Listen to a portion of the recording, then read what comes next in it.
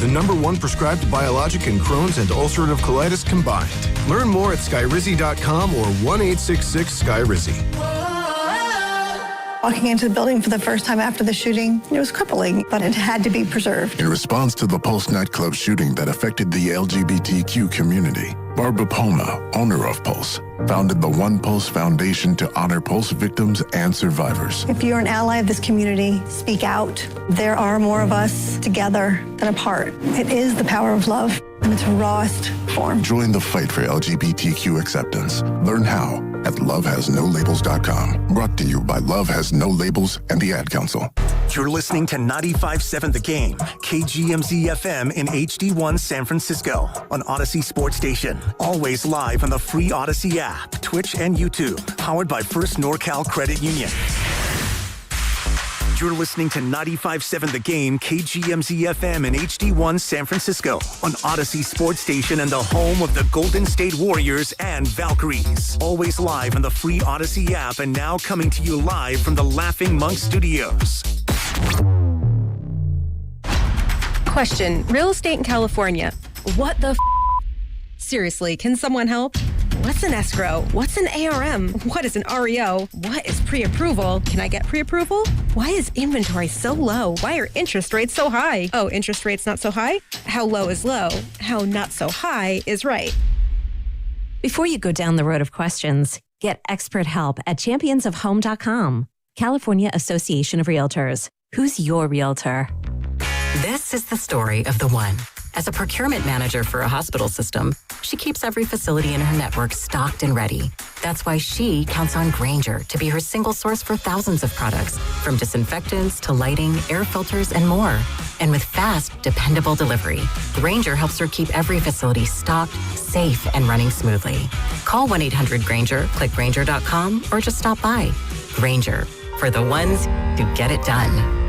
Looking for a fun and memorable way to celebrate Mom this Mother's Day? Join History San Jose for a Mother's Day tea the whole family can enjoy. Set inside the historic Empire Firehouse overlooking beautiful History Park. Gather together and treat Mom to a delicious spread of pastries, tea sandwiches, and refreshing teas. It's the perfect way to slow down, reconnect, and make lasting memories with the people who matter most. Vegetarian options are available. Space is limited, so reserve your seats today at historysanjose.org. Let me ask you, are you still trying to figure this out on your own? Because when it comes to weight loss, DIY can only take you so far. At Jumpstart MD, we do it differently. Local clinicians, personalized care, real results. Plus, you'll get access to GLP-1 medications at some of the lowest prices in the Bay Area. And here's the best part. Mention Alice and save up to 70% this May. Summer is almost here. Don't wait to get started. Call 855-JUMPSTART or visit jumpstartmd.com today. Running a business means wearing multiple hats. So if you're like me, you probably started out using your personal phone, taking client calls and texts nonstop. As my business grew, I needed something smarter. That's when I switched to Quo, the #1 business phone system. Quo works right on your phone or computer. No carrying 2 phones, no clunky landline, just one easy app you can try for free. Your team can share one number and handle calls and texts together like a shared inbox. Any teammate can jump into the conversation, so customers get faster responses. And Quo's AI assistant summarizes your calls and responds to customers 24/7, so you never miss a lead or opportunity. All this starts at just $15 a month. That's basically 2 coffees. You can even keep your current business phone number. Find out why 90,000 businesses trust Quo. Money is on the line. Always say hello with Quo. Try Quo for free at quo.com/sports. That's quo.com/sports to try Quo free. QUO.com/SPORTS. You've worked too hard to wonder if your wealth manager is actually working for you. The decisions you're facing, what comes next, who you trust, have consequences that last. Getting it right matters. Bailard has been in the Bay since 1969. No parent company, answering only to their clients. The kind of people who understand what you've built and what's actually at stake. The right wealth manager changes everything. Find out if Bailard is yours. Bailard.com. That's BAILARD.com. Get ready for spring and get rewarded at Walgreens. It's the perfect time to refresh your home and your wallet. Get up to $150 in instant savings at Walgreens this week with digital coupons available in the Walgreens app. It's so simple to save. Just open the app, find the lightning bolt, and clip to get instant discounts. Look for the lightning bolt on your favorite household brands, including Tide, Crest, Dawn, and Charmin. Stock up on all your cleaning and everyday essentials for a sparkling clean spring. Offer valid 5/10 through 5/16 at participating locations. Restrictions apply. Ragnar the Terrible got a job at a big bank. Let's listen.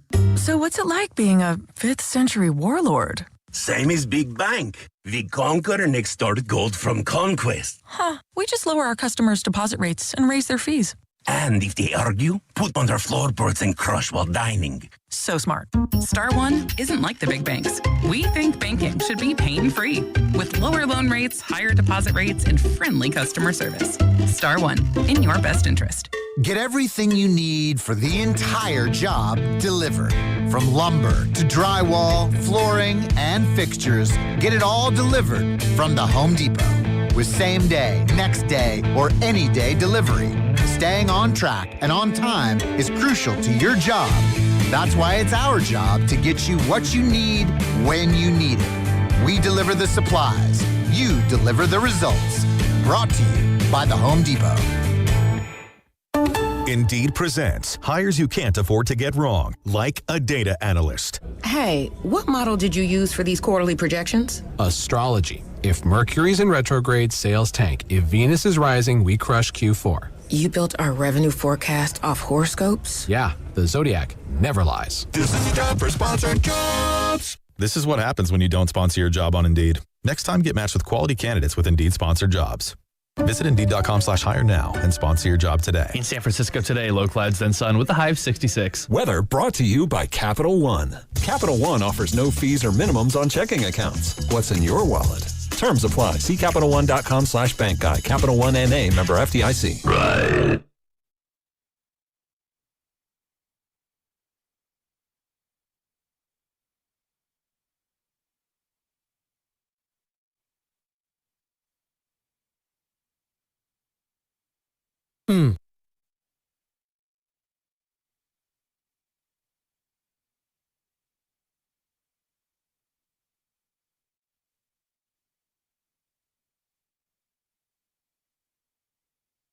Hey, I'm Ludman. I'm going to be at Freeman's Appliances this Saturday with Mark Grandy. Hammered down the line. Is it fair? It's out of here. And this game is tied. And it's a high drive. Left field. It is out of here.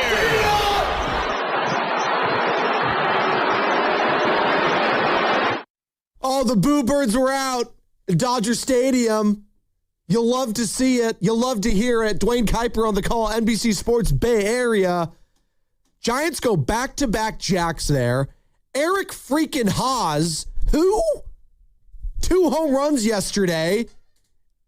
And wouldn't you know it, Sam Lubin filling in for Joe Shasky. The San Francisco Giants have faced the Dodgers 5 times this season and have won 4 of those matchups. They're 18-24 on the season.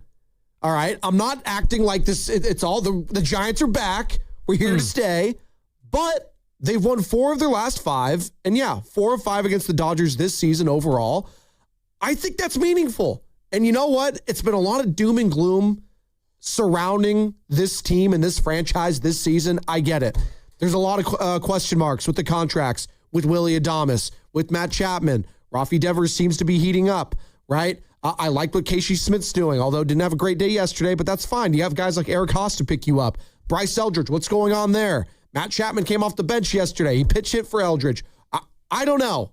All I know is they've owned the Dodgers this season, and that's got to mean something still, right? Right? Oh, absolutely. It means we get to see one of the greatest things in all of sports, which is the Dodgers losing to the Giants. That's what it's all about, Spadoni. I mean, that was a lot of fun these last 2 nights to watch this. Not only to see the Giants, played a couple runs, but then add on later in the game. Oh, I mean, we're talking about those home runs from Eric Haas, but Jung-Hoo Lee, that double he had in the 7th inning, how fired up he was. I'd say, that was the big hit that, that double to the gap that the Giants have just continuously been looking for all season long. And you're starting to see it slowly. They're breaking out of this whatever funk they're in early in the years. They're still 6 games below 500, but they're starting to look lately a little bit more like the baseball team that, we thought they would be. Are we starting to slowly buy back into this team, Giants fans? And I'm not saying they're going to be all of a sudden be, after a couple games here against the Pirates and the Dodgers, they're world beaters. They're going to go on this huge run and they're going to be a playoff team. You have to start somewhere, though.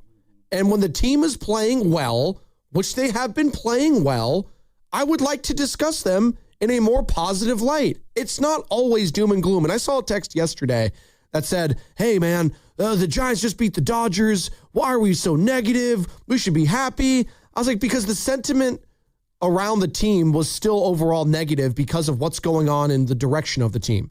Now, has the direction of the team changed overall? No, I still have major question marks again about Willie Adames, Matt Chapman, some of these large contracts, even Jung-Hoo Lee, who had a big night yesterday.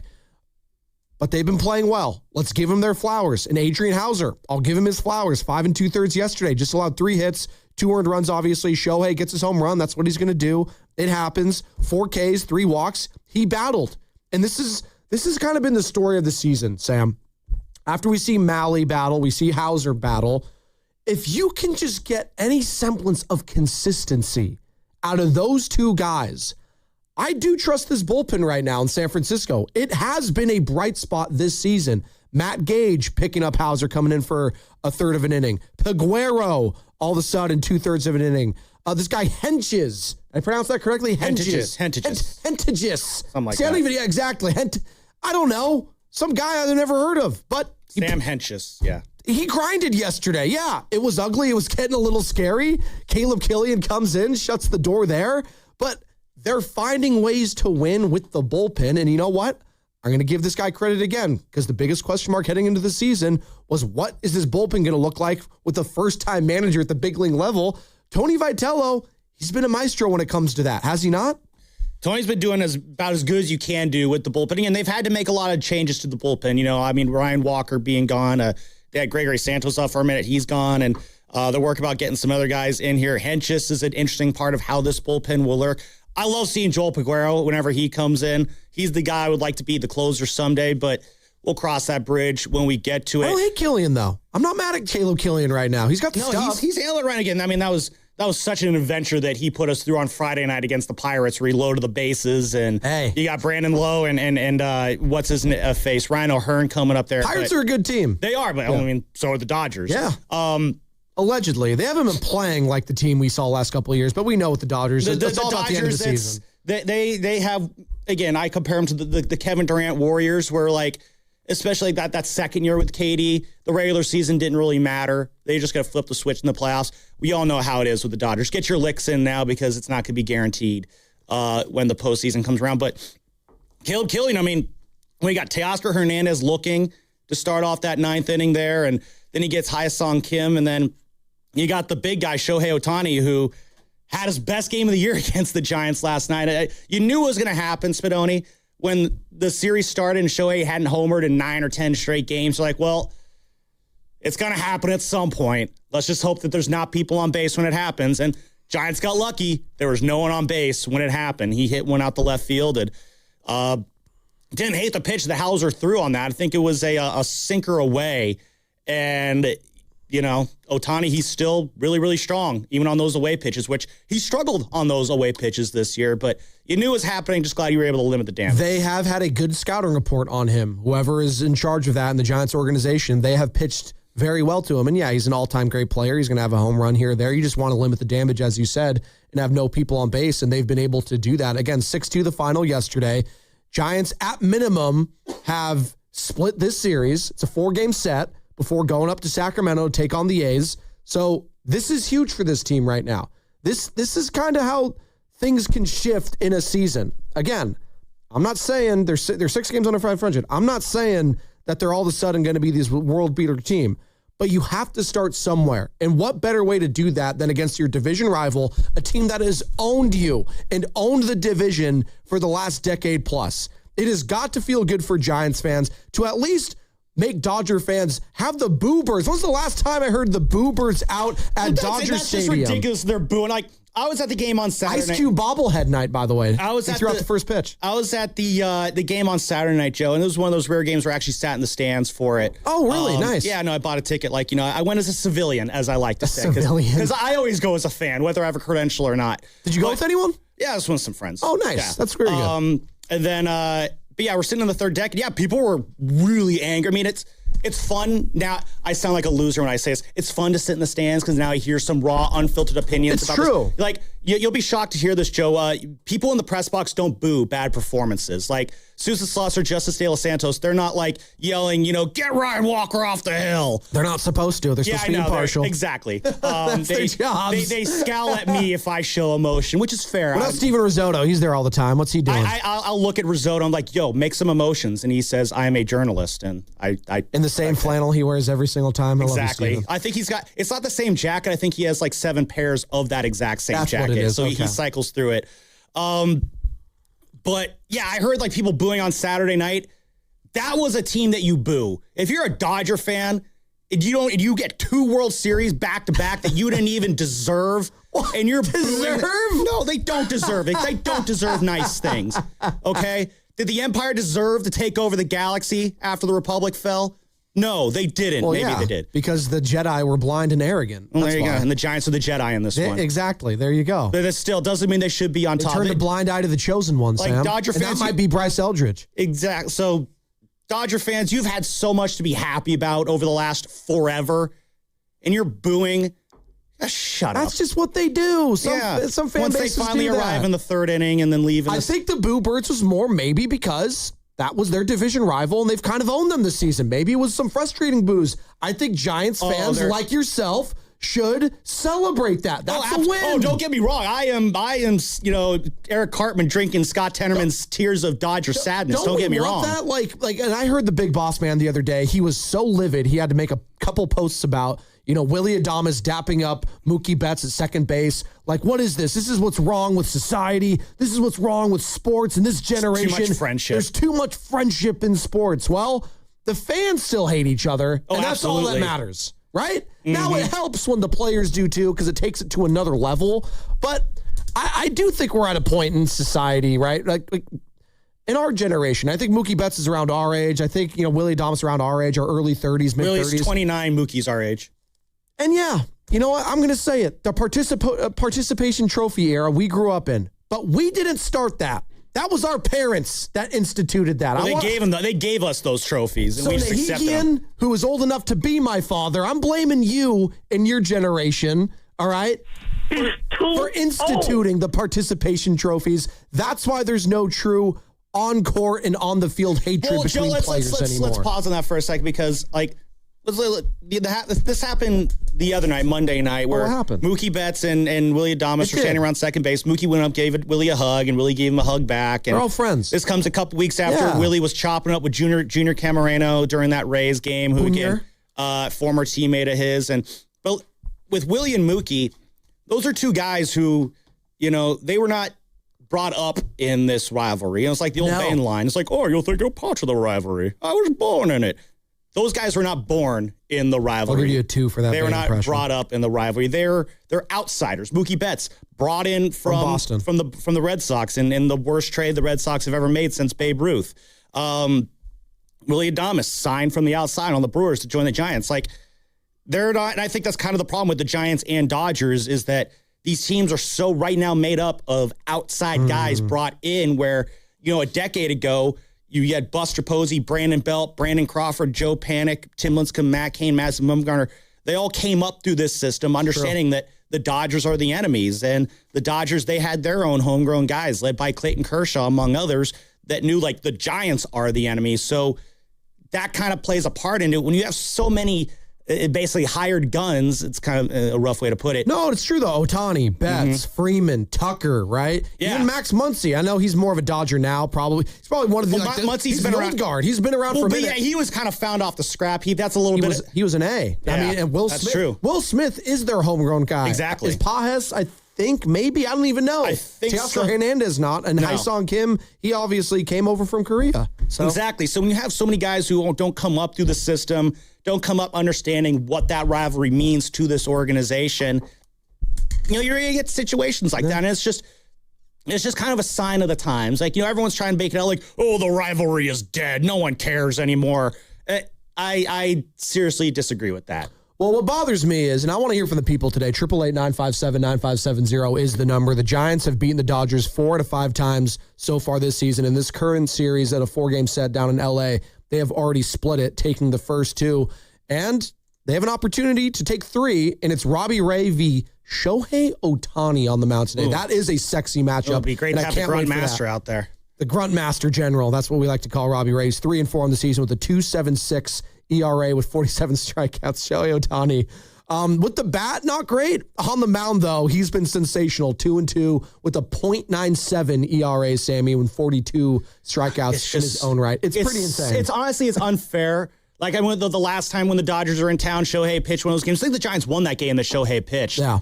But he's just pumping 99 right off the bat, and it's just like, good Lord. It's not fair. We're never going to see a player like him again. No, we're just not. I appreciate the greatness, and it sucks that it's at the expense of everyone else. I'm not going to say we're not going to see another Shohei. That'd be like saying we are going to see another Steph. We're not. But like, I do think in the same way that Steph Curry bursting on, I feel sick that I'm comparing Steph and Shohei right now, by the way. I do think it's acceptable. It is. Yeah, no, it's, yes, Luke and Darth Vader have a lot of similarities too. Yeah, one's his dad. But like the same way, like when Steph Curry burst onto the scene, he created this whole new generation of NBA players, of basketball players at the youth levels rising up who wanted to be 3-point shooters. Some would say to the detriment of the game, but that's neither here nor there. Steph Curry changed how people wanted to play basketball. They realized the 3-pointer is a way to go, and that's why you have a whole new generation of kids coming up thinking they could shoot the 3. I do kind of wonder, with Shohei Otani being a 2-way player, how many kids try to emulate that and be their own 2-way player? I think that's going to be a little bit harder than maybe being a Steph Curry 3-point shooter, and they're both very, very hard. I'm not saying that it's easy to be Steph Curry, but like Bryce Eldridge, who we're all complaining about this week, what was he when the Giants first drafted him? A 2-way player. Sure. He was a pitcher and a DH. Yeah. Reggie Crawford, who's, fumbling around the IL in the Giants minor leagues right now. What was he brought up as?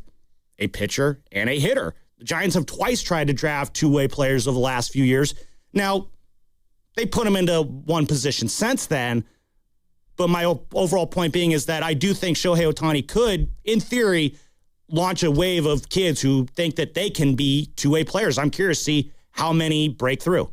We are coming to you live from the Laughing Monk Studios. Laughing Monk, righteously brewed in San Francisco. That is the voice of Sam Lubman filling in for Joe Shasky. He'll be here today and tomorrow in the B chair, and we appreciate that, Sammy. And shout out Ken, New York Kenny, big Knick fan, by the way, so shout out to the Knickerbockers. They're balling right now.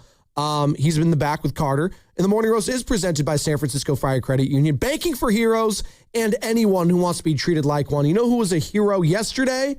That was Eric Haas, baby. And you know what? I'm going to play it one more time because they went back-to-back yesterday after Shohei Otani gets his home run, right? We have Eric Haas already setting the tone, and then Bader and Haas regain the league. And I want to hear Kuiper just one more time in this opening segment. Hammered down the line. Is it fair? It's out of here. And this game is tied. It's a high drive. Left field. It is out of here.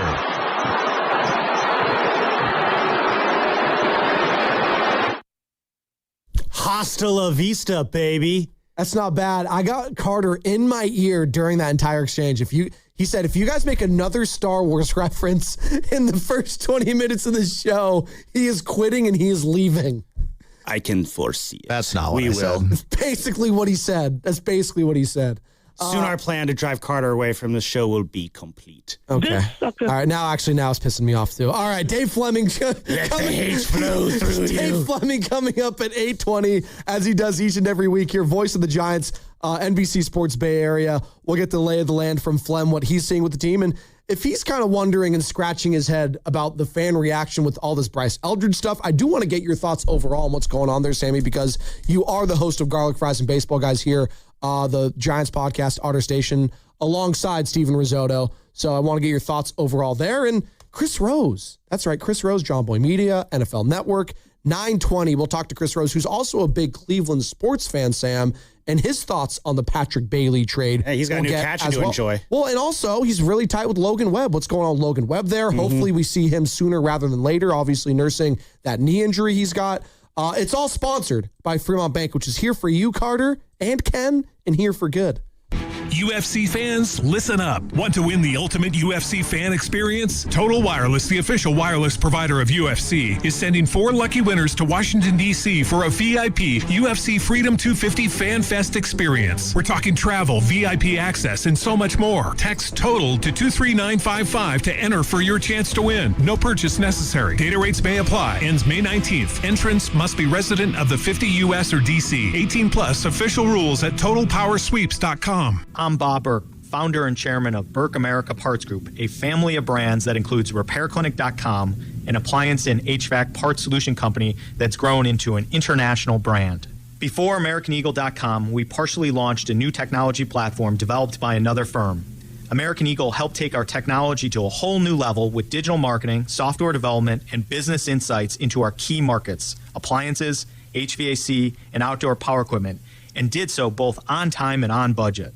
AmericanEagle.com has the resources, experience, and talent needed to produce solutions.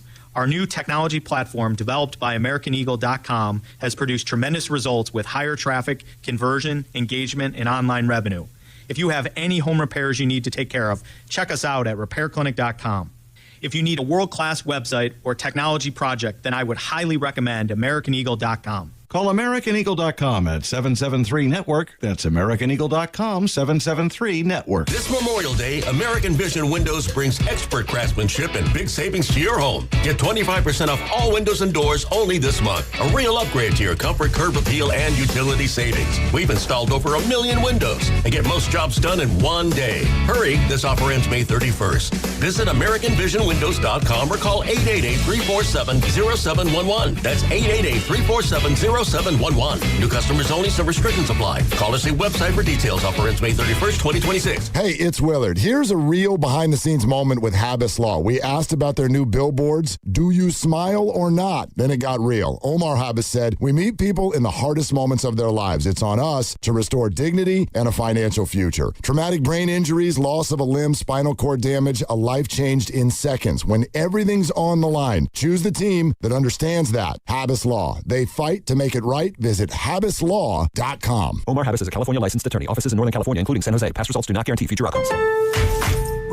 With the new My Lowe's Pro Rewards American Express card, earn 3 points per dollar spent on Lowe's qualifying purchases for the first 6 months after card account opening. Plus, save 5% every day on eligible purchases at Lowe's and earn points on eligible purchases everywhere else Amex is accepted. Card members get more at Lowe's. Subject to credit approval. 5% can't be combined with any other offer. Exclusions and restrictions apply. Points subject to loyalty terms at Lowe's.com/terms and credit reward terms at Synchrony.com/MLPRA-terms. Visit Lowe's.com/business credit. What makes Crystal Geyser Alpine Spring Water different? We always bottle our Alpine Spring Water less than 1.5 miles from the spring source, and all our bottles are made with 50% recycled plastic from our own recycling plants. Crystal Geyser, bottled at the spring source. I'm Piera Palazzolo, VP of Digital Marketing for the American Management Association, a company focused on the management training skills needed to enhance the careers of business professionals. We did our research when it came to the best companies for website development and chose AmericanEagle.com. And we couldn't be happier. AmericanEagle.com worked closely with us to understand the front and back end requirements needed to launch an e-commerce website that could handle the complexities of running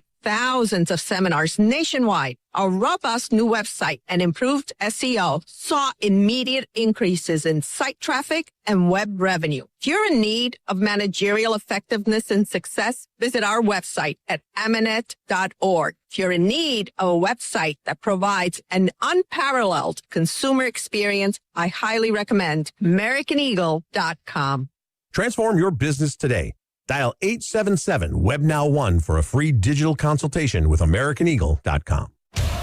This is Stories from the Pitch, brought to you by the first ever Infinity QX65 and by Lowe's. Give your yard its own moment with new limited time deals from Lowe's. Hours before the final, the Brazilian team sheet went out without Ronaldo's name. Then a second sheet arrived with him on it. In the dressing room, the 21-year-old Ronaldo, the best player on earth, had suffered some kind of seizure or convulsion. Teammates carried him to a hospital. Tests came back clear. Coach Mario Zagallo, under pressure no one fully understood, started him. Ronaldo wandered the pitch like a ghost. France won 3-0. Zinedine Zidane scored 2 headers. Stade de France erupted. To this day, no one knows exactly what happened to Ronaldo that afternoon. Sponsors, doctors, conspiracies, every theory contested. The greatest striker of his generation, swallowed by something he couldn't name. Stay tuned to this Odyssey station for more Stories from the Pitch.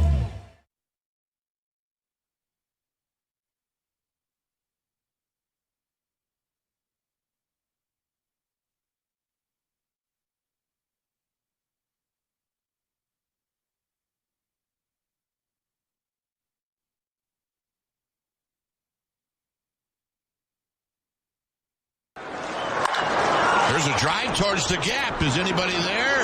It's up against the wall on a bounce. 1 run scores. 2 runs score. And the Giants have added on big time here in the 7th. Kype, NBC Sports Bay Area. Gigantes. 6-2 the final yesterday. We're talking about them. Let's get some positivity going with the orange and black. It's been so negative. It's a Wednesday. It's a hump day. I'm feeling good. We got Lubman filling in for Shasky. We got Ken in the back. Let's have some positivity, people. All right? And to be positive this year, they've won 4 or 5 against the defending champs, the 2-time defending champs. They've won 4 or 5 overall. They're slowly climbing out of this hole. Can they get back to 500 at any point in this season? I would hope so. I do think it's a fair question, though. Do you believe that this Giants team can get back to 500? Because I think that's the line of demarcation, Sam, for a lot of fans to start, like, actually not believing in them, but, like, ready to get their hearts broken, if you will. Because I think a lot of fans are just pissed off and they're angry and they're like, I don't want to start believing in this team again, because then they start believing and they go on a 3 or 4 game losing streak or lose 5 of the next 6, and then I'm angry again. They don't want to get hurt. That's what fans, they don't want that. They try to protect themselves, and I understand that.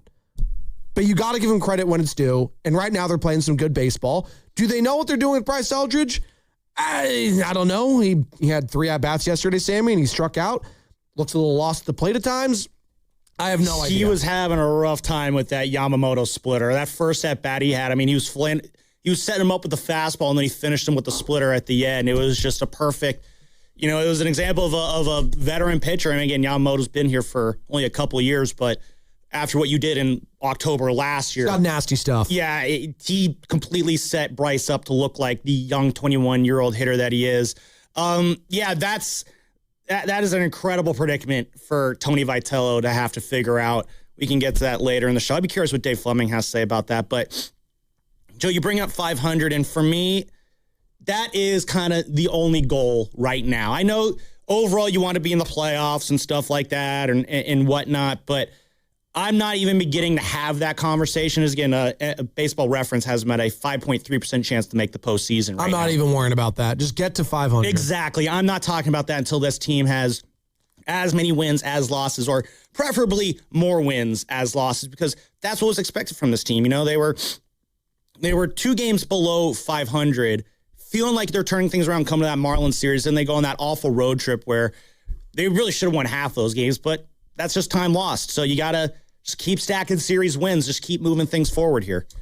Speaking of stacking things and keeping things moving forward, we got What Do You Hear, What Do You Say coming up momentarily. We're going to hear from the skipper, Tony Vitello, as we do after each and every Giants game. I want to hear from the people also at 888-957-9570. You can call or text, and we are also streaming on YouTube, so you can see my beautiful face and Sam Lubman's beautiful, shiny red hair. How much product do you use on that thing? Oh, it's doing good today. Last couple days been rough, Spadone. I'm gonna be honest with you. Oh, what does that even mean? I ran out of some of the product last week, and Well, I was That's waiting. not cheap, too. No, when I was waiting for it to arrive through Amazon, things got a little bit out of control. The last couple days, man, it was not great. But we're back to full strength now, so we had the full complement of product in it last night. I love that. I also love Tony Vitello's beautiful hair, too, and his beautiful voice, and I want to hear from him with What Do You Hear, What Do You Say?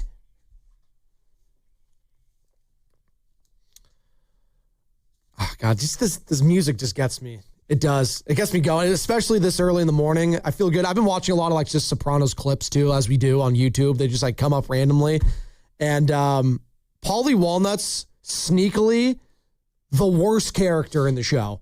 He is a horrible person. Like, they're all horrible. It's the mob. Like, don't get me wrong here. But Paulie Walnuts he is one of one horrible individual.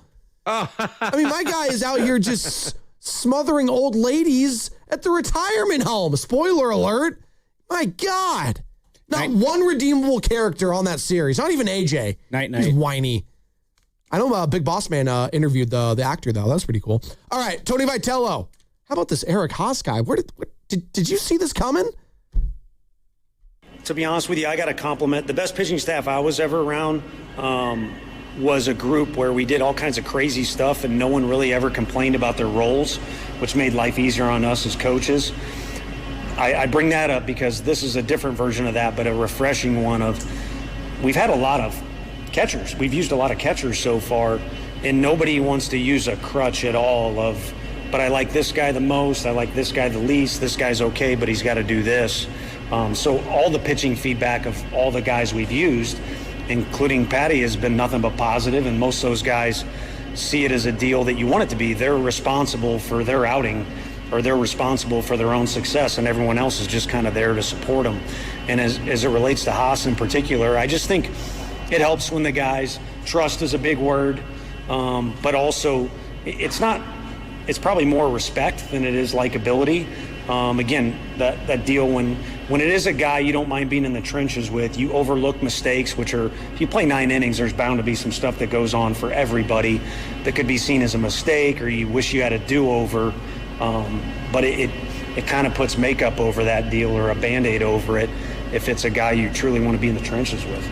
So not only was he complimentary of his overall offensive performance, but I wanted to play that one in particular because of the revolving door right now. There is no more Patrick Bailey. So you do have, obviously, Jesus Rodriguez, who I don't know if he's going to be an elite defensive catcher. I have no idea. I'd probably bet against it right now. We'll see. He's super young. He's a rookie. But Eric Haas, right? You know, he's taken that mantle, and I do think it speaks to a guy that's obviously getting hot at the plate. But Sam, I mean, you're doing that, but also you're calming down guys like Hauser, Matt Gage in relief, Peguero, Hentges, however you pronounce the guy's name. We'll get Dave Fleming's exact pronunciation on it at 8:20. And Caleb Killian, you know, when you're doing that, that's what the really good catchers are able to do. And I'm not saying Eric Haas and comparing him to Buster Posey, but Buster Posey, what made him special, and guys like him and Yadier Molina, you know, who else of his time, the Joe Mauers, is not only were they elite bats, but they can call elite games with their pitching staff and knows what their pitchers need, their ticks, what have you. And Haas had that yesterday. I mean, what Eric Haas really is, he's just kind of a continuation of, let's call it a tradition, not a proud tradition, of the Giants just having very solid veteran backup catchers who are very good defensively behind the plate and provide you with moments here or there at the plate. You know, guys like Kurt Casale, Nick Hundley, Stephen Vogt, Hector Sanchez, Yorvi Torrealba. You know, there's been throwing Chris Stewart, Guillermo Quiros, if you really want to go on the lesser side, Eli Whiteside. It's just, they've always had a string of these kind of fringe backup catchers who come in and have moments like that. And that's what you saw last night with Eric Haas. You know, he had his, notable backup catcher moment for the Giants. I think my favorite graphic that I saw last night, Joe, is, over a moment like this happens, the statisticians dive in and find out, when was the last time a catcher hit 2 home runs in a game against the Dodgers? And it was back, I think it was 1987. Bob Melvin did it at Candlestick. So if history is indeed to repeat itself, I look forward to Eric Haas one day managing the Giants for 2 years someday in the future. Oh, my God. By the way, Eric Haas, he's been around for a minute. He's started his career with the Cleveland Indians. They were the Indians then. Relax, people. Back in 2018, had a cup of coffee in Detroit where he was born and raised with the Tigers for a couple years. the Guardians, again, Milwaukee Brewers, and then now with the San Francisco Giants. He had a minor league contract to start. They brought him back up, and 2 home runs yesterday. And Eric Haas is the player of the game, right? And here's one more from Vitello on thoughts on his overall performance. I thought what he did behind the plate was incredible. He did a lot of the things that, you're wanting to say or do from the dugout. It's so much easier from the dugout. We kind of had that conversation a little bit. Like, of course, as coaches work following along pitches, and it's so easy to say you would do this or you wouldn't do that or good job there because we're in the dugout. But on the field, he did a lot of the directional stuff and kind of the coaching up of the pitchers stuff that we want done from the dugout. And then what you're talking about is the highlights on the hitting was he was a little earlier in the day. If he hits that ball to center, it's a homer. So it was an incredible night offensively, and we needed something because we just didn't have anything cooking. And he did that for us a couple different times. All right. They've split the series so far. They've won 4 of their last 5. Giants fans, the phone lines are open. 888-957-9570. Do you believe the Giants can get back to 500? I'm just saying this season. At any point, do you have belief that this team could crawl out of the hole that they were in, Sam? What was their largest deficit so far? Was it 8 games or 9? 8 or 9 games below 500. Now there's 6 games below 500. Again, you're going to have to do it bit by bit. You're 6 games below 500 now. You've taken 2 from the Dodgers. You got Shohei tonight, Emmett Sheehan tomorrow. Between the two, Sheehan is probably the more likely guy who you're gonna get over. I believe Malley is set to start tomorrow. Roop tomorrow. Ray today. Yeah, Roop tomorrow. Then Malley. So I like our chances there. Yeah. I mean, we'll see. I mean, Roop, he had a frustrating one on Saturday against the Pirates. We'll see if he can bounce back there. But you got Emmett Sheehan on the mound tomorrow. More likely to beat him than Shohei. If you can take 3 or 4, now you're 5 back going into a series against the A's. You take 2 or 3 there. That's going to be no small feat. The A's have a very good baseball team this year. Last night's game notwithstanding, a loss to the Cardinals. But then you're 4 back, and now you're starting to feel good.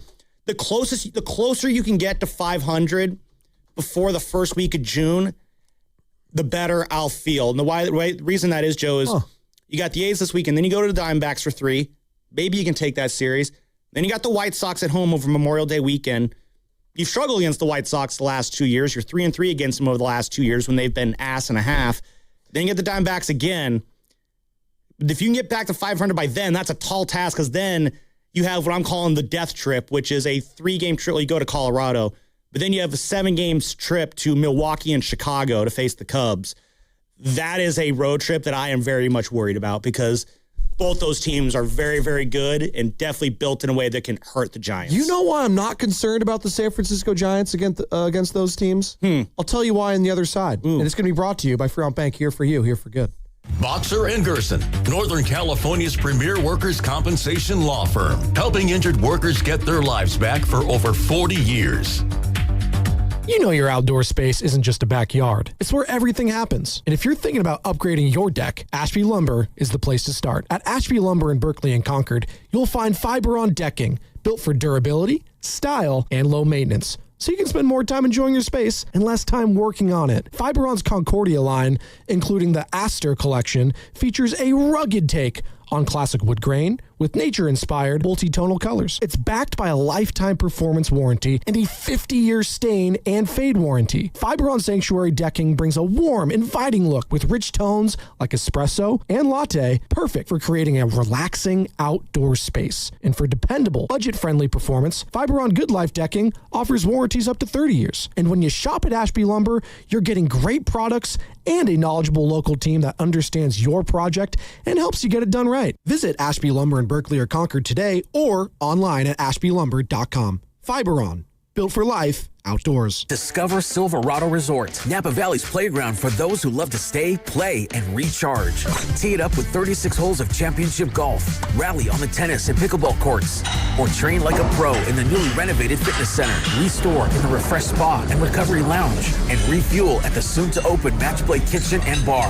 With newly renovated rooms, it's the ultimate escape. If it's been years since your last visit, rediscover Silverado Resort, a renewed Napa Valley original. Book your staycation today. Visit SilveradoResort.com. It's Bonte. And listen, I know a great thing when I see it. And River Islands in Lathrop, this place is the real deal. We're talking about a community that's alive, especially this summer. Sparkling lakes are perfect for kayaking, paddleboarding, and just getting out on the water with the family. A brand new amphitheater is under construction for concerts and community events. The Redwood Cafe is opening this fall. This community is only getting better, folks. And the homes? Whether you're a young family, a professional ready to level up, or an active adult looking for that next chapter, River Islands has something for you. Homes start in the low 600,000s and go over $1 million. And if you're 55 and better, Dale Webb's Lakeview Club is now open, giving you resort-style living right on the water with a swimming pool, fitness center, pickleball courts, and more. I'm telling you, warm evenings, great neighbors, summer on the water. This is Northern California living at its best.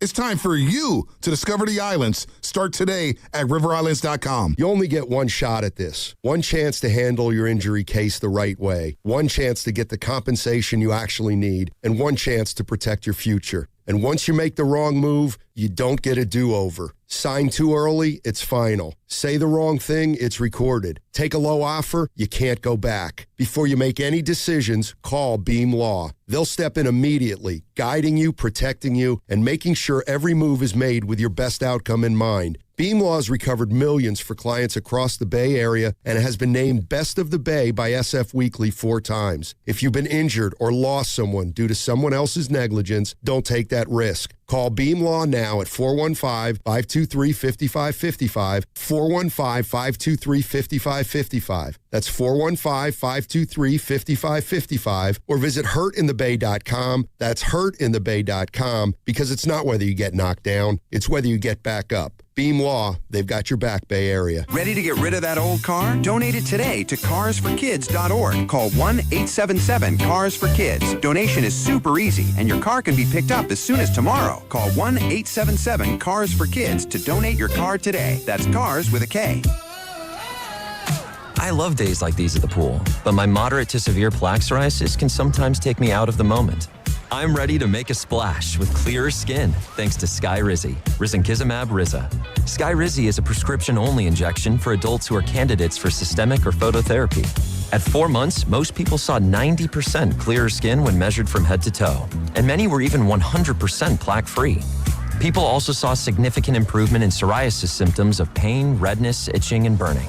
Don't use if allergic to Skyrizi. Serious allergic reactions, increased infections, or lower ability to fight them may occur. Before treatment, get checked for infections and tuberculosis. Tell your doctor about any flu-like symptoms or vaccines. Now there's nothing on my skin thanks to Skyrizi, and that means everything. Ask your doctor about Skyrizi, the #1 dermatologist-prescribed biologic in psoriasis. Visit Skyrizi.com or call 1-866-SKYRIZI to learn more. This is the story of the one. As a procurement manager for a hospital system, she keeps every facility in her network stocked and ready. That's why she counts on Grainger to be her single source for thousands of products, from disinfectants to lighting, air filters, and more. And with fast, dependable delivery, Grainger helps her keep every facility stocked, safe, and running smoothly. Call 1-800-GRAINGER, click Grainger.com, or just stop by. Grainger, for the ones who get it done. I checked Allstate first and saved hundreds on my car insurance. Really smart. Unfortunately, I didn't check if I left the pizza box on top of my car before driving home. Not smart. Oh, and a semi just turned my deep dish into a thin crust. Yeah, checking first is smart. So check Allstate first for a quote that could save you hundreds. Potential savings vary, subject to terms, conditions, and availability. Allstate North American Insurance Company and affiliates, Northbrook, Illinois.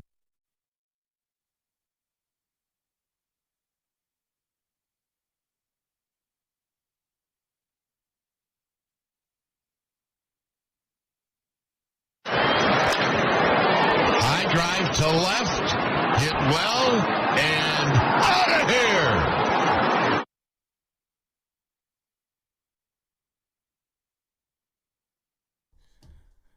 Dude, Kuiper's got to start saying, like, who's hitting these home runs. Leave it up to the imagination, Sammy. I assume that was the Bader home run, right?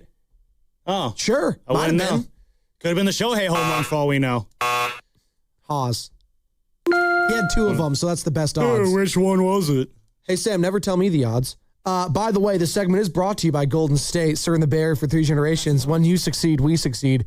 Visit GoldenStateLumber.com. Carter, I'm going to have Star Wars references the entire show. Stop! And tomorrow's going to be Lord of the Rings. How about that? No, we got to say those. We got to say those for when Joe's in.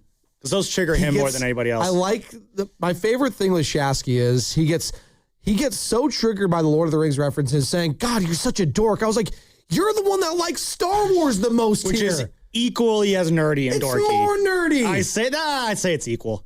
I mean, he cannot be that guy. Star Wars is basically space Lord of the Rings. No, but Lord of the Rings is based on like legit literature from J.R.R. Tolkien that like is like Star Wars is based on legit literature-ish from George Lucas. It's not though. No, it's not. They're kind of the same. No, he like basically like ripped off like Dune. Like that's kind of what George Lucas did. Who's actually seen Dune besides a lot of people? But like there you go. Ken in the back raised his hand. I've only seen the first Dune movie. Who's seen the Giants recently against the Dodgers?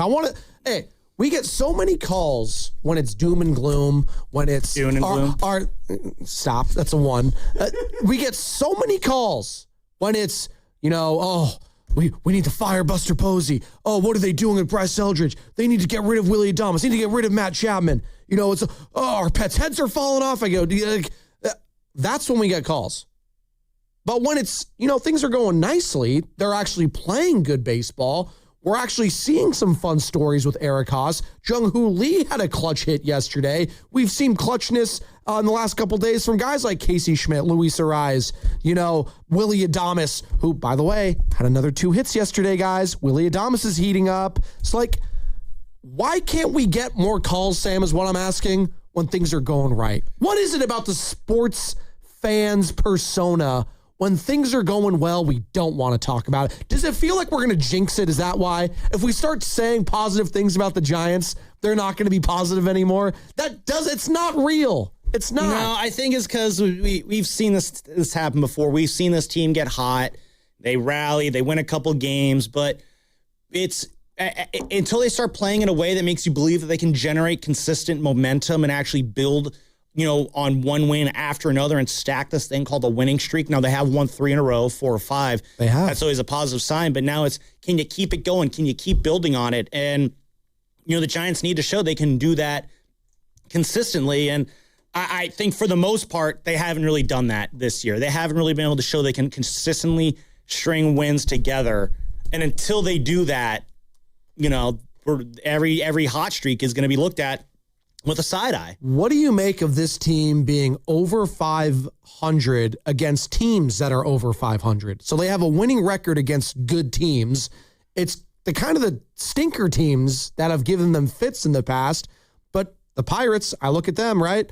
They're 23-19, took 2 out of 3 against them. The Dodgers, they're 24-18, taken 4 out of 5 against them this year, Sammy. Why do they play well against teams that are good and then they play down to their competition? What is their record against teams over 500? Don't worry about it. It's over 500, though. They have a winning record. Okay, because, I'm looking at the record against Is that too small of a sample size? Again, big part of it is you're 4-1 against the Dodgers. Although I don't know if the Marlins still have a winning record, if they still count as that. No, they're 19-23. Okay. And when they do that, is that versus your record against teams over 500? Do they have to be above 500 when you played them? I think it's overall in the season. So I do think it adjusts. So like if they were, yes. Okay, like when they went 2-1 against the Marlins, if the Marlins were above 500, when the Marlins fall below 500, is that 2-1 taken out of their against 500 record? Great question. I want to say yes, they take that away because now they're not a good team, but when they played them, they were. It's all convoluted. All I know is I saw the stat from a source that I trust, Sam. Sure, and they have whatever. Okay. Thank you, Brian. Yeah. They have a winning record against teams over 500. Because, the teams they have a winning record over this year, the Nationals, they're not very good. The Pirates, they are very good. They rallied for a big win on Sunday. Yeah. And that's the kind of win that you can start building things off of.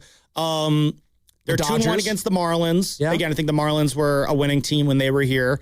And then again, 4-1 against the Dodgers. So maybe they're counting those teams. Those are the only 4 teams the Giants have a winning record against this year. So 2-1 against the Pirates, 2-1 against the Marlins. That's 4-2. And then 8-3 is your total against those 3 teams who are above 500. Nationals, obviously not above 500. So part of it is a small sample size. basically, what do you make about the fact that the Giants are playing the Dodgers so well? And is that more about the Giants or is that more about the Dodgers? That's a good question. I don't know. I want to say it's more so the Dodgers, right? Because they're just so damn stacked.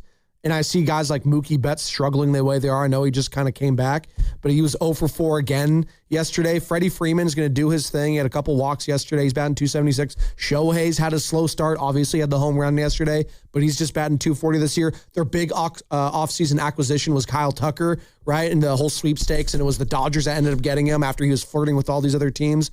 He's only batting .253 this season. I know batting average isn't the end-all, be-all in today's generation, but I still think it matters in the grand scheme of things when you're just trying to judge a player accordingly.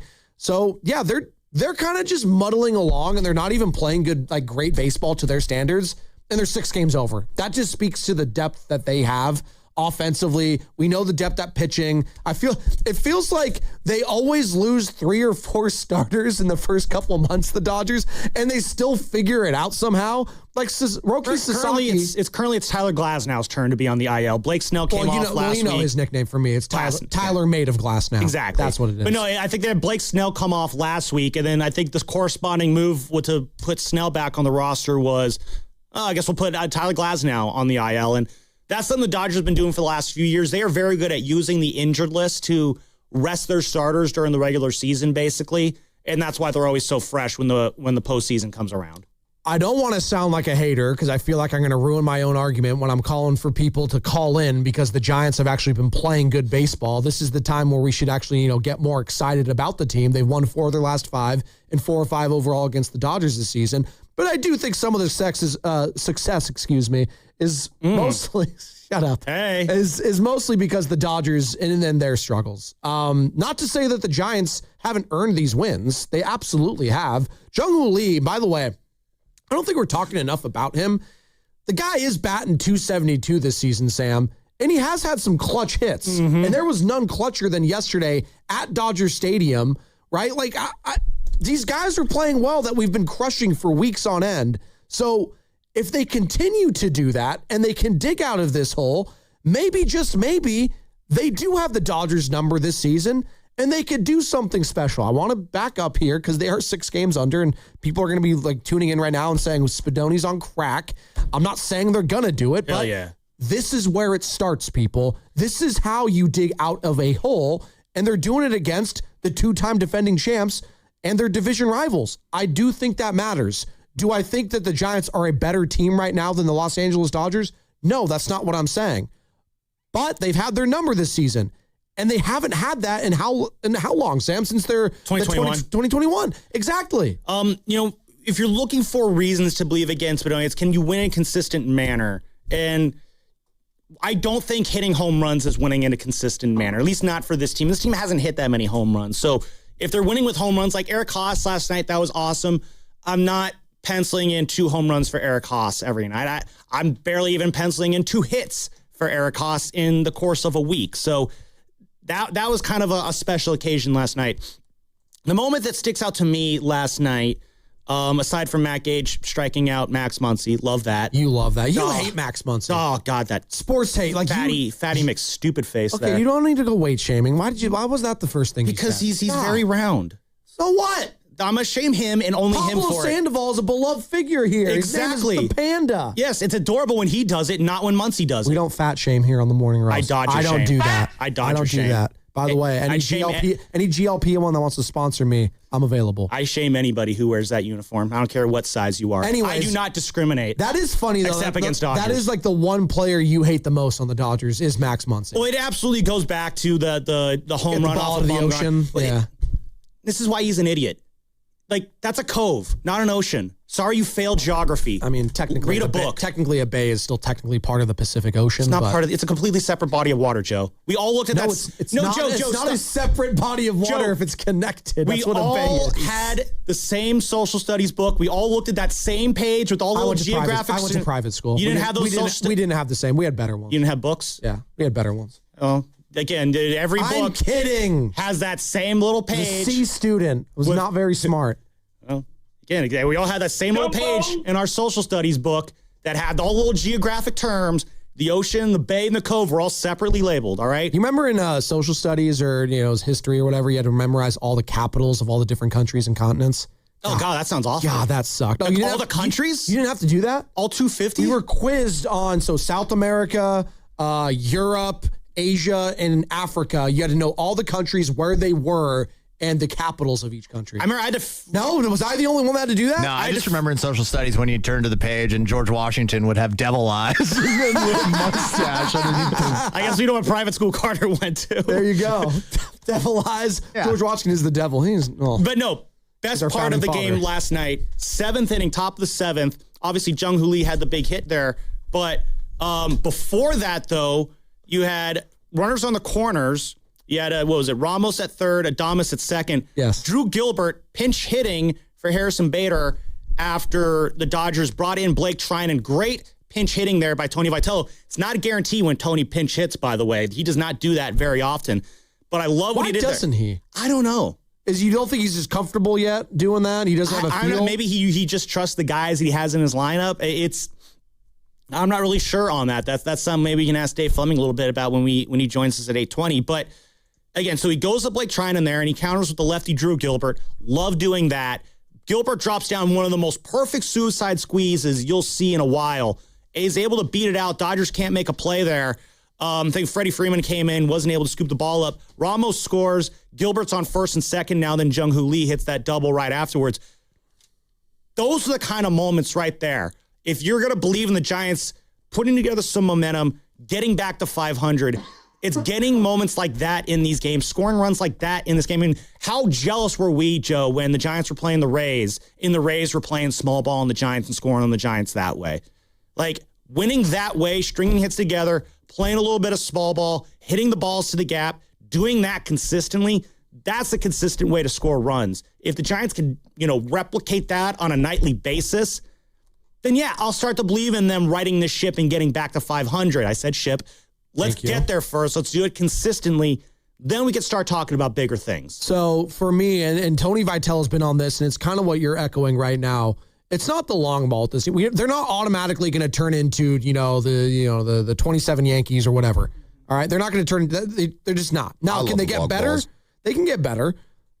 But what you can dominate in and get better at quickly, and you've seen it, is on-base percentage.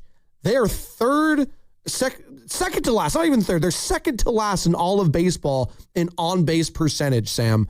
Just getting on base. And Tony Vitello's been echoing this ad nauseum for weeks now. He's like, I don't really give a damn about the home run totals. I just need guys to get on base because that's the only way we're going to manufacture runs right now is to get on base. Put pressure on the opposing pitching staffs, right? Get the line moving. And they've been able to do that for these last 5 games when they've won. Only the New York Mets are behind them when it comes to total on-base percentage for the team. Shout out to the Mets, Kenny. And when you're a Met all the way. You got the D-backs. It's actually kind of funny. Within the own division, you have 3 teams from the NL West in the bottom 4 in on-base percentage. Padres at 27. Oh, wow. I would have guessed the Rockies. Diamondbacks at 28. Giants at 29. No, the Colorado Rockies sneakily number 20. They're at 316. And by the way, the number 2 team in total on-base percentage? The team you're facing right now, the Los Angeles Dodgers at 342. Wow, what a shock. So, no, I'm kind of echoing what you're saying, though. It's refreshing to see that yesterday, that suicide squeeze attempt. And you know what? Having more manufactured runs like that, it's going to build more confidence, and I think in the skipper more so than anything else. And I do think that matters in the grand scheme of things, is having Tony Vitello's pulse of his clubhouse. Now, do I think he hasn't had it all season? No, that's not what I'm saying. But you could see him getting more and more confident as the season goes on, Sam. And for a guy that had no big league experience, I do think he's handling this season pretty damn well so far. I'm giving him his flowers, which sounds insane because the team's still 6 games under 500. Yeah, again, if he can still keep this small ball approach going, that's why I think it was so great that he brought Hunter Mentz in, who was the hitting instructor with the Blue Jays last year. And the Blue Jays, they have a very aggressive approach. They have a very good small ball approach, but they also draw walks. And that's something the Giants just have not been doing until recently. I think that's why you're seeing this lineup start to turn things around. They are getting free passes now. I mean, they had like 3 straight games last week where they didn't draw a single walk. And now you're starting to see it happen more and more. They're being more patient. Adames is not chasing that low and away stuff. The problem with Adames is we saw this happen a little bit in April where he had like a week where he was swinging the bat kind of like he is right now. And then he regressed again. Hopefully this time it's legitimate, this little hot streak that he's going on here. And he does kind of build on it. Adames is at his best when he's leveling his swing out. And I think you're seeing a little bit more of that. Not perfect because those 0-2 uppercuts are still happening. I think he chased a high fastball at one point last night that was just like, again, it was Joe Shasky's favorite kind of at-bats. He steps in the batter's box, you blink, and he's down 0-2. And I think that then he got struck out in the high fastball there. Those are still going to happen. The less and less that can happen, the more and more you can keep drawing walks. I don't think Willie's drawn a walk in like the last 10 or 11 games, by the way. 30 games, he's drawn 2 walks. Exactly. So that needs to change. 30 games. That needs to change. The Giants, and this is another team stat I'm going to because it goes back to the on-base percentage, and that's a big part of it, is getting walks, Sam. They have 87 walks as a team this year. Yeah. The next closest, that's dead last, by the way. The next closest is the Arizona Diamondbacks with 116. Joe, they have 87 walks. I think this time That is so hard to do. This time last week, I think they had 72 walks. So like they've had 15 walks. Oh my God. Like again, 15 walks in the last, that has 5 to be games. historically awful. That's got to be historically awful. But again, of that 87, a big chunk of it has come in the last few days. Like the Chicago Cubs almost have 200. They have 196. That's just patience at the plate. Well, I think it's 2 things. One, it's the approach. Well, I don't know what it's the approach. They're aggressive in their approach because I think the Giants are bottom 3 or 4 in pitches seen.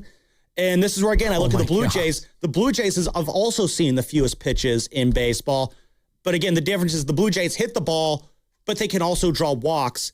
The Giants have not been very good at hitting the ball, and they're not drawing walks. So when you're attacking early in the count, you're not wearing pitchers down. You're not giving yourself a chance to draw walks. And you're putting yourself behind the 8 ball, basically. So the Giants, simply put, just better execution starts to turn things around. Better patience starts to turn things around. You do these things more consistently, then again, yeah, I'll start believing that this team can actually turn things around. Love the start they're on this week. You got to keep it going, though. 408, I was in my element during 4th grade Countries and Capitals. I was a killer. Shout out to 408. Look at that knowledge. I was in AP Social Studies, and I got to tell you, ocean water is what fills the bay. That's 925, Sammy. Eat your heart out. Well, that's great. That's AP Social Studies. You can't flex on that. No, that's I went to Northgate or Concord High on that one. That's 2 completely separate bodies of water. Sorry, 925. Are you serious? No, they're not. You're not dying on this hill. They are separate bodies of water. Yeah, just because it's connected, they're separate things. That is the craziest take I've ever heard on this station. Just Google, Sam. Just Google it, dude. A bay and an ocean and a cove are 3 completely separate terms. They're 3 completely separate things. Just because all the water... So what, is a river still the ocean because if a river flows into the ocean? What are you talking about? A river is a river. Okay, but a bay is not a bay. Connected to the ocean. But a river flows into the ocean. That just still means it's a river. It just flows into the ocean. Okay, so how come a river flowing into an ocean still a river, but a bay being next to an ocean still the ocean? Because of the body of water that's attached to it, the size Isn't of a bay it matters. just a land formation? I mean, what are we doing here? Do we need to get like an actual... I think we need to teach you some geography here. No, you don't need to teach me geography. I'm the one that clearly got an A in it. You got an F-. I think you're just wrong. I think it's that your logic is all over the place. 415 Max Muncie haters rise up. There you go. There we go. Let's see. 925. Bee's knees. Sam thinks the bay is fresh water. No bee's knees. It's all salt water. You know what the Giants and Tony V said to the Dodgers? You shall not win. That's a Lord of the Rings reference right there. I'm loving this. We're having fun today, all right? Let's have fun. The Giants have owned the Dodgers this season, something you can't say for 5 years now, back to 2021. Let's enjoy it. They're playing well. Willie Adames is getting hits. Jung-Hoo Lee getting hits. Now the only thing that's missing, Sam, is Bryce Eldridge.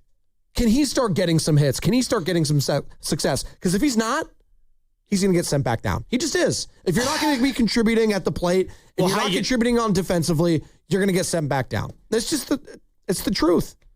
I mean, how you get again to contribute, though? I mean, you got to find ways to get him into the lineup. Well, he has consistently. This is on him, though, at this point. Like yesterday's an example. Yeah, Yamamoto, he's a beast. It's tough, but guess what? It's not going to get any easier. This is the big leagues. You're going to see guys like Paul Skeens. You're going to see guys like Shohei Otani. You're going to see guys like Yamamoto yesterday. And Yamamoto didn't even have his best stuff. He gave up 5 earned runs. Now he did have 8 strikeouts. So, I mean, say it what it is. 6 hits, 5 earned runs. Giants have had some sneaky success against Yamamoto, though. No, they have. Their approach, whatever it is, the scouting report on him, they've had success. It's on Eldridge now, though. When you have opportunities like yesterday and today, you need to hit. You just need to. Or get on base. Get a walk. But Spadoni, it's difficult when you're on the bench for 2 to 3 days in a row as a young hitter who's 21 years old trying to get your foot established or get your foot in the door and get established in this league. It's tough to be on ice for 2 to 3 days in a row. And it's like, all right, kid, go hit this World Series MVP right here. You got this. Tomorrow you're going against Shohei Otani, by the way. Need you to seize these opportunities because then after that you're going to the bench for 3 more days. Like, that's an incredibly difficult situation to put a young hitter in. It's not really a fair situation for a young hitter to be in, and that's going to be incumbent on Tony Vitello. We can get into this on the other side, but they're going to have to find ways to get Bryce Eldridge consistent at-bats, either on the big league club or maybe they're going to have to put him back in Sacramento to get him consistent at-bats there. One way or another, they're going to have to figure something out because I just don't think you can bring him off the bench as a pinch hitter. That's a disservice to him. That's a disservice to this team, and it's just the wrong move, flat out. Ultimately, though, it is going to be on him to produce. They can't. He needs to get a consistent runway to produce, so that's what I'm saying. Well, when you're up, though, you need to. I'm sorry. You have to show something. He did have a home run, and I'm with you. No, listen, don't get it twisted. I do think he should be in the lineup consistently as well. But if you're not going to be in the lineup consistently, and when you are called upon and you're not hitting, then you need to get sent back down. Like I think that's the reality. It's not so much you need to be sent back down. No, because sent back down because he needs to hit. He needs to get consistent at bats. That's what I'm saying. Yeah, he's not getting it up here. Again, if you're playing 6 games out of a week, you're probably getting anywhere between 20 to 25 plate appearances a week. He needs to be getting those 20 to 25 plate appearances a week. It's just coming off the bench once a game cold. It's tough to be a pinch hitter. It's tough to be a guy coming off the bench at 21 years old. That's even more difficult. You're listening to 95.7 The Game, KGNZ FM and HD1 San Francisco and Odyssey Sports Station in the home of the Golden State Warriors and Valkyries. Always live in the free Odyssey app, coming to you live from the Laughing Monk Studios. Dave Fleming, voice of the Giants, NBC Sports Bay Area, and our Giants insider here on the Morning Roast, joining us at 8:20 today. And Chris Rose of John Boy Media, NFL Network, going to be joining us at 9:20. He's also a big Cleveland sports fan too, so get his thoughts on the Patrick Bailey trade. He's also tight with Logan Webb, so hopefully we see Logan Webb sooner rather than later. How serious is this injury? How concerned should we be with this? And Trevor McDonald, how long is he going to stay up here? So we'll ask all that with Fleming and Chris Rose. And the phone lines are open. I want to hear from the people. Richie in Queens, I see you. We'll get to you on the other side. Also, really quick, Google just confirmed I'm right. We'll break that down on the other side because I know that's really going to keep the people waiting in their cars. As you know, Sam, we're live on YouTube throughout the entire day. Just search 95.7 The Game and you'll find us. And now we're expanding the community for our super fans. Become a Game Pass Pro member to get early access to new videos, private AMAs with our hosts and insiders, and exclusive content from the biggest events. Plus, you get live instant reaction post-game shows from your favorite host after the biggest games. Go to YouTube, search 95.7 The Game, and sign up now to become the latest member of the Game Pass Pro. And this segment was sponsored by Safeway. Head to Safeway this week for Mix and Match Signature Select Chicken Leg Quarters, Drumsticks, or Thighs Value Packs. Buy one, get one free of equal or lesser value when you buy 2.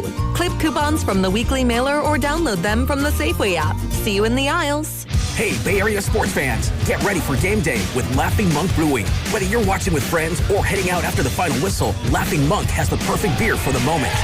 With locations in Sunnyvale, Scotts Valley, and Bayview in San Francisco, there's always a monk nearby. And now, check out their newest San Francisco location in Nopa. From crisp lagers to bold IPAs, every beer is righteously brewed in San Francisco. Grab a pint, grab your crew, and make game day better at Laughing Monk Brewing. Righteously brewed in San Francisco. This is Larry Flick, owner of The Floor Store. Our Memorial Day sale is on now. Get up to 50% off store-wide, 2 full years free financing, plus we pay your sales tax. Visit floorstores.com for directions. The Floor Store, your Bay Area flooring authority. The basketball playoffs are underway, and now you can trade every game on Kelce. You can also trade on who wins each series, the conference finals, and the championship. New York is trading at 9% to win it all, meaning a $100 trade pays out $1,044 if they take the title. On Kelce, you're trading against other people in a live market. No house, no odds makers. And as the odds move, you can buy in and out anytime throughout the postseason. For a limited time, download the Kelce app and use code FAN to get $10 when you trade 10. Kalshi. Kelce, trade on anything. Okay, kids, let's get these firefighter uniforms on and start acting heroic. Welcome to SF Fire Credit Union. Why are you all dressed like firefighters? We'd like to open an account. You don't have to be a firefighter to do that. Anyone can get lower fees than banks, the top-rated mobile banking app, and service inspired by heroes. Wow. I guess we'll just keep the uniforms in case the barbecue gets out of hand.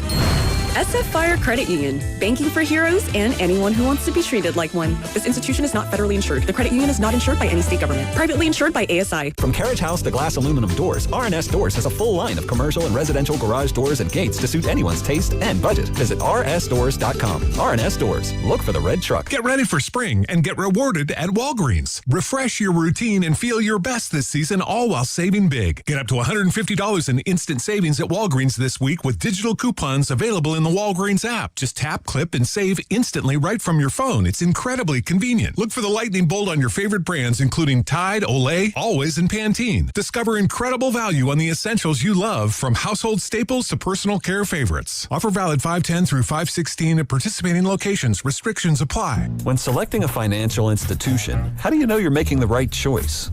As Bay Area bank customers find themselves at a crossroads, maybe it's good to consider if you want your bank to be community-oriented or corporate-minded. Fremont Bank has grown by providing stable, consistent service to the region, its families, and its businesses for 60 years, all without a single merger. And we intend for more of the same for the next 60. Fremont Bank. Here for you, here for good.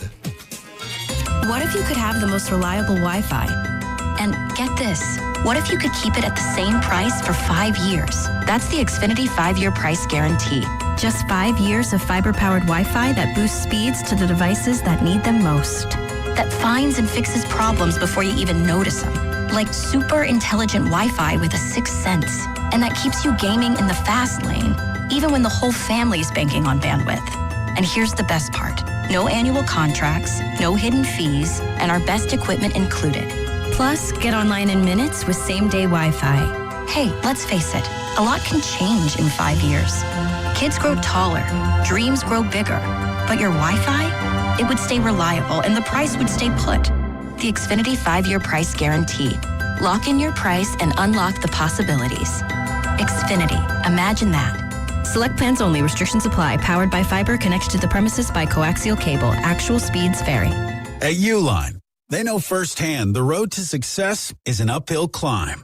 Uline started in the family basement, and through hard work is now North America's most trusted shipping and industrial supplier. They get what it means to have the support of reliable, hardworking partners. So they keep 41,000 items ready to ship. Whether your company is still in a basement office or expanding cross-country, Uline will be there on your road to success. Visit uline.com. Hey, Mom, now that I have an after-school job, I think I want to buy a drum kit. Okay, Rockstar. Let's look at your account. When kids start making money, Chase has easy-to-use tools and expert bankers to help them learn how to manage it. And next month, I'll buy the bass drum and the cymbals. Oh, and maybe some noise-canceling headphones for you. Aw, you've thought of everything. Help kids save, budget, and build financial independence, all with Chase. That's good for kids and good for parents. Visit your local Chase branch and get started. Account subject to approval. J.P. Morgan Chase Bank, N.A. member FDIC. You know that Chick-fil-A sells more than chicken, right? Hello, my name is Jaleesa, and a little thing I love about the Chick-fil-A sausage, egg, and cheese biscuit is how it's all of my favorite breakfast items in one good bite. That fluffy egg, that melty cheese with that perfectly grilled sausage. It just gives you that warmth, that comfort food that you love. It is the best possible option for a classic breakfast. Comfort is calling. Order a Chick-fil-A sausage, egg, and cheese biscuit with Simply Orange Juice on the Chick-fil-A app today. Real guests paid for their testimonial. Don't miss the Bay Area's own Journey on their final Frontier Tour. They'll be taking over the Chase Center on November 28th. Buy your tickets at Ticketmaster.com. And for your chance to win your way into the show courtesy of Live Nation, visit the contest page at 957thegame.com.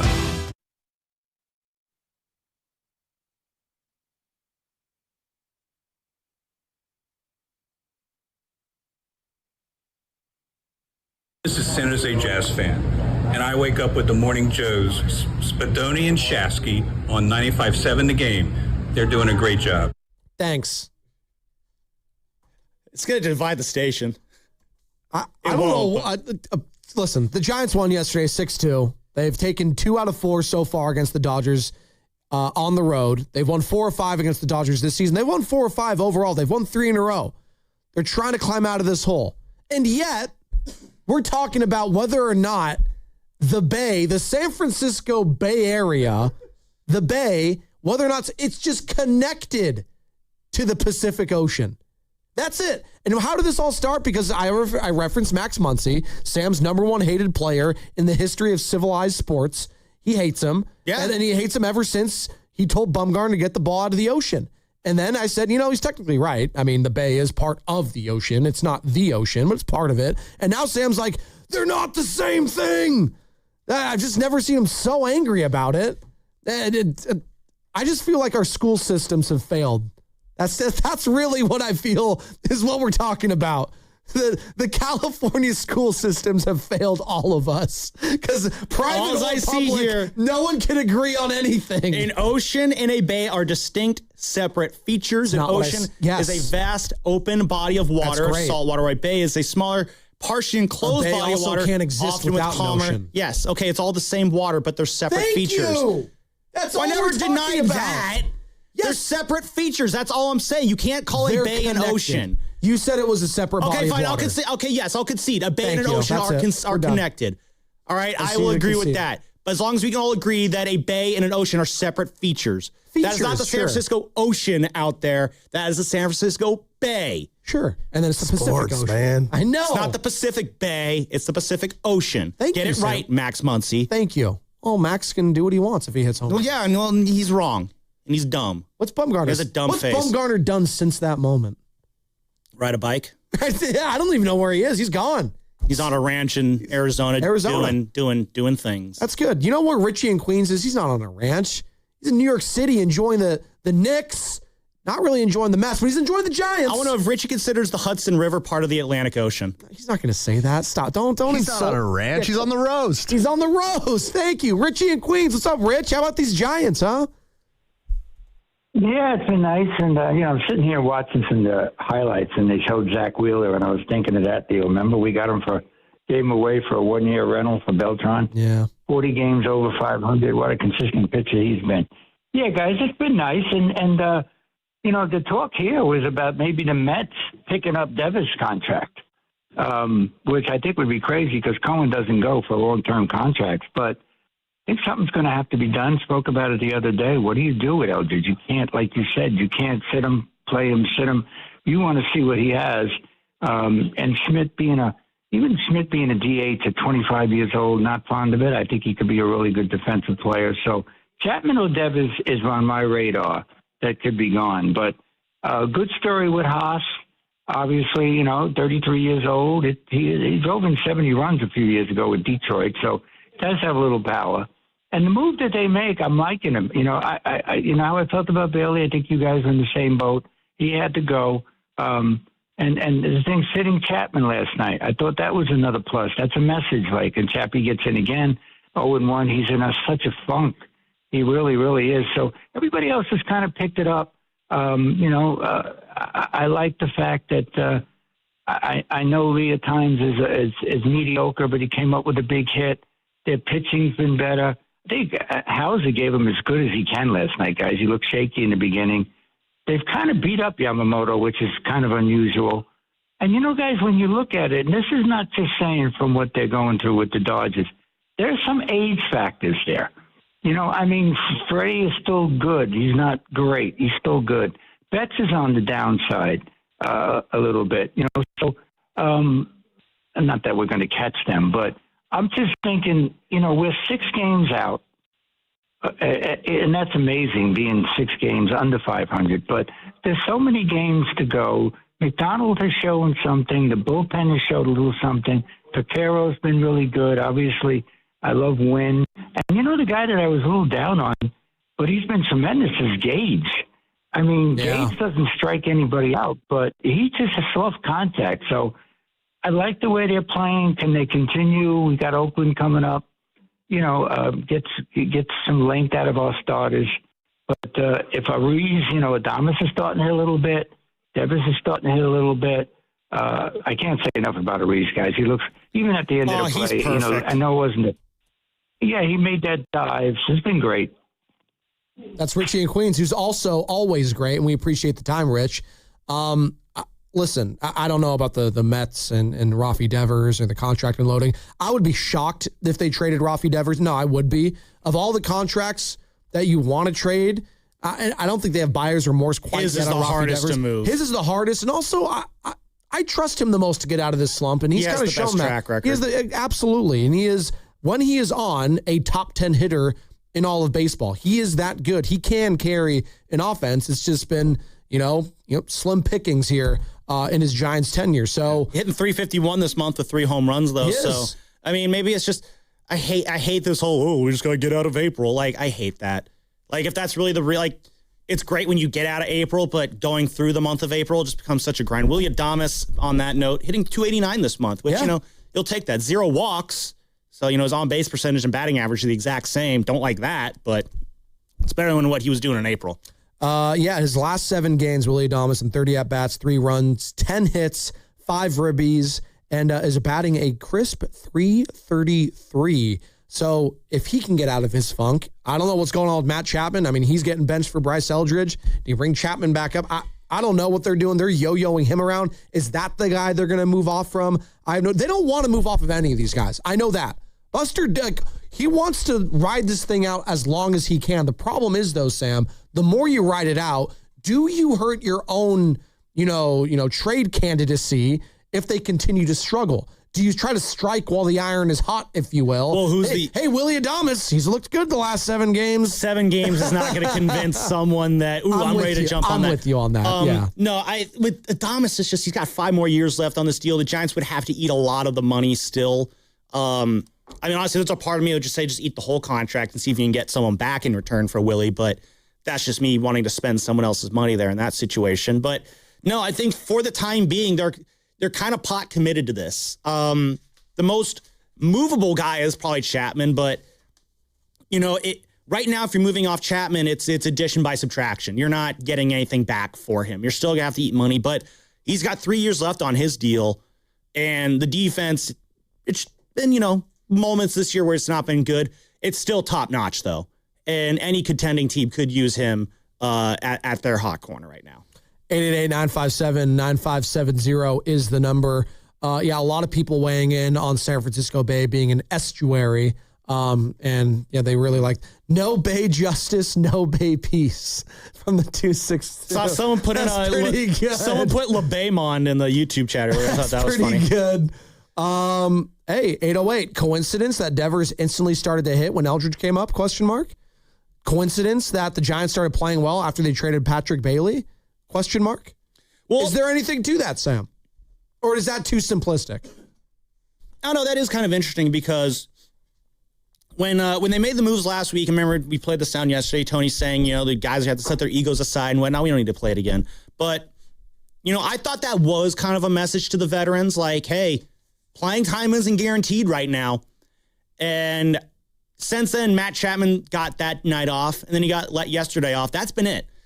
But at the same time, Willie Adames has been hitting well enough that you can't really sit him right now. Ralphie Devers, Tony said it yesterday, or was it Monday night now? He doesn't like taking Rafi out of the lineup at all. And I think he is a guy who, he's staying in the lineup right now. I don't think it's necessary that he has to play 160 games. I don't think it's necessary that Willie Adames has to play 160 games. But right now, finding time for them to not hit or not start, it's a little bit more difficult than it would have been maybe 2 weeks ago. So did it motivate them? I guess on the surface, yeah, you could say that, because the alternative is Tony made a threat and didn't follow through with it. Right now, I don't think that's what's going on because Willie and Rafi have kind of responded to the call to action of y'all better play better or else we're going to have to start setting your ego aside.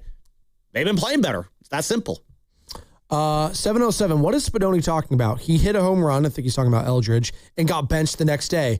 His at-bats last night were better than what Adames and Chapman have been giving us for the better part of a year now. Like, you have to adjust to him. Listen, in theory, I agree with you, 707, that I would like for Bryce Eldridge to just stay in the lineup. I would like him to do that. They don't want to have to sacrifice Rafi Devers or Casey Schmidt. And unless Bryce Eldridge can automatically start playing the outfield, which he can't, he's not going to have a spot on the everyday on the everyday lineup. He's just not. Do I think that's the right call? No. But Casey Schmidt's emergence with the bat this year has made it incredibly difficult. I'm with you. In theory, bench Chapman and put Schmidt there at third and DH, Bryce Eldridge. They're not going to do that. Because they have hundreds of $1 million invested in them. There's a reality at play here that unfortunately can't be changed. And if they do that, Sam, what is that signaling to all the other teams in Major League Baseball? That, you can get Chapman on pennies on the dollar. Mm-hmm. They're not willing to do that just yet. They're not. Well, I do wonder if there is some stubbornness there. They want to kind of get him in the lineup to get him going. Again, he had a good April.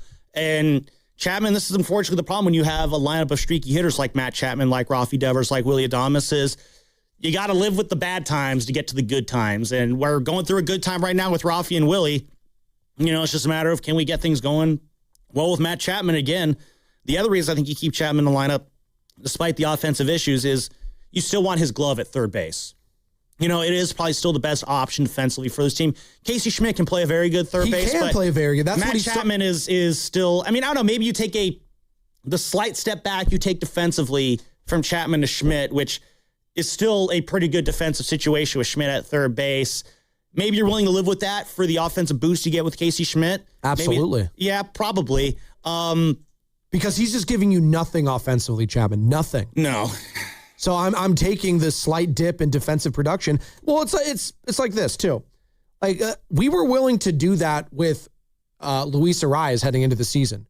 Now, we've all been shocked by his defensive prowess this year. It's been a revelation. Yeah. He's been incredible. Yeah, Ron Washington, exactly. But I think even we were surprised that it was this quick, right? I thought maybe Washi can get used to him and maybe it would take a couple months.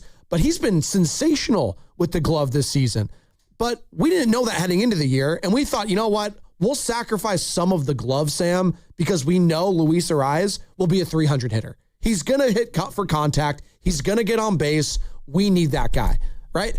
With Matt Chapman, the juice isn't worth the squeeze if you're a platinum gold glover, whatever it is, platinum gold glove, the platinum glove, whatever. If you're not that level this season, and you're also not even a competent at-bat right now, what are you offering this team? Leadership? That's great. I love a leadership. That only goes so far. I love leadership. It only goes so far, dude. Mm-hmm. You got to produce. Yeah. You got to produce. And right now, if you're not producing, I would like to see the young guy, Bryce Eldridge, take that spot and take that over.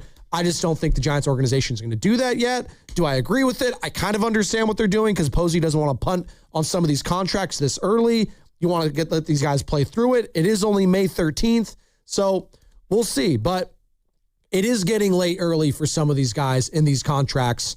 And, sooner or later, we're going to get near the trade deadline, Sammy. And what we've seen from Buster Posey, he doesn't even have to wait for the trade deadline.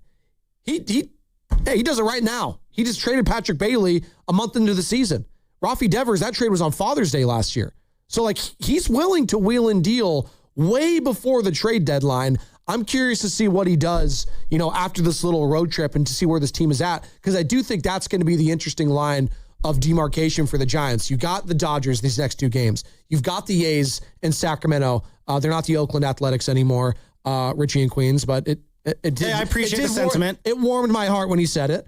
You got the D-backs after that, right? A division rival. So you come back against the White Sox, who, by the way, they're not slouches. These aren't the Chicago White Sox of a couple years ago that were historically awful. And that team, the Giants still, below the last 2 years, they're 3-3 against the White Sox, and the White Sox have not been good during that time. So they have a cup of coffee there against the White Sox, D-backs, and then they wrap up this month in Colorado against the Rockies before going to Milwaukee June 1st. So I do think this month of May could dictate what this team does overall when it comes to trading some of these big contracts.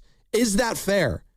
What this team is at the end of May is what the Giants are going to be. 888-957-9570. I'm giving them a couple weeks to figure it out. Yeah. And again, part of what they figure out is how Bryce Eldridge will fit into that. And, Joe, there's this whole concept, again, the everyday player. You got to be in the lineup every day. Got to be in the lineup every day. And I've said this a lot. I do appreciate that sentiment of guys wanting to play 160 games. But, Joe, I got some numbers for you here. 148, 145, 143, 154, 141. What do you think those very, very specific numbers relate to? 140, what? Those are the amount of games played by Buster Posey. I tried to throw you off there. You did. I was like, what? That was Bay versus the ocean right there. I felt like Mike Francesa. What are you talking about? It sounded like you trying to figure out what a bay is. That was the amount of games played by Buster Posey. Shut up about the Bay. Brandon Belt, Brandon Crawford, Angel Pagan, and Gregor Blanco for the 2012 Giants, a team that won the World Series. Now, Pagan played a lot of games there. That was his last good year, though. But you had Buster at age 25, Crawford at age 25, Belt at age 24. They're playing 140-something games, and they still had great seasons and still led the Giants to a very good season that ended in a World Series championship. You don't have to play the full 160 games to be a productive player. I appreciate that Willie Adames wants to do that. I appreciate that Rafi Devers wants to do that. I appreciate that Matt Chapman wants to do that. But I do think there is something to be said about a day off here or there once a week. If it's a situation where, maybe give Matt Chapman a day off one day. Willie Adames gets a day off another day. Luis Arias gets a day off another day. Casey Schmidt gets a day off here and there. I'm not saying you bench all of them all at once for multiple days. But a day off here or there for these guys, it could benefit them in the long run to keep them fresh. But then also that's your route to getting Bryce Eldridge into the lineup more consistently. Is it a perfect solution? No. Are they going to do it? Probably not. But if you're looking for ways to get Bryce into the lineup, those are some of the options you have at your disposal. You're not necessarily benching guys. You're just simply playing them probably at a better clip by taking some of the games off their schedule. This hour is brought to you by Fremont Bank, which is here for you, here for good. Less than an hour from now, 8:20, Dave Fleming going to be joining us here on The Roast, our 95.7 The Game Giants insider, and obviously voice of the San Francisco Giants for NBC Sports Bay Area. Plus, a little bit later on, 9:20, Chris Rose going to be joining us, NFL Network, John Boy Media, big Cleveland sports fan, get the lay of the land of what he's seeing from this Giants squad. Is he a believer that they could turn this thing around? And Giants fans, 888-957-9570, do you believe that this team has shown these last 5, 6, 7 days that they could potentially turn this thing around? They're 6 games under 500 now. Can they get to 500 at any point this season? Do you believe that they can? 888-957-9570. And Bob Nightingale yesterday joined Shasky and I, Sam, USA Today, longtime Major League Baseball insider. This is what he had to say on, of those big 3 contracts, Chapman, Adames, and Devers, which one of those was the most tradable? Well, that would be Chappie. Probably Chapman would be my guess. I mean, with the Adames, you'd have to eat a lot of that money. Same with Devers, where Chapman, you probably have to eat less than the other guys for sure. I would think Chapman would have more value at this point. Okay, and we've already seen that they don't mind benching Chapman for Eldridge. Could that signal? Am I looking too much into that? I mean, honestly, they haven't benched Devers or they haven't benched Adames. If you're looking for, I think right now on this day, May 13th, 2026 at 7:36 in the morning here. If you're looking for the quickest way to get Bryce Eldridge into the lineup, it is a trade of Matt Chapman. Casey Schmidt becomes your everyday third baseman. And then you have Rafi and Eldridge back and forth at first base DH. That's probably your quickest option in there. I don't know how soon that's going to happen. The other part of this, Spadoni, is we know Buster's quick to pivot off mistakes, or so we believe. He's been very quick to pivot off of guys who maybe aren't performing well, Patrick Bailey. Matt Chapman, though, that was the first player he planted his flag in. Remember, Spadoni, he went above Farhan Zaidi's head to get that deal done. It was the deal that I think more or less set in stone that Farhan Zaidi was going to be out after that 2024 season. Right. And ushered in the Buster Posey era. People say, Willie Adames was the first signing of Buster Posey. No, I think it was Matt Chapman. So the fact that Buster went to such great lengths to sign Chapman, I wonder how much that plays into how much of a leash Posey would give Chapman there, being that he was kind of, again, the guy he more or less kind of started building a foundation out of right now. 415 on the text line. I wouldn't even say Chapman brings leadership. The way he reacted to Schmidt at the beginning of the season with the missed catch, Casey is outplaying him. Where's Chapman's accountability? Listen, they both, Chapman apologized. They squashed that real quick. It was the heat of the moment thing. Chapman is a really good leader. By all accounts, Sam, you've been in those dugouts. The guy's a Captain America down there. They love him. He leads by example. Yes. I'm not questioning his leadership, 415. He's been a very good leader for that clubhouse. He's been a veteran player. He's been an all-star in the past. Now, is he outperforming Casey Schmidt? No, he's not right now. And Sam and I have already said it. Leadership only gets you so much. Mm-hmm. That's great if you're a leader. You got to produce, though, too. Leadership gives me nothing. If Captain America of the Avengers loses his super strength and all he is just a normal human with the shield, he kind of loses a little bit of the luster. All right?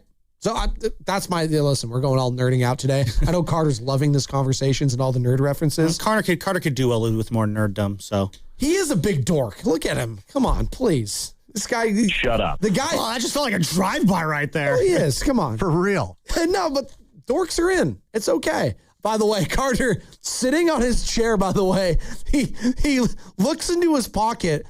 What is in there, Carter? A roll of 20s? A Pacifico beer. A Pacifico beer cap. Great. Beer cap. No, did you find it in the bay? No, he found it in there, and he was like, man, we need to stop getting blacked out here at the station. And then he's like, wait, I think that's mine. Sad. It was pretty sad. Oh, I loved it. That was the funniest moment of this morning, though. Everyone's got problems, Spadone. It's all right. You know what? We're working through them. Carter. That's what we're here for. Real quick, how's the baby doing? Baby Sienna. She's alive. Why do you have to say it like that? Thank God. Good. That's the bare minimum of a parent keeping the baby alive. There's other things not going on. Yeah, well, I was told, if you're keeping them alive, in the first couple weeks, you're doing a good job. You know what I mean? So, how are you doing? How are you doing as a dad? Are you alive? Barely, Sam. Barely. What are your responsibilities with the newborn? I'm a big diaper guy. Okay, of course. Yeah, you got to do all the changing. Big diaper guy, and then when she needs time, you know what I mean? So, then baby's on me to scream. So baby Natalia right now, she's got a pretty bad diaper rash, which is unfortunate. It happens, right? Benny had them too in the past. You're supposed to air it out a little bit, let it breathe so it could heal on its own. But God, just letting them be diaperless, there's just so much stuff that happens. No, we can't do that. We absolutely can't do that. Well, you can't, but also there's the only way that it's going to heal faster is to let it air out a little bit because how you get rashes is because a moisture builds up and it starts getting irritated. So you have to let it dry out. I also get irritated. That's been the bugaboo right now with the baby girl. We're trying to get past this diaper rash. I think your daughter and my daughter are probably a little different in the blowout size that my daughter leaves in those diapers. So we can't take that risk. Well, she's also a couple months older, right? Yeah, she's also massive. Well, she is. Well, hey. Gets it from her father. Natalia, no Sorry, slouch. honey. We're not comparing and contrasting. You also are 6'7", 6'8". Your baby should be bigger than mine. Baby size here? Well, no, but Natalia was, in fairness, she came early and she was still 7 pounds and 8 ounces. Had she stayed in the womb for a couple more weeks, like she, not should have, but she could have scheduled to, she probably would have been 8.5, close to 9 pounder, Carter. That's a big girl. It's a big girl. That's a nice size fish, huh? She looks post you up in the paint. Poor thing. She looks just like her dad. Oh, she's got no chance. She got the nose. She's done for. It's over. It's over. Yeah, it looks like she's got daddy schnoz. That's all right. She'll overcome. Is it over for Matt Chapman, though? I don't think it is. Oh, you're trying to steer this back into non-baby talk to the San Francisco That's pretty Giants? good, Sam. It was about 5 minutes of baby talk right there. Hey, Bob Nightingale. How are the Giants viewed nationally? Well, just that they were bold in the moves, but they haven't worked out and hasn't been good. But, can things change? Sure. But right now they invested a lot of money, made the bold moves by, making the trade with Devers and that kind of contract for Adames. I don't think the Brewers even made an offer for Adames. And, of course, hiring Tony Vitello. So, made some big gambles so far, and they haven't worked out. They have made some big gambles. It hasn't worked out thus far. And I do wonder if there's going to be any ramifications if it doesn't work out this season in regards to Buster Posey. Is he going to allow Are we allowing Buster Posey to fix the mistakes of some of these contracts after this season? Or are we going to have to do a total retool? Has he earned the right to fix the mistakes of some of these contracts? Well, I mean, Buster's not going to get fired. I mean, so to answer your question, he'd have to walk away. Like, yes, Buster is going to be around for the next few years to figure this out and, get this farm system built up to where these young players are kind of rising and growing around these, veteran pillars that they have right now. So, yeah, Buster is going to get the leeway to try and figure this out. And, again, it's kind of crazy to have this conversation now when 2/3 of your big money players are actually playing well right now. So, again, hopefully they can get it going. Hopefully they can get things going with Matt Chapman. But, again, we don't want to sound too negative the day after beating the Dodgers. We don't. But it was on my mind, though, Sam, this whole notion as we're kind of, and we've been very positive. We've been talking glowingly about this team. Yeah. And there's this recent stretch, the last But if you're talking about the best way to get this team back to above 500, what if the best way to get this team back to above 500 is you got to pivot off of Matt Chapman? I don't hate the idea. He's getting older, too. How old is he? 33. He's 33. He's our age. Mm-hmm. He's an old man. We're past our prime, Sammy. Yeah. Baseball age, not radio age. No, but that's old. Yeah. Baseball age 33 is pretty old. Oh, absolutely. You're ancient. At 33 in radio is you're basically a rookie. Well, it's true. But it's a new generation. We're getting a lot of young blood in here. We got producer Kenny in the back. By the way, producer Kenny, sneaky fountain of youth with him because he gives off and looks like he is our age. It looks like he's 29. But he's like 55. It's pretty crazy. He's got some great anti-aging. I was going to say, I just drink the blood of the young. Oh, okay. Your own Shout kid. out Hollywood. Yeah, that's why you had a kid, just to harvest the blood of the youth. Yeah, me, Dibs, Willard, we're all the same age, but I just look a lot younger. That's great. I love that. That's the joke in Family Guy, right? Quagmire, he's like 60. He's like, I'm 65. 65. It was something to do with carrots, though, right? Yeah, he's like, what do you do? I eat a lot of carrots. That's what get them into my body. It doesn't really matter. Some people swear by certain things like carrots, or people take shots of like olive oil daily. I was like, Well, it's like the ones like some old woman lives like 103. What's your secret? I drank Coke every day. It's like, well, okay, I'm not. That's not the secret, but that's okay. The moderation is fine. See, we've weaponized, and I've seen this a lot on like YouTube, like Reels, or no, that's Instagram, Reels, Shorts, TikToks. This whole thing that everyone is a nutritionist, and I know what's best for you, and I need you to buy my supplements that I'm selling on my website and eat this, not that. You can eat whatever the hell you want. Just do it in moderation, people. All right? That's the dirty little secret they don't want to tell you. Enjoy your Coke Zero. Enjoy your Diet Pepsis. Enjoy, aspartame. It's so bad for me. Do you realize how much you have to eat of that stuff for it to actually matter? God. All right. I'm off my soapbox. Sorry. Good. I have a lot of anger today, Sam, and stuff I need to get off my chest. And that's one of them. Well, I'm glad you got that off Diaper rashes withstanding. One more from Bob Nightingale on if Bryce Eldridge could be traded this season.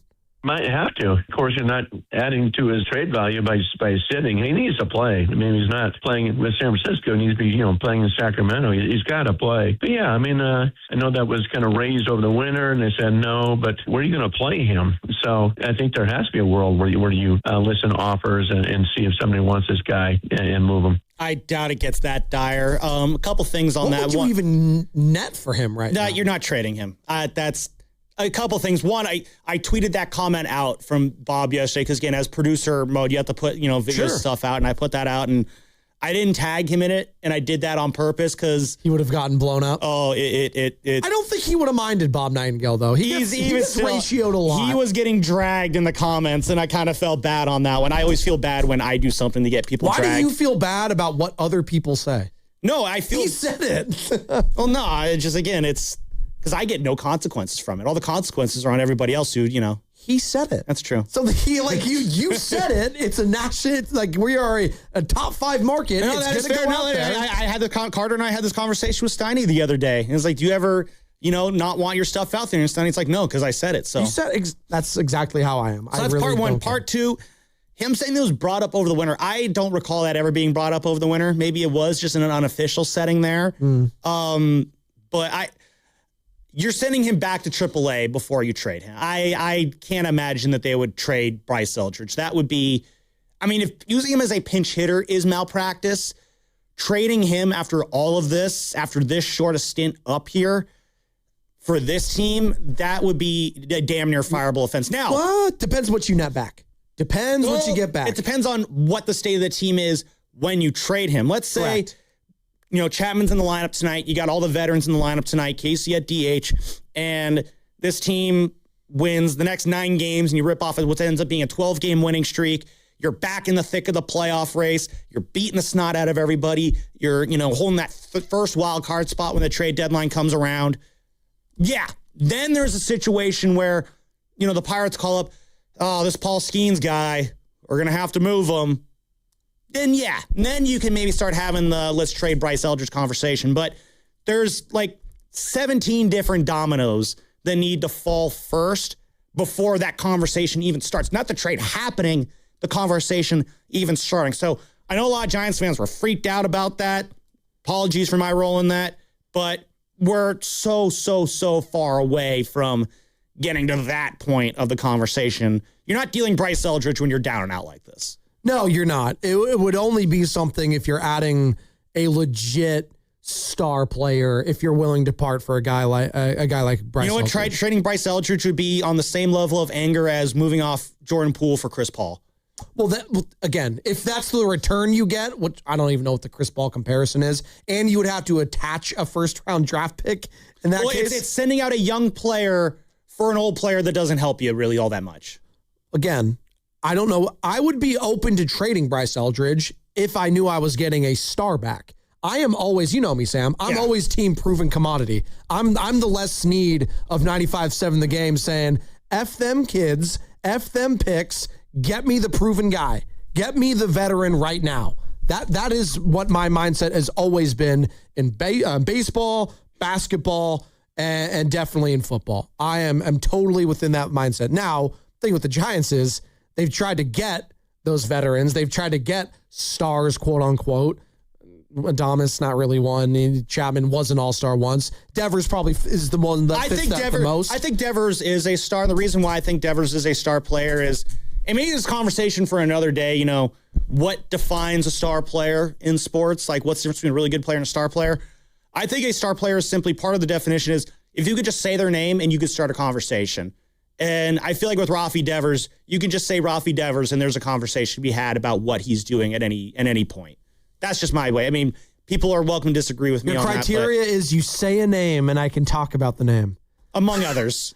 I could say names that have players that I don't think are very good. Jimmy Garoppolo fits into that too, I guess. So and he's not a star. Green. Well, Draymond Green, I think that's a star.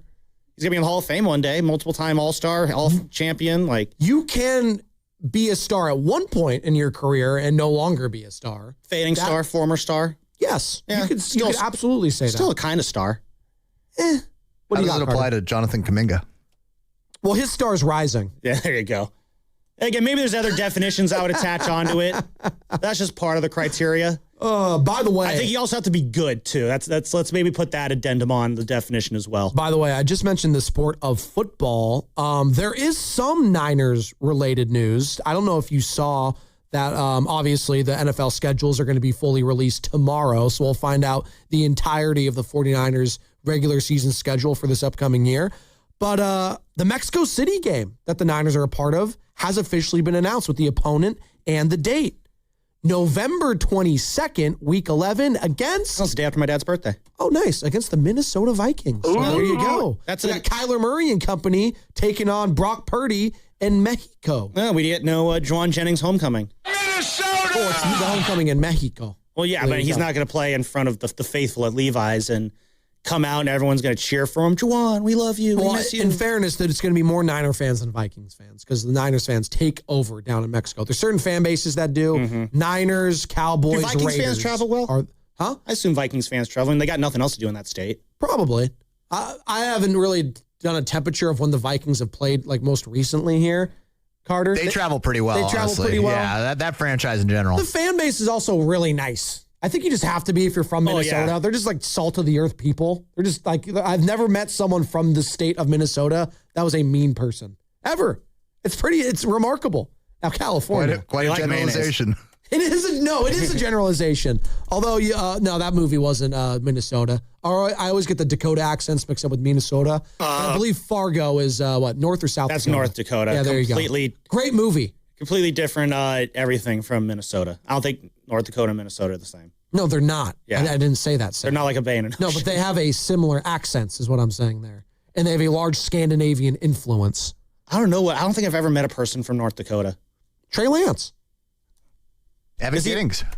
Evan Giddings is not from North Dakota. No, I'm saying like born and raised in North Dakota. He lived there for a little bit. Doesn't mean you're from there. That's pretty close. I don't think like he's the only person you've ever met that's lived in North Dakota. I've never met anyone who was born in North Dakota. I mean, granted, there's only like 104 of them in existence. Carson Wentz, right? Is he? Well, I just went there. I haven't met him. Okay. I haven't met Carson Wentz personally. Fellow Ginger. He is. Really? No, he is. Cool. Yeah, no. I'm just saying. There's a fraternity there with ginger athletes. Mark McGuire, he's got to be on the Mount Rushmore. Yeah. Sam Lubman is eventually going to be on the radio Mount Rushmore of redheaded radio hosts. Of people at 95.7. Of people at 95.7. Is there any other one? In the morning. Dan Dibley. There we go. That's the only other one, Even though it's not there, the hair is still red. There you go. Carson Wentz is from North Dakota, Yes, actually. see? There you go. Well, let's get him in studio. We can hear what his accent's like. Is he available? Is he still out there, or did he sign with the team, Carson Wentz? I don't know. Question. He was still active? Well, he was the Chiefs' backup, I believe, last season. Prior to that, he was the Rams. It says he's with the Minnesota Vikings. And he's still a Viking. No, he was with the Vikings. That's right, because J.J. McCarthy got hurt. 9, is that his name, right? He got a concussion, and Wentz took over, and he, I think, won a game, maybe. Yeah. So there you go. Carson Wentz is still in the Now they got the little guy, though, too. They got the little, is that what you call him? Little Kyler. A lot of body shaming going on this morning. Nick Bosa's just going to pick him up and put him in his pocket and skip away. You're 7'5", Carter. Everyone's a little guy to you. That's fair. That's it. There you go. In fairness, to Kyler Murray, he's the little guy to everybody. So it's A's legend, Kyler Murray. True. I think the A's still have him too. They have his rights still in Major League Baseball. If he does like Minnesota, he can go to Vegas. Actually could. I was actually thinking about that. Like, if the A's moved in time and Kyler Murray was like a backup quarterback, could he like be a dual sport athlete over there? I'm dead serious. Could like that be a thing? Dead serious? Yeah, I'm pulling a Shasky. I'm dead serious. No, Shasky stole that from Steiny. Steiny is the one at the station that likes to say that the most. I'm dead serious. By the way, we got the injury report in a couple minutes. We got Dave Fleming joining us in about 25 minutes. Voice of the Giants, NBC Sports Bay Area. Get his thoughts on this Giants recent surge. What he's seen, is it something or nothing that they kind of own the Dodgers this year?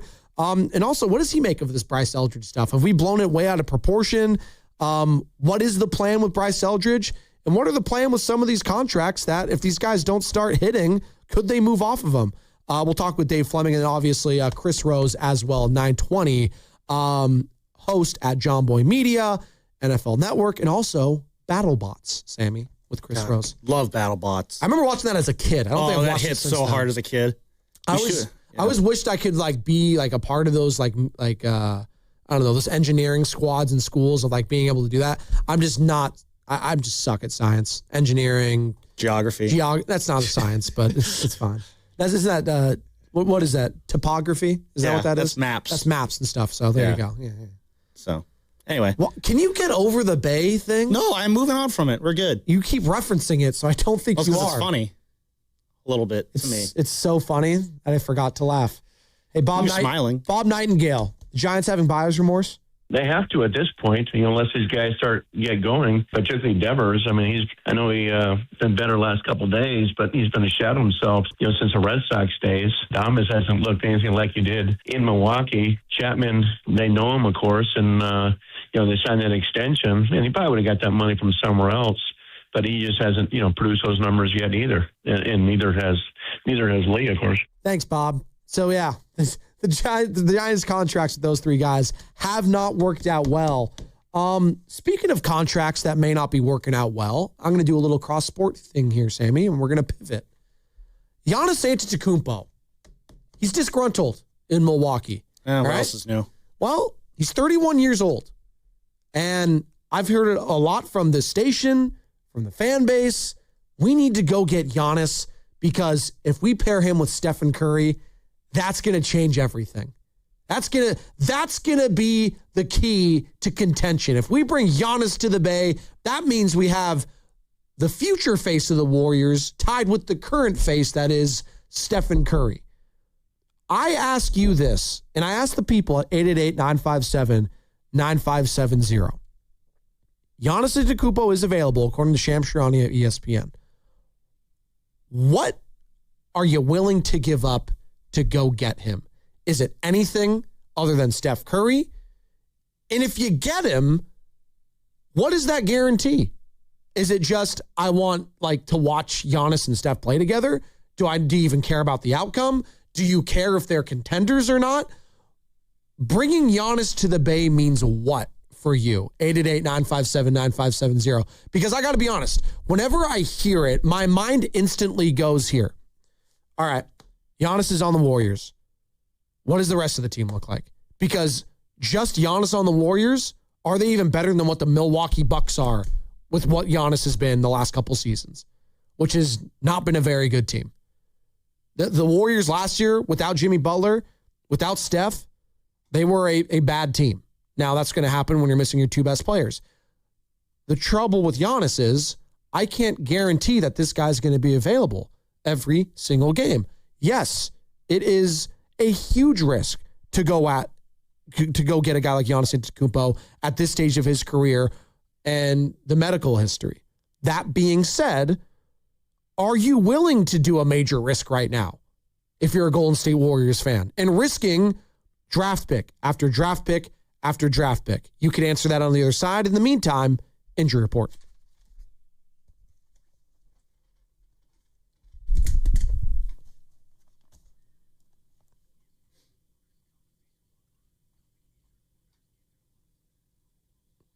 The Giants are a step closer in getting a more healthy bullpen. Right-hander Jason Foley, who has yet to pitch this season after having surgery to repair his anterior capsule in his right shoulder, has had his rehab assignment moved from Single-A San Jose to Triple-A Sacramento. This is a big step in getting Foley ready to make his Giants debut, though he will require a few more appearances at the Triple-A level before he is ready to be activated. The injury report was brought to you by Boxer & Gerson, Northern California's premier workers' compensation law firm, helping injured workers get their lives back for over 40 years. And you are listening to 95.7 The Game, KGMZ FM and HD1 San Francisco, and Odyssey Sports Station, and the home of the Golden State Warriors and Valkyries. Always live in the free Odyssey app, coming to you live from the Laughing Monk Studios. And the Morning Roast is presented by San Francisco Fire Credit Union, banking for heroes and anyone who wants to be treated like one. Sam Lubman filling in for Joe Shasky today alongside myself, Joe Spadoni. In 20 minutes, we'll be joined by Dave Fleming, voice of the Giants for NBC Sports Bay Area, and our friend here in Giants Insider at 95.7 The Game. But I ask you and the people, Sam, are you willing to risk whatever future draft capital you have next year, this year, 3 years from now, whatever, for Giannis Antetokounmpo? It's that simple. I don't know if I would right now. Why? If I could have Giannis for maybe 1 or 2 years, I would probably be more willing to do that. There's certain realities, though, at play that are going to prevent that, like the fact that wherever Giannis goes, he's this next year is the last year of his current deal. Yeah, I'm pulling up his spot track right now. So he's got this next year, whatever team he goes to, he's going to be looking this year and next season. He has a player option for 2027, 2028. Okay, so he's got one guaranteed year and then an option. Correct. Yeah, no, he's trying to get an extension. I think any team that does get him is going to be extending him. And correct. I just don't know if I want to commit to what will be 7 years of Giannis. 2 years then plus a 5-year extension, or maybe it's 6 years. Maybe you'll don't exercise the option and do the extension from there. But that's 6 years of Giannis at age 31. So that's math. 37 years old when he's done. I mean, a guy that bigs of that size, of that caliber, with that much mileage on their legs, don't usually age all that well into their 30s. And if I'm going to mortgage so much of my future away, that's just too risky of a move, I think, health-wise. Like, the difference between Giannis and Kawhi, why I would be more on Kawhi, is I feel like with Kawhi, you're looking at a shorter-term commitment. Maybe a couple years there. For me, it's more about years, I guess, is what I'm saying. I'll take a short-term deal for an injury-prone player like a Kawhi Leonard, where there's a lot of upside there, over a long-term commitment with someone like Giannis, where, there might be more boom, but there's a lot of bust potential there, too. Interesting. You'd rather have Kawhi Leonard than Giannis Antetokounmpo, all things being equal? If you're trying to no. Draft capital would be less. You would assume for Kawhi Leonard, but I don't know. I don't know if I'd say all things being equal. It's more because Kawhi's 34. He's going to be 35 in June 29th. My guess is, again, I don't know what deal kind of Kawhi is looking for. If you can get him for 2 years, yeah, I would probably take a flyer on that. His last contract with the Clippers was a 3-year, $149 million, let's just call it $150 million contract. Are you willing to do something like that if you sign or if you trade for Kawhi Leonard, giving him a 3-year, $150 million extension that would tie him here to his age 38 season? Would you do that? Plus start an LLC so you can pay him more. That's true, too. Thank you. Just don't tell anybody about it. Well, the Bay is the perfect place to do that. You know some people, Carter. You're good. True. Yeah, you're good. If you could give up less draft picks in that situation, yes, because if you take in Giannis long-term, what you're basically saying is this is the guy we're building around. And whereas if Kawhi comes in for a couple of years, we're partnering Kawhi up with Steph, and they're going to retire, and then we're going to clear out the rubble, and we're going to start the rebuild. New head coach, new centerpiece of the franchise player that you hopefully find in that first draft, new everything. With Giannis, it's you're bridging gaps. Shout out Bridge the Gap over on Sarah and Vinny. It's the Steph era to the Giannis era. I don't know, maybe I'm crazy to say this. I don't know if I feel comfortable having Giannis be the guy that you're building around in the post-Steph era when he's going to be 33, 34 years old and on the downside of his career, and you're also going to have a lot less draft picks to do it. I don't know. It feels like the Kawhi thing, there's a quicker out there to move forward than there is with Giannis. 925, it's Giannis. You give up heaven and earth. I'm with that from Giannis a couple years ago, from 3, 4, 5 years ago. This version of Giannis, I'm not sure. That being said, I think a lot of Warriors fans are willing to risk whatever you get with Giannis physically because they realize the writing is on the wall. Steve Kerr just signed a new 2-year contract. I'm willing to wager that 2 years, once it's up, I think Steph is done. I think Draymond's done. That's kind of how I look at it. But like with Draymond, I'll agree with you on that one. Steph, if future Sam Lubman appeared right in this studio right now and said, hey, Steph's got 4 more years left, and then he disappears. Once we get over the whole concept of time travel being real, I'm like, yeah, I believe that.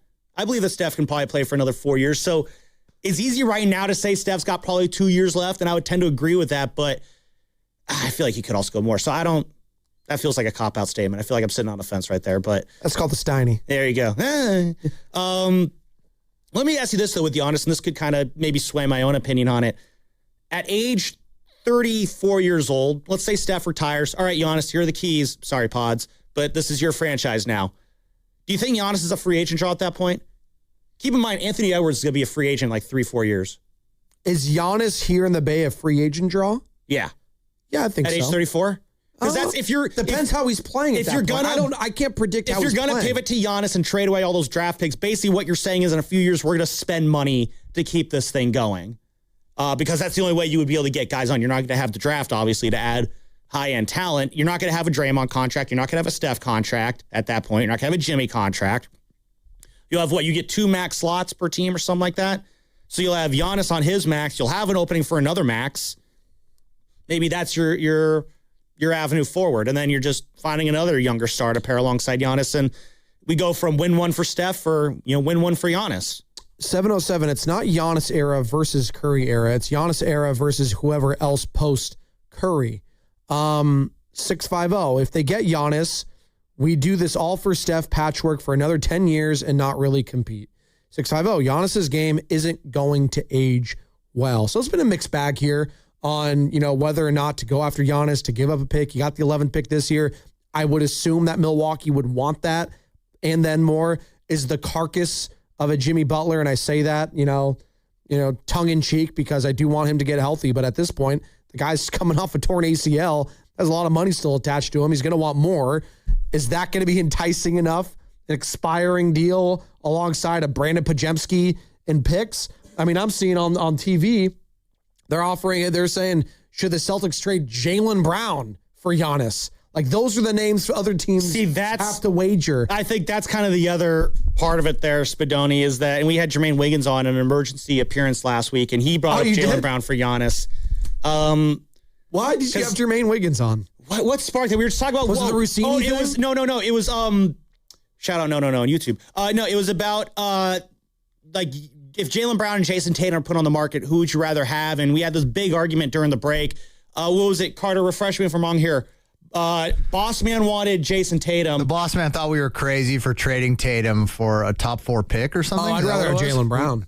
Yeah. I think we all want Jaylen Brown. He said, I'd rather have Jason Tatum. So that's kind of where that went. Then we had Jermaine Wiggins on to be like, Jermaine, who would we rather want, Jaylen Brown or Jason Tatum? And Jermaine Wiggins, surprisingly, he was all in on Jason Tatum, if I recall, right? I think a lot of the Bostonians are just because that's their guy. You know what I mean? Well, he was was he the first one? No, Jaylen Brown was drafted before Tatum, right? Jaylen Brown was also the finals MVP when they won last year. But they've always wrapped their arms around Jason Tatum much more than Jaylen Brown. They have you're right about that. Although I think as a big game performer goes, I do think Jaylen Brown's he's shown up way more for Boston. I'm taking Brown. Me too. Yeah, I take Browns, but even Brown's 29 for you. Brown's 29 years old. I don't know how many years he has left of being an elite tier player, you know? So it's like that's kind of I don't know if I would even that's all I'm going to say like Giannis for Jaylen Brown, that's a trade that makes far more sense for the parties involved than anything the Warriors could offer. You guys had Wiggins on last week. Did you ask about Mike Vrabel and Diana Rossini? Oh, it did. It was basically just how are you dealing with navigating it? What did he say? They don't talk about it? What did he say? I forget. I don't know. I don't care. Oh, thanks. You guys were really locked in there. Jan at Mountain View. Jan, good morning. Jan, do you want Giannis on the Warriors next year? Can you hear me? I certainly can. Good morning to you. No, I kind of agree with Sam.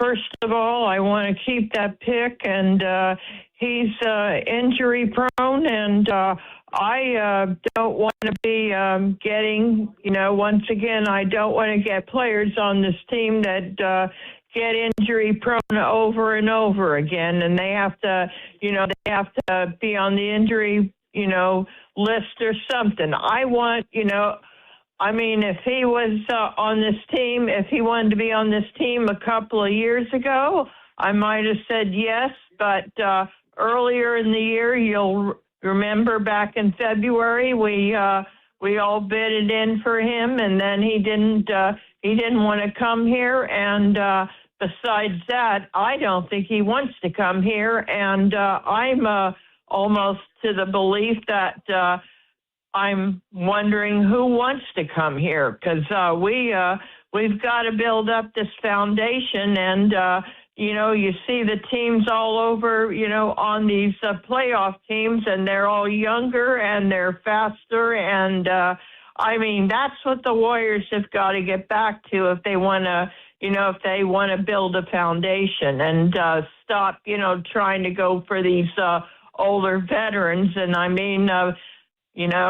once again, Steph even said it in his press conference, in his exit interview, that we got to build it up from the foundation and stop, going for, championships. And I think that Steph will also bring us to Kerr's word that look, we got to play youngsters, and I like to see them draft more younger players instead. Thank you very much. Thank you, Jana Mountain View. Very succinct and straightforward with her calls as always. All right, on the other side, Carter Chickering got in my ear. He said he has the hottest of takes for us on the other side. That is not what I said. Carter. Why do you do that? Hot, not the hottest. Oh. Carter Chickering has the hottest take in the history of 95.7 The Game. On the other side, Dave Fleming, also hot, coming up next.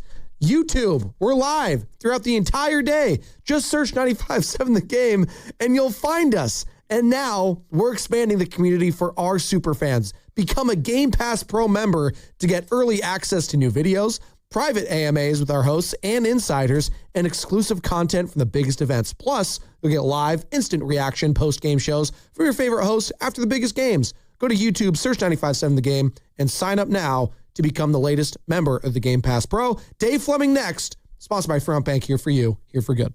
The basketball playoffs are underway, and now you can trade every game on Kalshi. You can also trade on who wins each series, the conference finals, and the championship. San Antonio is trading at 21% to win it all, meaning a $100 trade pays out $451 if they take the title. On Kalshi, you're trading against other people in a live market. No house, no odds makers. And as the odds move, you can buy in and out anytime throughout the postseason. For a limited time, download the Kalshi app and use code FAN to get $10 when you trade 10. Kalshi. Kalshi. Trade on anything. $5,000. That's the average amount of money people in the U.S. are now spending on gas in a year. $5,000. That's crazy. If you drive, you have to download Upside, the free app that gives you cash back every time you get gas. That's right. You can earn real cash back with Upside just by buying the gas you're already buying. You can literally start earning cash back today. I use Upside every time I fill up, and I've already made around $300. You're putting gas in your car anyway. Why not get real cash back? If you like free money, download Upside. I'm saving the cash I earn from using Upside to help pay for a vacation later this year. Download the free Upside app now to earn cash back every time you buy gas. Use promo code PROMO25 to get an extra 25 cents per gallon on your first tank. You can cash out anytime right to your bank, PayPal, or a gift card for Amazon and other brands. Just download the free Upside app and use promo code PROMO25 for a 25 cents per gallon bonus on your first tank. That's code PROMO25 for a 25 cents per gallon bonus. I'm Neil, founder of Clay Room.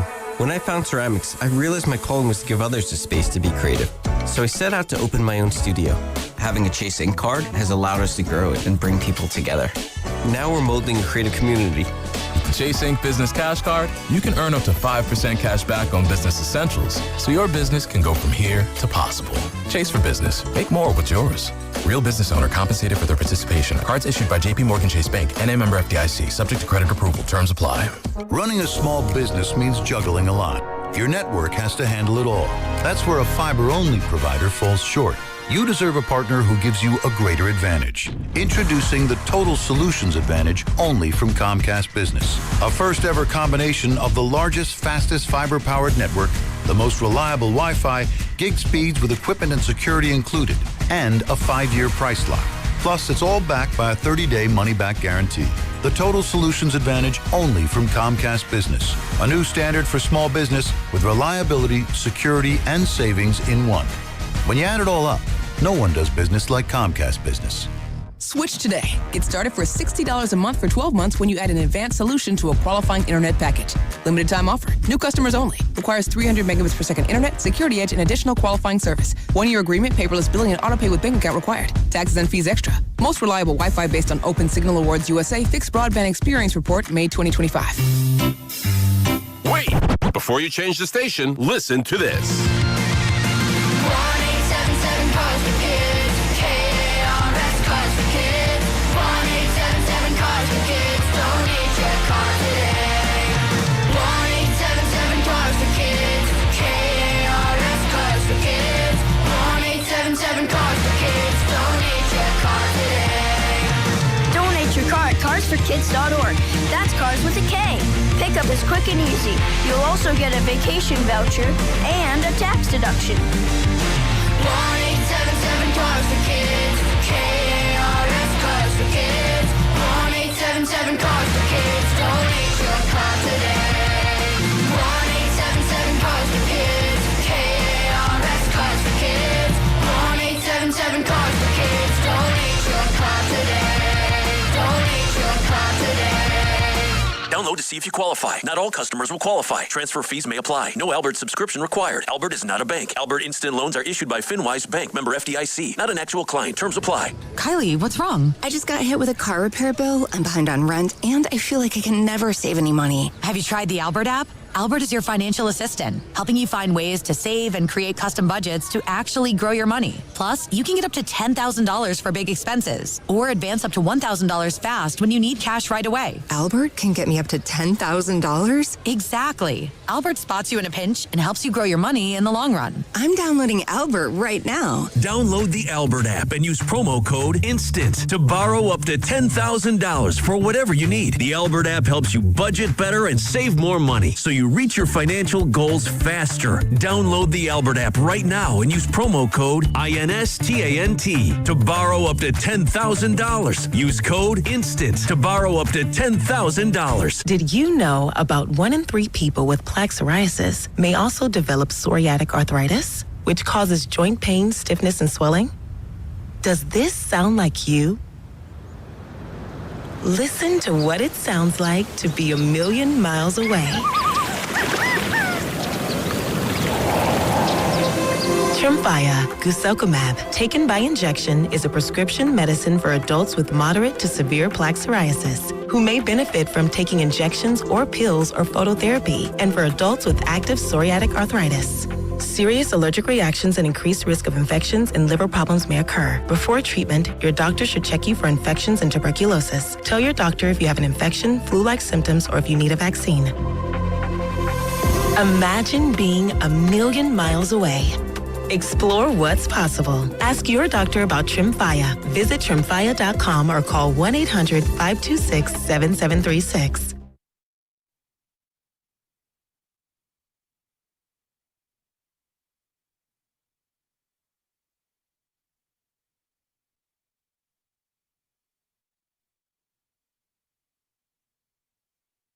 Now back to the morning roast with Joe Spadoni. I said it right. Keep this ship moving. And Joe Shasky. Oh, I heard ship on 95.7 The Game. That one gets me every time. Just you can hear in his voice. Oh, my favorite is still the I love yous. I love you. The one that's just all Shasky's love. He's got a lot of love for people. He's got a love for Dave Fleming. Who's going to be joining us momentarily. Boys in the back, let me know when we got him, Giants broadcaster, and our 95.7 The Game Giants insider. Dave Fleming joins us every single week. And also about an hour from now, Chris Rose also going to be joining us, John Boy Media, NFL Network. Talk some Gigantes with him. Can't wait for that. And Dave is one of the best. Oh, yeah. No, I'm excited to talk about. I'm excited to hear from Chris Rose what he thinks about Pat Bailey. He gets to go through the Pat Bailey experience and real quick, all of that. I haven't even asked you about that. I mean, you're the host of Garlic Fries and Baseball Guys here, the Orange Black Weekend wrap as well. Patrick Bailey, were you shocked that he was traded? Kind of a little bit. Yeah, that kind of threw me off. I was not expecting it that out of the blue, but I do think, as Bailey said, the writing was on the wall, and I didn't think it was going to happen that quickly, but it is one of those things, Spadoni, that once it happened, you go back and you look at what was happening, what was said. It's like, yeah, you're right. The writing was on the wall. I think Buster said, in the Giants Talk podcast that Monday prior, they were going to take things day by day with Bailey. And then Bailey wasn't in the lineup at all for those next 3 days. And I felt like at that moment, the decision was kind of made there. The decision is also made now as Dave Fleming joining us here on the Morning Roast. Dave, good morning. Joe Spadoni alongside Sam Lubman, who's filling in for Shasky. And he joins us on the River Islands guest line, and he is presented by the YMCA of Greater San Francisco, where kids can experience summer day and overnight camps filled with adventure, new friendships, and opportunities to grow. Go to ymcasf.org/camp to learn more. And I'm learning more about these Giants, Dave. Winners of 4 of their last 5 and winners of 4 of 5 against the Dodgers this season. And let's start right there. Something or nothing that they've kind of owned the Dodgers in a smaller sample size so far this season. Oh, definitely something. I mean, I know a lot of things haven't gone well, but that is a big step forward for this team and franchise, because I think it's one of the main reasons why the Giants decided to shake things up a little bit after the last couple of years, was because they were just getting their brains beat in by the Dodgers and by the Padres. So I think that's a big motivation for maybe looking for something a little different. And, look, I'm not attributing the success this year to changing managers, but I think that the Giants knew they had to measure up better against those two teams. So step one, they've done that against really both of them so far this year, and it's been really encouraging. This is not, it hasn't been fluky. They've played much better. 5 head-to-head games, they played much better than the Dodgers over those 5 games. Dave, I love how they're playing over the Dodgers in these 5 games. And a lot of this conversation this morning is, can this team ride this momentum and get back to 500? And, I love seeing what we saw from Eric Haas last night. I want to ask you about that in a minute as well. But The moment that stuck out to me in that game last night was that 7th inning. Drew Gilbert does the sacrifice squeeze there to score Ramos. Then Lee gets that big hit to the gap there, that double, which feels like the big hit the Giants really just been struggling to get. Like, those are the kind of moments I think that this team can ride on to get momentum game to game. Like, is the goal here to try and get more of this small ball action kind of into the everyday? I think over the weekend we saw a few hit and runs being employed there as well. Like, are we going to be seeing more of that going forward? Is that the goal going forward? I hope so. I mean, I think especially if you've decided that you're going to stack Lee and Arise at the top, it gives you a real good opportunity for, one of those hit and runs was in one of those scenarios. That it gives you a good chance to maybe think about putting a play on a little more frequently with those guys. They have Devers. Devers is a legitimate middle of the order hitter, and he's obviously looking much more like himself. But otherwise, you would say the strength of this team is more depth as opposed to just individual offensive star power. So how do you use that to your advantage? Well, I mean, I think you not only maybe put some plays on and try to play a little small ball or whatever you want to call it, but also you need contribution up and down the lineup. And there've just been, too many times this year in the early part of the season where the bottom of the order has given the Giants nothing. And that has changed now. And that's a big reason why they're playing better. Big reason why. And then, of course, again, I said at the start of the question, Eric Haas last night, 2 home runs against the Dodgers. I mean, hit him to the same place. I almost thought we had 3. I don't know if you thought that third one was out too, but then, Dave, it was the first time a catcher has hit 2 home runs in a game against the Dodgers for the Giants since our old friend Bob Melvin, I think it was back in '87, is when he did that. Just how fun was that watching Eric Haas go deep twice last night and again almost a third time?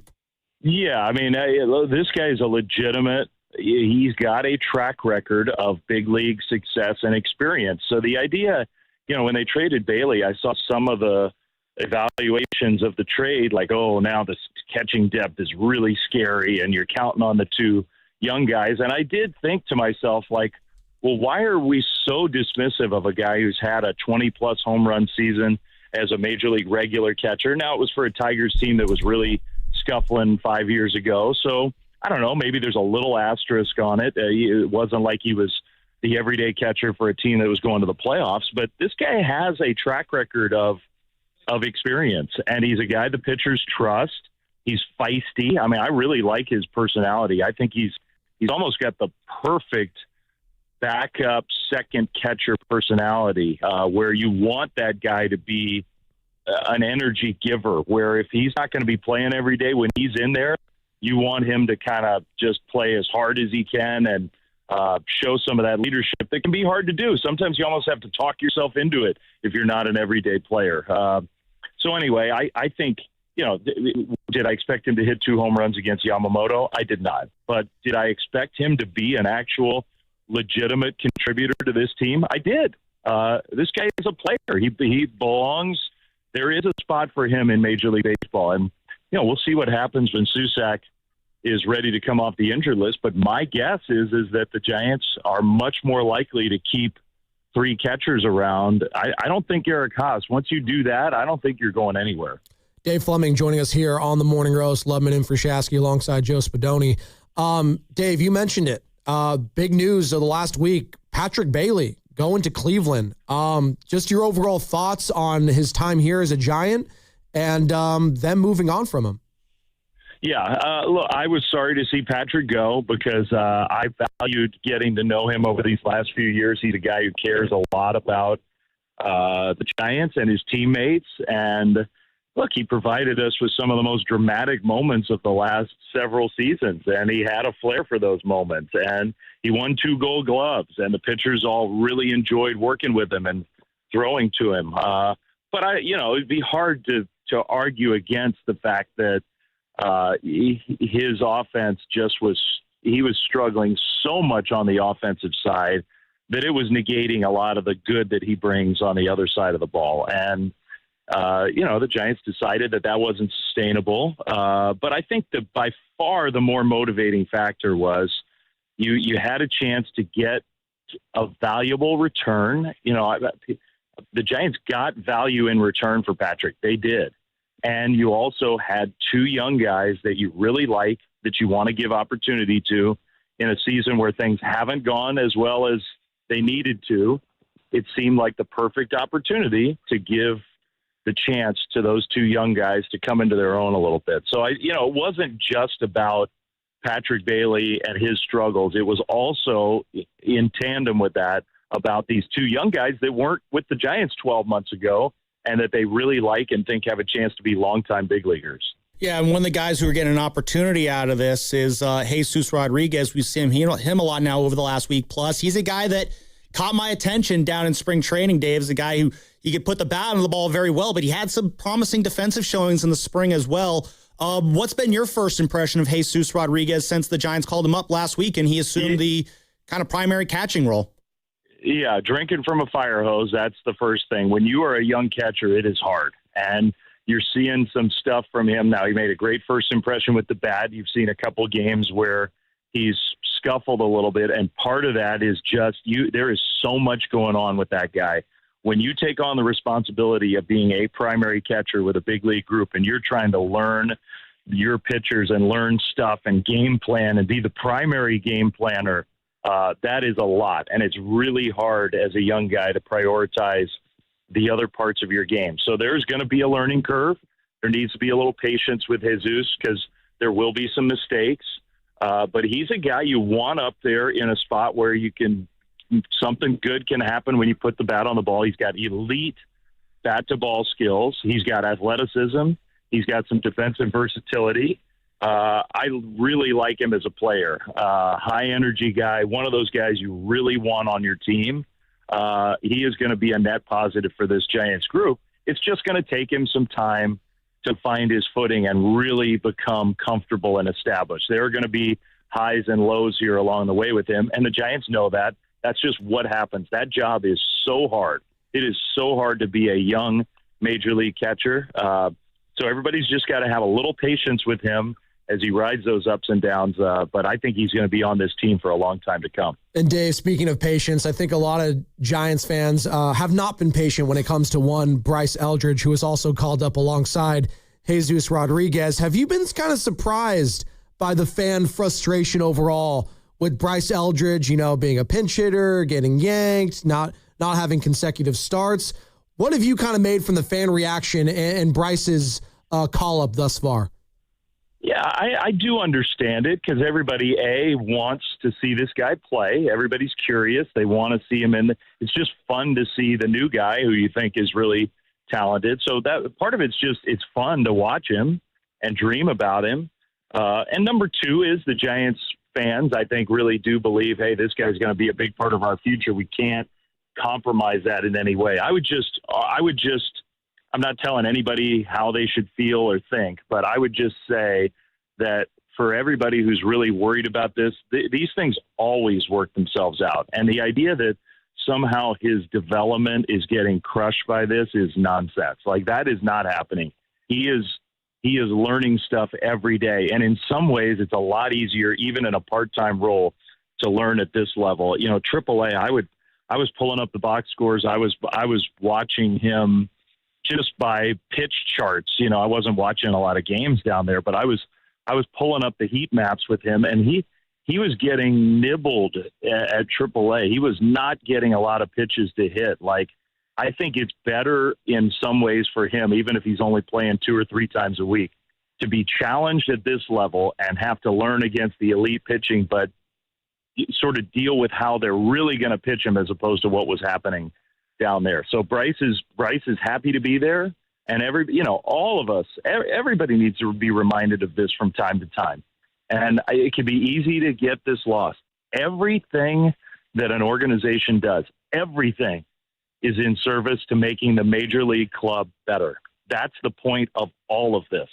And so if right now the major league club is better with him on it, even if it's not a full-time role, then that, to me, it's hard to argue with the way they're using it. Dave, a big conversation again we've been having today, and we were having a lot yesterday, is how do you get Bryce in the lineup more? You mentioned, they can get him in 1 or 2 times a week, 3 times a week. I think there's a lot of fans that would still like to see him in the lineup more. But there's a reality of you got guys like Matt Chapman, Willie Adames, Rafi Devers, Luis Arias, who are guys who are going to play every day. I think it's very easy for us on the outside, and I'm one of them, to be like, well, I just can't give these guys a day off here or there. What can you say about just the difficulty of walking that line for Tony Vitello of finding days for, or days off for Willie Adames, Matt Chapman, Luis Arias, potentially Rafi Devers, while also getting Bryce Eldridge in the lineup, but not giving them too much time off, if that makes sense? Like, what can you say about the difficulty that Tony has there in terms of balancing that out? Yeah, it is difficult. And the reason it's difficult is because those guys are really stubborn and they do not want to miss games. And, that is a great quality. Like, the Giants have a group of players who want to be in there every single day, feel like it's part of their job, feel like it's part of why they're getting paid big money. Like, it's hard to be mad about that. It's hard to think, well, that sucks. No, it's the opposite. Like, it's really cool that those guys feel that way. But I personally I really think it would benefit, even if those guys don't agree with me, it would benefit all of them to have a day off a week. And if you did that, or a day off every, depending on whether the team has off days, a day off every 12 days or something like that. And if you did that, I think everybody would be the better for it. Now, selling that to those players who are prideful and really want to be in there is a different thing. And that's not easy for anybody. And maybe that's going to take a little extra time. But my personal opinion is everybody benefits from a little rest. Everybody benefits from freshening up a little bit. There's a macho thing in baseball about playing every day. Your body feels better when you take a little downtime. It does. Dave Fleming joining us here on the Morning Roast, courtesy of the River Islands guest line. And Dave, kind of sliding under the radar here as of late is just because the guy's been pitching pretty well in his stead. But Logan Webb hopping on the IL, obviously. He was talking about that knee, wasn't using it as an excuse, but the Giants want to protect Logan from Logan here. How much do you attribute that, injury to sort of his slow start overall to this season? Yeah, I think most of it would be attributed to that. I think it was definitely impacting him. You could see it most exaggerated in that last start. But I think if you go back and watch some of the early season starts, you could definitely see like the lack of finish and conviction. And I think when the knee is not feeling great and you're not just fully into it with your lower body, you're going to see what we saw. There were a lot of misses up and away where he just couldn't have the power with his drive and plant that he normally has. And so I think almost all of the inconsistencies have something to do with that.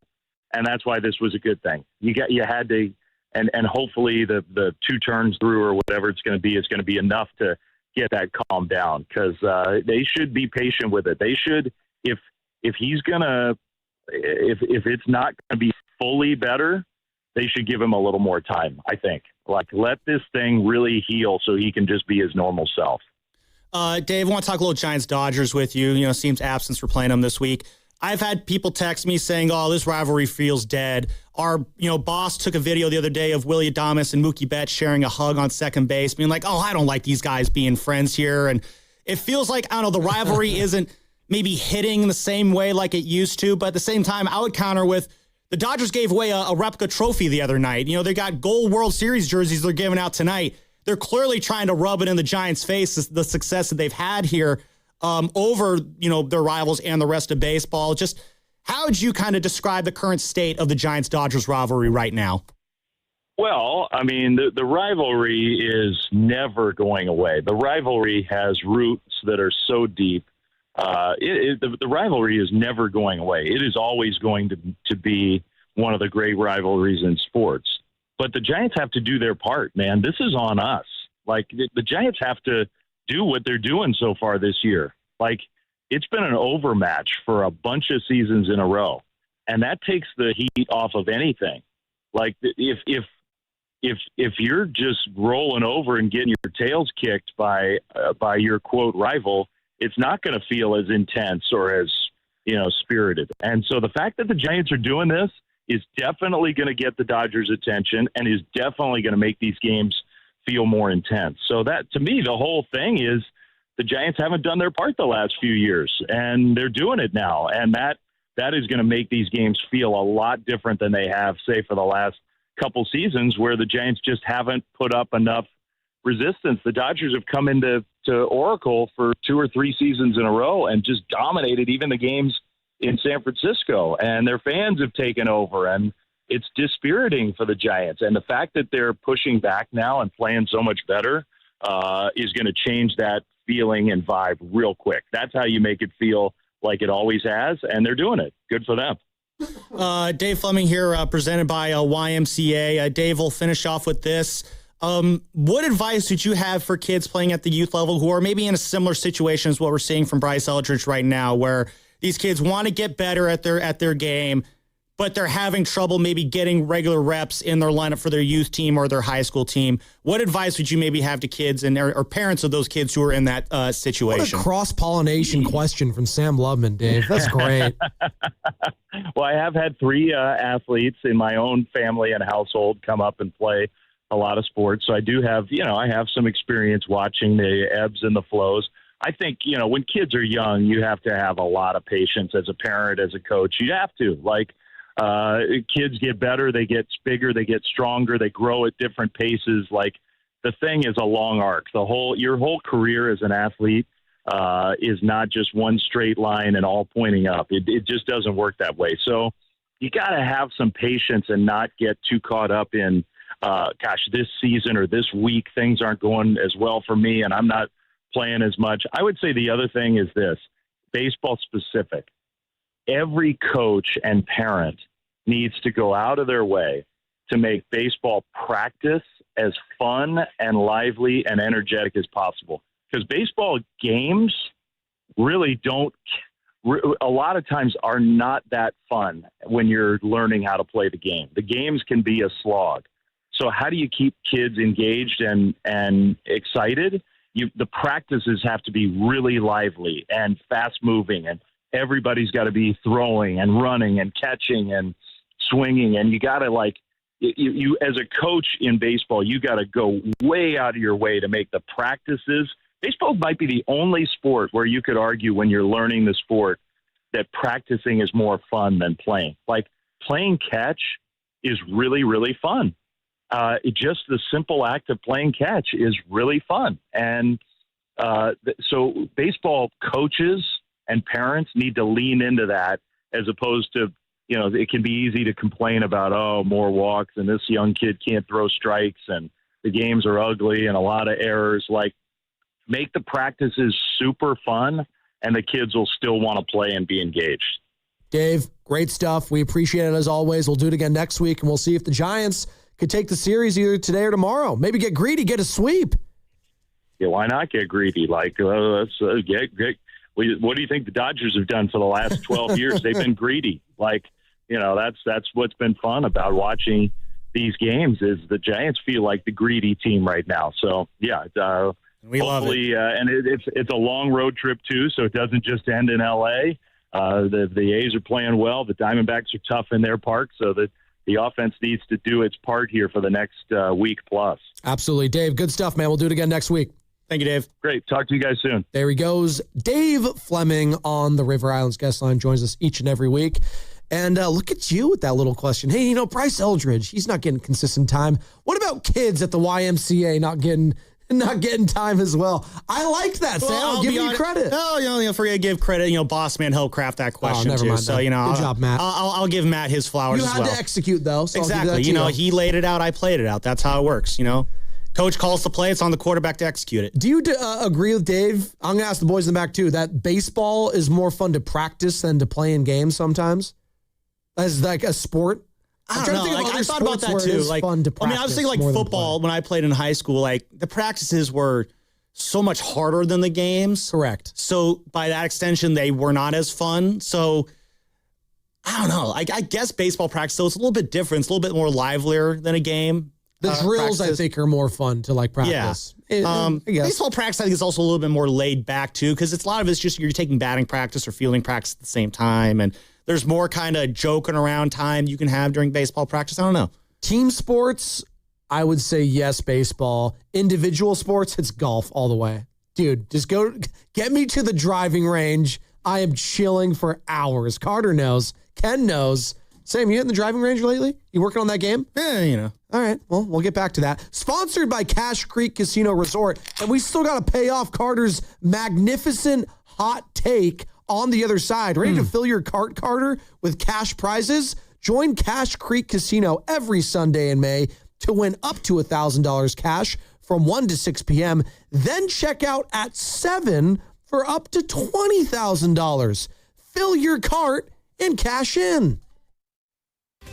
This is Larry Flick, owner of The Floor Store. For 40 years, Memorial Day has been our biggest sale of the year, and we're making this one count. Up to 50% off every product store-wide. That's carpet, hardwood, laminate, waterproof flooring, and much more. 0% financing for 2 full years. Plus, we pay your sales tax on everything. The Floor Store's Memorial Day sale. It's on, and it's big.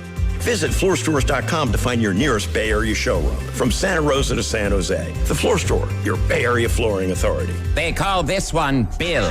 Whoa, aliens? Am I in a spaceship? Affirmative, Bill. What's with the laser saw? Relax. We are cutting our bill in half. What? An Xfinity mobile transmission says you can cut your bill in half. Oh, your mobile bill, not me, Bill. Xfinity Mobile also says we can try it free for a year. Free. Yes, with no commitment. Can we put the saw away? I am reluctant. But we will find another being to bisect. That's not sci-fi. It's Xfinity Mobile. Xfinity Internet members cut your mobile bill in half. Plus, try Xfinity Mobile free for a year. No commitment. Learn more at xfinitymobile.com. Xfinity. Imagine that. Restrictions apply. Xfinity Internet required. Savings compares one line of Xfinity Mobile Select to comparable plans from T-Mobile, Verizon, and AT&T as of 3/24/26. Taxes, fees, extra. $30 monthly discount limited to new mobile customers only. After 12 months, regular rates apply. It's Bonte. And listen, I know a great thing when I see it. And River Islands in Lathrop, this place is the real deal. We're talking about a community that's alive, especially this summer. Sparkling lakes are perfect for kayaking, paddleboarding, and just getting out on the water with the family. A brand new amphitheater is under construction for concerts and community events. The Redwood Cafe is opening this fall. This community is only getting better, folks. And the homes? Whether you're a young family, a professional ready to level up, or an active adult looking for that next chapter, River Islands has something for you. Homes start in the low 600,000s and go over $1 million. And if you're 55 and better, Dale Webb's Lakeview Club is now open, giving you resort-style living right on the water with a swimming pool, fitness center, pickleball courts, and more. I'm telling you, warm evenings, great neighbors, summer on the water.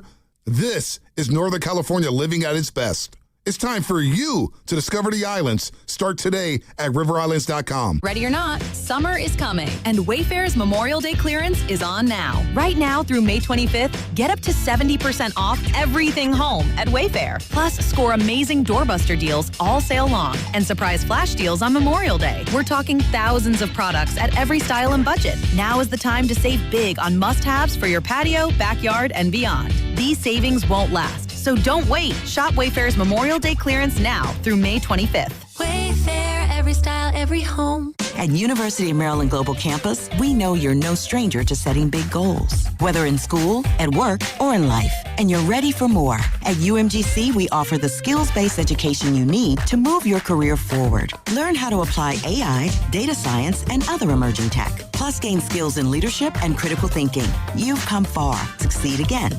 No application fee if you apply by June 1st. Learn more at umgc.edu. Certified to operate in Virginia by Chev. Right now is the perfect time to head to Saramonte Ford. Huge selection, big savings, and straight up great deals. They've got a lineup of brand new Fords ready to roll. Trucks, SUVs, and hybrids, all priced to move.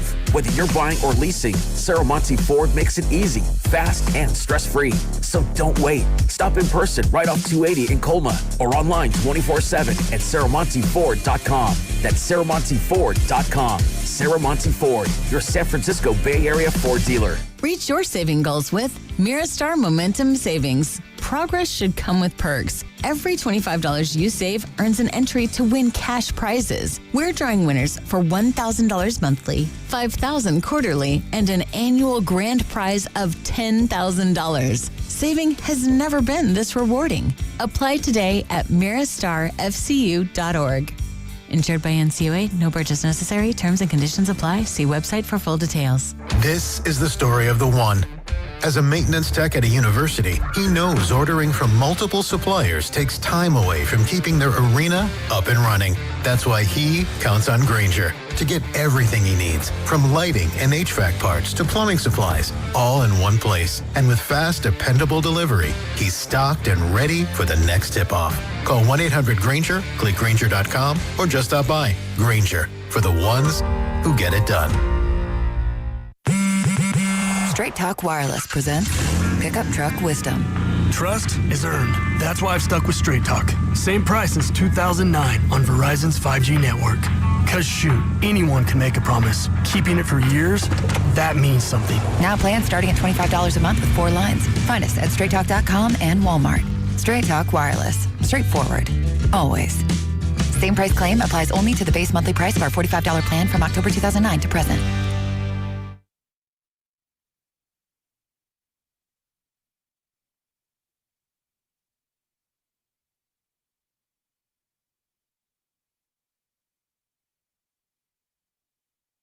Morning Rose.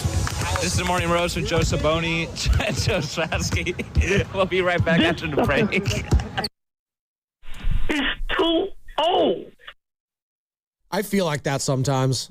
I got like this acid reflux right now, Priest, and I'm feeling old. I've never had to deal with this. I had to like have Tums the other day. It's like, what?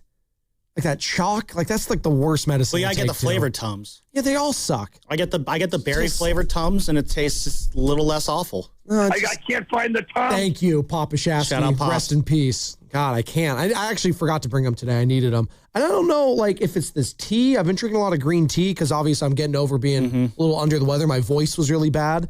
Maybe it's too much honey. I don't know. Anyways. I mean, you drink a lot of, I don't know, just hot. Is the reason? Maybe, you know what? It could be the heat, Sam. And if you like can't you're drinking hot liquids, yeah, you know?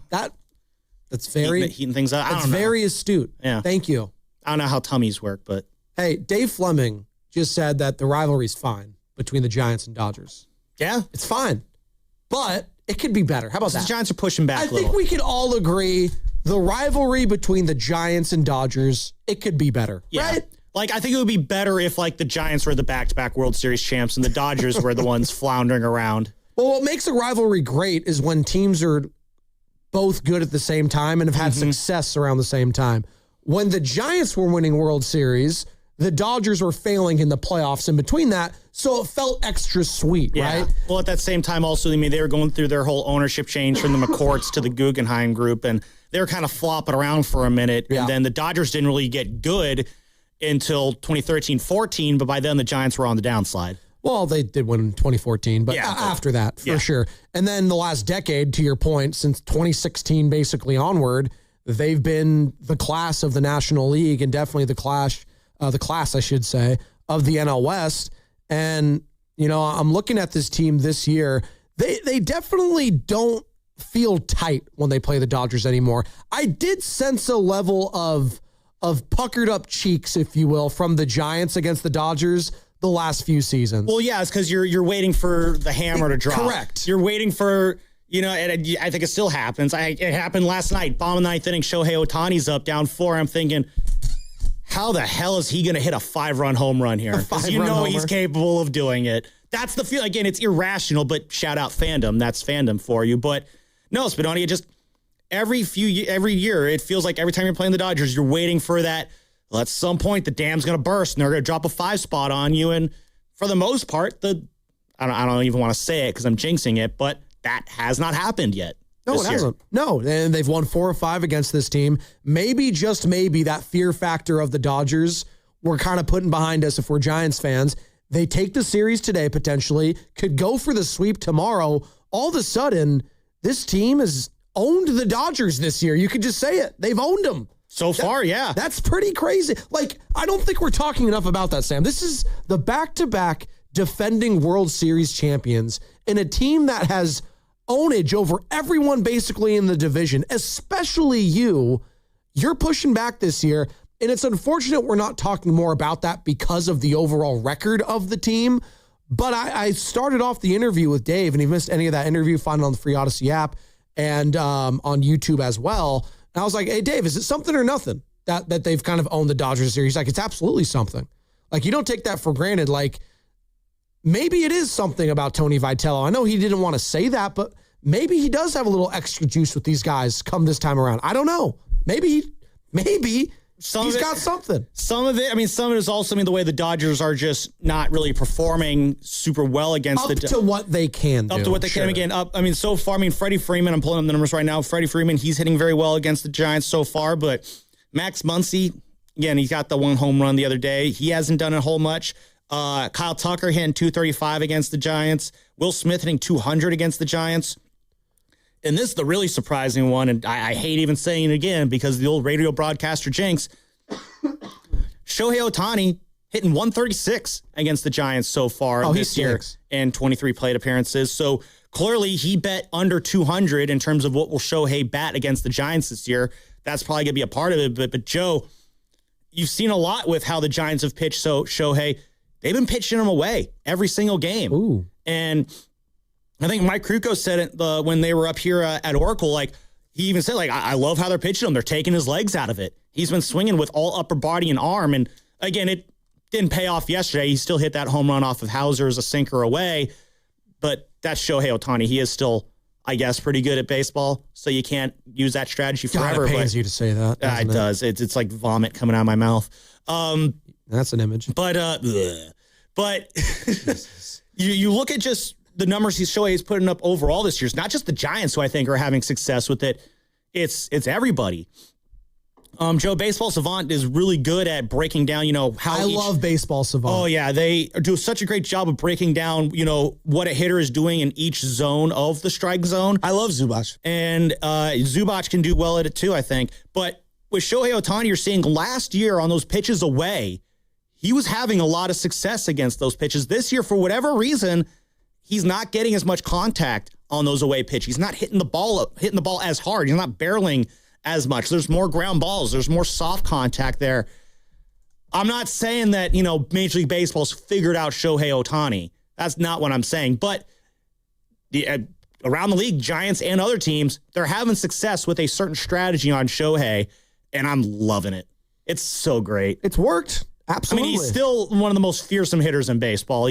But he might be a better pitcher right now than a hitter, which is ridiculous to say because he's still a damn good hitter. That's just a .97 ERA in 37 innings. That's a pretty good pitcher right there. It really is ridiculous just what this guy's able to do and the talent that he has. I remember we were talking to Gabe Kapler a couple of years ago when he was still manager of San Francisco, and this is a guy that had a major league career. He's won a World Series as a player. Gabe Kapler, say what you want about his managerialness, his interviews with people. I always loved him when we had him on. I think he was a fun guy. He was a very fun interview. I always liked talking to him, and we were talking about Shohei, and just I think he was on the Angels at the time. I couldn't remember Shohei, but anyways, I just asked straight up. I was like, "Is this the most talented player we've ever seen?" He's like, "Yeah." That's how I'd phrase it. He is easily the most talented player to play the sport. Is he the best? Is he better than, Willie Mays, Babe Ruth, Barry Bonds, all that? I'm not going to say that, but he's easily the most talented player I've ever seen. And that was Gabe Kapler's words, a guy that played at the big league level and managed at the big league level.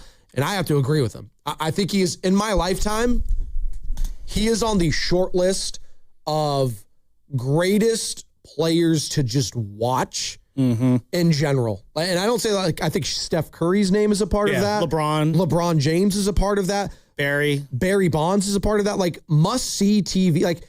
Even when he was on the crappy Angels, when they were playing the A's in that division all the time, you would have to go to the Coliseum. You leaned forward to see Shohei. Yes, it's oh, wait, is Shohei pitching? Oh, I'll go over there on a random Tuesday or Wednesday night because Shohei Otani's pitching. He still is that box office. And to your point, Sam, this season, he's a 2-2 record pitching, .97 ERA. He's not going to hit today, people, by the way. He's not going to hit. Oh, he's just pitching today? Because usually they've had him do both. Yeah, Dave Roberts said, I think they're trying to peel that back because I think his bat hasn't really been as good. So maybe they're trying to give him some off days. I know. He got a home run yesterday. Shohei can get an off day, but Willie Adames can. Okay, I see how it is. No. Shohei's getting an off day, but he's still pitching. I know. It sounds ridiculous. But again, I said this to you yesterday, and it sounds absurd. Shohei Otani's second job, if you will, in baseball is pitching. It's probably hitting first and then pitching second. and yet he's better than like 95% of all the other pitchers where that is their full-time It's job. so unfair. Robbie Ray, you can make an argument, and Robbie Ray's a damn good pitcher. Guys won a Cy Young. Shohei's been better than him this year as a pitcher. No, Shohei might win a Cy Young this year, but not an MVP. That's insane. Like, that's absolutely nuts. But again, when you talk about the health of the Giants-Dodgers rivalry, you need that lightning rod on both sides. That's like, you know, Barry Bonds was that lightning rod in this rivalry for a while. And then for a while, it was Buster Posey versus Clayton Kershaw. You had that back and forth. Or, you know, it was Tim Lincecum versus Kershaw or whoever. The Dodgers got theirs and Shohei. They got a couple lightning rods, but now Shohei's the big one. And you saw Rafi Devers got the home run on Monday night, silenced that crowd early down at the Chavez Latrine. Rafi Devers, I mean, his whole thing was he makes the Yankees miserable. What did you just call it? The Chavez Latrine. I thought it was called the Chavez Ravine. Well, yeah, but you see, Joe, latrine rhymes with ravine, and a latrine is where people go to the bathroom and crush it in the bathroom. So you can denigrate their stadium by changing ravine to latrine. You are so petty. I should call you Tom. There you go. My God. Everything Dodger related, he has to take a shot at. Look at this shirt today. Have you gone to the Dodger Stadium before? I'm wearing my Keep Calm and Hate the Dodger shirt today. Only once. Only once? Yes. Did you enjoy your time? I got out of it, yeah. So you were able to get out of the traffic. We got out alive. Okay. Yeah, we went to a day game and lots of witnesses. I heard some nice stadium. Like, I actually do want to legitimately. Oh, really? Oh, you look up and the ceiling's right in your face. Is it? Oh, so your seats weren't great. No, because you're on the concourse. I just remember the ceiling was really low on the concourse. So I heard getting out of it is a nightmare. It took at least a good 40 minutes getting out of that parking lot, and that was a fast day. The visuals on television present very well. I just have never gone to a game there at all. Again, you need to be able to see the visuals, and when I was there, I looked out in the distance, and I saw... So where were you sitting? Well, just second level, third base side, I think. Oh, so you can see the hills, like the Hollywood Hills. You see the hills, couldn't see anything behind the hills because you have all the smog. Okay, that's here too. No, we have fog. Not quite. Which is... Well, no, we don't have it to that level, but let's not act like we're... I would rather have fog than smog. Depends. There's days where I wish it was... 957, what would you rather have? Well, it depends on the weather-wise. Well, if you live in Marin, then you don't get any place better than that. No, it's beautiful this time of year. We all know Marin is where it's supposed to be. By the way, we asked Dave Fleming, as we're talking about the rivalry between the Dodgers and the Giants right now, in 888-957-9570, are we starting to see it more of a rivalry if the Giants just... See, because that's it for me. Just win. Just beat the other team and a rivalry will start again. Exactly. Yes, you want the faces. It helps when you have homegrown guys to hate, a la a Clayton Kershaw, right? Or a Buster Posey if they're looking up on here. The other side, correct. Exactly. So if you just win at the end of the day, you'll start getting more and more of a rivalry. Like the Padres and Dodgers have never been rivals my entire life, but it's kind of sprouted into a good one the last couple seasons. I think the best gifts of the decade so far in baseball is that gift from I think it was the 2022 playoff series, the Giants, Padres, Dodgers. Yeah. And someone on the Padres got a big hit, and there's this gif of a Padre fan celebrating, and then he turns to a Dodger fan and just gives him the most blunt middle finger I've ever seen. And I love that gif because screw that Dodger fan, but I hate it because that should be a Giants fan doing that. And that's just the sign of the times. You're listening to 95.7 The Game, KGNC FM and HD1 San Francisco, an Odyssey sports station, and the home of the Golden State Warriors and Valkyries, always live on the free Odyssey app, coming live from the Laughing Monk Studios. 3 hours down, one more to go here. It has flown by. Sam Lubman doing a hell of a job sitting in for Joe Shasky. And Chris Rose is going to be joining us in about 20 minutes of John Boy Media, obviously formerly of MLB Network, and is still with NFL Network. So, I don't know, maybe we'll squeeze in a Niners question. We could.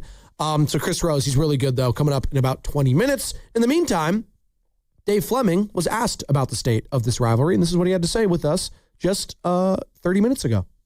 It is difficult, and the reason it's difficult is because those guys are really stubborn, and they do not want to miss games. And, that is a great quality. Like, the Giants have a group of players who want to be in there every single day, feel like it's part of their job, feel like it's part of why they're getting paid big money.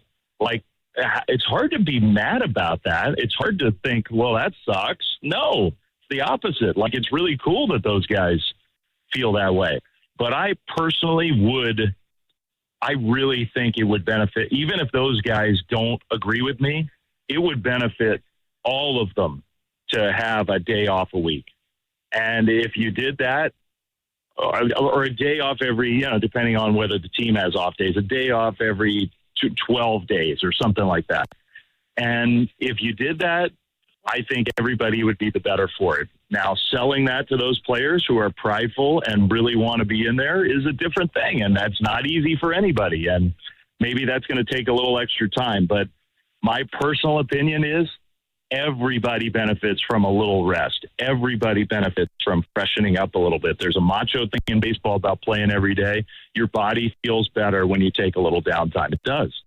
All right, that wasn't the cut I wanted initially, although it was still a good one. I mean, it's still an appropriate thing, yeah. On why this team needs to still, even if they're playing well and the players need off days, man. Mm-hmm. Like, you need to balance it, and that is a difficult part of Tony Vitello's job, is kind of doing this Rubik's Cube puzzle of mixing and matching. Eldridge getting the call-up, Rodriguez getting the call-up now with Haas playing well, Matt Chapman, Willie Adames, Rafi Devers, all really big contracts, trying to get them to obviously live up to those contracts by playing, but also realizing these guys are human too. There's wear and tear mentally, and sometimes you just need to take a break. Well, that's a day, every couple weeks, whatever, what have you. But I do like that they're starting to kind of lean in that direction with Matt Chapman getting the day off yesterday and obviously pinch hitting for Bryce Eldridge. Now, Sam, to the cut initially I wanted to play on the Giants-Dodgers rivalry, Dave Fleming. The rivalry is never going away. The rivalry has roots that are so deep. The rivalry is never going away. It is always going to be one of the great rivalries in sports. But the Giants have to do their part, man. This is on us. Like, the Giants have to do what they're doing so far this year. Like, it's been an games feel more intense. So that, to me, the whole thing is the Giants haven't done their part the last few years, and they're doing it now. And that is going to make these games feel a lot different than they have, say, for the last couple seasons, where the Giants just haven't put up enough resistance. The Dodgers have come into Oracle for 2 or 3 seasons in a row and just dominated even the games in San Francisco. And their fans have taken over, and it's dispiriting for the Giants. And the fact that they're pushing back now and playing so much better is going to change that feeling and vibe real quick. That's how you make it feel like it always has, and they're doing it. Good for them. I also think part of the pushing back, again, then the Dodgers are going to answer back, and that's what gets the competitive juices flowing. And when things get competitive, things get tense, that's when you kind of get situations where, like Dalton Rushing doing the tough slide to second base, or, saying that he doesn't care about Jung-Hoo Lee potentially being down. Like, those are the moments that kind of get things fired up. Now, the Giants poo-pooed that last time. Hasn't really popped up yet this time because I think Will Smith's been in the lineup both nights. Rushing, I don't think he even has gotten in this series yet. But as things get more competitive and they're pushing each other more, maybe those things don't slide as much anymore. And suddenly we don't have Willie Adames and Mookie Betts sharing a tender moment at second base together in the middle of the game. Like, I really don't like that. I get that everybody's friends and stuff like that, but like, in the NBA, those guys are all friends too. But then when the games start, Draymond's buddy-buddy with a lot of guys. He'll still throw guys to the floor if he's buddy-buddy with. Like, maybe Draymond's not the best example, but my overall point is, like, if you're going to talk to Mookie during a game, you better be talking smack to him.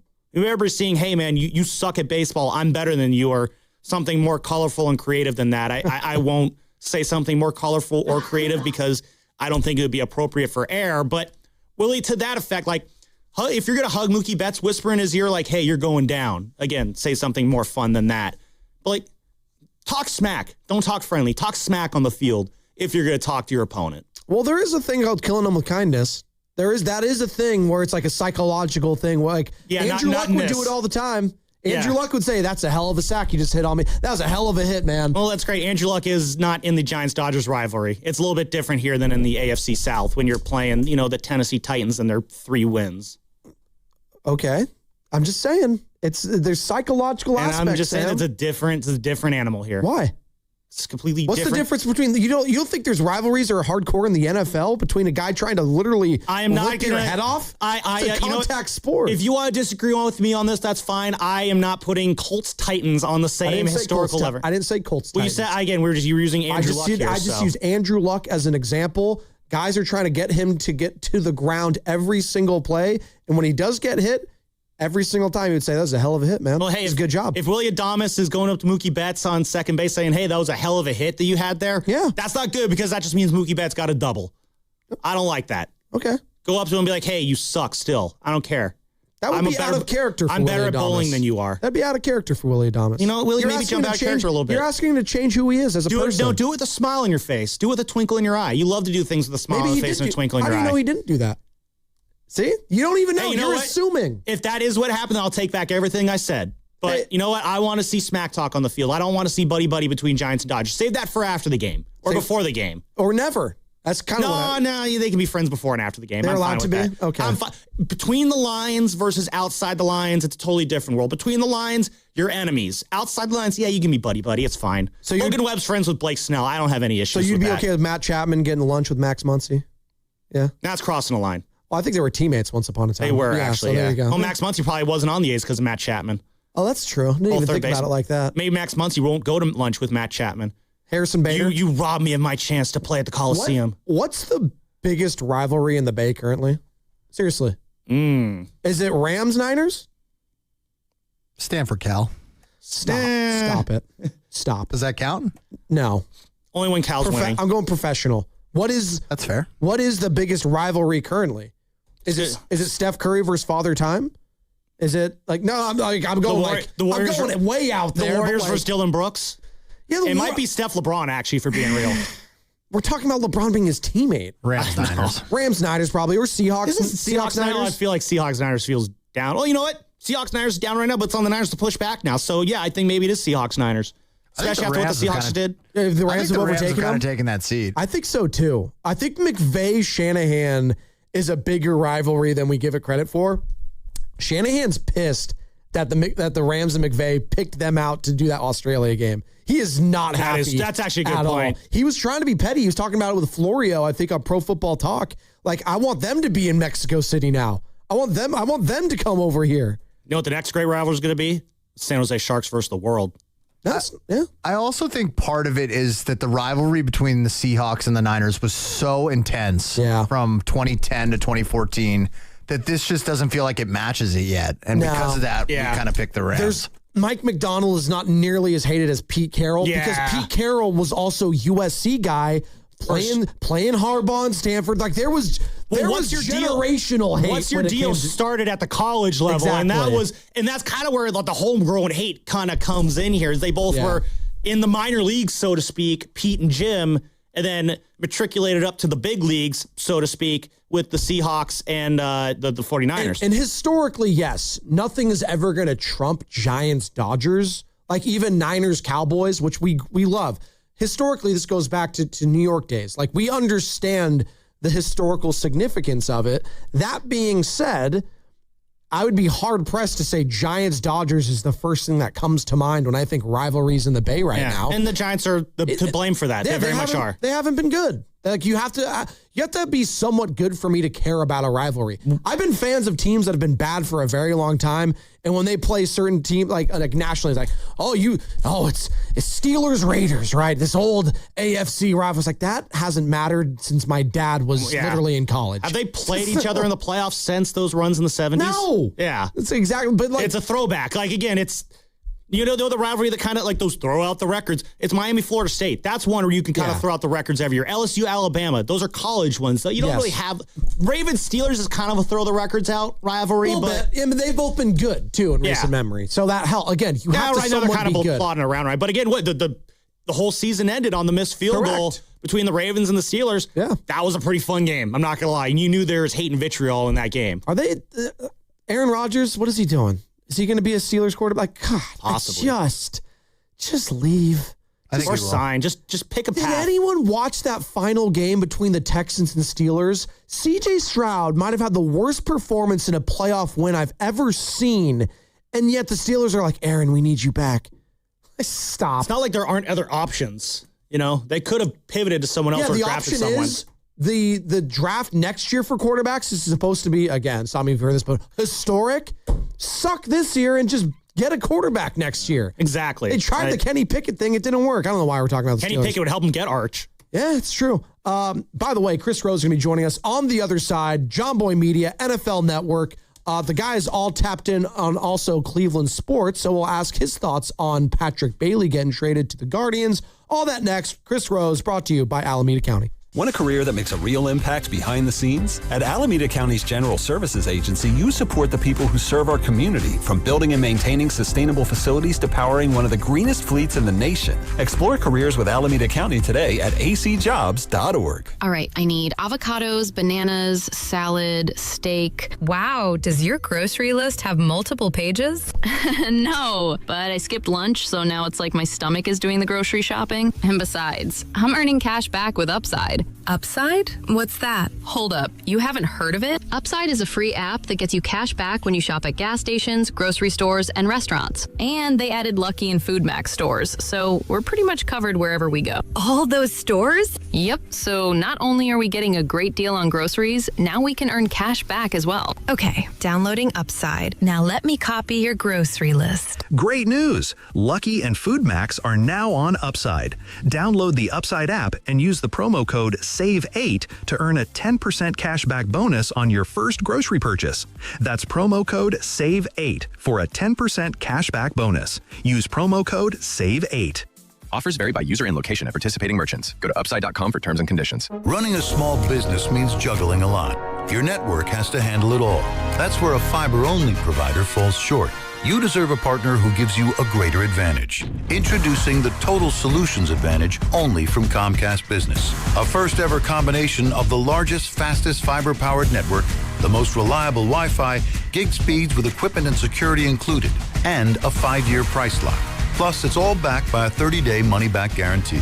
The Total Solutions Advantage only from Comcast Business. A new standard for small business with reliability, security, and savings in one. When you add it all up, no one does business like Comcast Business. Switch today. Get started for $60 a month for 12 months when you add an advanced solution to a qualifying internet package. Limited time offer. New customers only. Requires 300 megabits per second internet, security edge, and additional qualifying service. 1-year agreement, paperless billing, and autopay with bank account required. Taxes and fees extra. Most reliable Wi-Fi based on Open Signal Awards USA Fixed Broadband Experience Report, May 2025. In 2026, Bay Alarm celebrates 80 years of security. With burglar and fire alarm systems, 24/7 in-house monitoring, and local service, our promise to the Bay Area remains the same. We got you. Learn more at bayalarm.com. Hi, I'm Kamiko, the founder of Miko's Hot Chicken. When we started our family restaurant, we were also raising a family. But let me tell you, it wasn't easy. Our Chase Inc. card was there to reward us on all of our business needs. Now we have a thriving location, and we're hungry for more. With the Chase Inc. Business Unlimited card, you can earn unlimited 1.5% cash back on every purchase, so your business can go from here to possible. Chase for Business. Make more with yours. Real business owners compensated for their participation. Cards issued by JPMorgan Chase Bank and a member FDIC. Subject to credit approval. Terms apply. Finding great candidates to hire can be like, well, trying to find a needle in a haystack, but not with ZipRecruiter. Its powerful technology actively finds and invites qualified candidates to apply to your job. So while other companies might deliver a lot of hay, ZipRecruiter finds you the needle in the haystack. See why 4 out of 5 employers who post a job on ZipRecruiter get a quality candidate within the first day. Try ZipRecruiter for free at ZipRecruiter.com/free. That's ZipRecruiter.com/free. ZipRecruiter. The following is an attorney advertisement. If you get sidelined by your workplace injury, the workers' compensation attorneys at Boxer and Gerson can help you get back in the game. Our team of skilled attorneys will fight by your side for the treatment and compensation you deserve. We care about justice for injured workers. That's what makes us Northern California's premier workers' comp law firm. Call Boxer and Gerson at 510-835-8870 or visit boxerlaw.com for a free consultation. Boxer and Gerson. Your life is worth the fight. Invest your tax refund in your home with Golden State Lumber and Showroom. Upgrade with Milgard and get up to $100 back on patio doors and up to $40 per window, depending on the series. Hurry, this offer ends June 8th. Connect with us at goldenstatelumber.com. The first 50 customers who mention this radio ad get free delivery. Golden State Lumber and Showroom. When you succeed, we succeed. My brother-in-law died suddenly, and now my sister and her kids have to sell their home. That's why I told my husband we could not put off getting life insurance any longer. An agent offered us a 10-year, $500,000 policy for nearly $50 a month.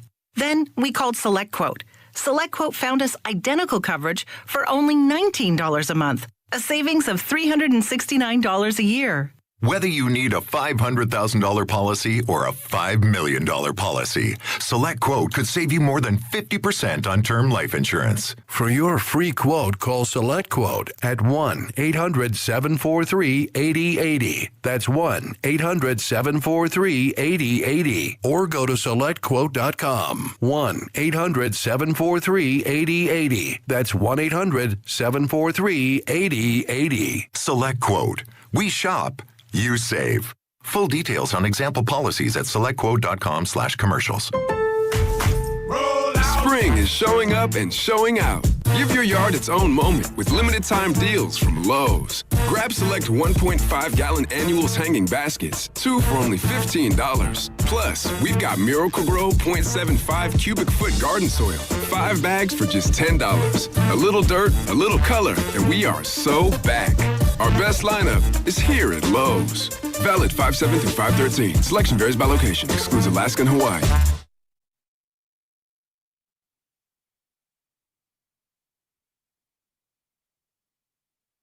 Jonathan Kamingo. Now back to the morning roast. I think it's an inspired idea. With Joe Spadoni. Is this Brian in Palo Alto changing his voice? And Joe Shasky. I'm sorry? On 95.7 The Game. So, I'm sorry? Good morning. How you doing? Like, he tries to play it off like, you got me a mistake? I love him so much. That was... the 2 weeks that BPA was banned from the show. Oh, that was legendary. Tiago, he's in Alcatraz, right? They sent him to Alcatraz. Yeah, then he twice slipped by me as Tiago. I'm horrible at recognizing voices on the phone. So really? Oh, I'm horrible at it. Oh man. Like I'm just a man. Exactly. He has so many. I cut most of the Brian and Palo Alto stuff. I am aware. He's the best. I cut a lot of them too for you. Chris Rose is going to be joining us momentarily. Boys in the back, let me know when we got him. Oh, we got him already? Oh, well, he joins us now on the River Islands guest on John Boy Media, NFL Network, BattleBots, of course, and diehard Cleveland sports fan. And Chris, Joe Spadoni alongside Sam Lubman, good morning to you. Rocking a sweet Cleveland hat, too. It actually is a sick hat. We'll dive right into it. Patrick Bailey, congratulations. He is now yours. The guy can't hit at all. I don't know if he's got a hit for you yet, but were you surprised that your Cleveland Guardians gave up a first-round pick for a guy that Giants fans have kind of had the outs for a while now? Well, good morning. Yeah, for those of you that follow me on social media, I had some interesting things to say. I was moving my son out of college for the year when that happened. And so I recorded something in my rental car. The more I think about it, the more it makes Guardian sense. And I don't love it from a draft standpoint, to be honest with you. That's not that the 29th pick is always going to turn into something because of whether or not the first rounders make it or, have any impact on your team anyway. Some can turn into Aaron Judge, who got picked a few picks later than that. Some never see Major League daylight at all. But I thought that they could have used that pick because there are so few compensatory picks that can be moved that are that high, could have been used to help them solidify their offense. And I know that people will say, well, run prevention is a big deal. Like with every run you prevent, that's like getting an extra run. Got it. But this team's problem has been hitting in the playoffs. Last year, they scored a whopping 10 runs in their 3-game wild card series loss to the Tigers. Yes, they held them to 9 runs, but that was a crappy offense they were playing too. And when they didn't, I think my frustration is they didn't do anything in the offseason to improve their offense. They were just hoping that a bunch of the kids would grow up here and help them. And to some degree, thanks to the likes of Chase DeLauder and Travis Bazzana, it has. But they didn't go out and get anybody that could help their everyday lineup. And now to give up the 29th pick, in addition to a guy who might or might not make it in Wilkinson, it's tough to swallow if you're not going to get anything offensively from the catching position. I mean, you mentioned Wilkinson there, Chris, and I guess I do have to ask you if what did you know about the guy that Tugboat they call Tugboat, which, hey, I love that nickname. Anytime you can bring in a guy named Tugboat, I'm all in on that. But I've seen some highlights of what this kid can do. He seems to got a pretty nasty fastball. What do you know about Tugboat Wilkinson? Yeah, well, first of all, I'm rooting for him to make it because I want to see who comes up with the most creative tugboat out by the bay. That's pretty good. Yeah, I mean, somebody's going to show up in a cardboard tugboat, on top of a kayak out there. On top of a kayak, and not an actual boat, just the kayak, exactly. No, I do not suggest showing up in a cardboard boat out in the bay, okay? That will not work. We'll see. Especially if grilling corn on that boat, too. Yeah, right, corn as well. Yeah, and the Weber grill. So, I mean, listen, I've followed him pretty extensively ever since we drafted him, just because physically he looks different than most pitchers out there. And you would expect a guy like that to throw 99. He doesn't. He throws this invisible, which, his fastball does not get hit. It just has tremendous ride on it. So I think he's certainly a prospect worth keeping your eye on. There are some in Cleveland circles that are huge Guardians fans that'll say most Cleveland fans would not even know anything about him if he didn't have a cool nickname, which is probably pretty true. But I'm rooting for the kid. I don't ever root against the opposite side of a trade. I think that's ridiculous. The trade either helps you because the person that you obtained will help you somewhere down the line, or it's not going to make you feel any better. I'll be honest with you. We need Patrick Bailey to turn into a decent major league hitter, or this is going to blow up in our face. Chris Rose joining us here on the Morning Roast, John Boy Media, NFL Network, BattleBots, of course, as well. And Chris. And American Gladiators, don't forget. American that's out on Amazon if you want to watch that, too. Oh, let's go. We're back? American Gladiator? Yeah, come on now. What? Yes, we're out on Amazon Prime. The first season has been dropped. So if you were a fan of the show back in the, mid 90s when it first came out, we pay homage to that. Okay. We put kind of a new age twist on it. So it's fun, and the set is amazing. The competitors were cool, and the gladiators are ridiculous. I was about 2 or 3 years old when it was at its peak in the mid-'90s, Chris, but I watched reruns on USA Network once upon a time. That I do remember. So I will be checking it out because that is right up my alley. Speaking of right up my alley, this Giants team I can't figure out, all right? So they've struggled against the Dodgers mightily the last handful of years. I mean, everyone struggled against the Dodgers, right? But specifically the Giants in the NL West. And then all of a sudden, they're in this midst of this horrible stretch where they don't know what they're doing. It's like they forgot how to play baseball on that road trip and against Tampa Bay. It was nasty, right? So they come back, they lose 2 or 3 against the Padres, but they take 2 or 3 against the Pirates. And now they've already split the series at minimum against the Dodgers in this 4-game set. They've won 4 of 5 against them this season. Do we make anything of that they've kind of had their way with the Dodgers this season, but they're still 6 games under? So how should I talk about this team right now, I guess is what I'm asking, Chris. I think you're rooting for the old days where they used to play 19 against each division opponent instead of 13. You'd probably go 15-4 against the Dodgers this year and then figure out the rest of it. Well, listen, it's no secret that when your highest paid players are not producing, you're not going to be a very good baseball team. You don't have to have covered the game for 30 years like I have to figure that one out. And boy, shock. Here comes Rafael Devers, actually looking a little Deverish, if you will. And now all of a sudden they're starting to win games. Now I can't explain Eric Haas and Harrison Bader combining for 3 homers against Yamamoto. I'm not going to do that. That's an anomaly. That's a freak occurrence. But, it's good for them. And, people could say whatever they want about Tony Vitello. And I'm very excited because I get to interview him today for my show, Dugout Discussions. That'll come out next Monday. I understand that he's a rookie manager, but has he really cost you like 8 games this year?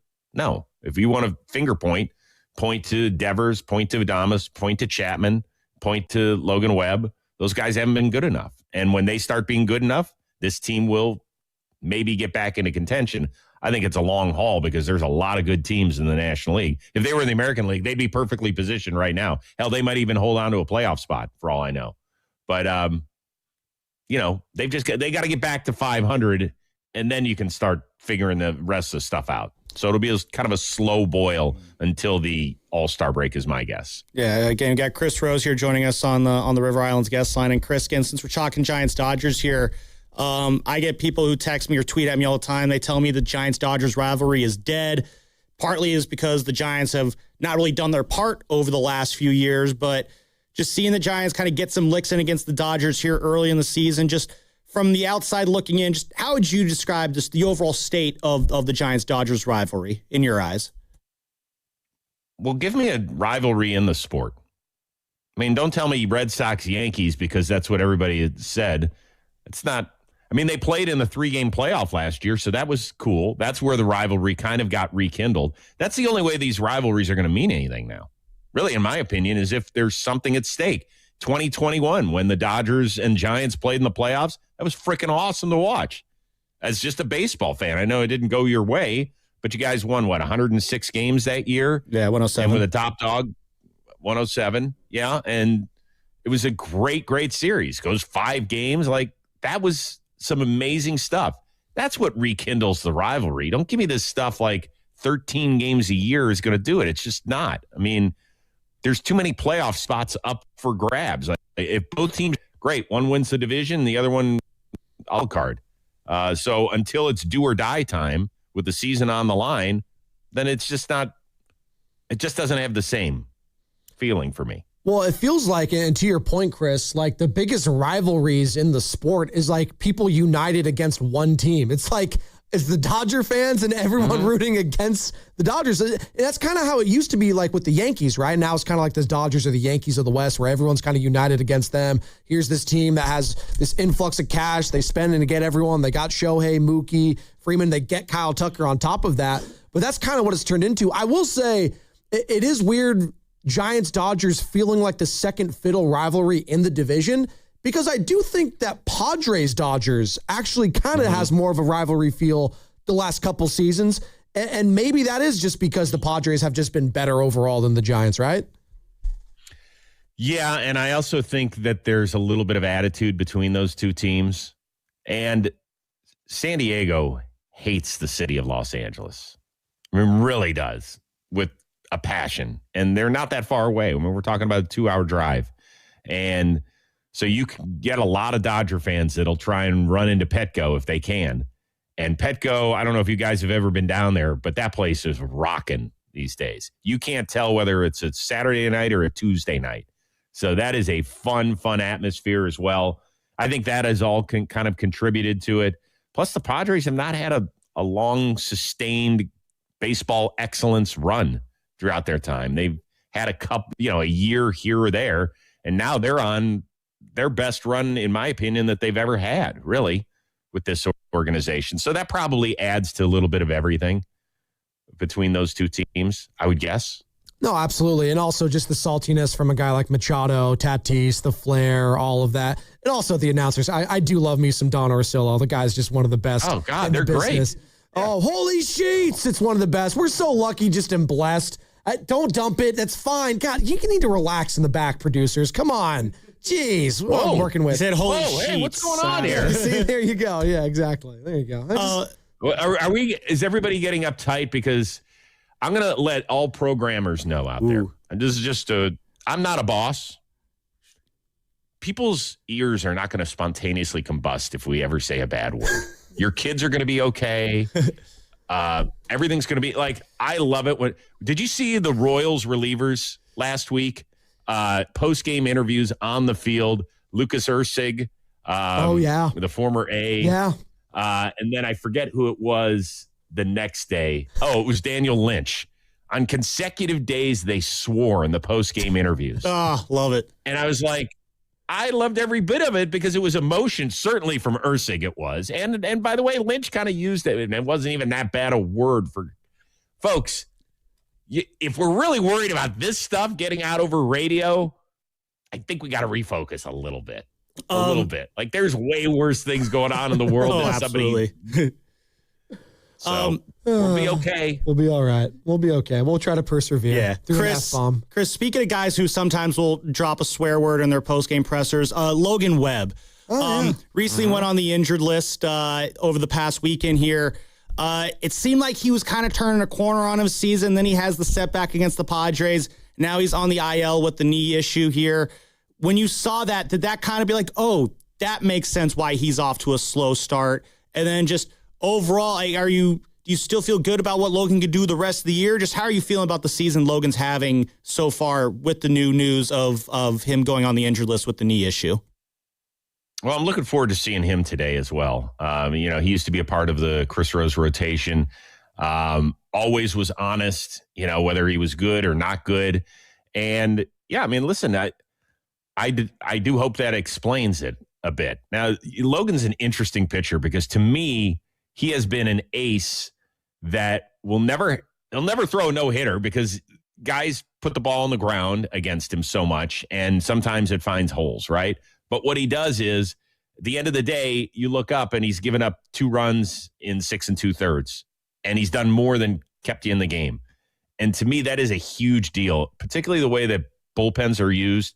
You need Logan Webb to be out there every 5 days and do his job.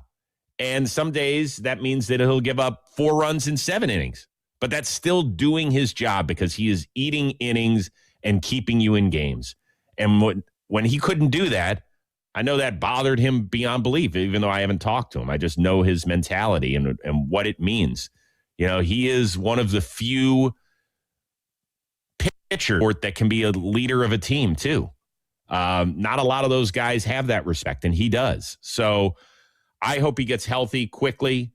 He's going to be a big part of this team turning the corner, as are the other veterans that I mentioned, Devers, Adames, and Chapman. This team's not going to go anywhere if those guys don't at least get back to being average, and they're probably going to have to exceed that. Chris Rose joining us here on the Morning Roast, John Boy Media, NFL Network, BattleBots, and American Gladiators host. You can catch that on Amazon Prime. I'm absolutely going to do that when I get home.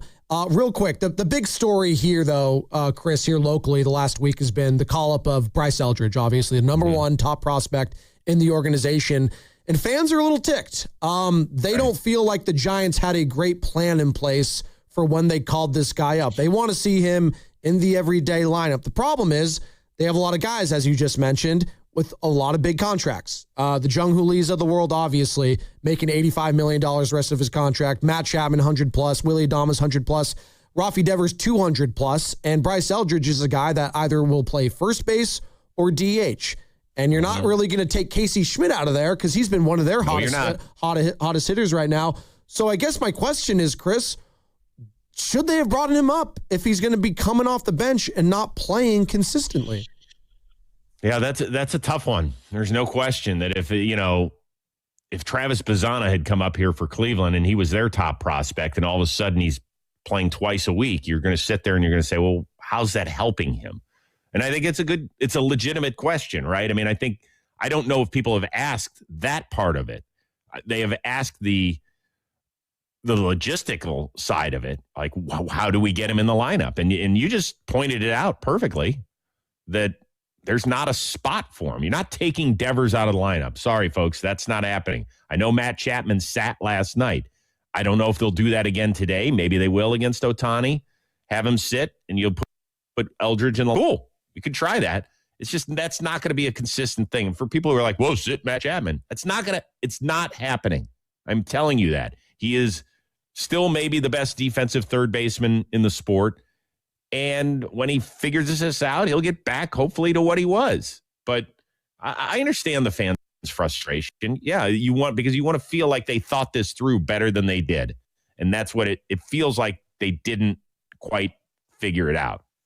One more here for you, Chris, before I let you go. Willie Adames, again, he's starting to heat up at the plate a little bit, but he's another guy I think Giants fans are pointing at too and saying, like, maybe take him out of the lineup a little bit. Shy of winning a World Series, it feels like there's really nothing Willie can do right now to live up to his contract in the eyes of Giants fans, whether that's fair or not. Is there any chance for him to kind of live up to the contract, or is it a situation where he's unfortunately going to be viewed through the lens of just what he keeps doing in April, which is, struggling at the plate before heating up? Look, when they signed him, 182 is a big number. Okay, I get it. It's a big number. And I told people on this station before that part of what you're paying for is his leadership and his everyday ability. That's part of it. And you're going to have to deal with the valleys of his game. And that it can be tough. You're not bringing in a guy that's been a 5-time All-Star. He's never made an All-Star team. You're not bringing in a Gold Glove guy. So what you're bringing in is a guy who's got pop, and he does have that. Hit 30 home runs where half of them are played in that ballpark. That's no joke. That's good. I mean, we know it had been a little while since the Giants had anybody hit 30 in a year. So you just kind of got to deal with this. And you're not going to sit him either. Tell me what you would do if you sat him. What's your lineup then? Who are you playing every day at shortstop? If I'm sitting William Adames for whatever reason, I'd probably slot Casey Schmidt at shortstop, and then that opens up first base DH for your Rafi Eldridge combo. Okay, so we're going to sit Willie Adames sorry. Yeah. That's not happening. It's when you just say it not out loud, happening, it doesn't sound possible. You're right. It doesn't. The only guy I remember who had an enormous contract in recent years who sat, and I'd have to check it where Jacoby Ellsbury was at the time, health-wise. But, guys don't sign 9-figure deals and sit. No. That's not the Giants. That's the sport. It doesn't happen. So you can stop having that conversation. You can be pissed off that he's got a 600 OPS. I'm with you. I get it. He's not happy. Nobody should be happy. But that's not an alternative. That's just a silly topic to me.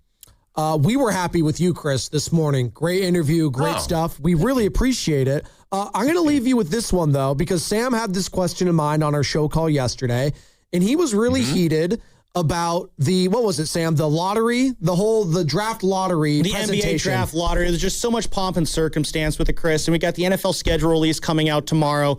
There's a lot of pomp and circumstance around that as well. It just feels overblown. I guess my question is, what feels like the most overblown or overrated event in sports these days? Overrated. Overrated. Maybe overblown more than overrated. But I just feel like we're doing too much just to release a schedule. Well, yeah, but what's the biggest thing of the NFL offseason? What is the biggest thing? Tell me. Is it what's the biggest event? Probably the draft, I would say. It is the draft, right? Yeah. Do you know what the draft is?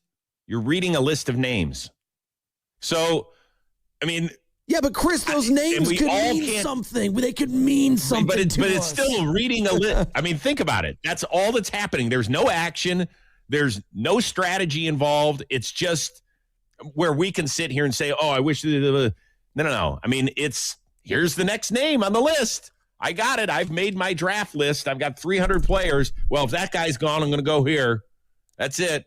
But it's fun. It's fun. I don't know. I'm not going to sit here and say anything's overblown because stuff means something to everybody.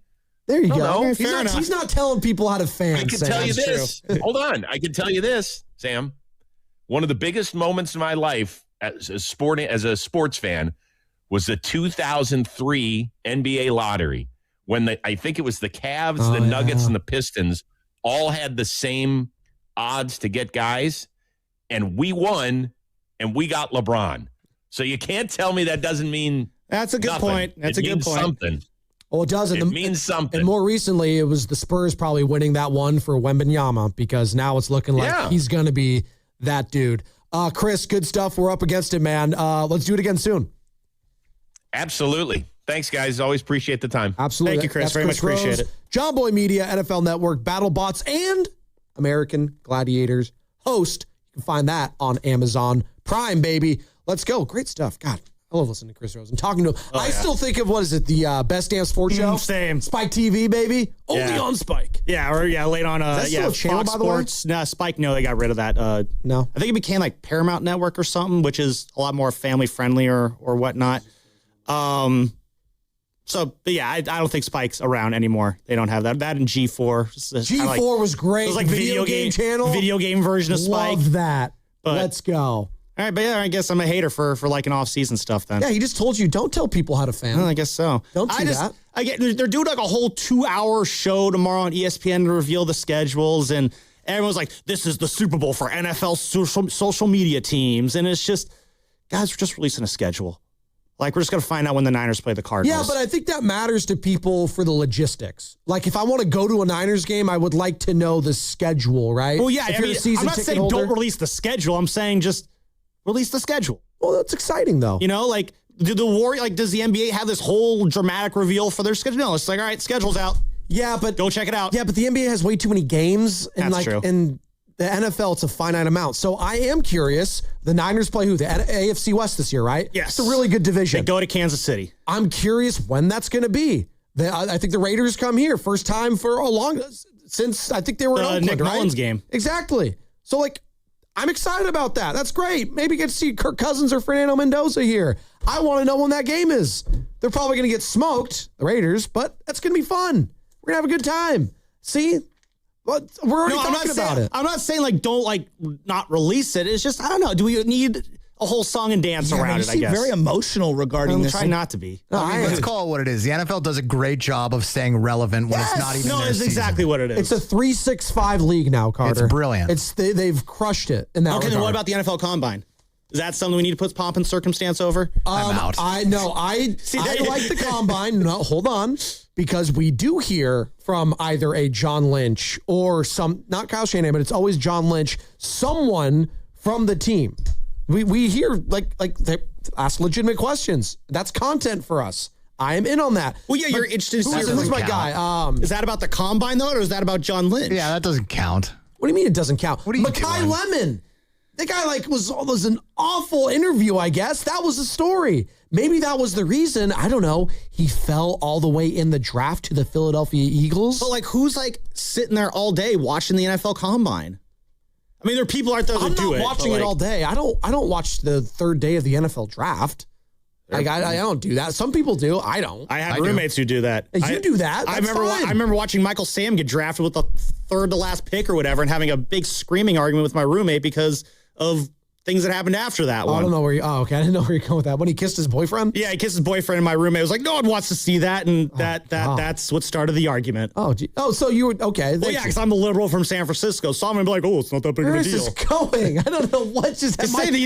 This is what happens when you watch the third day of the NFL draft. God. You're wasting time. You're just like, why am I having this argument? He did get hosed, though, but there is parts of the NFL draft which are interesting. As you just mentioned, Michael Sam was a storyline there. That was a big deal when it was happening, right? Because he was openly gay. Yeah, it was the first time you ever saw that. Wondering when he was going to get drafted, if he was going to get drafted. Shador Sanders last year was juicy. I tuned in really only those couple days just to see Mel Kiper's forehead super glossy because of how angry he was getting. But Joe, those moments are so few and far between where you have like a late round storyline like gas that. Mask. Well, yeah, but that's first round. First round's always drama. Gonna be some sort of pomp and circumstance to it too. It's just, I don't know, like watching the NBA draft lottery. Like, did AJ DeBanson need to be there? I'm with you. Draft lottery, total snooze fest. Like, why? Like, do we really need to do? Like, the kids don't need to be there for the lottery. Like I said on Monday, the way the NHL did it, where we actually get to see it drawn. There's not a lot of pomp and circumstance over it. They just do it. You know, like that's exactly. They Nike it. They just do it. And the NBA is trying to be like the NFL and how they're trying to do up everything. And Carter, to your point, like the NFL is just better at turning something into nothing. Or nothing into something, That's why they're the kings. That's why they dominate everything. And it's not close. It's not close at all. The only other, entity that comes close is the same sport, and it's college football, which, again, tied to a lot of these same networks. You want to talk about another pointless exercise, like the televising of the playoff rankings in November? Like, I'm sorry, if this year show me anything. That's pretty dumb. Like, the first ranking system, the rankings this year, the playoff rankings were just so nonsense the entire year. It was all manufactured stupidity. Oh, let's put Miami at 18 and piss everybody off for 8 weeks until we rightfully put them in the top 12 because we all knew they weren't going to be left out and Notre Dame was going to be put in. You don't need to do this whole weekly soap opera thing. No one cares. It's just stupid. And just put the playoff rankings out the end. It'd be like if the NCAA just, or in basketball, instead of Joe Lunardi doing his bracketology thing, every week we're going to release the bracket of where everybody's at. Like, we don't need that. There's only one bracket that matters, the one that comes out on Selection Sunday. Same thing for college football. I don't care where teams sit in the beginning of November. You did a little bit, though, because you're a Miami fan. You're an alum there, I try Sam. not to get into it, but there were some things with Miami this year that if you were paying attention to that. No, but it was manufactured, Joe. It was. They manufactured that. And you know what? Credit college football, I guess. They manufactured some drama out of nowhere, but it's just, when it's so manufactured and it's so obvious that it's manufactured, it's like, this is stupid. Let it be natural. Well, just because something's scripted doesn't mean it sucks. That's why I love WWE. Well, that's different, though. It's scripted. It's naturally scripted, though. Like, sports is supposed to be natural. Why are you shaking your head back there, Carter? I'm not a WWE guy. You guys know this. I didn't know that. I'm learning a lot about you. Well, I've told you 20 times. You're a father that, his high water mark is just keeping his baby alive, and now he doesn't like WWE. Well, high water mark is maybe downplaying it a little bit. Downplay, that's the high water mark. I'm curious, Carter, really quick. I don't know if I asked you, do you have like a brothers, sisters? Yeah, I have 2 brothers and 1 sister. Do you really? Older? Yeah, they're older. They're technically half siblings, but we look at each other as full siblings. Oh, that's nice. I was curious. I don't know if like a WWE is a thing where like how old? Like the closest one is 13 years to me. Well, that's okay. So but that's my oldest brother is around 45. So. I have one brother that's 55. Oh, okay. The reason I ask is everyone who I've talked to who loves WWE has like siblings that they would watch it with and do the moves on them. Chasky and his brother, Pat, are a perfect example of that. Like, oh no, I was the little brother that got power bombed. Exactly. Yes, you were part of that. I didn't have that kind of a sibling growing up. Okay. Mine's 8.5 years younger than me, so obviously you can't. Yeah. So I don't know. I just curious. You can power bomb them. No, I could not. just 10-year-old, 10-year-old Sam doing the clothesline on little Johnny or whoever. Yeah, Sarah. Joe. Another Joe. Another Joe. Yeah. But yeah, I don't know. I don't know how many, the correlation between having siblings and watching wrestling, I don't know if that's even a correlation. I'm just trying to waste time until we get the final thoughts. So. Wow. You never admit these things, Sam, on air. I'm trying to waste time. We're having sports conversations, guys. God, never say that. Just hit it. Jesus.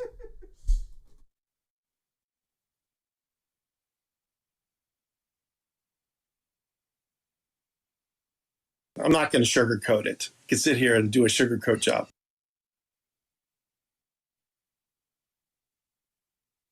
First off, it's not going to happen. And second off, it's not going to happen. So there you go. What do you got, Sammy? Sam-wise? My final thought, do we get the 3-0 tonight, Valks? Let's keep this hot start running here. 2-0 stuff, and in the 2 games of watching, man, Cabby Williams, man, you could just tell how she fits in defensively with the ethos that Natalie Nakase preaches with this team's overall defensive culture here. Just keep it rolling, Valks. Got the Sky tonight. I don't think they're very good. So let's get the 3-0. Let's be the best basketball team in the Bay Area of the summer. That's my final thought. I love that. Golden State Valkyries. Get on it, baby. By the way, I was just noticing a lot of like the merch and gear people are wearing around this building. I got to buy some. They did an incredible job. I got to give them credit with just the logo, the color scheme.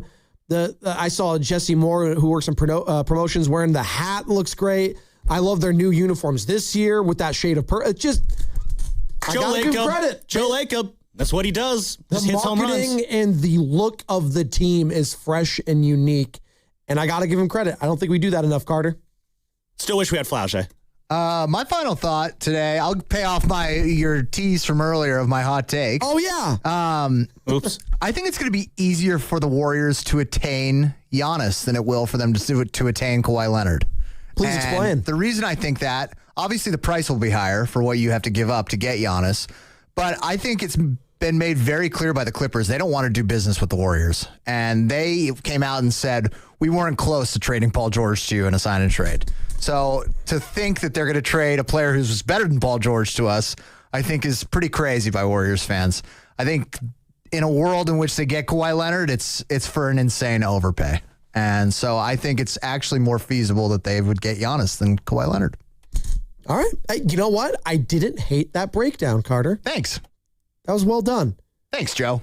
New York Kenny, Ken Bone, what you got? Yeah, I just want to give some appreciation to Adrian Hauser. Last couple of starts, man, he's been balling. He was an out shy yesterday from having another quality start. He had one in his the Giants 5-1 loss against the Padres. But dude, almost 12 innings, three earned runs combined, and guy's just been, he's been pretty money, and it's something that they've needed, from him ever since he got to the club. So Shout out Adrian Hauser. Keep doing what you're doing, buddy. On top of that, Ken, Trevor McDonald, the last start, Brad Hauser, Tyler Malley getting the job done. And Landon Roop has been And Landon Roop's been a revelation. He had a little stinker on Saturday. That's all right. We'll allow it. Strikeout machine, though. But yeah, to your point, your 3, 4, 5 pitchers getting it done in a spot start a couple times with Trevor McDonald. Like, the pitching staff is doing their part to this point. They are. Robbie Ray tonight on the bump. You know what to expect from him. A lot of grunts, but he's going to grind. He's going to give you 5, maybe 6 innings, and he's going to keep it down 2, 3 runs, something like that below. So the pitching staff and the bullpen. And can you imagine if Logan Webb was just being Logan Webb? That's the only gripe you kind of have about the rotation. And do I sound weird if I say I'm actually like glad it was an injury? Like, because like it's a need, like I don't want him to be hurt. Let me just make that abundantly clear. But if he was just, not good and there was no injury, I would feel a lot like, that's fair. Are we seeing like the wear and tear of the last couple seasons? I'd rather him have a little bump on his knee than be just not good. Because you could get healthy and not have a bump on your knee. It's harder to go from not good to good again. Absolutely. So hopefully we get to see a better version of Logan Webb when and if he does come back. And by the way, just if you need to have a couple weeks off, have the couple of weeks off. Don't rush to get back right now and make things worse. And then we're saying, oh, crap, we'll lose Logan Webb for the season. And then you might actually be screwed because that is a guy that I don't know. You got to protect him from himself I don't know a how little much bit. Trevor McDonald is going to keep doing what he's doing, who's been pretty good, although he's shown some vulnerability the last couple nights ago. So I have no idea. But on the bump tonight, it is a juicy one. Robbie Ray versus Shohei Otani. And Robbie Ray limit the walks. That's going to be the thing. Just limit the walks. That's the only bugaboo I have in his game. And can you increase the pitch count of Shohei Otani on the other side? Tire the arm out because then you tire the bat out. I'm sure that's how it works. And that's all going to be brought to you by Fremont Bank, here for you, here for good. And Steiny and Guru is back on 95.7 The Game. All right, Bay Area, if you're still paying monthly checking fees, come on now. There's a better way. San Francisco Fire Credit Union has been serving people for 75 years, going all the way back to 1951. And no, you do not have to be a firefighter to join. Anyone can join. You get ATM access worldwide, great service, and it all comes from a local not-for-profit credit union that gives back to its members and the community. Check them out at sffirecu.org. That's sffirecu.org. This institution is not federally insured. The credit union is not insured by any state government. Privately insured by ASI. What if you could have the most reliable Wi-Fi? And get this, what if you could keep it at the same price for 5 years? That's the Xfinity 5-year price guarantee. Just 5 years of fiber-powered Wi-Fi that boosts speeds to the devices that need them most. That finds and fixes problems before you even notice them. Like super intelligent Wi-Fi with a 6th sense. And that keeps you gaming in the fast lane, even when the whole family's banking on bandwidth. And here's the best part. No annual contracts, no hidden fees, and our best equipment included. Plus, get online in minutes with same-day Wi-Fi. Hey, let's face it, a lot can change in 5 years. Kids grow taller, dreams grow bigger, but your Wi-Fi, it would stay reliable and the price would stay put. The Xfinity 5-year price guarantee. Lock in your price and unlock the possibilities. Xfinity, imagine that. Select plans only. Restrictions apply. Powered by fiber. Connects to the premises by coaxial cable. Actual speeds vary.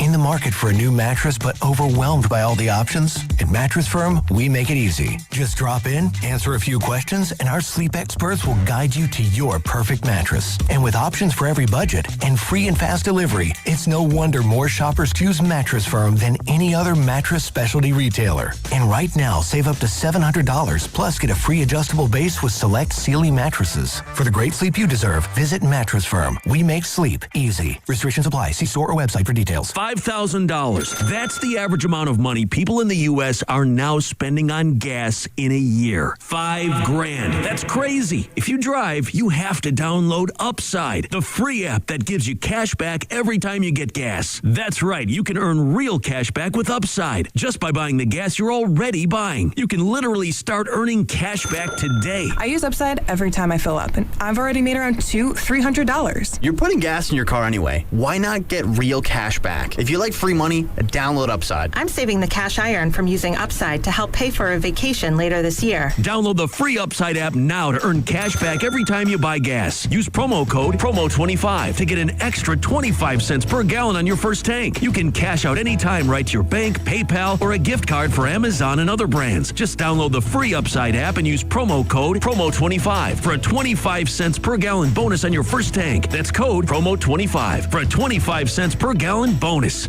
Hey, it's Willard. Here's a real behind-the-scenes moment with Habis Law. We asked about their new billboards. Do you smile or not? Then it got real. Omar Habis said, we meet people in the hardest moments of their lives. It's on us to restore dignity and a financial future. Traumatic brain injuries, loss of a limb, spinal cord damage, a life changed in seconds. When everything's on the line, choose the team that understands that. Habis Law. They fight to make it right. Visit habislaw.com. Omar Habis is a California licensed attorney. Offices in Northern California, including San Jose. Past results do not guarantee future outcomes. Get ready for spring and get rewarded at Walgreens. It's the perfect opportunity to elevate your beauty and personal care routine. Get up to $150 in instant savings at Walgreens this week with digital coupons available in the Walgreens app. Finding amazing deals on your must-have brands is incredibly easy. Just clip and save. Look for the lightning bolt on your favorite beauty and personal care brands, including Crest, Pantene, Gillette, and Olay. Stock up on everything you need to look and feel radiant all season long. Offer valid 5/10 through 5/16 at participating locations. Restrictions apply.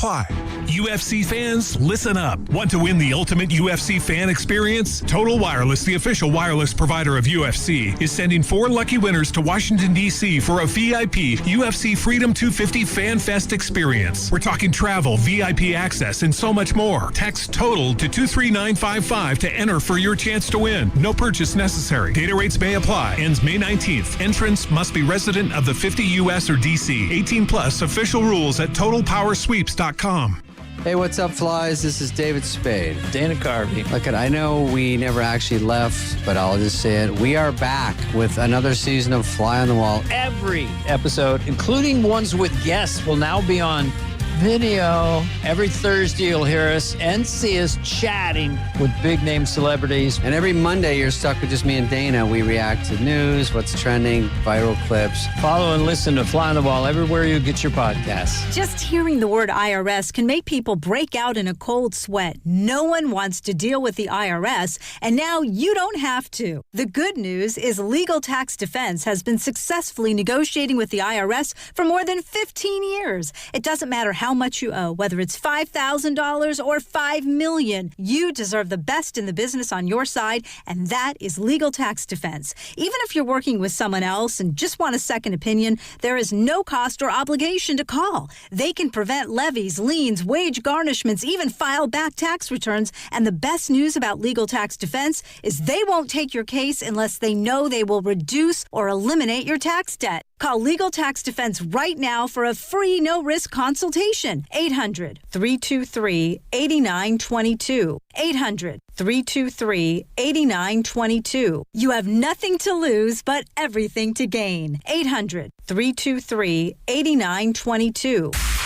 You're listening to 95.7 The Game, KGMZ FM and HD1 San Francisco on Odyssey Sports Station and the home of the Golden State Warriors and Valkyries. Always live on the free Odyssey app and now coming to you live from the Laughing Monk Studios. He brings the passion. For what? I want to know now. I'm mentally invested. Don't tell me to pray and you don't say what for. He brings the perspective. Yeah, I think they both have a great point. Get off me, text line.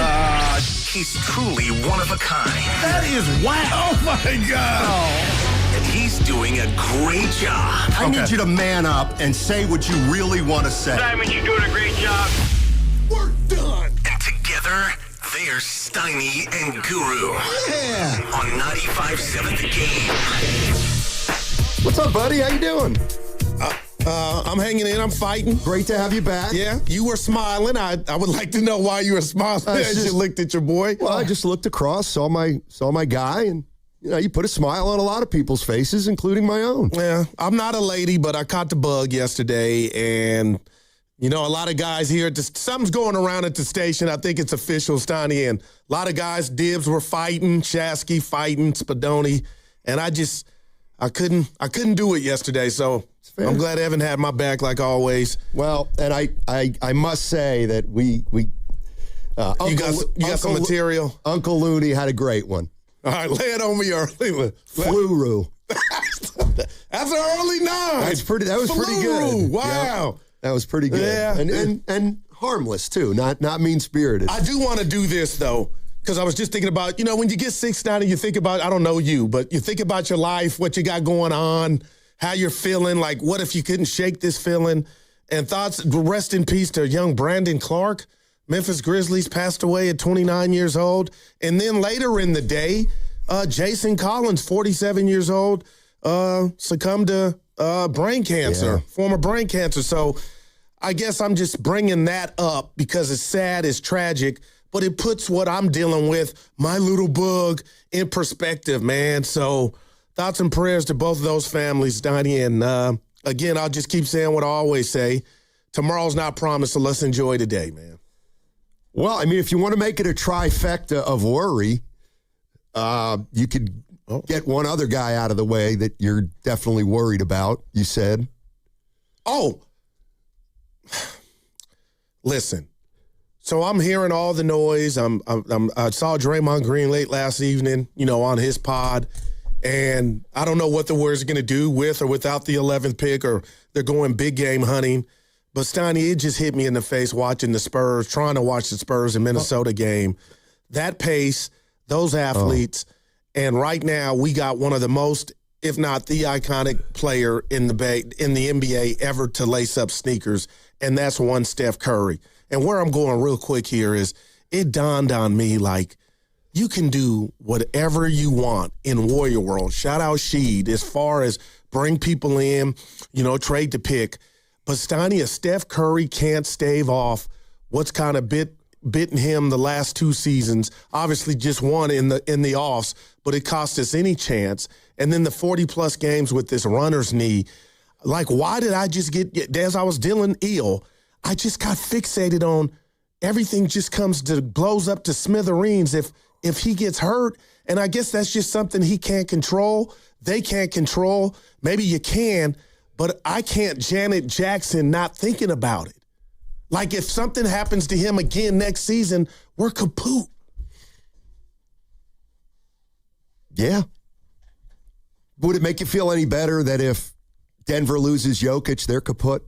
No, yeah, but Jokic didn't get hurt this last. They just lost, Right, and the things that we taken for granted, I have, Steph Curry being available, I'm just like, I don't know, Sonny's fearful's too strong early, but it's just like, man, and I'm sure if he's listening or the Warriors are like, yeah, Goo, you can't predict what's worrying you, but it's happened twice. I missed the boat. I was asking you actually about somebody else. Oh, my gosh. Like you mentioned Jason Collins. You mentioned Brandon Clark. Both passed. There was another guy you also mentioned before the show, and you said, I'm worried about him. That's the Brandon guy I was talking about. I'm sorry. Snotty, damn, you're like a catcher. I threw you the wrong pitch, and you didn't tell me. Well, just said they were bold in the moves. Yeah, E-Dog, I got in the haircut looking phenomenal, E. I just got to tell you, that post of Brandon Ayuk, and I'm no doctor, but why are you telling us what we know, B.A.? You got money. You got paper. You got ends, Benjamins, chicken. Why are you flossing it on IG? Watches. B.A., we got you, dog. Resurrect your career. And when I saw the post, I just looked to the bottom like, now he's released him, he got a new team. No, he's still stuck, but I guess, Donnie, I'm worried about the young fella because what messages what are you trying to signal to us? Get your career back in order. I just think it serves as a reminder. He just wanted to remind people that he's pretty rich. Nothing wrong with that. But stop. That had to be odd or peculiar to you, too.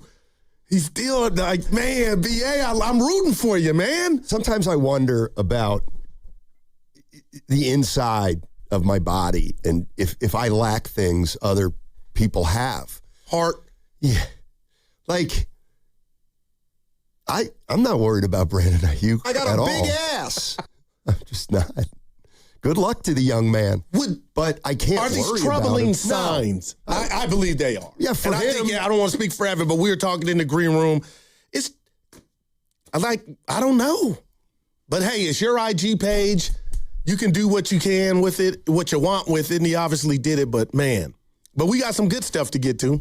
Yeah, Giants. We got Monty Poole. He's going to join us at 1 o'clock, but there's a couple places I want to start Warrior related, and I'll throw a couple things out first because they kind of go hand in hand. All right. Great article today in the SF Standard by Danny Emmerman, who covers the Golden State Warriors, and it is a fascinating story about how the Warriors, they're in that building, and this is partly basketball, but it's bigger, how in that building they're starting to talk about, this is probably getting close to the end of Steph Curry, and they've got to start thinking about after Steph Curry.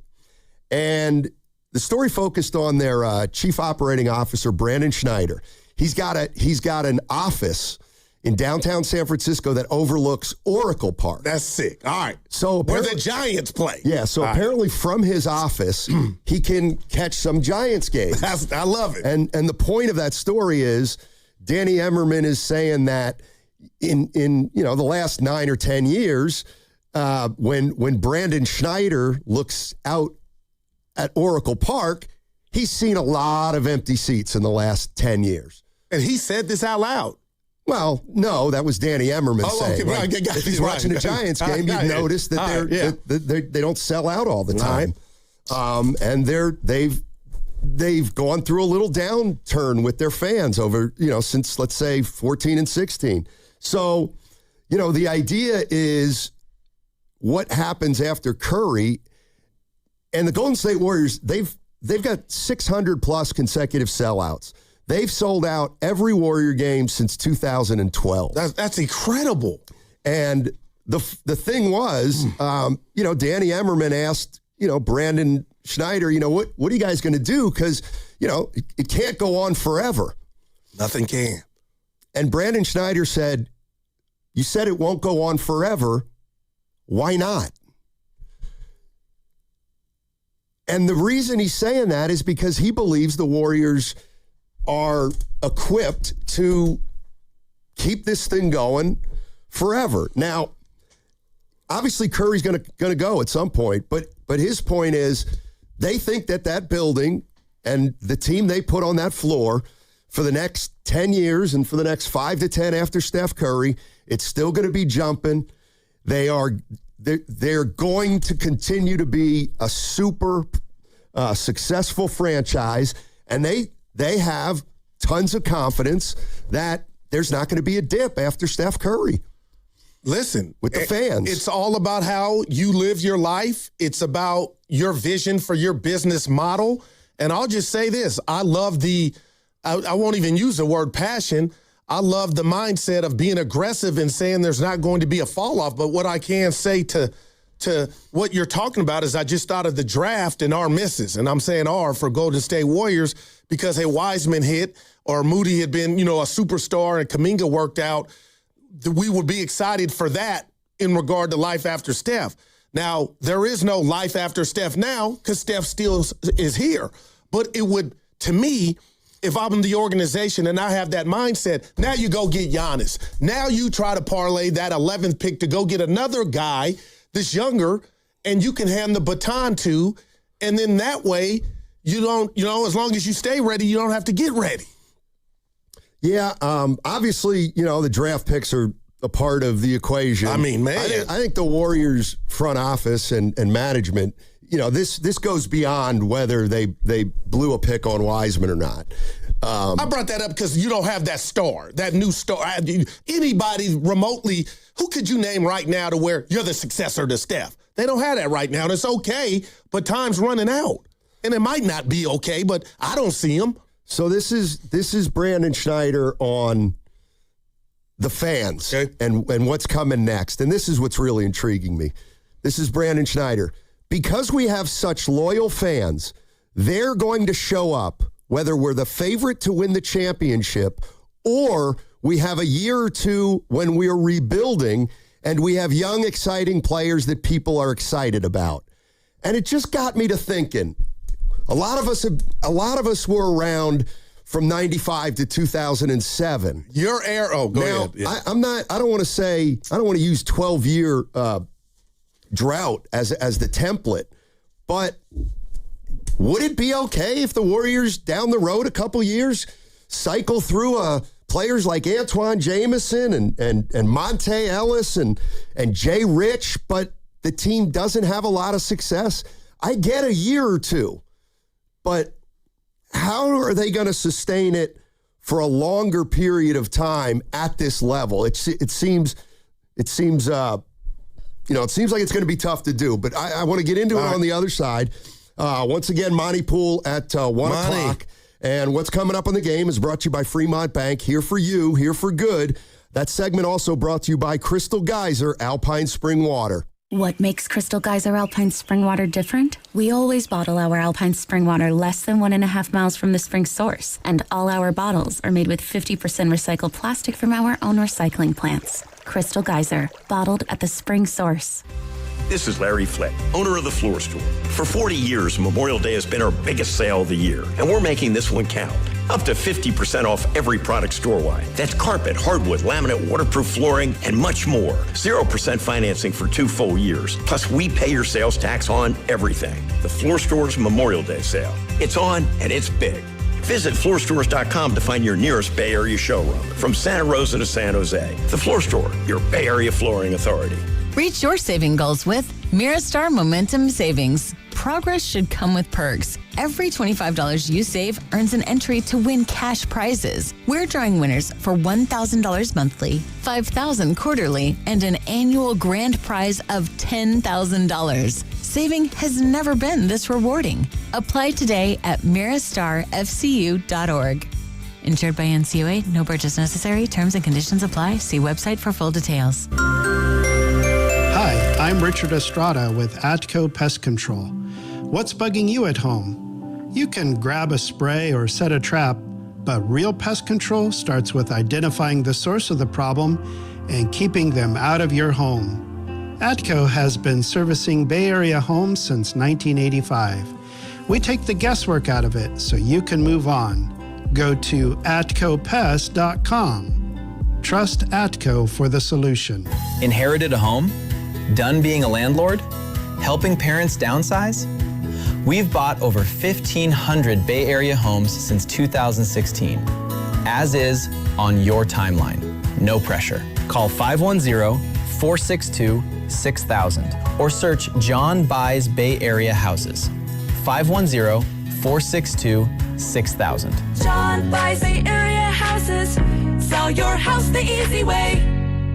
Neuropathy is a debilitating condition that is sometimes misdiagnosed. Symptoms can include pain, numbness, and tingling in your hands, legs, and feet. Neuropathy is a progressive condition that only worsens unless you get effective treatment. SF Bay Wellness is a leader in neuropathy reversal and uses FDA-cleared, non-invasive electric cell therapy to restore nerve function with no injections, no drugs, and no surgery. The treatments have a 95% success rate. If distance is a factor, ask about our virtual consultation option. Call SF Bay Wellness at 844-94-NERVE for the $99 neuropathy evaluation and receive a personal treatment plan that is tailored to your needs.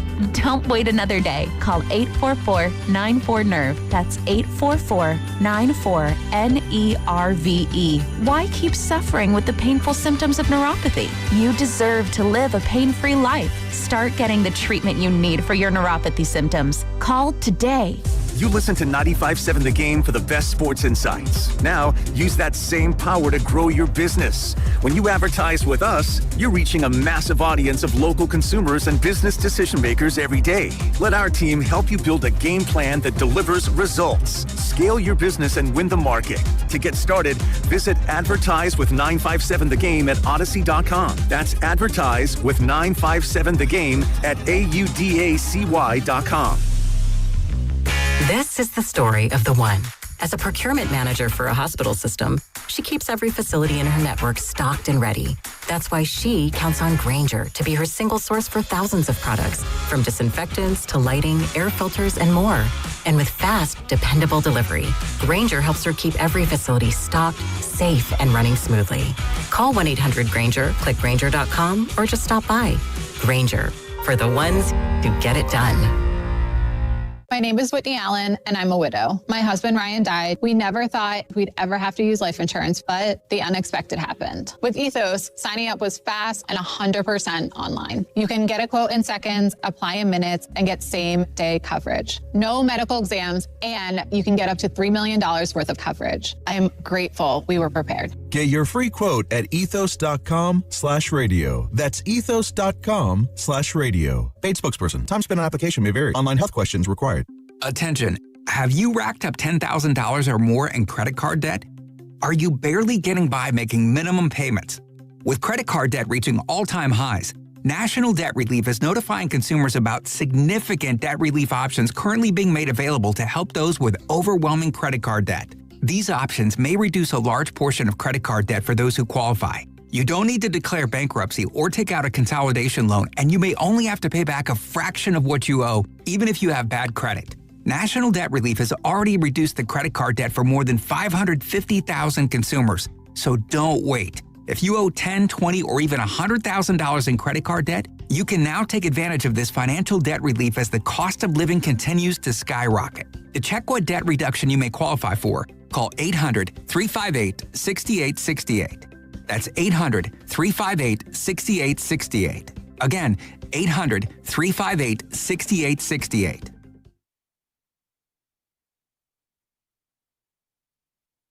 I should be in a Napa State white jacket because I'm crazy. I love rice. I live with rice. Now, back to Steiny and Guru on 95.7 The Game. All right, Guru's back, and we're talking sports. And life. Yeah, and life. And fashion. We'll get to one Bay Area athlete has a new hairdo. We'll get to him later. I don't like him. Let me ask you this, Steiny. I tell you when I ain't feeling your outfit or your garments. A lot of people coming down with whatever I got concocted today, the sweater. Your thoughts on when I walked in on you and Evan? Move the mic real quick. Yeah, it's a bad look. Because you can see the printing underneath. Well, that's what I'm trying to rep the Warriors. No, it's got to be a plain shirt. Yeah. But when you're 6'9", you're just trying to get there. You just risk it. Oh, yeah. No a lot of people are not feeling it, but it's all good. No doubt about it. Giants hot. Yeah. Yeah. We'll get to them. We'll get to them. Although you don't really want to talk about baseball. You want to talk about their celebration. No, that was whack, but it looks like that thing has been put to... I go, what? That needed to go was so sophomoric. And I put on Marvin Gaye's Sexual Healing. Like, what is going on? But it looks like it's a thing of the past anyway. Yeah. So there was a story in the SF Standard today written by Danny Emmerman, and it was about the Warriors. And the title was, are the Warriors, or is the Warriors organization essentially too big to fail? The Warriors built a business empire. Is it too big to fail? So we're talking... We're talking about more than just the product on the floor, but there seems to be a confidence in Warriors management that they are going to be able to ride this wave of the last 15 years essentially into the future, for the foreseeable future. Warriors have sold out every game since 2012, December of 2012. It's 600 straight sellouts. And Steph Curry's coming to the end of his career. Couple years maybe 3. I don't know. 2, 3, 1, 2, 3. Who knows? And they're beginning to think about life after Curry.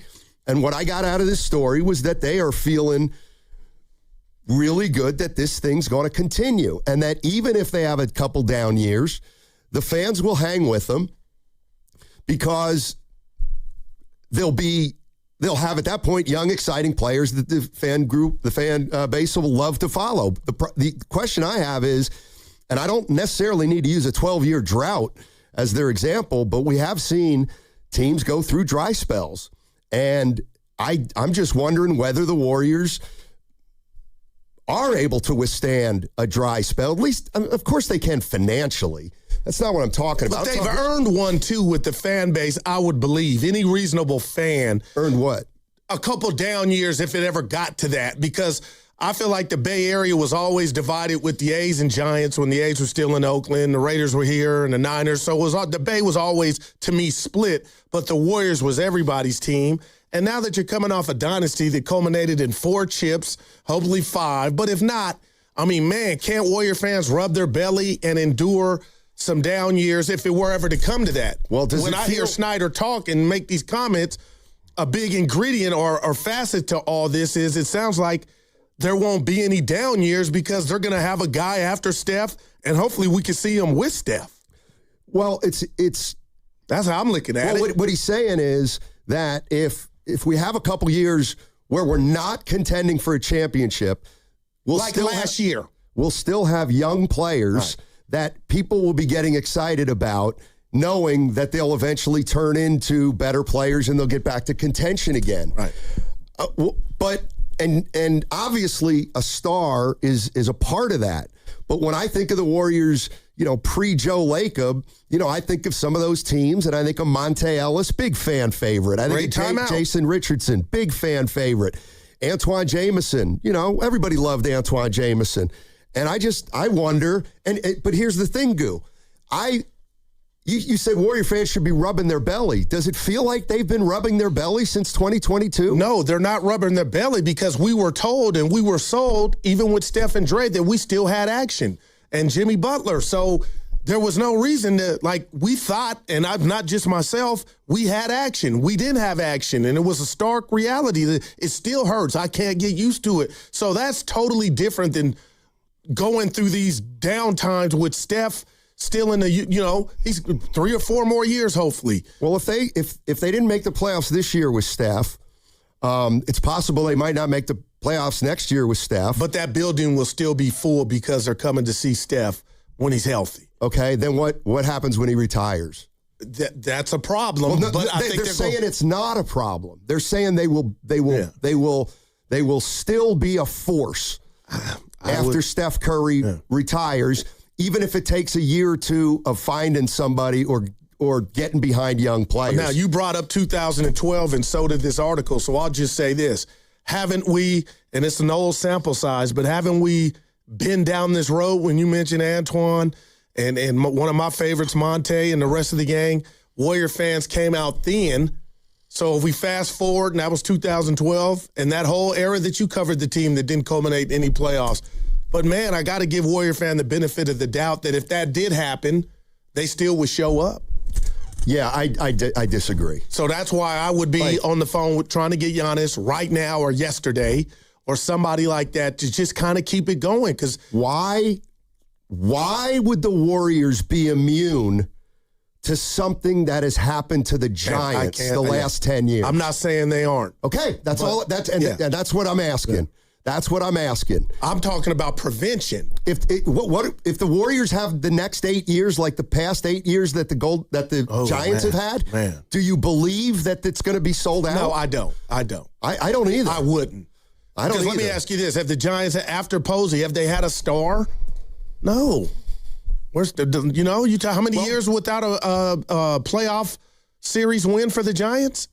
Since 14. Man, that's 12 years. Right. I just, I don't think there's, I guess what I'm saying is, it feels to me like a lot of people around the Warriors and their fans, they kind of think this is a little blip right now. Okay. If it's a little blip, they're going to be able to withstand it. But why would you think it's a little blip, without them going to get a big name? Because it's obvious they need help. Because there's no guarantee you just get back on top. Yeah. I mean, I get it. Chris Cohan wasn't the most competent owner, but he would have liked to have put winning teams out there. They didn't have the organization. They didn't have, they just couldn't do it. And, I'm looking at the Warriors right now as Steph winds down, and I get it. They're the a $14 billion franchise. But if they can't keep pushing forward after Steph, they're going to go through what the Giants went through. I'm not fighting you on that at all, or anybody saying that. My thing is, when I bring up the word prevention, how do you keep that from happening? Who do we hand the baton to? And the beautiful thing about it is that they can pull this off.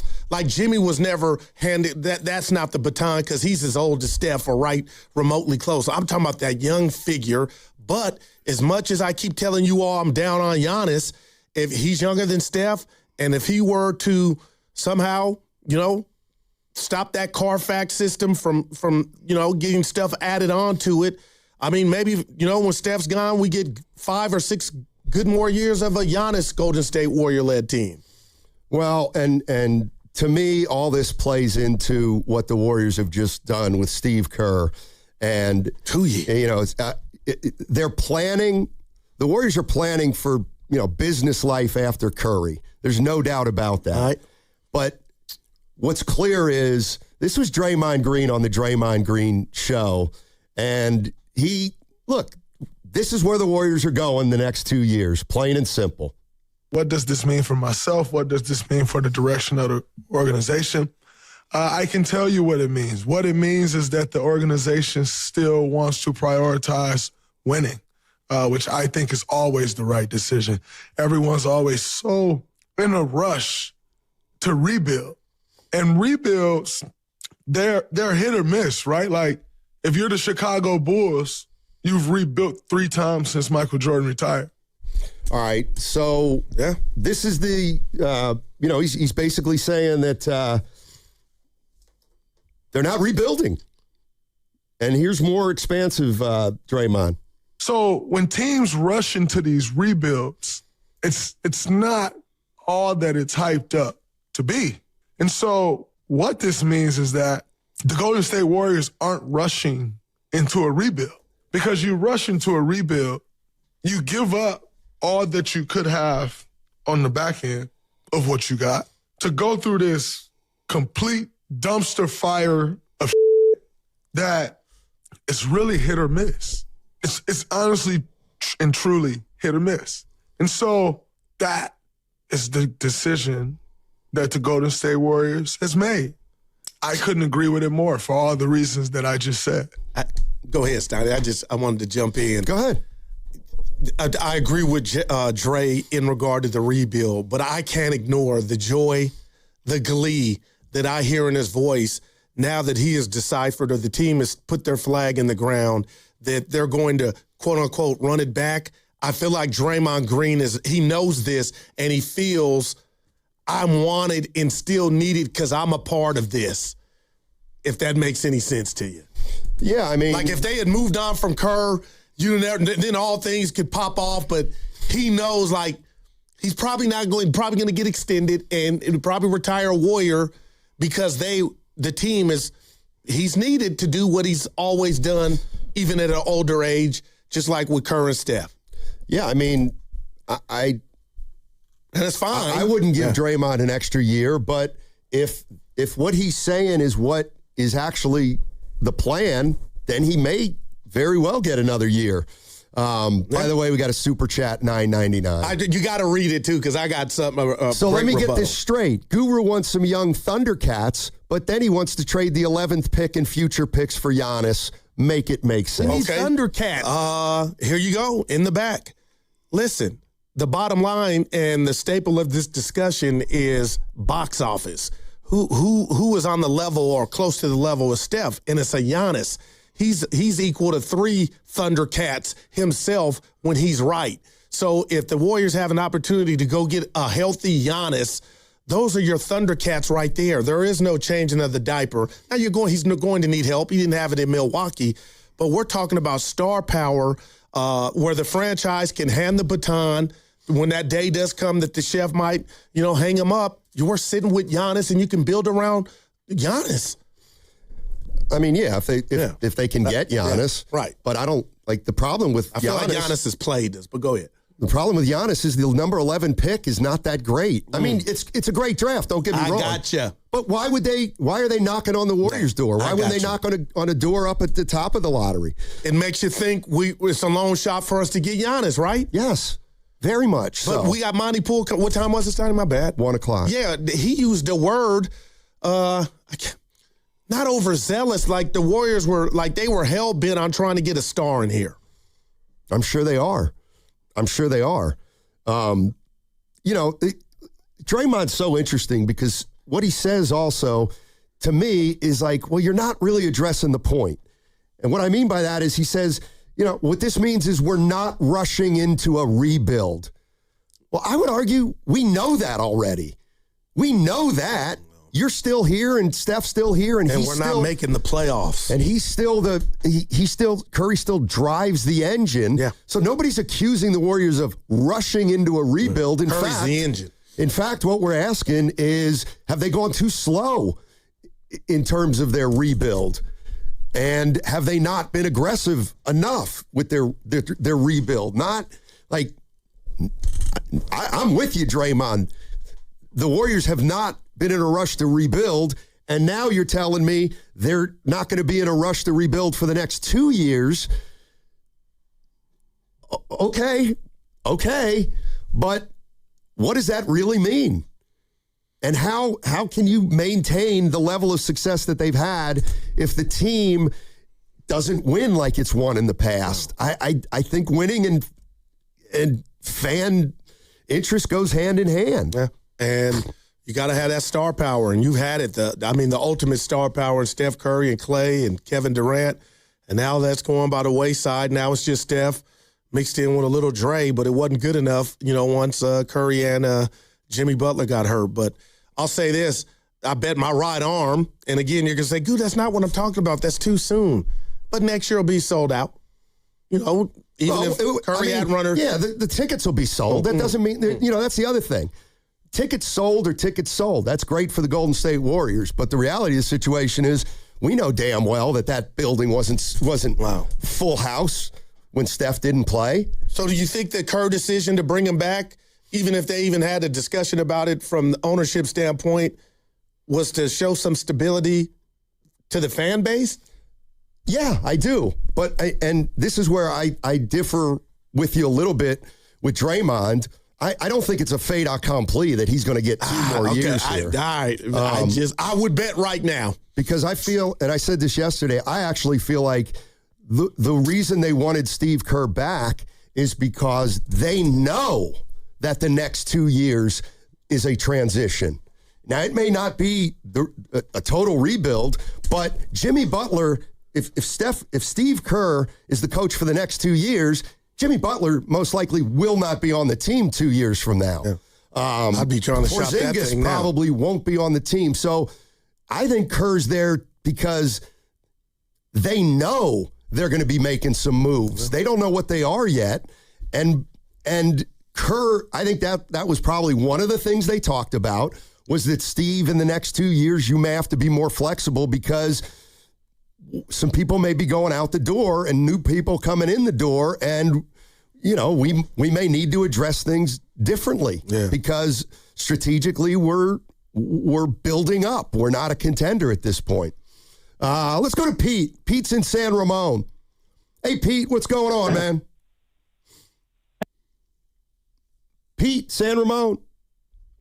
Nope. Lost Pete? All right, Pete, if you want to call back in, you can.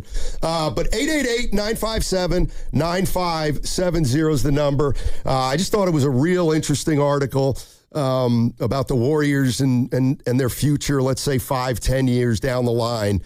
And if they can kind of maintain this juggernaut. Now, I know they haven't won a title in 4 years, but they're still, atop the league in branding and money and all that stuff. Yeah. And I saw what happened to the Giants. The Giants, 10, 12, and 14, were every bit as popular as the Warriors would become during their dynasty. And they have lost the magic with this city.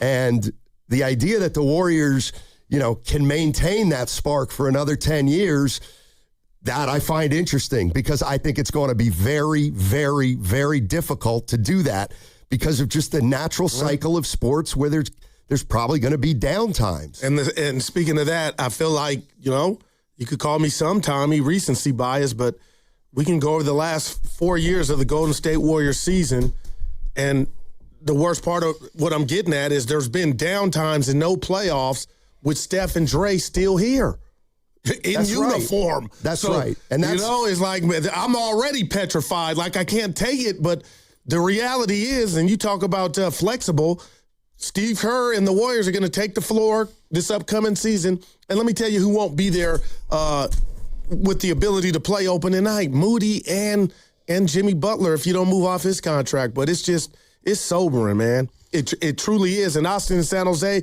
I want you to tackle this one, Sonny. He feels like he saw there's always ways to cook the books, right? And you talk about the corporate sales and whatnot. But as far as asses in the seats, he feels like he saw some empty seats last year. There's no doubt. I mean, that's not right really on the table up for debate. Atco Pest Control. But here's the other thing that to me is going to play into this. Because I do think, the people who really follow the Warriors are really smart. And Curry's now 38. You didn't make the playoffs last year. And if you were to ask me now, Steiny, what's their plan? Well, to me, what it sounds like is they're not in a rush to rebuild, so we're going to have Steph here for another couple years. We may have Draymond here for a couple years, but that doesn't guarantee success anymore. Yeah. So I think fans kind of want to see a plan. It's like if you're going to go down this road with Steph for the next 2 years, then you got 2 years where you better develop somebody or you better get a young player in here that can take over after Steph, not necessarily win 4 titles, but be a player that the fans are excited to come out and see. Is it Giannis? I don't know if it's Giannis. Maybe it is. I would be thinking a little younger than that if I had a 2-year window. But I guess what I'm saying is I don't think the Warriors are foolproof in terms of dominating this market for the next 5-10 years just because they've got a great business plan. Let's go to Pete. Pete's in San Ramon. What's up, Pete? How you doing? Hey, sorry, I don't know what happened there last time, but guys, I am worried about the fans. I'm not quite as optimistic as Mr. Schneider is. The last month of the season, I spoke to a few different sets of season ticket holders. One of them was a couple that had their tickets for 30 years, and they were talking about, I don't know about next season re-upping or not. And the consensus was it wasn't fun what they were watching. I mean, it's not. Team play was not fun. He's right. Well, they're right, and that's Steph Curry, because they are fun with Steph Curry. I mean, he's everything. Yeah, that's your lot of it. Yeah. Hey, thanks, Pete. Appreciate the call. You didn't ask me a term or a label, but you said, what's the Warriors' plan? And we've talked about this many times. They're running the Lakers playbook. And it started with Jimmy Butler, hired assassin. Now he's damaged. Hopefully you can move him and bring Giannis. Or am I wrong to think the Warriors right now are running the Lakers playbook in regard to how do we add right now immediately with somebody that can give us our best chance this season? Yeah, the Lakers have employed that strategy for decades and decades. Man. And they are a preeminent franchise. Not that the Warriors aren't, and, they are. I mean, but will the Warriors be able to compete for free agents like the Lakers in 5 years? Oh, that I don't know. I don't know either. But I was just talking about this immediate offseason. I forget who. Gary Payton Sr., I know we're up against it, was on Club Shay Shay Steiny, and he just talked about he expected LeBron to stay, but if he didn't, he really thought, he would come to Golden State. So I don't know how better that makes the Warriors. He's still playing. He could help, and I would be all for it. I mean, because what's your alternative, Matt? I'm calling you Matt on that. I have an actual alternative, and I started it yesterday with Evan, and I've refined it a little for today. But did the people like it? I didn't get a ton of feedback on it because we didn't really go into it. But no, and what I'm doing, people would be able to tell what I'm trying to do. Oh. And sometimes that's all that matters. Right now, I don't think Warrior fans really know what the Warrior strategy is other than throwing darts at a dartboard and hoping it lands on a name. I think that's it. Well, how's that worked for 2 years? Well, when you got Jimmy, it was working through real a great. Trade. Yeah, They have not come through on a free agent. Yeah. Well. Hey. Yeah, so 888-957-9570 is the number. Let's jump into how rock solid this Warrior franchise is and whether they're equipped to deal with after Steph Curry. Hey, guys, there are things the insurance company hopes you never find out, like how quickly they try to close your case, how they look for anything you say to use against you, and how the first offer is almost never the full value of your claim. Because the faster they settle, the less they have to pay. That's not a coincidence. That's their strategy. So before you call them back, call Beam Law. From the first call, they take over. They'll handle the pressure, the negotiations, and the legal fight so you don't get pushed into a decision that you can't undo. Beam Law has recovered millions for clients across the Bay Area and has been named Best of the Bay by SF Weekly 4 times. So if you've been injured or lost someone due to someone else's negligence, don't wait. Please call Beam Law now at 415-523-5555. That's 415-523-5555. Or visit hurtinthebay.com. That's hurtinthebay.com, because it's not whether you get knocked down, it's whether you get back up. Beam Law, they've got your back, Bay Area. We all hear the radio ads about the IRS. They tell you to be afraid, to be scared, and they try to frighten you into calling. I'm not here to do that. Tax Relief Advocates is different. TRA is here to tell you that if you owe money to the IRS, whether it's $5,000, $50,000, or $500,000, we have a solution. It doesn't matter if you're sitting in your car, at work, or with your kids. No matter where you are, call now. 800-497-8091. Don't lose hope. TRA can eliminate or reduce what you owe to the IRS. Generous programs are now available that can give you a fresh start. Our passion is taxes and helping individuals fix their IRS problems. We have over 1,000 5-star reviews on Google and an A+ with the Better Business Bureau. You don't need to be afraid of the IRS any longer. End your tax nightmare today by visiting us online at TRA.com or call 800-497-8091. That's 800-497-8091. Tax Relief Advocates. Real solutions for real people. You've worked too hard to wonder if your wealth manager is actually working for you.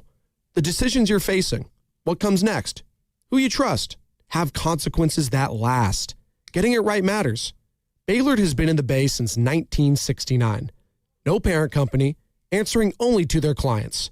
The kind of people who understand what you've built and what's actually at stake. The right wealth manager changes everything. Find out if Bailard is yours. Bailard.com. That's Bailard.com. Looking to get your next project done right without running all over town? At Ashby Lumber, everything you need is in one place. From premium lumber and building materials to doors, windows, decking, and hardware, we've got it all, ready when you are. Whether you're a contractor on a deadline or a homeowner starting something new, our team knows the products and helps you get it done right the first time. 2 locations, Berkeley and Concord. Ashby Lumber, one stop, done right. Wait! Before you change the station, listen to this. 1-877 Cars for Kids. KARS Cars for Kids. 1-877 Cars for Kids. Donate your car today. 1-877 Cars for Kids. KARS Cars for Kids. 1-877 Cars for Kids. Donate your car today. Donate your car at carsforkids.org. That's cars with a K. Pickup is quick and easy. You'll also get a vacation voucher and a tax deduction. 1-877 Cars for Kids. KARS Cars for Kids. 1-877 Cars for Kids. Donate your car today. 1-877 Cars for Kids. KARS Cars for Kids. 1-877 Cars for Kids. Donate your car today. Donate your car today. I'm Mark Sellinger, producer and one of the hosts of the Moth podcast. For nearly 2 decades, the Moth has brought live storytelling to stages around the world and to millions of listeners. These are real people telling true stories from their lives. Stories about a lost family recipe, about working to free a wrongfully convicted man, about realizing you need to leave your May-December romance. Stories that will move you, surprise you, make you laugh. Stories you can't forget. Join us. Follow and listen to The Moth wherever you get your podcasts. Did you know about 1 in 3 people with plaque psoriasis may also develop psoriatic arthritis, which causes joint pain, stiffness, and swelling? Does this sound like you? Listen to what it sounds like to be a million miles away. Tremfya guselkumab, taken by injection, is a prescription medicine for adults with moderate to severe plaque psoriasis who may benefit from taking injections or pills or phototherapy, and for adults with active psoriatic arthritis. Serious allergic reactions and increased risk of infections and liver problems may occur. Before treatment, your doctor should check you for infections and tuberculosis. Tell your doctor if you have an infection, flu-like symptoms, or if you need a vaccine. Imagine being a million miles away. Explore what's possible. Ask your doctor about Tremfya. Visit Tremfya.com or call 1-800-526-7736.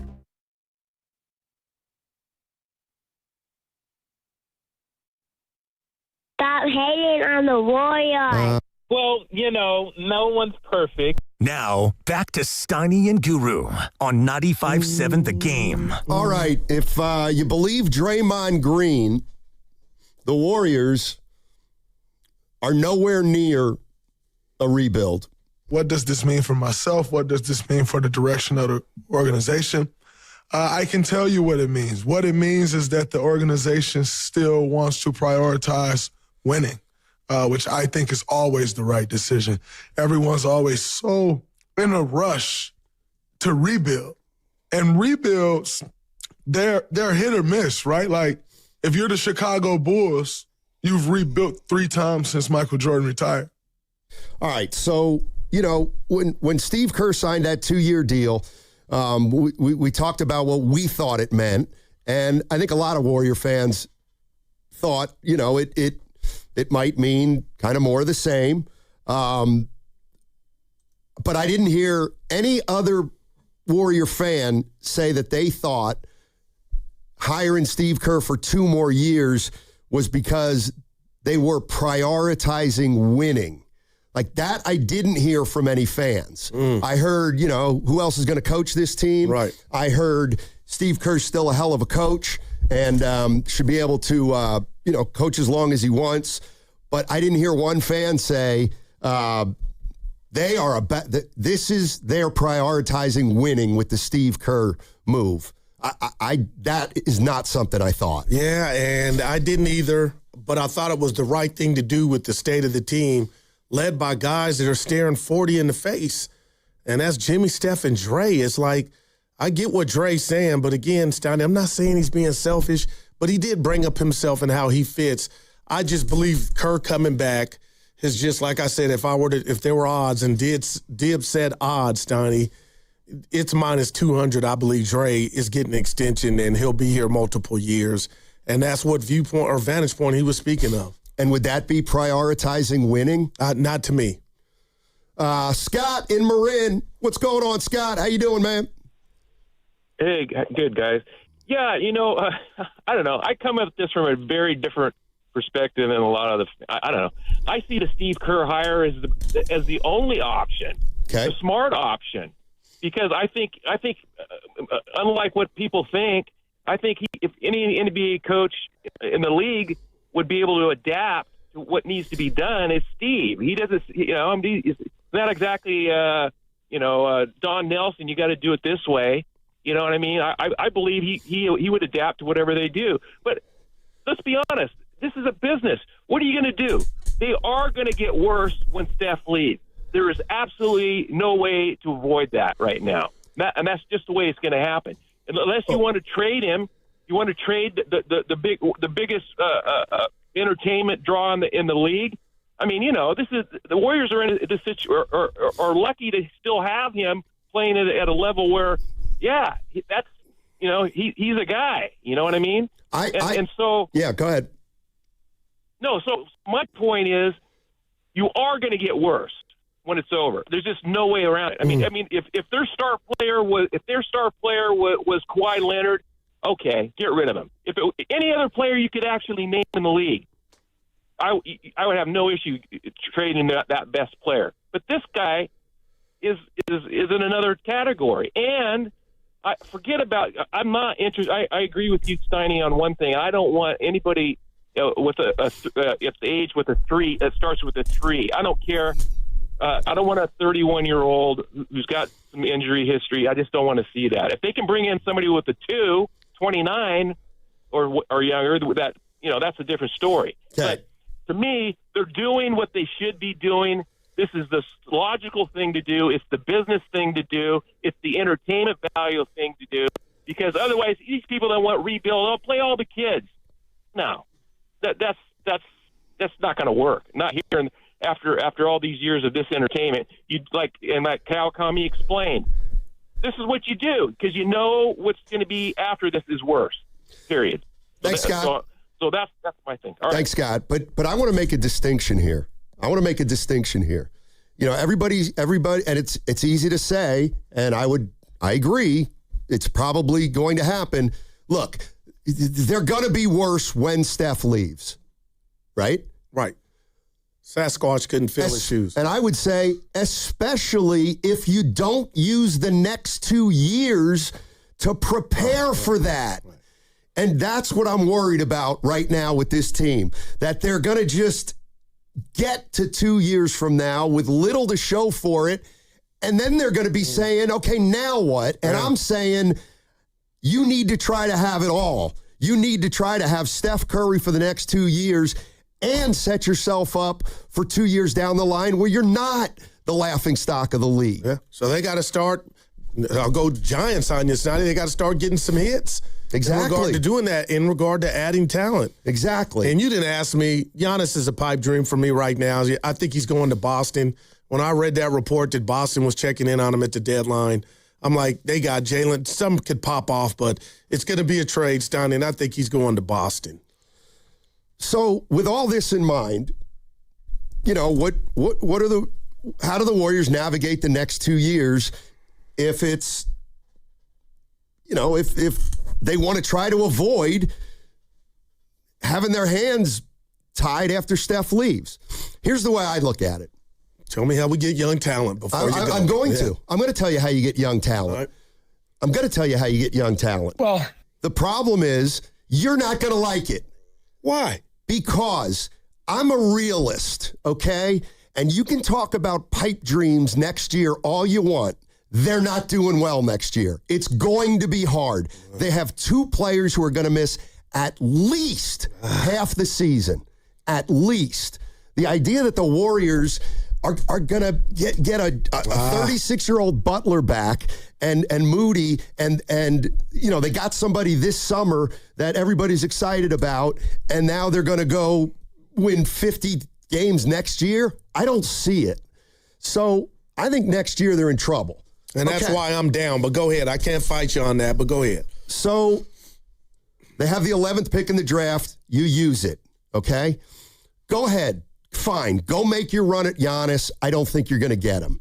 Go make your run at Kawhi Leonard. I wouldn't extend his contract 2 more years to bring him in here. Yeah, go ahead. You want LeBron for a year? Fine. Go get LeBron for a year. I don't care. All right. I still don't think you're going to be very good next year. So if you're not good next year, you're going to be in the lottery again. And you're probably going to have a better pick than the 11th pick. Now, I don't know how good the draft's going to be, but right there, and it is all set up for the Warriors to have money at the end of next year. All right, so now I'm looking at free agents. Jokic ain't coming here. That's fine. Yeah. He's too old. All right, got you. Most of the free agents are older players because that's the nature of the business. But what about something like this? You have your cap space cleared for next year. All right? Obviously, if you go get Giannis or somebody, that's gone. Yeah. Why wouldn't you make a run at Donovan Mitchell? Oh, I love me some Donovan Mitchell. Okay, well, they're going to have money next year. You're going to have to wait a year. Now, he may sign an extension. How old is Mitchell? He's in his 20s. Go ahead, man. I'm serious. Like, I like me some Mitchell, man. Like, that's the kind of thing where start spreading the word around the league, the Warriors, and saying they clearing money for Mitchell, and then, you go for Mitchell, and maybe a year and a half from now, you have Mitchell, Steph Curry on his last year, and 2 young players who are part of your future. Like, that's kind of the way I would do it. I just don't think they're going to be able to flip this thing in a year, even if they get one of those guys in that they're talking about. And the fundamental difference between you and I is I just feel like I'm going to go a video game. You skipped a level because you've already just shared with this, you expect next year to be bad, but I can't see past next year and that pain that's going to come watching this thing if it is bad or, it culminates in another non-playoff visit. Like, I can't stomach that, but then I'll wake up the next day once the season's over, the books are clear, and then you could go at Donovan Mitchell. I just have a problem not being able to get excited for next year, man. Well, and I'm sure that's their goal right now is how do we get back in contention next year? Like, how do we make the playoffs? But that's the thing. Well, contention and the playoffs are different things entirely. I'm begging now. Now I just want to be one of the 8. Like, I'm being serious. Like, get me back to where we beat Houston and played Minnesota. That feels like the finals with the injuries and everything that's going on and Steph's new normal. Exactly. That's the other thing about next year. We don't have a clue about Steph. We have no clue about Steph. I told you that really scares me. And here's the other thing I was thinking. I told this to Evan. And you know what I would do next year? I would tell Steph Curry, I'd whisper to him, you're playing a college schedule next year. What do you mean? You're only playing 40 games. You can't tell me, I'm sorry, you cannot tell me that in this day and age of all this advanced study about bodies and longevity, I gotta believe there's a study out there that will verify if you take it easy on Steph next year, he'll be better the following year. Well, I'll tell you this to that, Stoney. I love you for that. I would get that device and chuck it across the street right now and hope it breaks on Market Street because I thought they had that technology. And had they had that technology and it was working correctly, they would have saw this runner's knee developing and avoided disaster. Yeah, I don't know if that you can see something like that coming. Man. You're listening. Go ahead. You're listening to 95.7 The Game, KGMZ FM and HD1 San Francisco and Odyssey Sports Station. Always live on the free Odyssey app. Now broadcasting from the Laughing Monk Studios. I mean, I'm just looking realistically. I hear you, man, and I'm telling you, I'm scared. I am scared, and it starts with Steph. What about this? Like, this is kind of the way I think. I don't Steiny. I don't want Steph playing 68 games next year. Because I don't think they're going anywhere. It's going to be fun, no doubt. If the more he plays, the better. Right. But because this one wasn't it. I hope this is chapter 1 and the only chapter of runner's knee. When he deemed it new normal, what does that mean? Does that mean 50 games of Steph? Or do they do what you whisper in his ear? You're going to play Scott. But it's a lot. And again, if I ask you right now, just point blank range, do they utilize the 11th pick or it's somewhere else? I hope they use it. Okay. I hope we're watching the 11th pick in the draft next year. The more I think about it, wouldn't be but if you're telling me Kawhi or LeBron or Giannis is in the Warrior uniform, then I'm with that. Yeah, see, and I'm not. Those are my 3 right now. I'm not against Kawhi, but I'm vehemently against giving him 2 more years after next. But how would that sit with him? You know what I mean? Exactly. Yeah, it's just that's what I mean. We can't worry about how it's going to sit with Kawhi. He's not on our team. We can't make a run at him because, they have cap space next year, period. So do you want to waste that cap space on Kawhi Leonard for the next 3 years? Is he the guy that you've set it up for the last 4 years to develop cap space in 2027, and you have brought in 35-year-old Kawhi Leonard. Well, I'll say this. I mean, I'm out on that. I'm a guy that's bought 4 used Cadillacs in my life. And that means somebody's driven it before, Donnie. It's new to me, but it technically is not brand new. So when you talk about Kawhi for 2 years and what I think he has left and this system and how they would run it with Steph and Draymond and all the smarts, I got to tell you right now today, because I don't even have a name for you in the draft. I mean, maybe I'll pick up that exercise in a week or so. But right now I could get excited about that. I could talk myself into that. Now, the thing is, will they? I like, the kid from Michigan is going to be hanging around Lendenborg. Now, Dibbs did say, I think he's 24. Yeah, so what? All right. That doesn't bother me.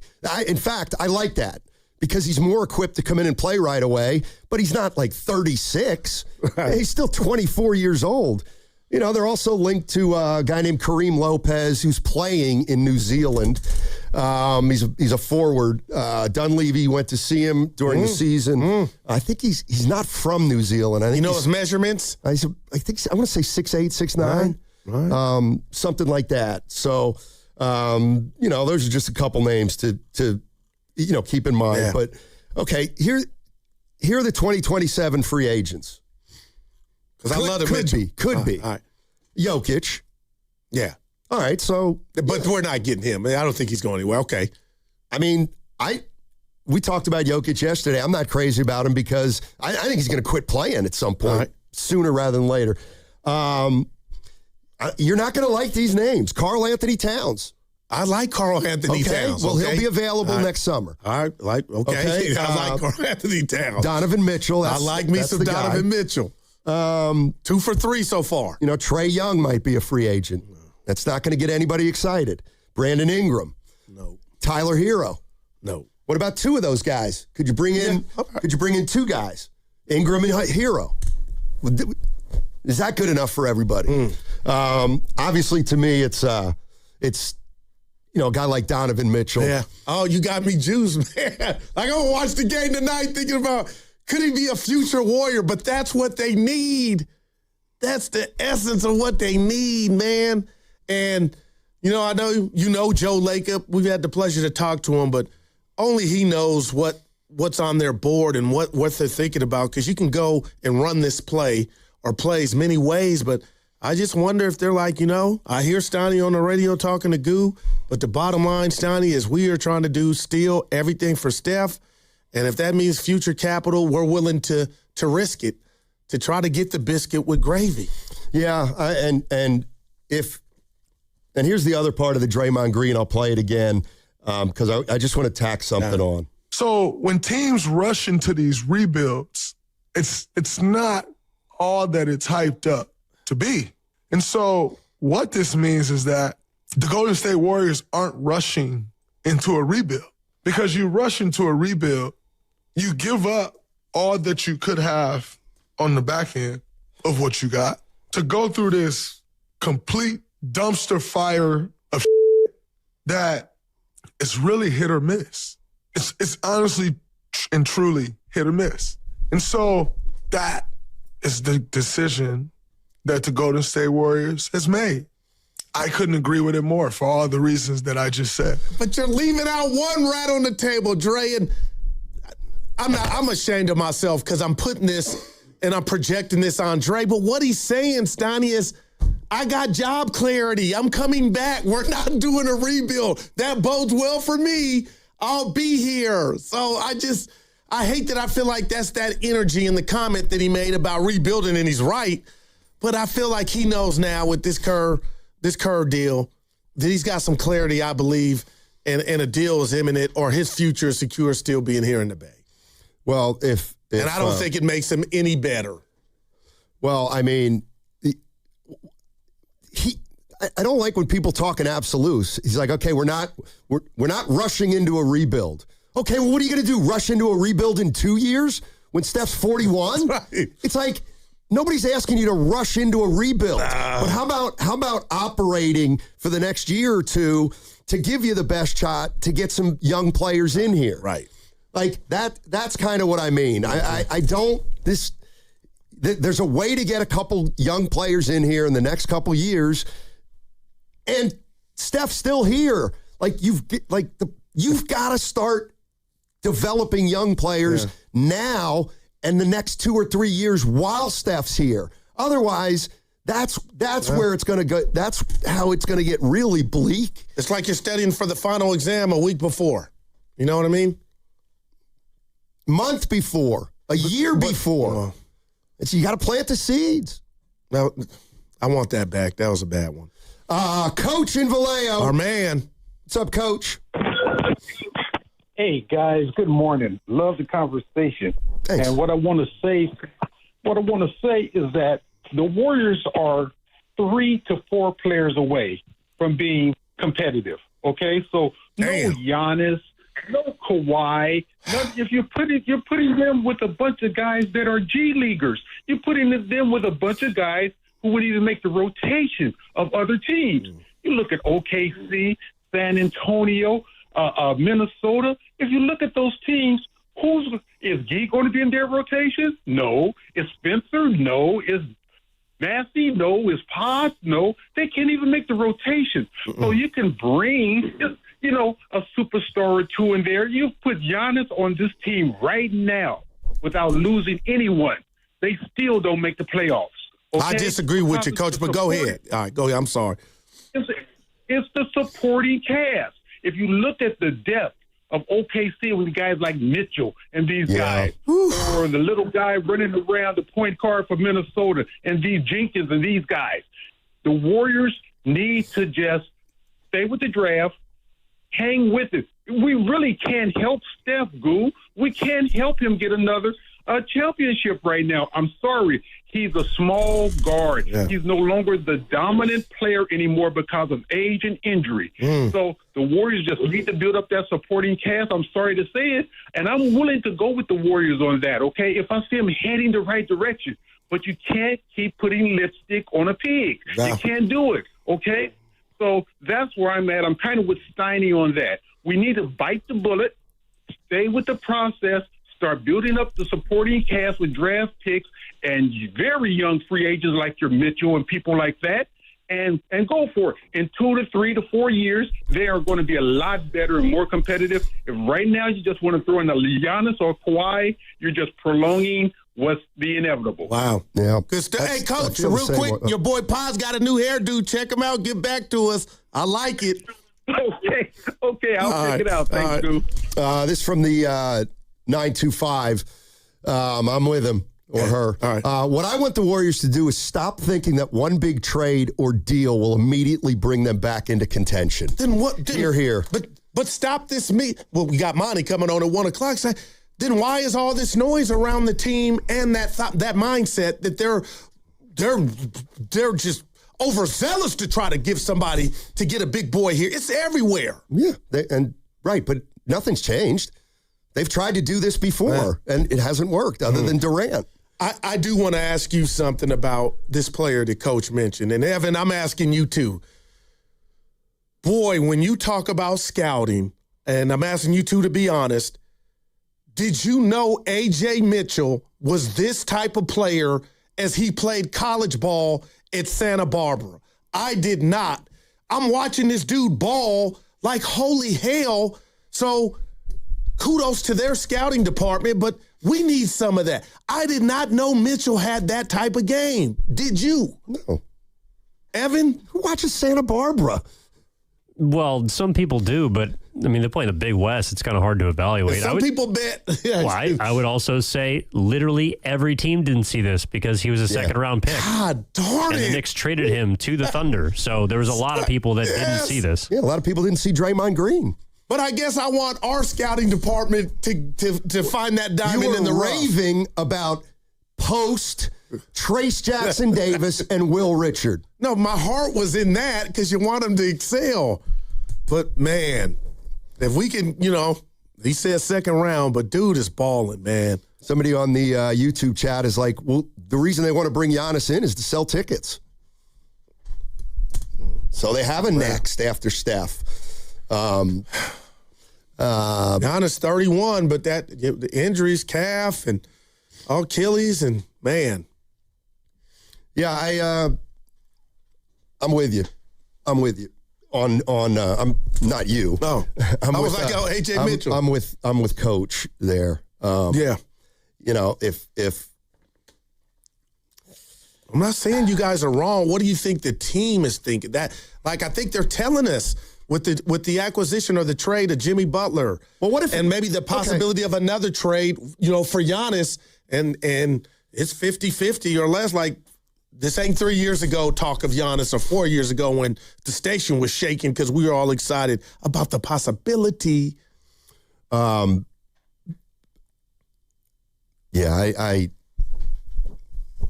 I know Giannis is their target, and obviously he would make them better next year.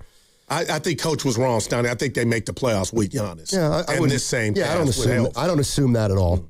Not with a 39-year-old and a guy who's coming off an injury. I can't automatically pencil him in as a playoff team. All right, 888-957-9570 is the number. We started off the day talking about the Warriors and what comes after Steph Curry. Their organization's thinking about it, and they feel pretty confident they're going to be able to keep this thing rolling, whatever rolling means. Hey, what's coming up on the game is brought to you by Fremont Bank, here for you, here for good. And as you know, we're live on YouTube throughout the entire day. Just search 957 The Game and you'll find us. And now we're expanding the community for our super fans. Become a Game Pass Pro member to get early access to new videos, private AMAs with our hosts and insiders, and exclusive content from the biggest events. Plus, you'll get live instant reaction post-game shows from your favorite hosts after the biggest games. Go to YouTube, search 957 The Game, and sign up now to become the latest member of the Game Pass Pro. Running a small business means juggling a lot. Your network has to handle it all. That's where a fiber-only provider falls short. You deserve a partner who gives you a greater advantage. Introducing the Total Solutions Advantage only from Comcast Business. A first-ever combination of the largest, fastest fiber-powered network, the most reliable Wi-Fi, gig speeds with equipment and security included, and a 5-year price lock. Plus, it's all backed by a 30-day money-back guarantee. The Total Solutions Advantage only from Comcast Business. A new standard for small business with reliability, security, and savings in one. When you add it all up, no one does business like Comcast Business. Switch today. Get started for $60 a month for 12 months when you add an advanced solution to a qualifying internet package. Limited time offer. New customers only. Requires 300 megabits per second internet, security edge, and additional qualifying service. 1-year agreement, paperless billing, and autopay with bank account required. Taxes and fees extra. Most reliable Wi-Fi based on Open Signal Awards USA Fixed Broadband Experience Report, May 2025. Welcome to SF Fire Credit Union. Why do you have all those cats? I've been saving them from trees, just like a firefighter. So, can I join SF Fire? You know, we're not just for firefighters. Anyone can join and get lower fees than banks, ATM access worldwide, and the top-rated mobile banking app. Wow. Say, do you want a cat? SF Fire Credit Union. Banking for heroes and anyone who wants to be treated like one. This institution is not federally insured. The credit union is not insured by any state government. Privately insured by ASI. Hey, it's Willard. Here's a real behind-the-scenes moment with Habis Law. We asked about their new billboards. Do you smile or not? Then it got real. Omar Habis said, we meet people in the hardest moments of their lives. It's on us to restore dignity and a financial future. Traumatic brain injuries, loss of a limb, spinal cord damage, a life changed in seconds. When everything's on the line, choose the team that understands that. Habis Law. They fight to make it right. Visit habislaw.com. Omar Habis is a California licensed attorney. Offices in Northern California, including San Jose. Past results do not guarantee future outcomes. Hi, I'm Richard Estrada with Atco Pest Control. What's bugging you at home? You can grab a spray or set a trap, but real pest control starts with identifying the source of the problem and keeping them out of your home. Atco has been servicing Bay Area homes since 1985. We take the guesswork out of it so you can move on. Go to atcopest.com. Trust Atco for the solution. Now through May 24th at Big O Tires, get $80 to $120 instant savings on 4 select in-stock Nexen, Nitto, or Sumitomo tires with installation purchase. Book your appointment online today. Disposal fees extra, not covered with other offers. See your locally owned Big O Tires dealer for pricing. Be sure to tune in to the Morning Roast on 95.7 The Game following every Golden State Valkyries game when Joe Spadoni and Joe Shasky highlight the teamwork play of the game from the night before. Brought to you by El Camino Health, where togethering heals. Doors and loading dock equipment are a crucial part of your business, and one you probably don't think much about. until they break. A broken door or dock leveler can be a real security threat, along with disturbing the flow of goods in your business. Luckily, RNS is here for all your commercial door, dock, and gate needs. From overhead doors and security shutters to fire-rated and personnel doors, RNS can provide your business with safety and security. Call 800-FIX-A-DOOR to schedule a free estimate or visit rsdoors.com. RNS Doors. Look for the red truck. At Odyssey, we believe in creating a diverse and inclusive workforce. We also value the power of community and encourage local organizations to help us in referring qualified applicants to our stations. If you're a community organization interested in receiving our vacancy information, simply email equalemployment@odyssey.com. You'll be notified of all our open positions. That's equalemployment@odyssey.com. And for all our listeners, please visit odysseyinc.com/careers for a list of job openings at all Odyssey radio stations. You hear that? That can only mean one thing. Your WNBA team, the Golden State Valkyries, are back, and you don't want to miss a single moment in Valhalla. You can feel the energy. Get your tickets now at Valkyries.com. The month of May is AAPI Heritage Month. That's Asian American and Pacific Islander Heritage Month. If you're wondering how you can participate in the festivities, visit apasf.org for access to San Francisco's AAPI Heritage Month celebration guide. There are over 100 cultural events, including art exhibits, movies, book talks, music, comedy shows, and more. There's something for everyone to enjoy. Check out the celebration guide at apasf.org. That's apasf.org. I'm Bob Burke, founder and chairman of Burke America Parts Group, a family of brands that includes RepairClinic.com, an appliance and HVAC parts solution company that's grown into an international brand. Before AmericanEagle.com, we partially launched a new technology platform developed by another firm. American Eagle helped take our technology to a whole new level with digital marketing, software development, and business insights into our key markets, appliances, HVAC, and outdoor power equipment, and did so both on time and on budget. AmericanEagle.com has the resources, experience, and talent needed to produce solutions. Our new technology platform, developed by AmericanEagle.com, has produced tremendous results with higher traffic, conversion, engagement, and online revenue. If you have any home repairs you need to take care of, check us out at RepairClinic.com. If you need a world-class website or technology project, then I would highly recommend AmericanEagle.com. Call AmericanEagle.com at 773-NETWORK. That's AmericanEagle.com, 773-NETWORK. Spring is showing up and showing out. Give your yard its own moment with limited time deals from Lowe's. Grab select 1.5-gallon annuals hanging baskets, 2 for only $15. Plus, we've got Miracle-Gro 0.75 cubic foot garden soil, 5 bags for just $10. A little dirt, a little color, and we are so back. Our best lineup is here at Lowe's. Valid 5/7 through 5/13. Selection varies by location. Excludes Alaska and Hawaii.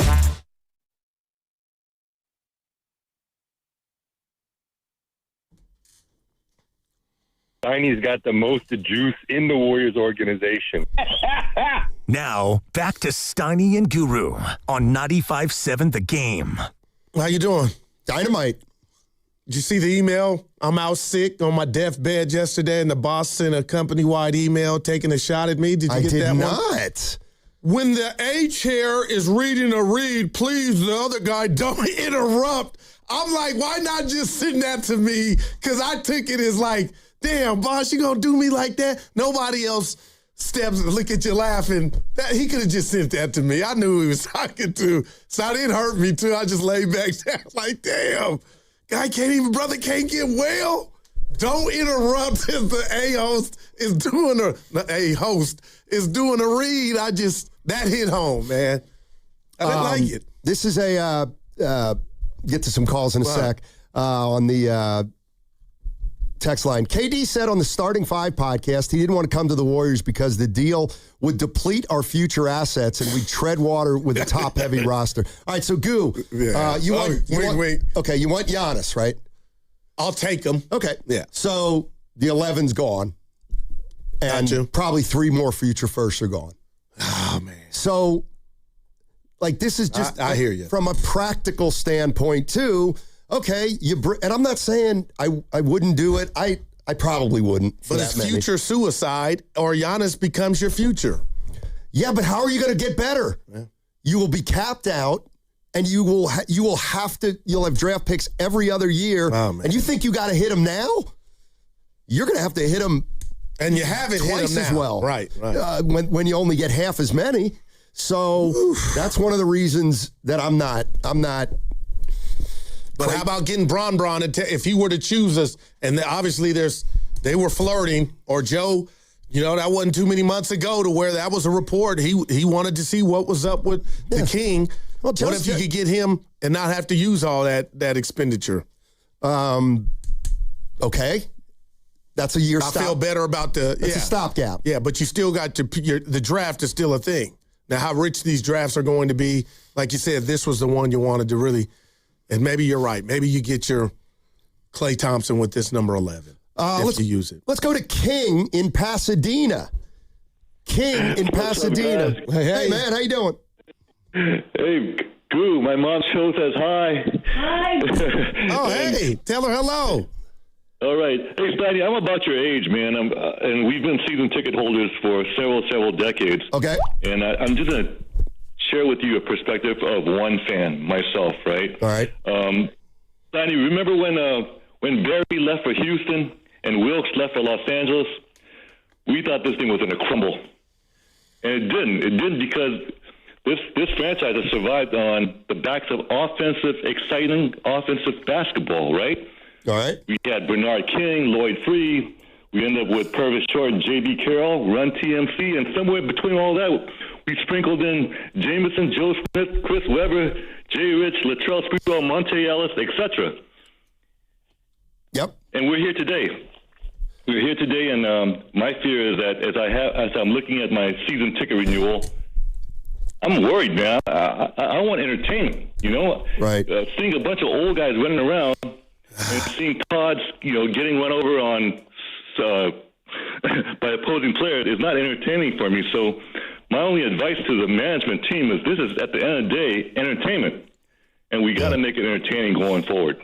That's fair. Thanks, fellas. Yeah. Thank you, King. No doubt. But there's an inherent issue with that, and that is the age and the health of Steph Curry. Like, no, it's easy to say, well, nobody wants to watch that product last year. Well, the product would have been fine if Steph could have played 65 games. My gosh. But we don't know if he can anymore.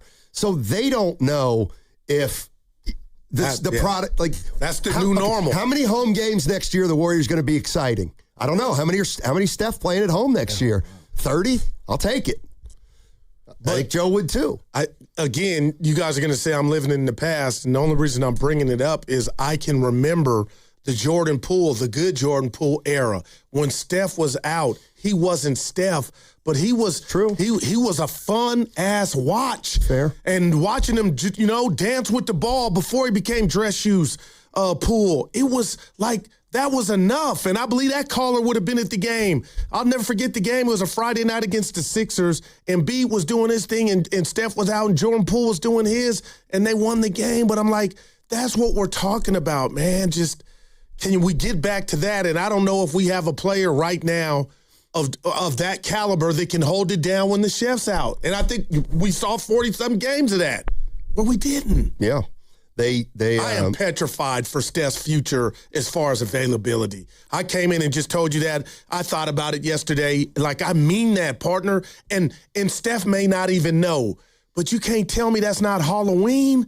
It is very, very scary to just sit back and think if he doesn't know, but if it happens, he's human. My Lord, how good a shape, or we're not Allstate. We're not in good hands. Yeah, this is directly out of Danny Emmerman's piece in the San Francisco Standard. This is the Warriors' chief operating officer, Brandon Schneider, and he says, because we have such loyal fans, they are going to show up whether we're the favorite to win the championship or we have a year or two when we're rebuilding and we have young, exciting players that people are excited about. They've got to believe in those young, exciting players. Because we don't right now. Would you say that is accurate? Yeah, they got No, I'm using the word exciting. No, they don't. There it is. They don't. But they still have Steph Curry. All right. When he's out there. Let's go to Antonio in Oakland. What's up, Antonio? Oh yeah, I have high hopes still for the Giannis move, man. Might as well do it big. Towards the end of his career, let him get the best shot. I think 11th pick, or if we keep 11th pick, I kind of want this Mexican forward guard, 6'8", Kareem Lopez. From Mexican leagues, I think he can be the eventual like a big point guard we need to replace Steph. But either way, man, we just got to make some moves. I don't know who we can get. Hopefully Jimmy Butler can be back healthy. But we got to make a big move, man. Go for it all. 11th pick, Butler, Draymond Green if you can for Giannis, man. That'll be the best point guard power forward duo of all time. Steph and Giannis. Damn Skippy. I got Giannis ranked as the third best power forward ever, but I got Steph as the best. But at the end of the day, we got to make a move because we got to go against the OKC and the Spurs of the world. So we got to get big, too, for that. Yeah, that's another thanks, Antonio. That's another thing that it's just the reality of, okay, let's get Giannis in here. You're still dealing with prime San Antonio and Oklahoma City.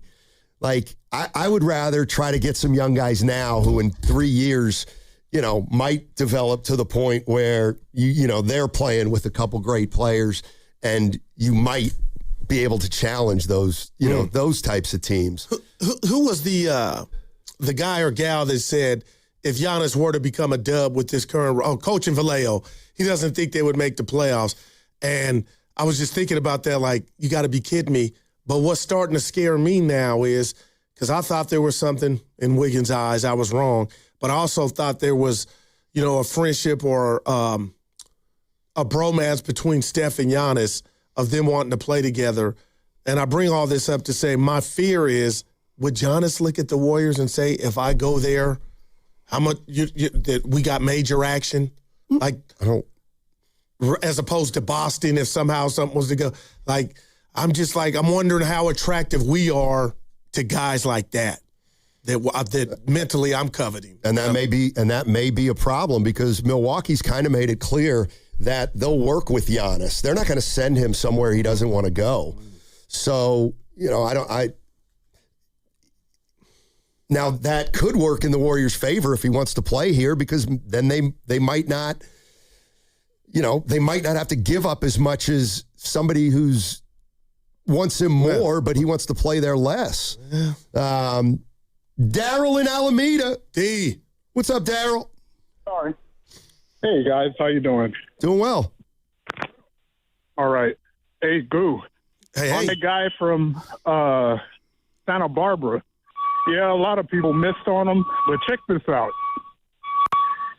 It's easy for any NBA player to score like that when they're playing against Austin Reeves. Oh, that wow. dude is a street cone. That dude is a street cone. I mean, it was embarrassing. If you look at his stats, that dude's in the bottom 5 percentile when he's guarding somebody. So he's a sieve. If you guys want him, take him, because they're on the LA station, they're talking about giving that dude like 35 to 40 million. I'm like, man, get out of here. Well, I think he's closer to that, and I don't want to call him a Luka, but this new NBA is what do you do for me on the offensive end? Luka doesn't play a lick of D, and you see what he's getting, Oh, I beg to differ. Luka is 6'7", almost 6'8", and he has a big body. At least he can move his feet and kind of get in the way. Austin just he just flops around and stands there. I'm just saying. I hear you. Appreciate the call, man. Yeah. By the way, I'm jumping down somebody's throat. Oh, out loud, please. Some dude named Illbeard 2. Okay. He's talking about Donovan Mitchell, and he's like, LOL, Steiny wants a 6'2" guard. Isn't that what Curry is? Wow. Mitchell could put it in the hole, man. Let me guess. Steph's 6'3", and that inch is the biggest difference in the world. Man. It's like they have a small guard. They just rode to 4 titles. If D. Mitchell was a beverage right now, give me 3 of them. Give me a double. He can't drink it yet for a year. I got you. He's got to stay healthy. This is another facet. Why would Giannis want to come to the West? Yeah. I got you. I totally it looks like Boston is I feel like destiny, man. And they got more at their disposal than I believe we have in regard to putting something together for Milwaukee to satisfy both. But hopefully I'm wrong and he's wearing the Warrior uniform. But man, the one thing I remember is, way back in the day, and some of the old timers will remember this, the Warriors were said to have been very close to getting Kevin Garnett. And it was on a draft night and involved Brandon Wright. Story I heard was the Warriors management didn't want to go into the luxury tax, which they would have had to do to acquire Garnett. Anyway, after he ended up going to Boston, one of the things that I did hear was he did prefer the East because the East was easier street. No doubt about it. The easier path to the NBA Finals is in the East, rather. And it still is. Yeah. So I do think there's something to that. A guy like Giannis wanting to stay in the East. Let's go to Artie. Artie's in Walnut Creek. Hey, Artie. Hey, guys. How are you both doing? Doing well, thanks. So I called a few months ago. I'm the guy who said winter is coming. Yes. And I feel let me just say this. First of all, I like both you guys a lot. I'm 80 years old. I've been listening to sports radio, and I really enjoy the both of you for different reasons. Appreciate that. Steiny, you are a pragmatist, and Guru, you are a dreamer. And I appreciate both of those things. But, you ever have a situation where something is so clear to you and people around you see it so differently? I mean, I don't know what people are smoking with the Warriors right now. It's over. I don't want to feel that way. First of all, here's a point I haven't heard people really making that often. Forget how the Warriors are going to do, what they're going to do to revitalize their team. All the other teams in the West are getting significantly better. Right. So you have to put that into the equation. And, that's, Coach, it was refreshing hearing Coach. They're three really, really good players away from being relevant right now. I mean, and how do you judge this team with a bunch of these old guys? You don't know how they're going to be next year health-wise. I mean, sometimes, and another quick point I want to make is, this is a little bit of a segue. Listening to Draymond, there's an expression in the stock market when people are on TV and they're talking about stocks because they own those stocks. And they're saying, the expression is they're talking their book. And that's what Draymond was doing. Draymond was talking his book. And I have to say, for 5 years, I've been watching NBA basketball for 70 years. Draymond was one of my all-time favorite players for a lot of reasons. And it's sad, but, I just don't feel that way, close to that anymore. Anyway, right. I don't know why anyone thinks sometimes, if sometimes someone is very sick and even terminal, sure, you have to say to them, it's okay to let go. Right. It's okay to let go. And people have to understand it's okay to let go. We've had a tremendous run. Well now it's time to rebuild. And we took our swing. With Butler, and it didn't. And I was for that. I got you, Jim. Artie, I got to let you go. But you're right on the money. I'm looking at some text. They're saying finally a sensible call. No, he was. I just felt like I need a suit on. I feel like play the funeral music. But he made some points. Artie's right. He is right. It's okay. to let go, Goo. No, then what had you? Goo, Yeah, you heard Artie. Brian Snyder's not letting go. Brandon, excuse me, Brian. But man, they're not letting it. And if you let go, like Steiny, it's not over, man. You're going to have people are going to. According to Artie, it is. Yeah, he was. And what was cryptic about what he said is the Jimmy move and Jimmy getting hurt with that ACL, man. There are not enough words to talk about how just crippling that was, and now how dire that contract is on the books, and his unavailability coming into this season. That was a dagger. You know what? You're talking about the Celtics, right? Yeah.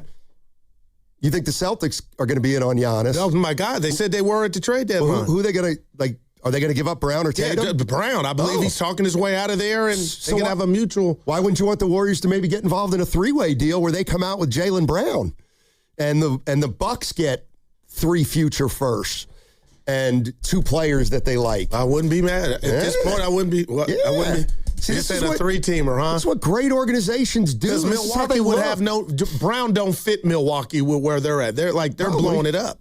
Yeah, probably. But, I mean, he's a hell of a player to build around. I mean, he's still pretty young. I don't think he would like that, though. He's trying to add to get another title, number 2. Yeah, I mean, Brown's making a boatload, clearly. But, I mean, he's a Bay Area guy. He can hoop. We went to Cal, obviously. So, who's the guy who said he's worried about the fans? With who? Jaylen Brown? No. We had a caller call in that said he's worried about Warrior fans. I'm not. I think they showed during your era of covering the team, and again, I talked about the logistics, it being the Bay's only basketball team. But man, after 4 chips, and Austin said he saw empty seats from San Jose, but the numbers don't show that because they still got the streak. Evan, when were you born? 1994. Okay, you can answer this. Yes, you can answer this. So one of the things that we batted around about, and we're talking a lot about this San Francisco Standard story by Danny Emmerman about the Warriors, thinking about life after Curry, and obviously they're in great shape financially. The building's sold out every night, and they believe they're going to be able to keep it going even after Steph Curry. And here's my question. And Goo's like, they've had Curry, they've had Durant, and that's why he's talking about guys like Giannis. They need Giannis. And I'm thinking about the highest point of the Warriors before the dynasty was We Believe. All right? Their best player was Baron Davis. Now, he was a great player, but he wasn't one of the top 3-4 players in the league. And we gravitated toward Baron Davis. So the guy doesn't have to be the best player in the game. But here's my bigger point. After the Warriors have won 4 titles, could We Believe could a team like that one ever recapture the excitement of that team that won a playoff series and then lost in the second round because of the 4 titles they've won since? You know I love you, and I was sick. Steiny, I can't remember the question. You're next, Evan. That was so long. Evan, you so about midway through your spiel, we decided to put the clock on you. But I was like, holy hell. No.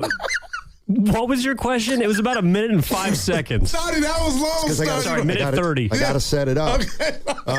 Oh my God. The greatest moment of excitement, or one of the great, obviously a championship in 75, in our lifetimes though. The We Believe was something that I've never witnessed in my entire life. It was beautiful. It was unbelievable. It was unprecedented. It was a team that hadn't made the playoffs in 12 years. Boom. They make the playoffs. They knock off number 1 seeded Dallas. Baron Davis dunks on Karolinko. Zoo. Can that excitement happen again with the Warriors in the post-4 title era? Yes. Oh, interesting. But not in the first 5 years. It would take another 20, I think. Okay. Like, it would take a very long time to me for that kind of excitement to be built, because it's only been built through years of mediocrity. I realize the Warriors won a championship in 75, but like, there was so they'd nothing. have to go through another dry spell. Yes. I don't think people would be as excited about an 8/1, let's say, 4 years from now, the way they were in 2007. And that's kind of what I'm asking. I love that. And I have to say this. When you say dry spell, and we talk about the business component to all this, so the dry doesn't apply as long as we have Steph. That's like that. No. Because it's dry now, but it's on Steph's watch. That's a great point. And you've said it, and I've tried to. That's what's unsettling, man. Exactly. We got to talk more about that on the other side. 888-957-9570 is the number. Future of the Golden State Warriors. This team has sold out 15 consecutive years. And the question is, do you think they're set up to deal with the post-Curry era? Great story today in the SF Standard about the Warriors feel like they're well equipped to deal with life after Steph Curry. It'll probably be different, but they still think they can be a preeminent franchise and fill that building. And I'm wondering if they can or not. All right. That segment was brought to you by Crystal Geyser Alpine Spring Water. What makes Crystal Geyser Alpine Spring Water different? We always bottle our Alpine Spring Water less than 1.5 miles from the spring source, and all our bottles are made with 50% recycled plastic from our own recycling plants. Crystal Geyser, bottled at the spring source. You only get one shot at this. One chance to handle your injury case the right way. One chance to get the compensation you actually need. One chance to protect your future. And once you make the wrong move, you don't get a do-over. Sign too early, it's final. Say the wrong thing, it's recorded. Take a low offer, you can't go back. So before you make any decisions, call Beam Law. They step in immediately, guiding you, protecting you, and making sure every move is made with your best outcome in mind. Beam Law has recovered millions for clients across the Bay Area and has been named Best of the Bay by SF Weekly 4 times. If you've been injured or lost someone due to somebody else's negligence, do not take that risk. Call Beam Law at 415-523-5555. That's Beam Law at 415-523-5555, or visit hurtinthebay.com. That's hurtinthebay.com, because it's not whether you get knocked down, it's whether you get back up.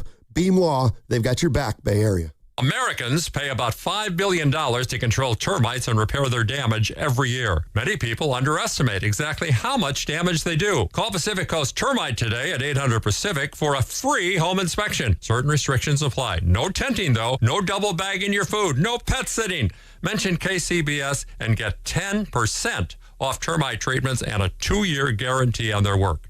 Call 800-PACIFIC. 800-PACIFIC, or go to PacificCoastTermite.com.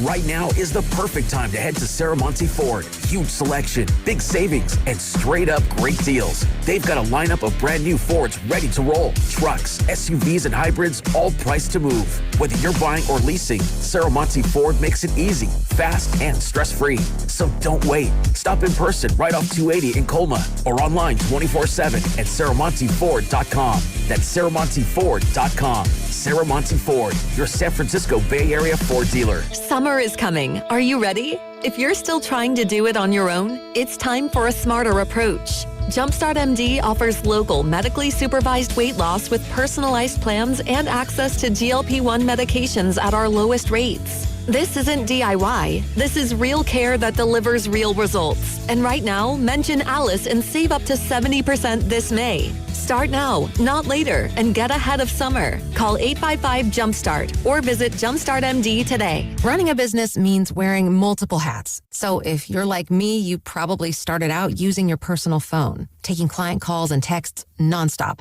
As my business grew, I needed something smarter. That's when I switched to Quo, the #1 business phone system. Quo works right on your phone or computer. No carrying 2 phones, no clunky landline, just one easy app you can try for free. Your team can share one number and handle calls and texts together like a shared inbox. Any teammate can jump into the conversation, so customers get faster responses. And Quo's AI assistant summarizes your calls and responds to customers 24/7, so you never miss a lead or opportunity. All this starts at just $15 a month. That's basically 2 coffees. You can even keep your current business phone number. Find out why 90,000 businesses trust Quo. Money is on the line. always say hello with Quo. Try Quo for free at quo.com/sports. That's quo.com/sports to try Quo free. QUO.com/SPORTS.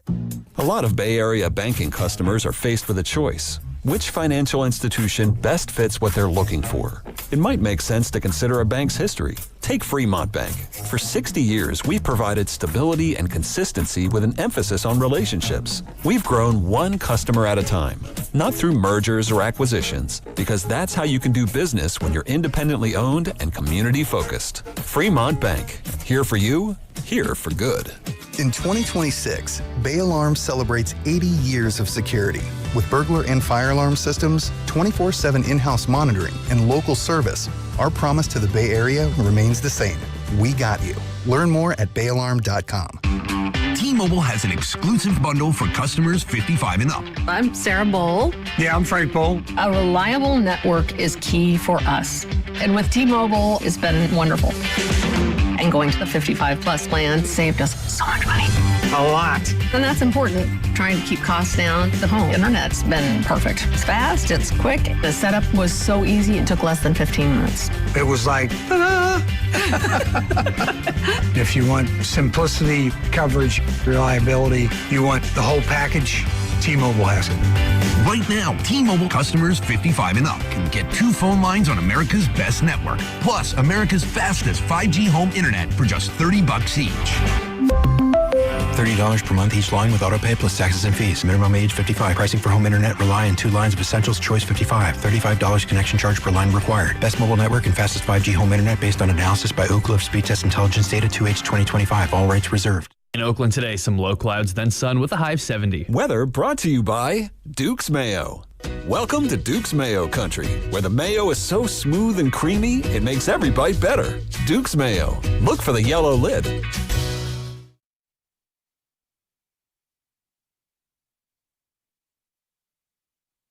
Warriors games are torturous, especially in the playoffs. I'll be plotting my revenge. You didn't have a career. Now, back to Steiny and Guru on 95.7 The Game.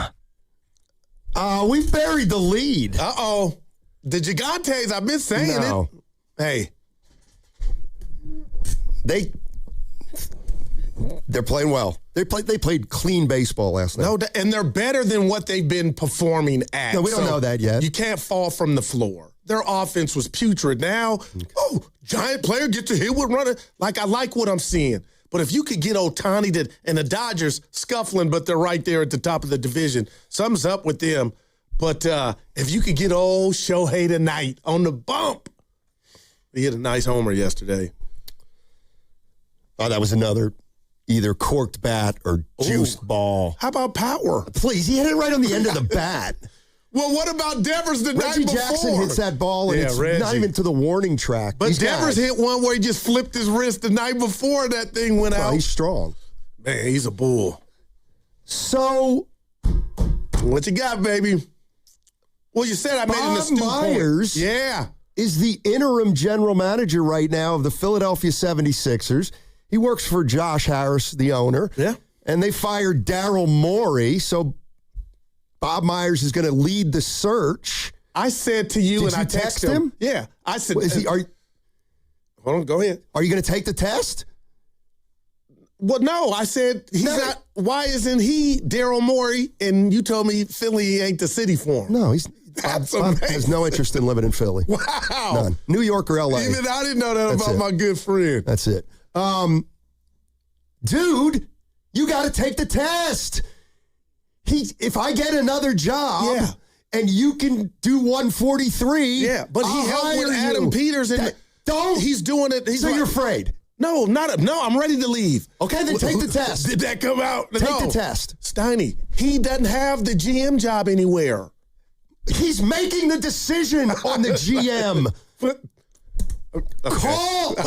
Take the test, you scaredy cat. I'm not scared. You are scared. You're scared. I was a good tester, by the way. This is one of those things. Now, Goose realizing, be careful what you wish for. Oh, no, Let me tell you something. I'm ready. Let me tell you something. I'm telling you, I'm ready to do. Evan is Steiny. Guru would get absolutely swallowed up in Philadelphia. They would run him out of town. I'm a tourist in 9 months. And why? No, seriously. You know, there's the other side. This is why Evan and I just get along so well. Kenny too. You know, there are two sides to me, right? The radio side, and then the other side. We'll call it the street side. And you've seen it, right? So what makes you think I would get gobbled up in Philly? You would not be able to handle it. You would not be able to handle it. What? I've been to New York, no problem. You'd be going to restaurants. You'd be getting egged. I mean, your house would be toilet paper. That was weird. And What are you worse. talking about? Vandalism with the caddy. This is not politics. Wow. I mean, what they did to that offensive coordinator with the Philadelphia Eagles. Well, I didn't like any of that, but yeah. What would you move Embiid? Yep. I don't think you can, but I would try. How about that? To the Warriors? Man, when the dude's upright. But yeah, I'm like, so Bob's got 8 different jobs. This we know, but I'm talking about I want him to be solidified in a city like L.A., New York. But I thought Philly, he could be Daryl Morey. How much you think he's making? Who? Yeah, Bob. Oh, my God. Like, no, seriously, stop. If we stepped over... Not 5, not 6, not 7. My first number was $8 million. Well, you're joking. More than that, you think? Oh, my God. I mean, he's not... It's... Guys. $8 million? What, you think it's less? No, I'm just like... I mean, he's... I feel like it's more consulting than actually running them all.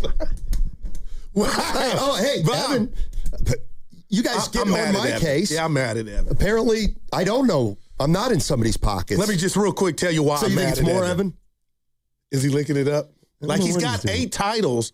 I'm mad at Evan. So you asked him when he was born. Yes. Donnie, I was at my senior prom, 1994. And I don't want to talk about that. Like, does that just make me... I want to jump out the building. He would... 1994? Yeah, 1994. I believe, was it the Sony started? That was the year after the Warriors lost to Phoenix and when Barkley went off on him with Webb when we had a team. That was my favorite year before We Believe. I was born 4 months. All right, Evan, we get it. Niners won the Super Bowl. The Niners won the Super Bowl. Wow. Steiny, we're up there, man. Yeah. No kidding. We look good, though. We look good. Well, I was born during a work stoppage. 94 baseball? Major League Baseball. That's right, yeah. Wow. You know what? That's when a lot of people lost their love of the game. When? Oh, well. Affected me. Not me. I was just like, you got to be kidding me. Seriously, though? Yes. Not me. Well, it was followed by the steroid era. Yeah, but brought I was a lot of people back. Yeah, checked out. Sammy Sosa. Steiny, real quick, we're old. Well, you're a little older than me. Okay, what's your point? Like, that just changed my mood.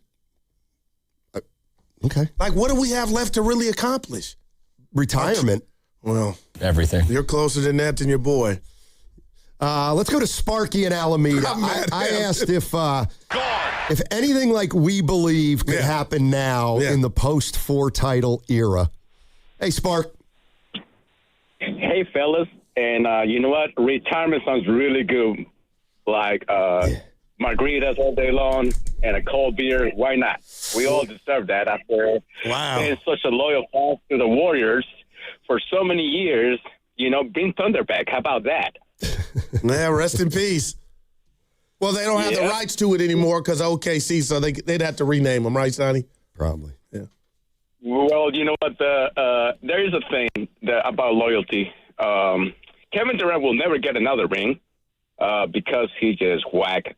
He's just going to keep on bouncing from team to team and keep on fighting back. You know, there's a reason why he joined the Warriors to begin with. He was just sick and tired to, like, getting his behind, kick by the Warriors every conference final. So he's why are we talking about Durant? Let him finish. Because, hear me out. Here's a point.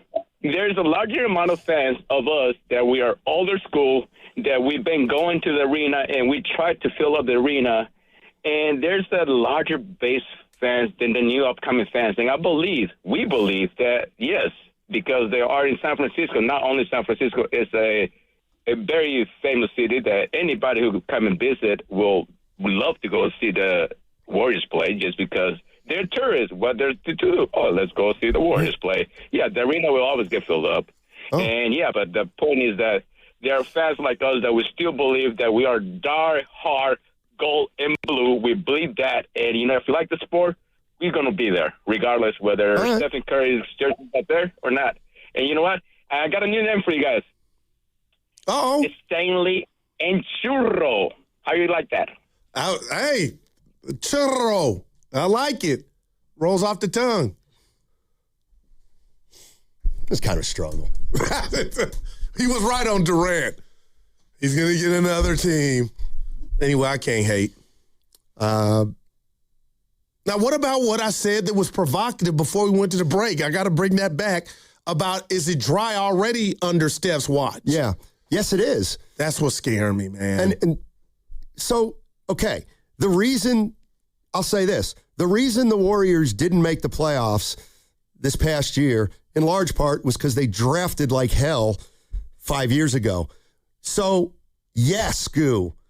Yes, they need to start drafting well and acquiring younger players right now so that when Steph's gone, they're not saying, well, now we need younger players. But see, it's got to start now. But I'm not mad at you. Shout out Tupac, rest in peace. But Stoney, I think they're doing who can help Steph and Dre right now. And that's foolish. Then there should be no discussion of Giannis. What? Okay, let me put it this way. Let me put it this way. Okay, let me put it this way. Right. What if Giannis costs four future unprotected picks? What do you expect from Giannis and the Warriors then in the next 5 years? To be in the West, to be in the finals, Western Conference, to be no doubt, finals, Western Conference finals. And playoffs, oh my God, just assume that. Because what I'm hearing a lot of Warrior fans say is that if it doesn't, they wouldn't do it unless they thought a title team was being put together. They think that. No, they don't. That's what I'm saying. You're talking about the fans. I'm talking about a lot of the fans. Because we're down on Giannis in Milwaukee. Let's be honest, it's not all his fault. Stoney, the dude may be healthier than a brand new butterfly. But right now, it looks like he might be damaged goods. But what if he just got into a new, relationship, a new city, and he was old Giannis? He's only 31. It feels like it's 34 or 5. But we cannot front. When Bonte was on our show, we had discussions in other buildings when the station was located at a different venue. The building was shaking. The lines would fill up and flood because people wanted Giannis. Now you could kind of. No, you can't. Do you really? Because you don't. I hear you. Goo. You got competitors. I hear you. Let me ask you this question. Coffees for closers. Warrior fans, do the Warriors have a better shot? Did they have a better shot at winning, getting into the top 4 lottery, 8% or 9%, or getting Giannis? Is Giannis at more than 9%? I believe so. I don't. I think what would you put it at? 10. So you don't think there's anything with him wanting to come, not just with Steph or the Bay? I think he's got other teams in mind higher than the Golden State Warriors. You're listening to 95.7 The Game, KGMZ FM and HD1 San Francisco and Odyssey Station, always live on the free Odyssey app, and now broadcasting from the Laughing Monk Studios. Real quick side, the chat, they're out on Giannis. And that's not every person, but wow. I got that sense yesterday. Changed. Yeah. And that's what I asked yesterday is, how can a guy in 1 year go from the prize to the guy a lot of people don't want? Let's go to Sean in San Diego. Hey, Sean, what's going on, man? Hey, how you guys doing? Doing well. Huge fan. Yeah, thank you. Hey, I can't agree with you more. Guru, got to get your head out of the clouds and back to reality with the rest of us. Real quick, what part? Everything. 29 teams have in common every single year. Oh, all right, I got you. Championship, Stoney. Yeah, and we make that, we're a loser with Giannis. It's not happening. We're not winning. And we're also, on top of that, we're staring at losing 4, maybe even 5 picks. That's horrible. Imagine the feeling you're going to have next year if that's the reality. That's terrible. And what were some of the highlights of this season? Will Richard doing well. Go ahead. Santos taking huge strides. Pods getting it together. Like, those were some of the highlights. And they're all young players. I want more of that this next year.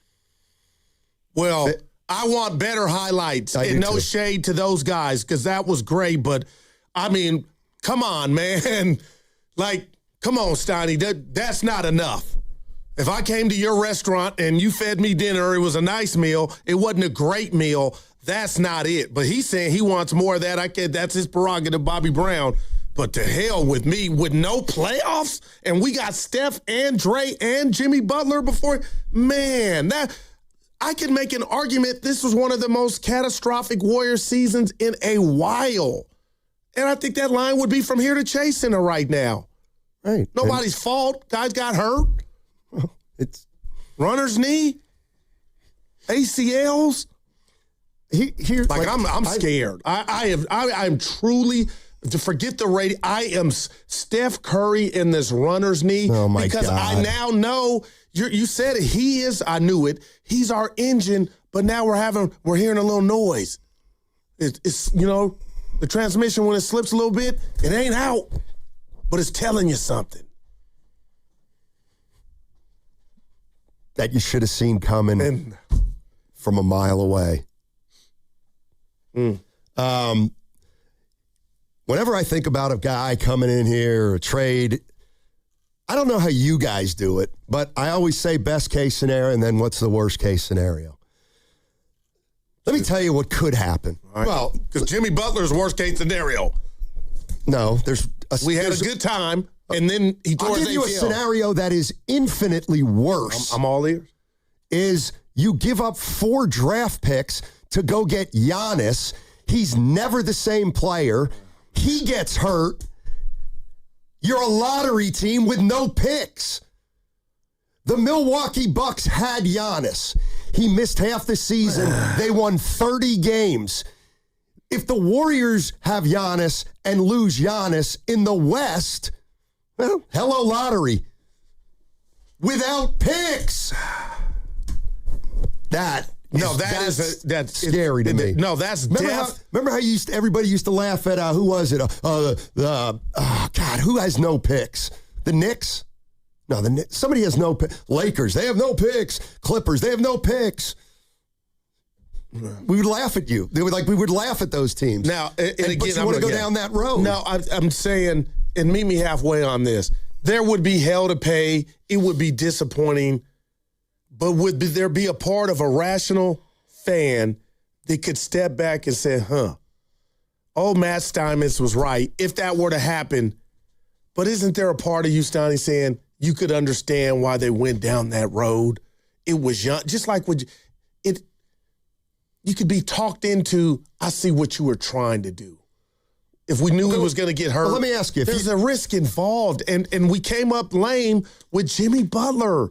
And now he's on the book for double. That's a nightmare contract. I mean. Only because he got hurt, but it happened. The only reason I would go after Giannis for 4 picks. Tell me to win. Is, no, not to win. It would be, we have somebody after Steph for 3 more years after he goes. But then to win or give us the chance or the fan base. You ain't winning without Curry. You ain't winning with just Giannis. Well, that's my point. I'm not getting Giannis for a super duper special season with Steph Curry. It's like that might happen, but that 2 to 3 needs to be 4 to 6 for me. Life after Curry. That's too short to spend all that capital. He's already 32. Yeah, 31. But man. Steiny, what's the best case scenario, Jay? I told you, Jay, what I would do. No, I think he said with Giannis. What's the best case? That's how I take that. What do you mean? If you were to get Giannis and we went to the finals or West Ticket, that's the best case. Well, okay. To me, here's what the best case is. If you get Giannis, you give up all your picks, okay? Now you got Giannis and Steph. See what that is. Yeah. I certainly don't think they're a championship. Exciting, no. Okay. I certainly do not. Here's the other thing. Are you kidding? Giannis is not exciting. I do not think he's an exciting player. Well, with Steph, he'd be fun, but he's not exciting. He's a freak of nature. So I don't think he's exciting anymore. You used to be one of his biggest fans. Give me that, man. But in our 8 years together, you're getting exciting mixed up with hell of a player. I don't think he's an exciting player. Well, he's got a title. He's not even fundamentally sound. Right, but he's so... I don't think he's exciting. Freak of nature-ish that he could get it done. Yeah, he's great. He's great. You just think he's aged fast. Because that's my fear with these injuries piling up for him. 31 might be 33. Yeah, that's basically it. But what I'm getting at is, okay, now you got... All right, so you have Giannis here for 2 years with Steph and Draymond. And Thanasis and Seth, whatever. Okay, so that either gets you somewhere or it doesn't. I don't think it will. But you tried. Okay, now Curry retires. Yeah, I guess there's a chance that then you could get some players around Giannis at 34. And you may already have some around him. I don't... These two, you know what I mean? That's one of the big reasons I don't want Giannis is I just want you to admit, and I get it, and we have fun. I just want you to admit that it feels like, or you could understand a guy like myself or any Warrior fan, it feels like the Warriors are still going to do what you don't want them to do. And that might be the 11th pick and future picks, to go get an already older seasoned guy that they might feel gives him a chance to do some damage in the West. Don't you feel like it's headed? Like, that's why I can't wait for Monty Poole at 1 o'clock. Right. And this is what it feels like. That's where this thing's headed. Right. And I hate to say it, but that tells me, I don't think that is prioritizing winning. I believe that's prioritizing excitement. And that's seats? exciting. Yes, that's going to help keep the building filled. If you put Giannis on the Warriors tomorrow, okay, and Steph misses half of next season, guess what? You're still probably going to have a full house that looks like a full house with Giannis. Without Giannis? Shout out Stamos, full house.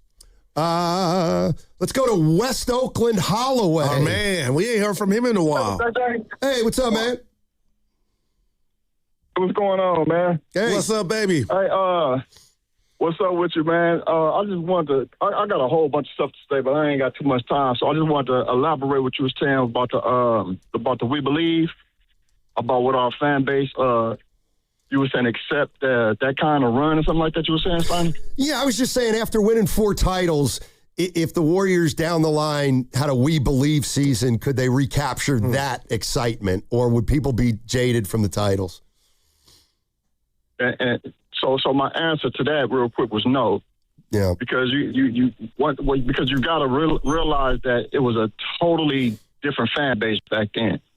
That's true. Yeah. This fan base, they didn't go through what we went through. They didn't go through the Clifford Rays and the Sleepy Floyds and none of that. They didn't go through none of that. So we appreciated Baron Davis and, Matt Barnes and the rest of that crew. That's a great point. This generation, yeah, they not going to get it. But I'll be calling more now, Steiny, because I'm local. So, I'll talk to you later, man. Okay, all right, baby. All right. No, he's right. Thanks, West Oak. But Holloway. I guess, tell me if I misconstrue what he was saying.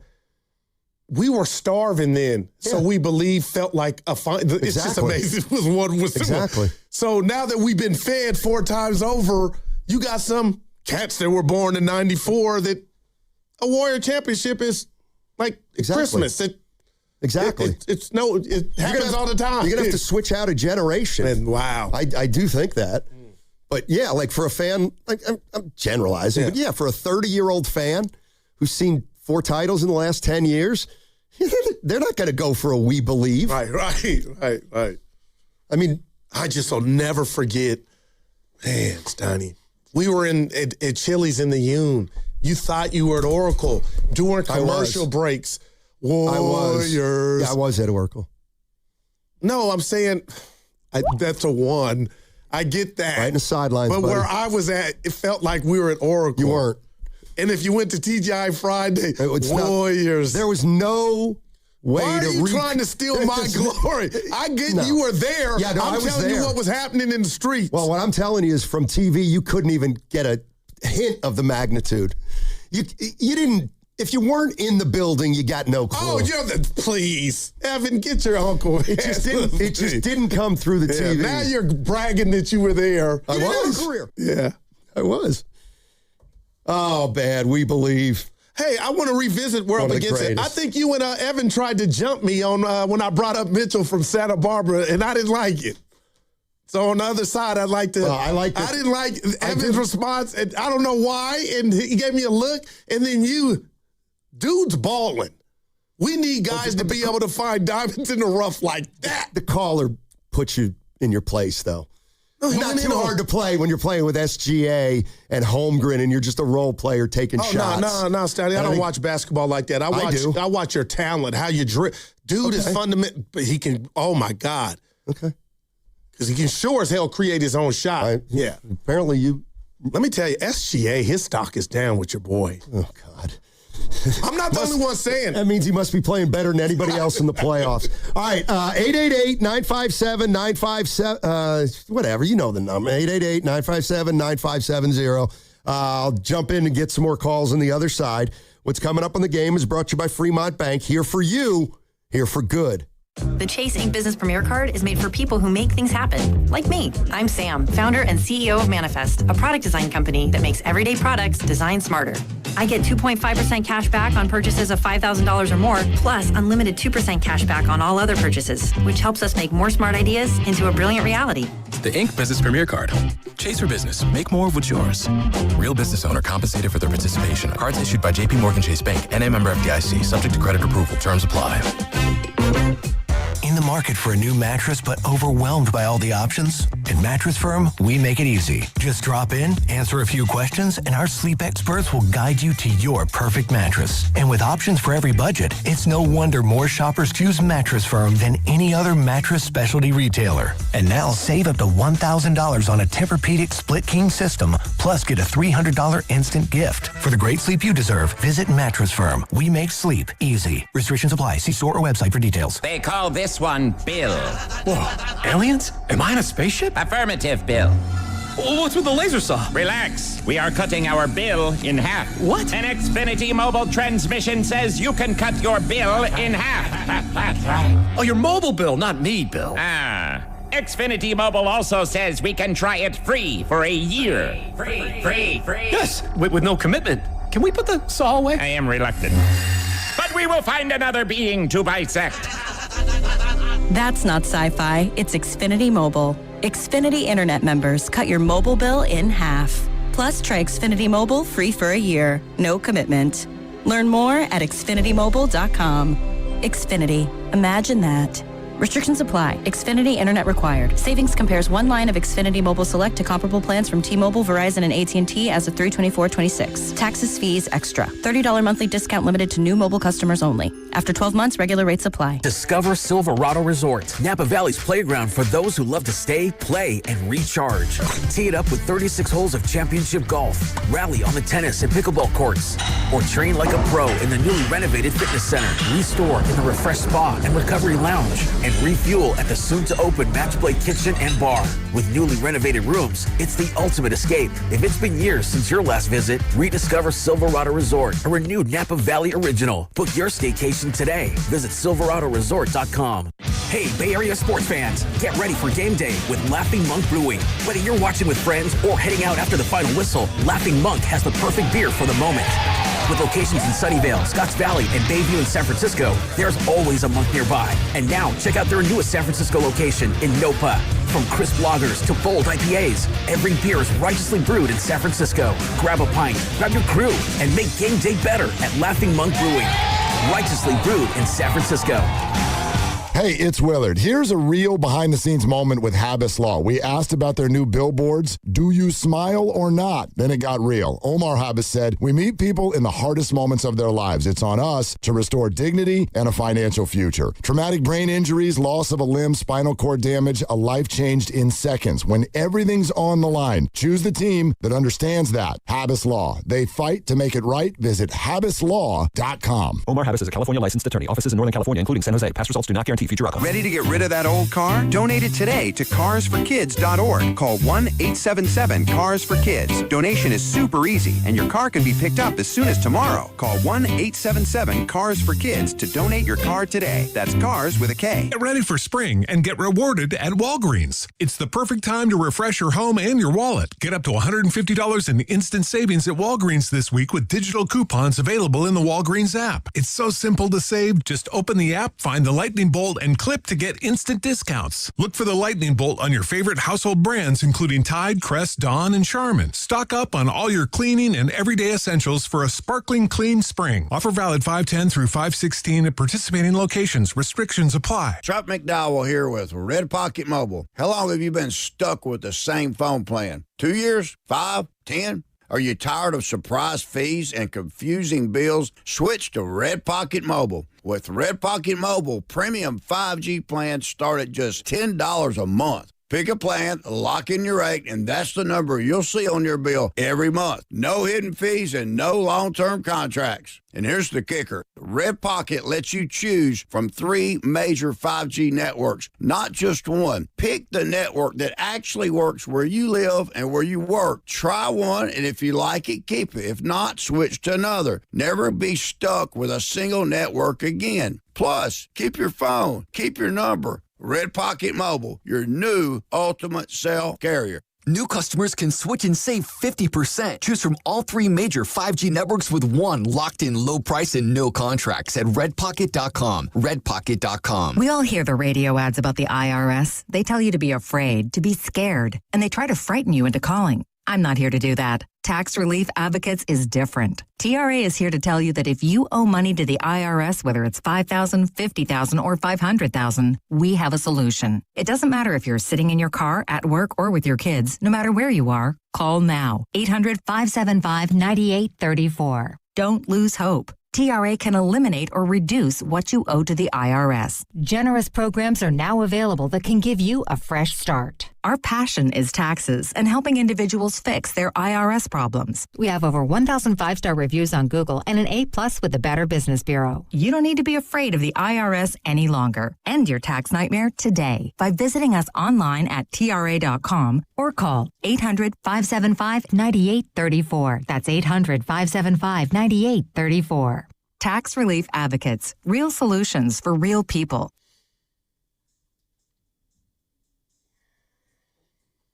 You don't talk about a guy's chicken or his mental. It's the dumbest thing I've ever heard. You just got to look at his numbers and stuff. Now, back to Steiny and Guru on 95.7 The Game. Yeah, baby. Being sick by yourself is not cool, man. And go ahead. This is what the boss meant by the email. You need to bring us back, and I'm just blurting out. He doesn't care about that. You can bring us back. Well, I got to say this. I think I get along with the other shows better than anybody between the two of us. And if I could, skip a crossover, it'd be today. Tibbs went John Wayne last week, didn't take off, should have. I blame him a little bit. Willard brought up his older son, Abe, who, if he has a little phlegm in the throat in the morning, he thinks he's sick. And I feel like Will might have think I was Abe yesterday a little bit by not coming in. So if I could skip, I'm not scared. But if I could skip out one of the crossovers, today would be his. I'm sure they took a shot at me not being here yesterday. Shoot. What happened? I'm playing golf today. You know how I get on these days when Willard tries to keep me glued to the studio. You know what I mean? Well, you control. You got a microphone. I still haven't got over you Friday. What happened? You were Tony Vitello. You were ready to go fifth to Mike Tyson. And then Willard comes in here, and I give it to us. Well, hey, Willard. Anyway, that's for another day. Yeah, I'd let you guys down being out yesterday, but I had a little Abe, his older, and then Dibs went John Wayne battling all last week. Anyway, I mean, and I'm scared of the hantavirus. Like, Stoney, I'm watching TV, man. They got one in Santa Clara, and like, you don't even care. You're just you're scared of everything. You're scared about hantavirus. You're worried about Curry. Steiny, this could be. It's like, live your life, dude. Seriously. No, I am doing it. I'm just, come on, man. By the way, this is how COVID started. By the way, apparently we have a new listener I'd like to say hello to. From the 510. Let's welcome in Sergio Garcia. There was no call for that. Steiny spraying himself with that privilege juice. Wow. Just because we weren't in the building, you can't poo-poo what the Bay was feeling. Yeah. Get out to the streets more. No doubt. Oreo cookie. Yeah, no doubt. No doubt. We try to get to the North. I was gig. kidding. That's please. I know you. Were you really kidding? Yes. When I was saying, the TV, the TV, you had to be in the building to feel it. Come on. Of course I'm kidding. Damon Chang, Goo, I'm going to keep it real with you. You be having the most PTO out of everyone. PTO is not funerals or sickness.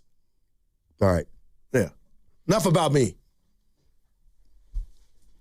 A lot of people miss me. It's funny. It's not for anything, but the Sixers, I feel like people are missing something I here. did text Bob during the break. I feel like people are missing something here. Bob Myers is the interim GM. He will be hiring the GM. Wow. I've read about 15 stories about candidates.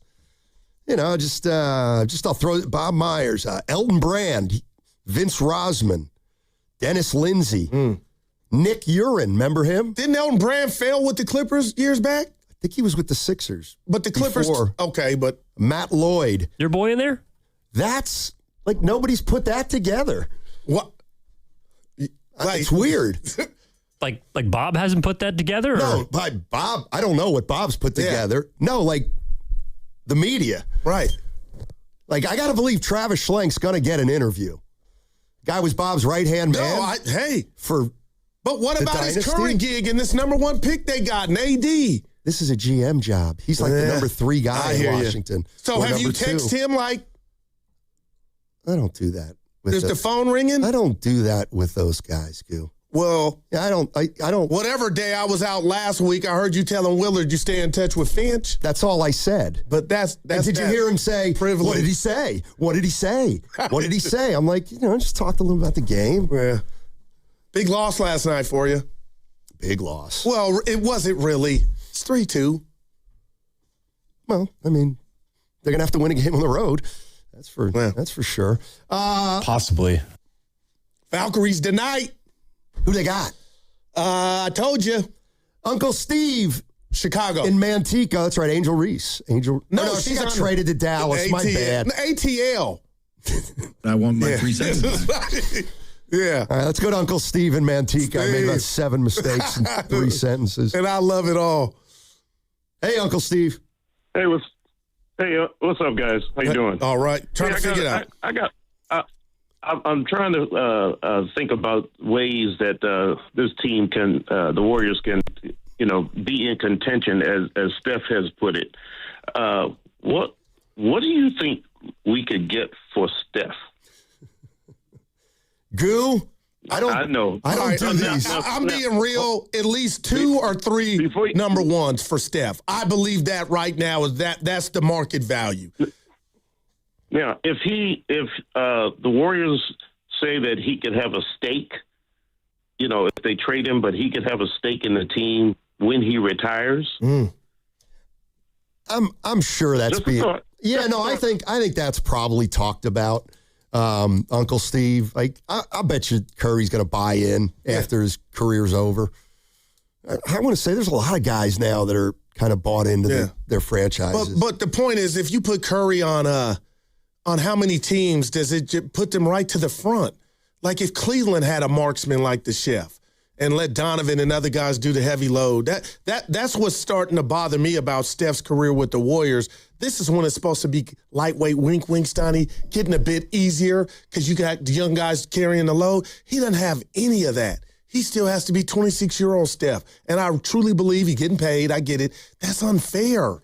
And I know it's not how the Warriors designed it, but when you miss on the 2 pick, the 7 pick, like this is the stuff. We're still dependent on a dude that should be not in retirement, but Smokey Robinson cruising a bit. And it's all on his back. Now he's got runner's knee. Oh, but I'm a worry wart. You are. No. I wasn't worrying when Durant was here. Wasn't nothing to worry about. That's dream world. That doesn't last in the NBA. But had your relationship... the natural cycle of sports. Hey, Mouth, had your relationships been better, he might not have left. I'll leave that there. What relationships? With Kevin Durant. He didn't like playing for Kerr. Put the rat on the table. No, Draymond in November there were in a million LA. reasons. But Kevin Durant, he exposed the Warriors' warts. He exposed himself, and that's why life after G-State has been a nightmare. To leave another city. Still balling. Jesus. He's still balling, baby. That's all he wants to do. You give him a pass. Yeah, because he's 37. The dudes you love, the things you'll do for him. Yeah. 2-time champion. I think it was here. 2-time finals MVP. Yeah, that's what I thought. Hey, Evan, what's the buzzer for when he was with a Warrior? 2-time MVP. Hey, Evan, how's his career MVP. been outside of the Warriors? Next question. Thank you. Yeah. But I got to get a burner so I can... Could you imagine if I talked about you and Evan on a burner and you didn't know it was me and then you found out? Yeah, that damn Steiny is this and that. That damn Evan. Could you imagine? We're done. And then we blame the boss. Could you imagine? Like, you're laughing, smirking. That would kill us. It's actually Nahigian's fault. KD, he wanted to be loved more than Steph. Where you went wrong, first place. And then 2, guys like that just, what did he tell Steve Nash after he won the finals, the first one? I thought I'd be more happier. So that's something in his person that he wasn't happy with. Don't blame the Bay. The fans loved you, man. Did he ever blame the Bay? Well, he said he didn't get the treatment from the media, that they treated him differently. I think it's a Durant problem now. We got an example. Brooklyn, Phoenix, Houston.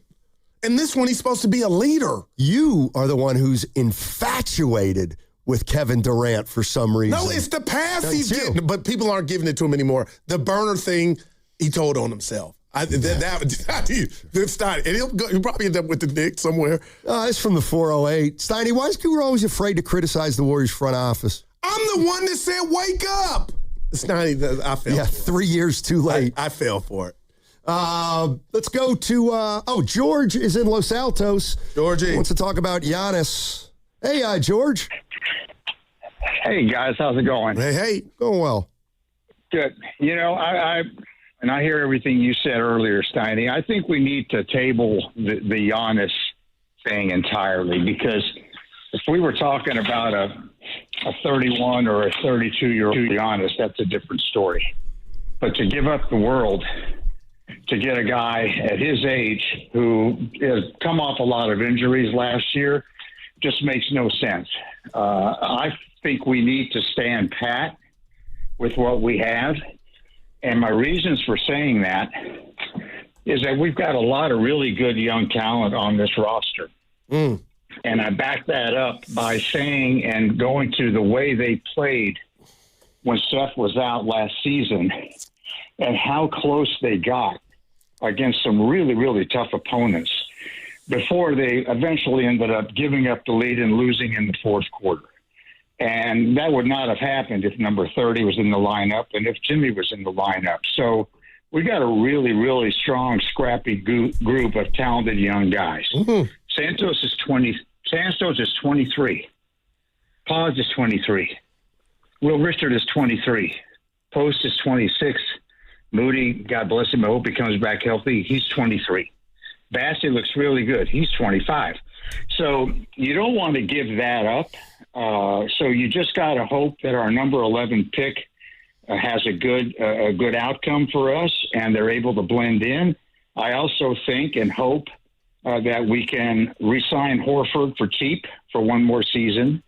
And I was never a Porzingis fan, to be honest with you, but man, he can play.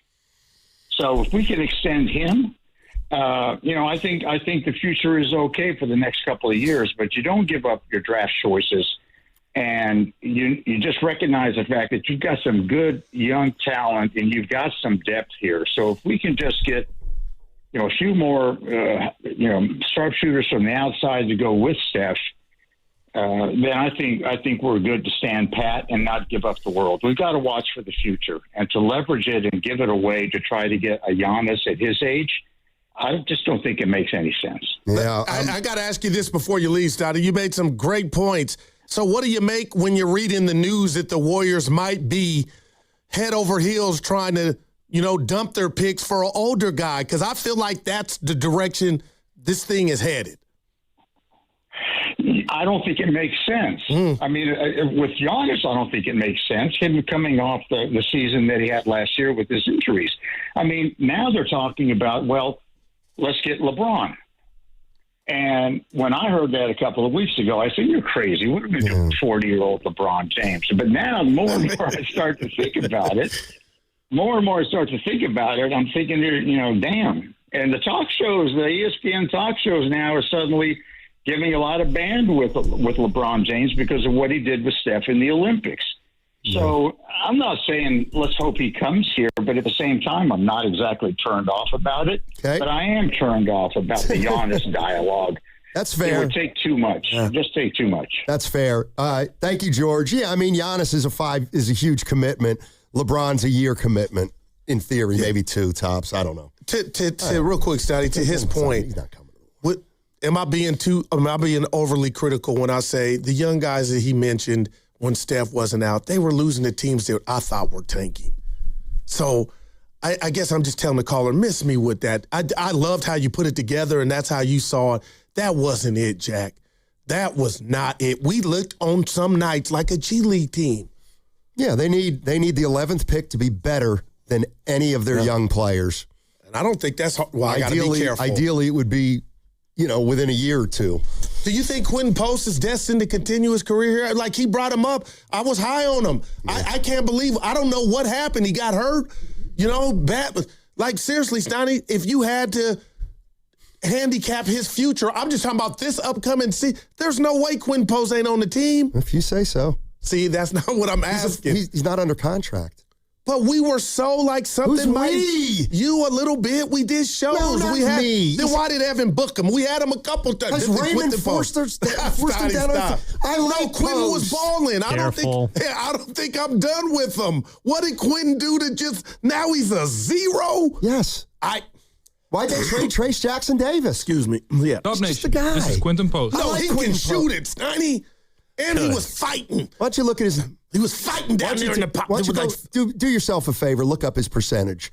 But see, I'm not a slave to stats. You're not a slave to 32%? I told the kids, Boys and Girls Club. He's not a slave to 32%. The best, okay, you're right. You're right. He shot 42%. Nah. What I'm saying is he was working. That was a guy that was working on things that he wasn't good at, getting stronger in the paint, and that affected his shooting, I believe. But I didn't think the experience would be over. Or people out on him. How much do you want to give him? Well, I know you want to give Melton 20. Not 5, hey, not 6. I took that L, and Melton's my guy. Would you give Quentin Post more than A.J. Mitchell? No, whatever the minimum is for Post. Mitchell, dude. Whatever Post minimum is. I told you guys, Mitchell's got a club option. That is $2.8 million next season. I want our scouting department to go get us our Mitchells. You know what? No, seriously, he was right there. The Gauchos. Who knew? You know who Mitchell will be with the Warriors? Lindy Waters, who played last night. The third. Oh, he hit a three. Oh man, that's a hell of a find. Yeah, man. Post shot 33%. Yeah, but he can shoot. Is my point. He was. He's better than that. I don't know he's better than that. He's played 100 NBA games. He was taking L's down there, banging and doing all this stuff that they wanted him to, not be a liability on. That's how I looked at Post. The shooting, he's got it. Now it's just about the mentals. And he was working there. I mean, how many times was he losing? How much are you going to pay him? Well, see, you got to get to the lab on that. But, man... And my man who called, I like this call, he mentioned Post, so he ain't out on him. 26. Tony in West Oakland. The West. Hey, Tony. By the way, Monty Poole, NBC Sports Bay Area, joining us at 1 o'clock. Monty Poole covers the Warriors. What's up, T? Hey, Tony. Hey, man, I got something to say, man. I like that last caller, too. But this thing about getting rid of Steph needs to stop. We just grew up in Oakland, and these boys done got us 4 championships. Yeah. The Raiders couldn't do it. The Niners couldn't do it. Wow. And God bless my soul, the A's couldn't do it. I'm not a Giants fan. I stopped watching baseball because the A's left. They broke my heart. Wow. So you guys got to stop it with the Steph. Got to go in the Draymond. So they let them ride out, and I like the team we got. Just if you let it ride out, and when he gone, and then you figure all that out. But for y'all to say he gone, and you got to stop letting Steiny do that. Yeah, because I was just about to jump in, T, because I don't Tony, do it. I don't want him to go anywhere, and he's not going Tony anywhere. out of here. Get Tony out of here, and I'll tell you why. I love that he separated us. He's wrong. He's wrong. The last 5 times that somebody has called in this show saying they should trade Steph, what do? I'm not really going there. I said, Goo, I'll give you that. That's been like 3 weeks of that. Yeah. It's like... Well, he's not going anywhere. I don't want him to go anywhere. Warrior fans' feelings are too soft to get into that kind of talk. I know that. Yeah, there you go. That's why I don't do it. I wanted to hug Tony through the phone for the Athletics, man. I miss him. I just can't. You don't. When I ride on 880 live in Sac. every day, What's wrong? I got They're 2 there. locations. Anyway, I said that like I had to prove it. When I just ride past 880, just the times we had, Oracle, the Raiders, the A's, like seriously, I could tear up. Like if the doctor said, hey, you need to cry right now. Like I was born in Oakland, man, Oak Knoll Hospital. You go to a Raider tailgate, doctors, gangsters, everybody was one. You didn't care what you... Give me another city where their sport teams died like Oakland, and I'll wait.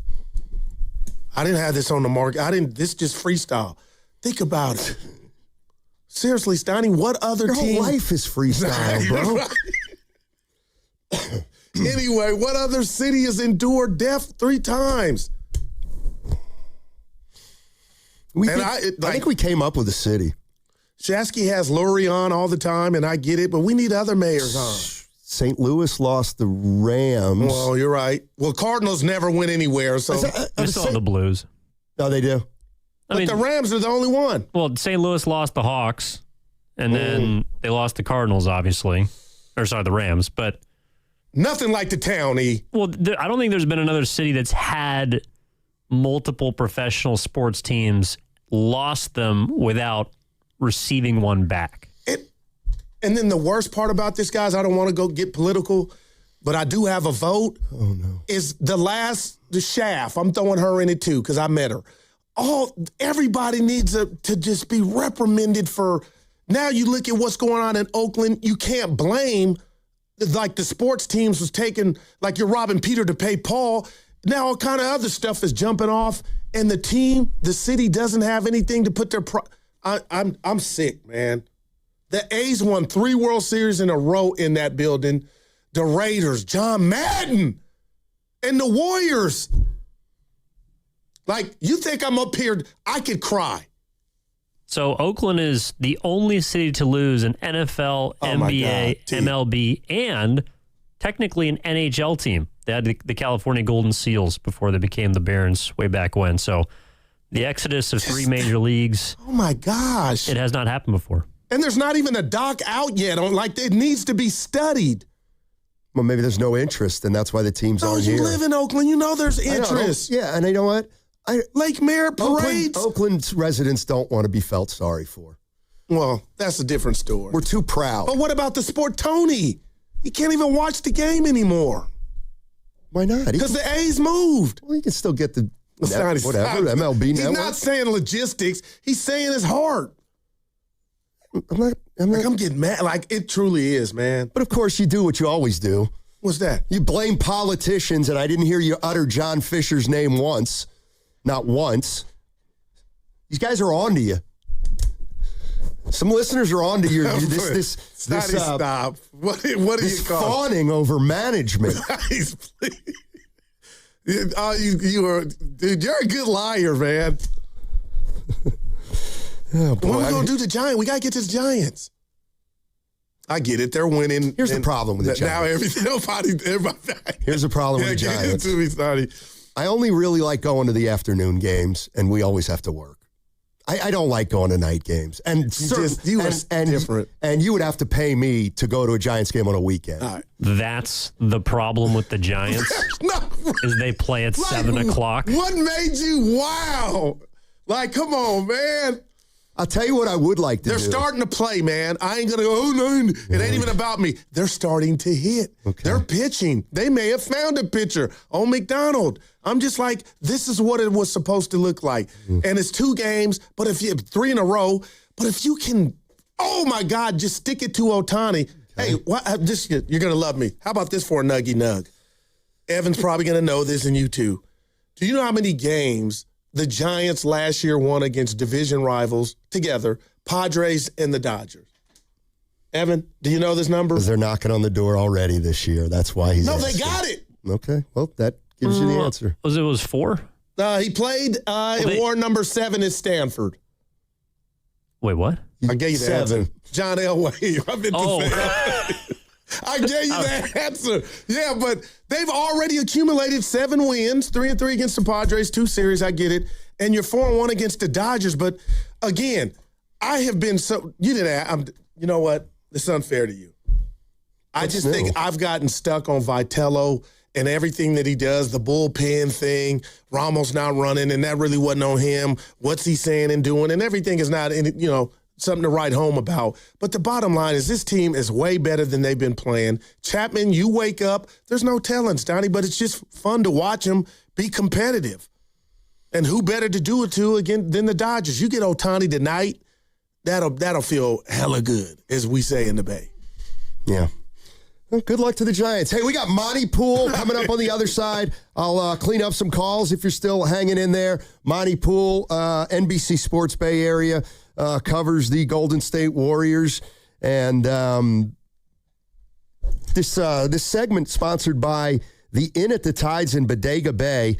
This Mother's Day, treat mom to something special. Brunch with a view at the Bayview Restaurant and Lounge at the Inn at the Tides. Enjoy coastal cuisine, fresh local flavors, and stunning Bodega Bay views. Reserve now.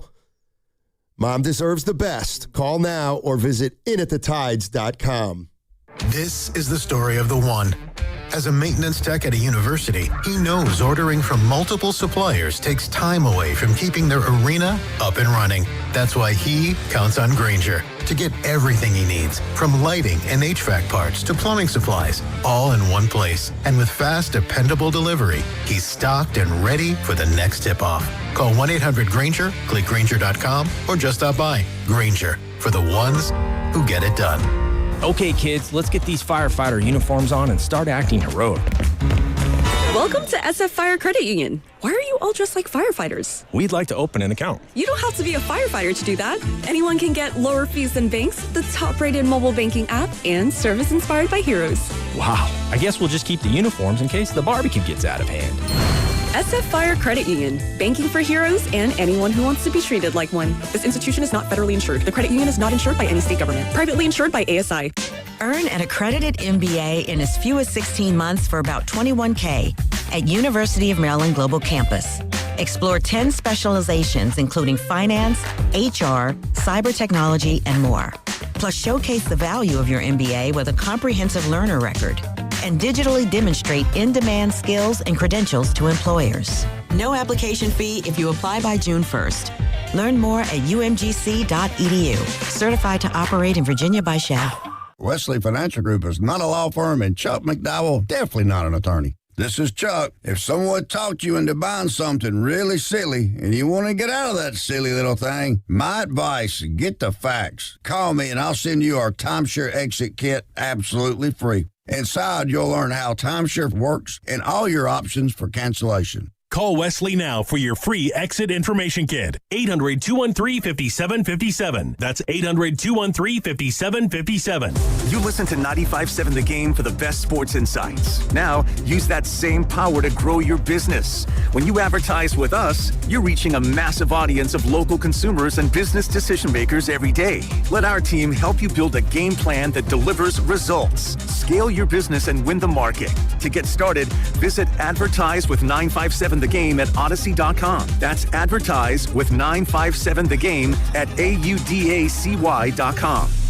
This Memorial Day, American Vision Windows brings expert craftsmanship and big savings to your home. Get 25% off all windows and doors only this month. A real upgrade to your comfort, curb appeal, and utility savings. We've installed over 1 million windows and get most jobs done in one day. Hurry, this offer ends May 31st. Visit AmericanVisionWindows.com or call 888-347-0711. That's 888-347-0711. New customers only, some restrictions apply. Call us at website for details. Offer ends May 31st, 2026. Running a business means wearing multiple hats. So if you're like me, you probably started out using your personal phone, taking client calls and texts nonstop. As my business grew, I needed something smarter. That's when I switched to Quo, the #1 business phone system. Quo works right on your phone or computer. No carrying 2 phones, no clunky landline, just one easy app you can try for free. Your team can share one number and handle calls and texts together like a shared inbox. Any teammate can jump into the conversation, so customers get faster responses. And Quo's AI assistant summarizes your calls and responds to customers 24/7, so you never miss a lead or opportunity. All this starts at just $15 a month. That's basically 2 coffees. You can even keep your current business phone number. Find out why 90,000 businesses trust Quo. Money is on the line. Always say hello with Quo. Try Quo for free at quo.com/sports. That's quo.com/sports to try Quo free. QUO.com/SPORTS. Invest your tax refund in your home with Golden State Lumber and Showroom. Upgrade with Milgard and get up to $100 back on patio doors and up to $40 per window, depending on the series. Hurry, this offer ends June 8th. Connect with us at goldenstatelumber.com. The first 50 customers who mention this radio ad get free delivery. Golden State Lumber and Showroom. When you succeed, we succeed. I love days like these at the pool, but my moderate to severe plaque psoriasis can sometimes take me out of the moment. I'm ready to make a splash with clearer skin thanks to Skyrizi, risankizumab Riza. Skyrizi is a prescription-only injection for adults who are candidates for systemic or phototherapy. At 4 months, most people saw 90% clearer skin when measured from head to toe, and many were even 100% plaque-free. People also saw significant improvement in psoriasis symptoms of pain, redness, itching, and burning. Don't use if allergic to Skyrizi. Serious allergic reactions, increased infections, or lower ability to fight them may occur. Before treatment, get checked for infections and tuberculosis. Tell your doctor about any flu-like symptoms or vaccines. Now there's nothing on my skin thanks to Skyrizi, and that means everything. Ask your doctor about Skyrizi, the #1 dermatologist-prescribed biologic in psoriasis. Visit Skyrizi.com or call 1-866-SKYRIZI to learn more.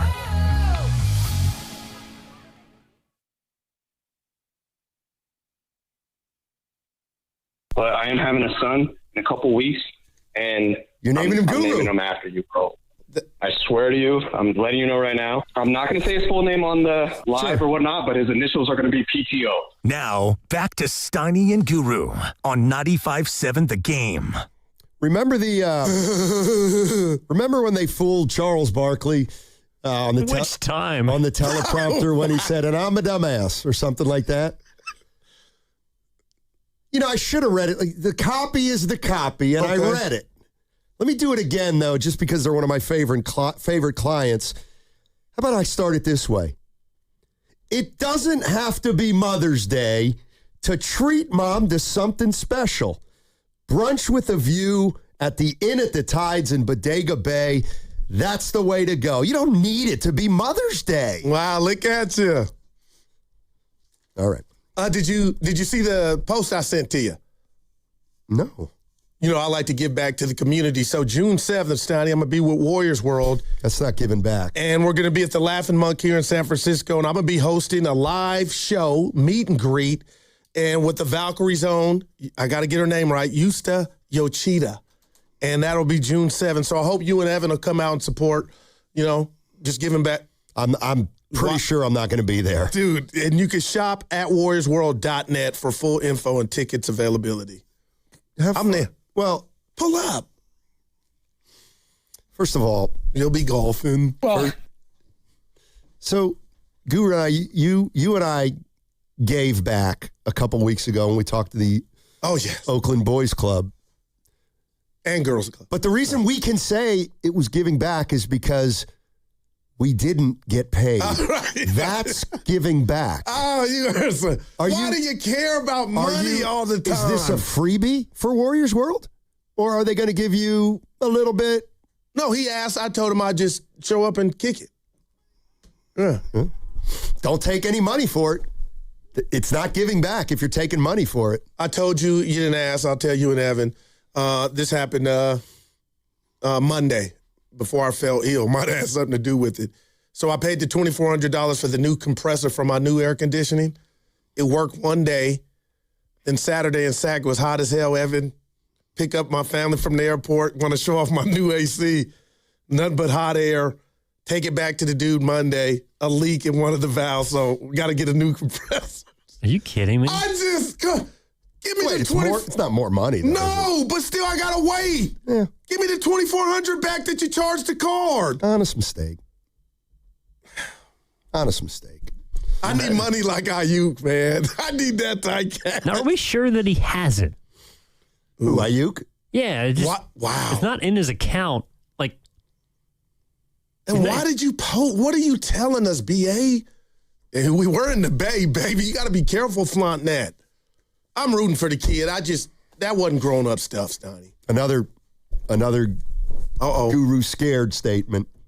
When's it popping off in the Bay? Stuff pops off in the Bay. You do understand and know how COVID started, where people like you... What does that have to do with anything? Because I was scared of the hantavirus, and I still am. Don't come at me for that. No, but you're saying Brandon Ayuk shouldn't flash his money because the Bay will pop off. No. I'm talking... Pop off. Stoney. Stuff will pop off. I actually do have a question. Nothing pops off in Philly or Chicago or Miami or Ames. Just here in the Bay, stuff pops off. You are beautiful. Go ahead, I'm sorry. Better cornrows. Brandon Ayuk or Brandon Pajewski. We got to get into it. I'm not getting into anything. Okay, right, because you ain't about the culture. I'm about to tell you. You're right. I love BP. I love him more when Willard came for him and just direct. Shout out Direct TV. And told him, and he walked back his statements and he understood. I'm speaking for Pods, sitting right next to him. Like, I'm rooting for the kid. And he ain't the worst basketball player, Coach Vallejo. I'm real. But this new hairstyle you got, they set it up. They're cornrows. Evan saw it today. He went and he got braids. And in the streets, they call them the murder braids, Donnie, because, guys, the cornrows. Queen Latifah set it off. So he's now rocking that hairstyle, and he can do what he wants, but I would have said BP with where your Q rating is, if you even care, and he probably doesn't with the fans. I don't know if this is going to play right. But he's living his life. But, Steiny, I showed you the braids. I would advise him, I don't think he can pull it off. But he did it, and they'll come for him. They're already doing it. I just wish he would have just said, let me cut it off and come with the new do. You really? No, this is something. Oh, Brandon Pajewski getting his hair braided is something. Evan, help me out. Your thoughts when you saw it? Just be honest. E is a white guy. Your thoughts? Well, it was pretty cool, I will say, that he was supporting a local hairstylist in... I'm assuming outside of Milwaukee, where he's from, in Wisconsin, because her page didn't have a lot of followers, and it was clearly her biggest video. So hopefully it gets her on the map. Yeah. But I did have to bat an eye at the actual decision made by Pods to get twisted up. That was... I think he's done it before, but there's just something about it that's... I don't know, it's a little appropriative. It's Donnie. Let's put a rat on the table brought to you by Echo Pest Control. Because this is all in fun. Evan, if you can help me with the actor's name, there was a movie, back in the day, Malibu's Most Wanted, where a white guy tried to be hard, it's, being about that life. And he had that hairdo, right? So, Jamie Kennedy. Jamie Kennedy. So I'm like, pause just off of that. Even if you wanted to murder braids, Just do it a couple days, no videos, but you can do what you want. You did it, but I would advise him not to have done it, but it's all good. You're in the Bay, and it's all good. We'll see you at a Valkyrie game. Hope you're there tonight. They got a home game tonight. They'll have the cornrows tonight. But well, you can't get an afro, but what if you did something? When was this video? I want to say. When did it drop? Well, it was recent. Yeah. So how do we know he's not still in Milwaukee? Maybe he won't be at the game then. No, you could be right. Just throwing it out there. Yeah. Coming up in 5 minutes, Monty Poole, NBC Sports Bay Area, covers the Golden State Warriors. Monty! One of the things we've been talking about today is a story in the SF Standard written by Danny Emmerman, and it's about the Golden State Warriors and this monstrous business they've built, some of it on the back of Steph Curry, and they know over there that Curry's not going to be around forever. And the story was about how the Warriors feel pretty confident that they'll be able to keep this juggernaut rolling. And I obviously mean that from a financial component. Yeah.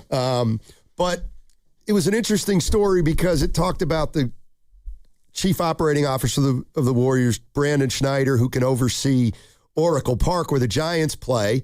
And they've had some attendance issues, let's put it that way, since they won 3 world championships. And I don't think the Warriors are immune to that either.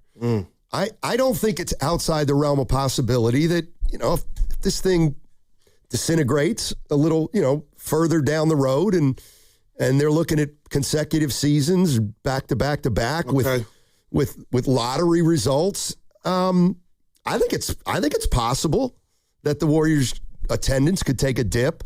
And the reason it's important is because the Warriors have sold out 600 plus games in a row since 2012. They're going on 15 years of sellouts. It's interesting. Are they going to have 8 years of sellouts in the 8 years after Steph Curry? I'll say this. I don't know the answer, but I'm sure their goal over there at Warriors Way is to not endure that. But you and Austin in San Jose brought up something I want to just bring back to you. The Steve Kerr, what that symbolizes to you. So now you think they're worried about, and I'm not saying there's a right or wrong, the seats to where that had an impact on hiring Kerr? No. Or bringing back Kerr? No, I don't think so. Because that's just something that's organically, naturally going to happen. But how you avoid that dry spell again is you don't miss on Wiseman. You don't miss on Kuminga, your 7th pick. That like Jordan Poole's still here in the perfect world. Right. Kevin Durant. So the Warriors have messed up, but still want a chip. And now I don't want to say this, Donnie, but it's just like I feel like those chickens on those misses are coming home to roost. And now the one guy, I call him God in tennis shoes, Stephen Curry, is now looking like a mortal, and now he's hurt. And him being hurt to the degree where he missed 40-plus games last year cost us a trip to the playoffs. But as long as he's still on the team and he's healthy, that building's going to be sold. That joint, I'll call it, will be sold out. I don't think the issue while Steph here is whether they're going to announce that every game's a sellout or whether the tickets are purchased. I believe they are, and they will be while Steph's here. But we saw the games this year. The arena had some voids. Okay. If you know what I mean. I mean, there were pockets of empty seats. And so, I think it's possible, and the reason I think it's possible is because, when the Giants were rolling in 10, 12, and 14, they were no less popular than the Warriors were during their dynasty. I give you that. I mean, Oracle Park was just absolutely a fun house. Yeah.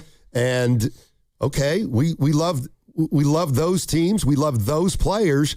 But within a span of 10 years, the Giants lost connection with the fans because of a variety of different things. And, I just don't think the Warriors are immune to that despite all they've built, which is a lot. Now, I guess what I'm asking you on top of all that is how much worry, and that might not be the right word, how much would you operate with that in mind when the goal is that's going to happen when it happens, and right now, Warrior fans want to hear we're focused on the immediate, and maybe that's why Joe Lacob has not given up on trying to go get a big fish to win. to hell with what the asses in the seats when Steph is gone. We're trying to put out a winner right now. Yeah. So so go ahead and try to put out a winner right now, even though the odds are ridiculously long, and then give up 4 future firsts to limit yourself when you need to change the roster. You're listening to 95.7 The Game, KGMZ FM and HD1 San Francisco and Odyssey Sports Station, always live on the free Odyssey app and now broadcasting from the Laughing Monk Studios. Laughing Monk, righteously brewed in the city. And we're going to be joined by Monty Poole. Can't wait. Momentarily. He works for NBC Sports Bay Area, and he covers the Golden State Warriors. Let's jump out, courtesy of the River Islands guest line. River Islands, isn't it time you discovered the islands? River Islands in Lathrop. Let's welcome in Monty Poole. Monty! I stole that. We all know. My bad, Monty. Steiny looking at me crazy right now. Shout out, what's going on, fellas? Hey, Monty, I don't know if you had a chance to check out Danny Emmerman's piece in the SF Standard today. Yeah. I found it very interesting, and it said to me that, the Warriors are thinking about life after Curry, as they probably should, but it feels like the Warriors feel pretty good that, the 5 to 10 years after Curry retires, that they're still going to be this behemoth organization that sells out every night. And, after watching the Giants the last 10 years, I don't know that that's, a for sure thing. I think it could happen, but I don't think there's any guarantees. Totally agree. No, there is no guarantee. I mean, in fact, I think if you look at sports history, when you look at teams, no matter the sport, generally there's some downtime after a period of dominance. We've already had some of that. I mean, they didn't make the playoffs this year. And so we've seen over the past, since 2019, we've seen one championship, but we've also seen multiple times when they didn't make the playoffs. So, and those times have always been at least attached to the absence of Curry. And now the thing is that when Steph retires, whenever that is, it might be 12 years from now, but whenever it is, it's always going to be tough for a franchise to simply plug in someone to fill the gap, that the void that is left behind by generational talent walking away. And we've seen it elsewhere. I mean, we saw the Lakers when Showtime ended, boom. We saw the Lakers when Shaq and Kobe ended, boom. We saw the Celtics when Larry Bird and that group ended, boom. It happens. We saw the Spurs when Duncan, Parker, Ginobili. It's the cycle of sports, and to break that cycle is incredibly difficult and requires a lot of luck. Now, the Warriors are hoping for some luck on Sunday in the NBA lottery, number one overall pick. Excuse me. And had they gotten that luck, they would have been in much better position, I think, to try and prepare themselves for life beyond Steph. Because right now, you're right. If you watch the team this past season, when Steph wasn't out there and Jimmy wasn't out there, you saw how bad the future looked. So they know they have a lot of work to do. They're confident that they will do that work, but I think they're at the stage now where if you're a fan, you got to see it, because if you go by their last few lottery picks, you're not convinced at all that they're going to find a way to sustain, to be great once Steph leaves. No doubt, Monty. I was off yesterday. You didn't ask. I was out ill. Had a lot of time to think. I'm watching playoff basketball, and I came in and told Steiny and Evan, and I mean this, I'm a dreamer. Steph went out a couple years ago against Minnesota. It was a hammy, and I felt like, as bad as that was, it happened in the playoffs. But, Monty, I have not gotten over, him missing 40-plus games and then him, coming up with the term the new normal. And you're right. Looking around, I'm like, this can't happen to him again, or we're finished. How concerned or, the fear in the building about Steph and this runner's knee? Because to me, the more I just think about where they're at, this can't happen again, and I know you can't predict that. Right. No, you're absolutely right. When you look at where Steph is now, and yeah, he did say that it's a new normal. We don't know what that looks like just yet. But what we do know is that the San Antonio Spurs are built for the long run. They got a lot of young talent. The Oklahoma City Thunder, defending champions, are built for the long run. They got a lot of talent. They're extremely deep. And then guess what? They still have a bunch of future draft picks to make themselves continuously great. So it's hard to imagine a Western Conference where everybody else isn't chasing those two teams. And I'm including the Warriors. And it doesn't really matter who they draft this year or what they add this year. They're trying to get one more for the Curry window, and we all know that's going to be difficult. It's always difficult for a team with an older core to try and make a deep playoff run, not much less win it all. But yeah, watching these playoffs tells you how far the Warriors have to go, and there's not one person you can draft that can say, okay, now we're built to compete with OKC and San Antonio for years to come. That's going to take a lot of work, a lot of creativity, a lot of smart drafting, and a lot of smart trading. Yeah, for sure. Monty Poole joining us on 95.7 The Game, covers the Warriors for NBC Sports Bay Area. All right, Kerr's been taken care of for 2 years. Steph Curry said he'd love to have another year. That probably won't happen till later on in the summer, but let's assume he gets that. What happens to Draymond Green, who's got a player option? Yeah, that is. I mean, that's a much bigger question than Steph, because we know Steph's going to be set. That's done. He's not going anywhere. He doesn't want to go anywhere, and Joe Lacob knows he can't be trying to move him anywhere. But you also know that for the Warriors to bring in another star, they have to put their finances in condition to do that. And right now, you look at their top three salaries, it's Steph, Jimmy, and Draymond. And it's hard for me to see a path to adding another star without moving somebody with a big salary. That means Jimmy or Draymond. Now, Mike Dunleavy has said that he has no plans to trade Jimmy, which that was, I believe it was 4 months ago, though. Yeah. He said 3 or 4 months ago he said that. And Draymond making about half the money that Jimmy makes, and he is in position to at least make that if he were to, opt in. The sense is that he's probably going to opt out and work something out for less money, but we'll see.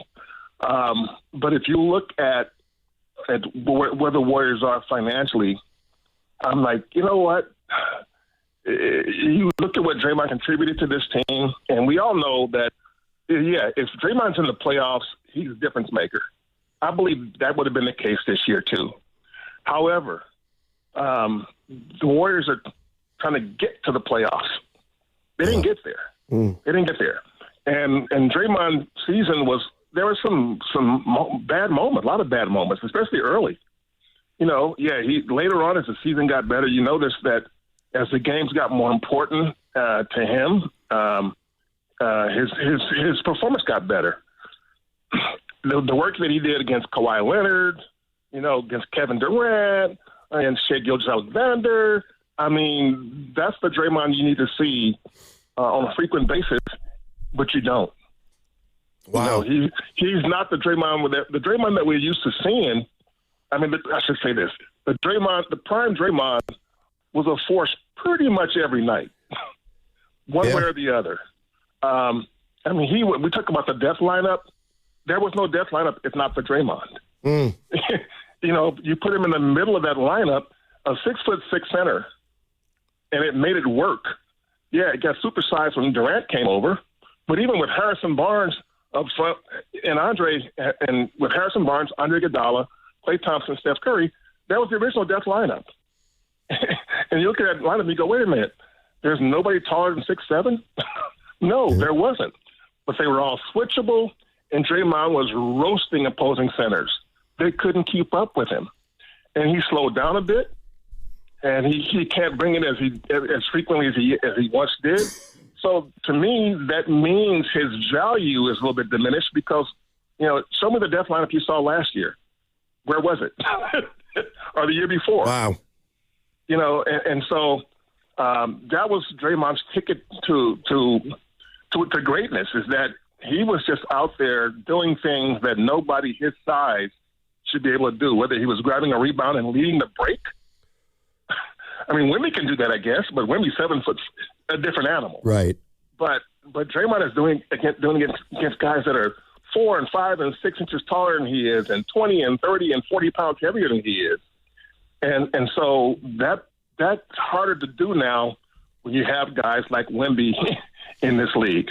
Monty, you mentioned the draft lottery. I told Steiny all week I was wishing on a star, 3 mimosas. I was ready like this would be a game changer. Monty, as you know, they didn't get it. And I didn't want Giannis before the lottery because I was like, we get a top 3 pick, we got action. We didn't get it. We're 11th. Now I'm back in on Giannis. And you had a report and used the word that stuck out to me, that the Dubs are hyperventilating. Can you expand on that? Because, Monty, I think this is what you got to do, man. You got to go try to get a guy like that. How realistic is it? Well, to me, it's still not realistic, but the effort is there. And again, you'd have to shed some salary because Giannis not coming for $1, and that's going to be, you hear these names tossed about Giannis and LeBron and Kawhi, and it's like, I'm wondering, okay, which one of these guys is going to say, okay, I'll take your mid-level exception, whatever, and I just, but the Warriors they've been looking at Giannis for years, man, ever since KD left. They thought, okay, he'd be the next guy who can fill that spot, and he would have been great. And at the time, when they were looking at him like that, he was coming off back-to-back MVP seasons. But, and I think, could he help the Warriors? Absolutely. Will he make them better? For sure.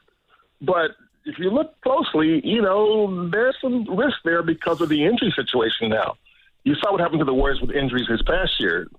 It crushed them. Mm-hmm. And Giannis has missed a bunch of games the last 3 or 4 or 5 years.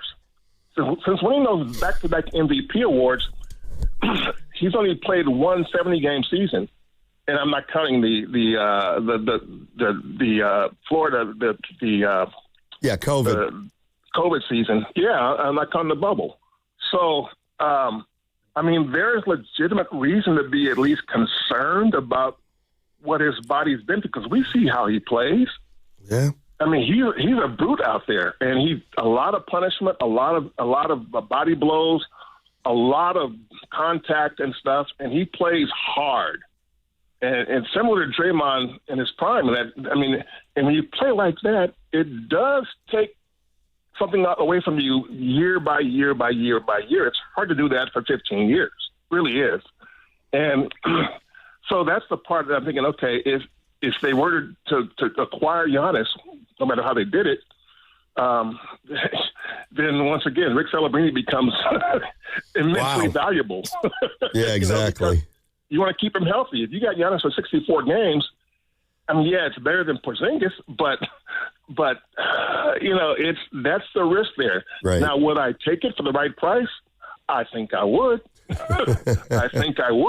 But I also know in the back of my head that, we got to really be careful here if we want to get 65 to 70 or more games out of Giannis. Yeah. Hey, Monty, real quick, you think they're going to use the 11th pick? Or let me put it this way. Will they draft the 11th, use the 11th pick, and will that guy be on the roster to start next season? I think it's absolutely possible. I would even say probable. But, and I know that they've got staffers all over Chicago this week, for the combine. So they're watching, they're inspecting and examining all this young talent because they know they're going to need some. So I think it's possible if the right player is there for them. Now, the question will be, should they draft for themselves? What should they be drafting?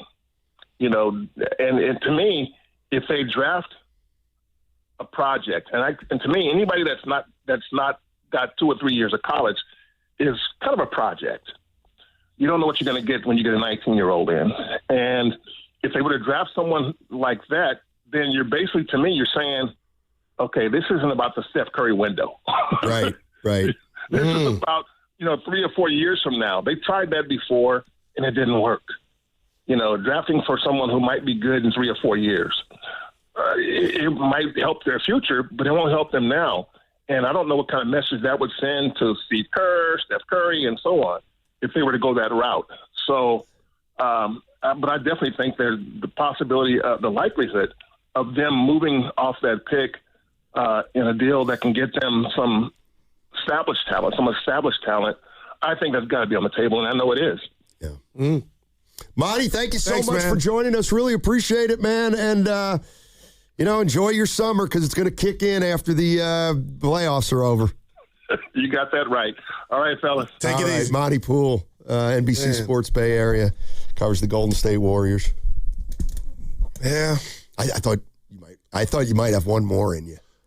Oh, I had one. I wanted to ask him about Kerr. I thought we were wrapping up. My bad. Yeah. That's all right. Yeah. Yeah, good solid. Yeah. What'd you want to ask him? You could ask me.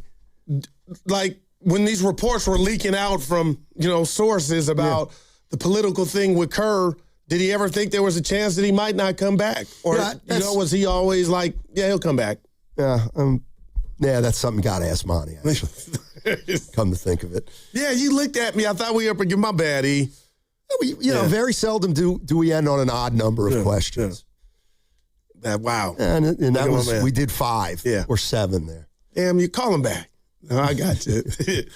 He got in my ear for something else, and I took that as the end, and he didn't say that. I let you down. You're saying it. No, it's fine. It's fine. Let's go to Bernsey in Fremont. He's been hanging tough. Hey, Bernsey. Fellas, what's up? Hey, great interview. Took a little steam out of me, but hey, I got to hit up some of the Bay, man. I almost, I'm cruising a lot, doing a lot of work out in the Bay, moving around. I'm almost like driving off bridges, listening to some of these guys. 80-year-old Artie, man. Hey, dude, if you're worried about the Warriors so much and you did.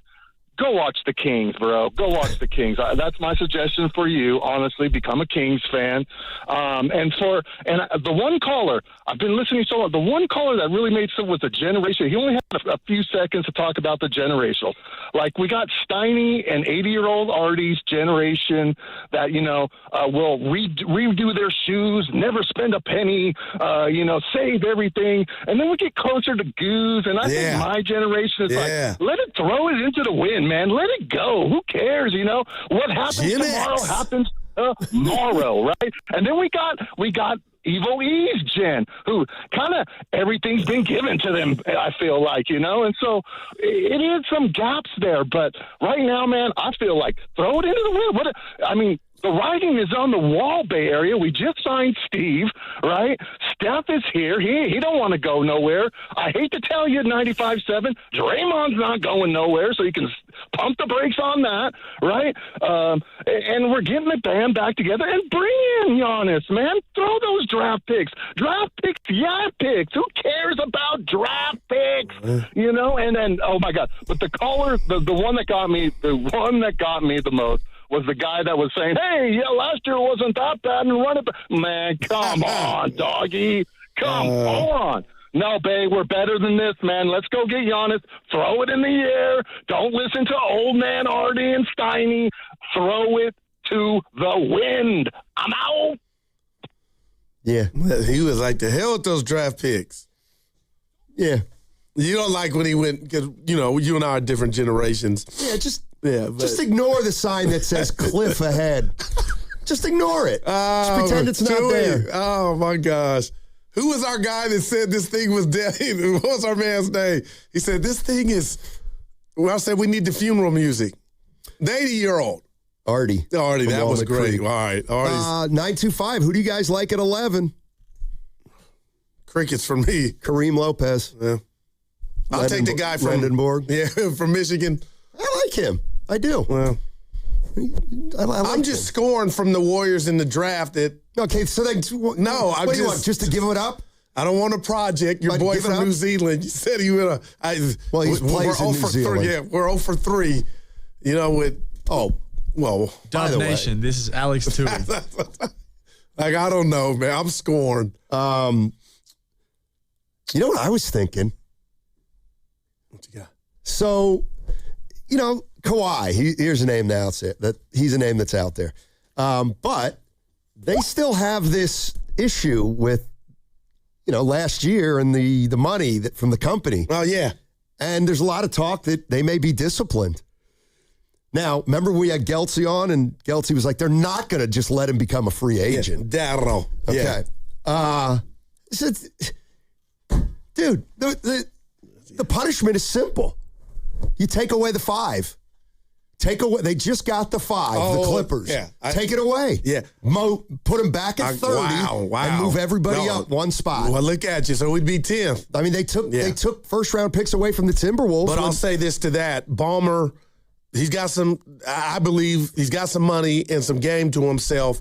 I feel like the fact nothing's come down yet, especially when, who was it, Pablo Torre, it seemed like something was going to come, a decision be rendered fast, soon, and in a hurry. Why do I feel like it's over now because nothing's popped off? I don't think it's over. I mean, they're going to announce that they've studied it. All right. They might announce that there's nothing to see here, but yeah. What happened? That's why. See, we can get through it. From the 415, Kareem Lopez is from Mexico. Get your facts straight. And you know what? That's why I purposely said, I wasn't sure. I knew it was either Mexico or maybe somewhere in South America. But mouth, 415, that's why I said he plays in New Zealand. That you did say. In your face. Take that. For data. Mm-hmm. Yeah. All right. Monty Poole, thank you for joining us. By the way, what kind of idiot throws things into the wind?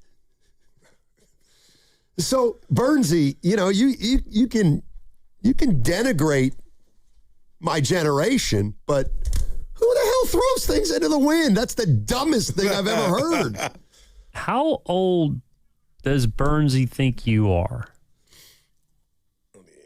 He lumped you in with a guy who's like, but I wasn't lumped in, so I'm 20 years older. Yeah. Well, it's because of my takes, not because of the way I look. Well, it is radio.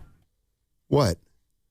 I was on my deathbed yesterday, trying to get back, taking Theraflu, and you showed some insecurity on our Monday episode, and I told you I'm all yours. You were worried that I was out and about doing other things bigger than the show.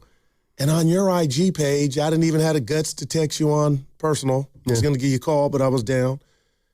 There was some stage you were at? Wrestling. Oh, okay. That's the answer I needed. I go, this dude, I thought you were on a panel with some other big wigs talking sports, so it was wrestling. Yeah. All right, nothing to see here. 7th West in Oakland. They have wrestling events. Me was like, he's like leaving monthly. You. He's on. I said, you're sick, and I'm like, whatever. But I was like, he didn't tell me about this. Can I ask you an honest question? Absolutely. Why was the video just of an empty wrestling ring and not the actual wrestling itself? Fair. Very fair. When I got there, they were setting up the ring, which was kind of interesting in and of itself. And so that's when I took the photo or the video. And then once the matches started, I couldn't video. I was too into it. Like, how was it, though? It was great. It was great. Your boy was like, you would have been like, you would have thought I was drunk as hell, and I wasn't. Dude, I was cheering these guys on. My buddy Zolly, thank you. My buddy Zolly, who runs the place, let me come back to the back room where the wrestlers were. Did you meet any? Yeah. In fact, so where's that video?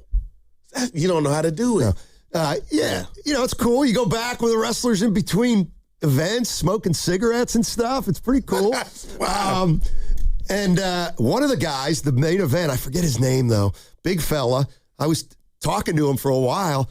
Trained with Ken Patera, who is, I mean, one of the greats. He trains with his son, but he knew his dad. So I was in wrestling talk. This was real wrestling. This is Friday. Yeah. So Friday, you and I were together. Yeah. You leave. I think I left about 5:30, 6 o'clock. Oh, you stayed a little bit. I take the, no, it's 5:30. I don't know. Anyway, I get off of West Oakland. My car's parked right in front of 7th West. I see him bringing the ring in and setting it up. And I'm like, what time's this start? And Dolly's like 7. And it was 6. Nobody was even in the place. Right. Why don't you ask me what time I got home? What time did you get home? 11:30. You didn't tell us that. I was there for 5 hours. It was so much fun. Enjoying yourself. Oh, my God. It was fun. Like, did dudes really get hurt? They're kind or is it like the WrestleMania stuff? Shout out Rob Parker, which is not real. I mean, yeah, they try to be WrestleMania, but they're big. But this ain't low nail wrestling. This ain't high school wrestling where it's real. No. This is people who have gone to this. They came for me with my wrestling take. Yeah. I don't like it. There was a dude dressed up as an astronaut. He was fighting in the ring as an astronaut. But he couldn't because he had all that gear on, so. Well, it protected him also. It protected him also. And then he had the helmet, the bubble. Is there a charge to get in? Not for you me. would think. I was there before anybody was working the door anyway. It didn't matter. All right, we got to go. As you know, we're live on YouTube throughout the entire day. Just search 957 The Game and you'll find us. And now we're expanding the community for our super fans. Become a Game Pass Pro member to get early access to new videos, private AMAs with our hosts and insiders, and exclusive content from the biggest events. Plus, you'll get live instant reaction post-game shows from your favorite hosts after the biggest games. Go to YouTube, search 957 The Game, and sign up now to become the latest member of the Game Pass Pro. This hour is brought to you by Chase Inc. Business Cash Card. Go from here to possible with the Chase Inc. Business Cash Card. Chase for business. Make more of what's yours. In the market for a new mattress but overwhelmed by all the options? At Mattress Firm, we make it easy. Just drop in, answer a few questions, and our sleep experts will guide you to your perfect mattress. And with options for every budget and free and fast delivery, it's no wonder more shoppers choose Mattress Firm than any other mattress specialty retailer. And right now, save up to $700, plus get a free adjustable base with select Sealy mattresses. For the great sleep you deserve, visit Mattress Firm. We make sleep easy. Restrictions apply. See store or website for details. Neuropathy is a debilitating condition that is sometimes misdiagnosed. Symptoms can include pain, numbness, and tingling in your hands, legs, and feet. Neuropathy is a progressive condition that only worsens unless you get effective treatment. SF Bay Wellness is a leader in neuropathy reversal and uses FDA-cleared, non-invasive electric cell therapy to restore nerve function with no injections, no drugs, and no surgery. The treatments have a 95% success rate. If distance is a factor, ask about our virtual consultation option. Call SF Bay Wellness at 844-94-NERVE for the $99 neuropathy evaluation and receive a personal treatment plan that is tailored to your needs. Don't wait another day. Call 844-94-NERVE. That's 844-94-NERVE. Why keep suffering with the painful symptoms of neuropathy? You deserve to live a pain-free life. Start getting the treatment you need for your neuropathy symptoms. Call today. Get ready for spring and get rewarded at Walgreens. Refresh your routine and feel your best this season, all while saving big. Get up to $150 in instant savings at Walgreens this week with digital coupons available in the Walgreens app. Just tap, clip, and save instantly right from your phone. It's incredibly convenient. Look for the lightning bolt on your favorite brands, including Tide, Olay, Always, and Pantene. Discover incredible value on the essentials you love, from household staples to personal care favorites. Offer valid 5/10 through 5/16 at participating locations. Restrictions apply. Hey, it's Willard. Here's a real behind-the-scenes moment with Habis Law. We asked about their new billboards. Do you smile or not? Then it got real. Omar Habis said, we meet people in the hardest moments of their lives. It's on us to restore dignity and a financial future. Traumatic brain injuries, loss of a limb, spinal cord damage, a life changed in seconds. When everything's on the line, choose the team that understands that. Habis Law. They fight to make it right. Visit habislaw.com. Omar Habis is a California licensed attorney. Offices in Northern California, including San Jose. Past results do not guarantee future outcomes. All right, I need avocados, bananas, salad, steak. Wow, does your grocery list have multiple pages? No, but I skipped lunch, so now it's like my stomach is doing the grocery shopping. And besides, I'm earning cash back with Upside. Upside? What's that? Hold up, you haven't heard of it? Upside is a free app that gets you cash back when you shop at gas stations, grocery stores, and restaurants. And they added Lucky and Food Max stores, so we're pretty much covered wherever we go. All those stores? Yep, so not only are we getting a great deal on groceries, now we can earn cash back as well. Okay, downloading Upside. Now let me copy your grocery list. Great news! Lucky and Food Max are now on Upside. Download the Upside app and use the promo code SAVE8 to earn a 10% cashback bonus on your first grocery purchase. That's promo code SAVE8 for a 10% cashback bonus. Use promo code SAVE8. Offers vary by user and location at participating merchants. Go to upside.com for terms and conditions. Reach your saving goals with Miristar Momentum Savings. Progress should come with perks. Every $25 you save earns an entry to win cash prizes. We're drawing winners for $1,000 monthly, $5,000 quarterly, and an annual grand prize of $10,000. Saving has never been this rewarding. Apply today at miristarfcu.org. Insured by NCUA, no purchase necessary. Terms and conditions apply. See website for full details. Struggling to lose weight despite trying every diet? You're not alone, and there's a better way. At Prime Male Medical, they're helping men and women achieve real, lasting weight loss results with expert medical support every step of the way. And for a limited time, listeners can get started for their first visit, including full blood work, plus first month of GLP-1 treatments for only $199, a savings of $400. Call 415-761-4037 or go to primemalemedical.com.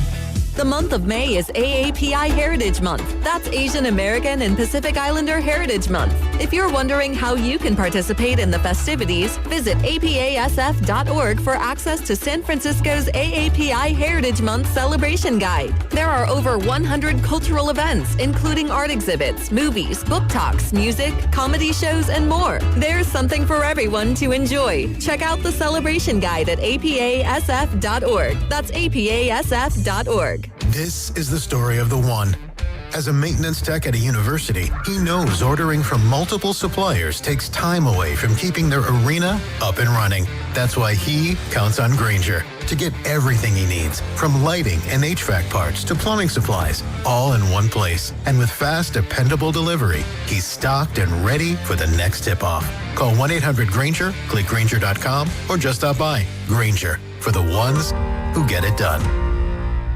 Finding great candidates to hire can be like, well, trying to find a needle in a haystack, but not with ZipRecruiter. Its powerful technology actively finds and invites qualified candidates to apply to your job. So while other companies might deliver a lot of hay, ZipRecruiter finds you the needle in the haystack. See why 4 out of 5 employers who post a job on ZipRecruiter get a quality candidate within the first day.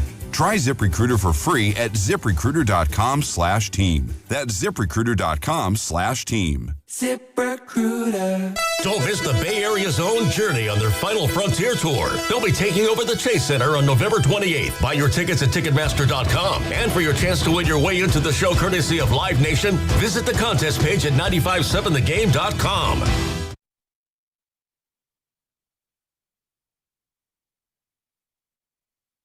Oh, I'm Steph Curry. Don't interrupt me. Let's make love to the mic. Now back to Steiny and Guru. Take it away, Steiny. Thank you, Steph. The chef. I am concerned about him, but I'm feeling good, man. I bounced back. I could have. You worry about him more than he worries about himself. No, I'm probably not by myself. Don't worry about him. He's golfing. Yeah, well, he's doing a lot. I mean, but that new normal, that was the title of the Warriors season. You know what I got to do? What you got to do? I got to go home and find some stuff when I get there today. For? A little project. Book? No. So apparently... and I got something I want to ask you and Evan. Apparently there's a sports bar that they're starting in Reading, Pennsylvania. Okay. And... Wow.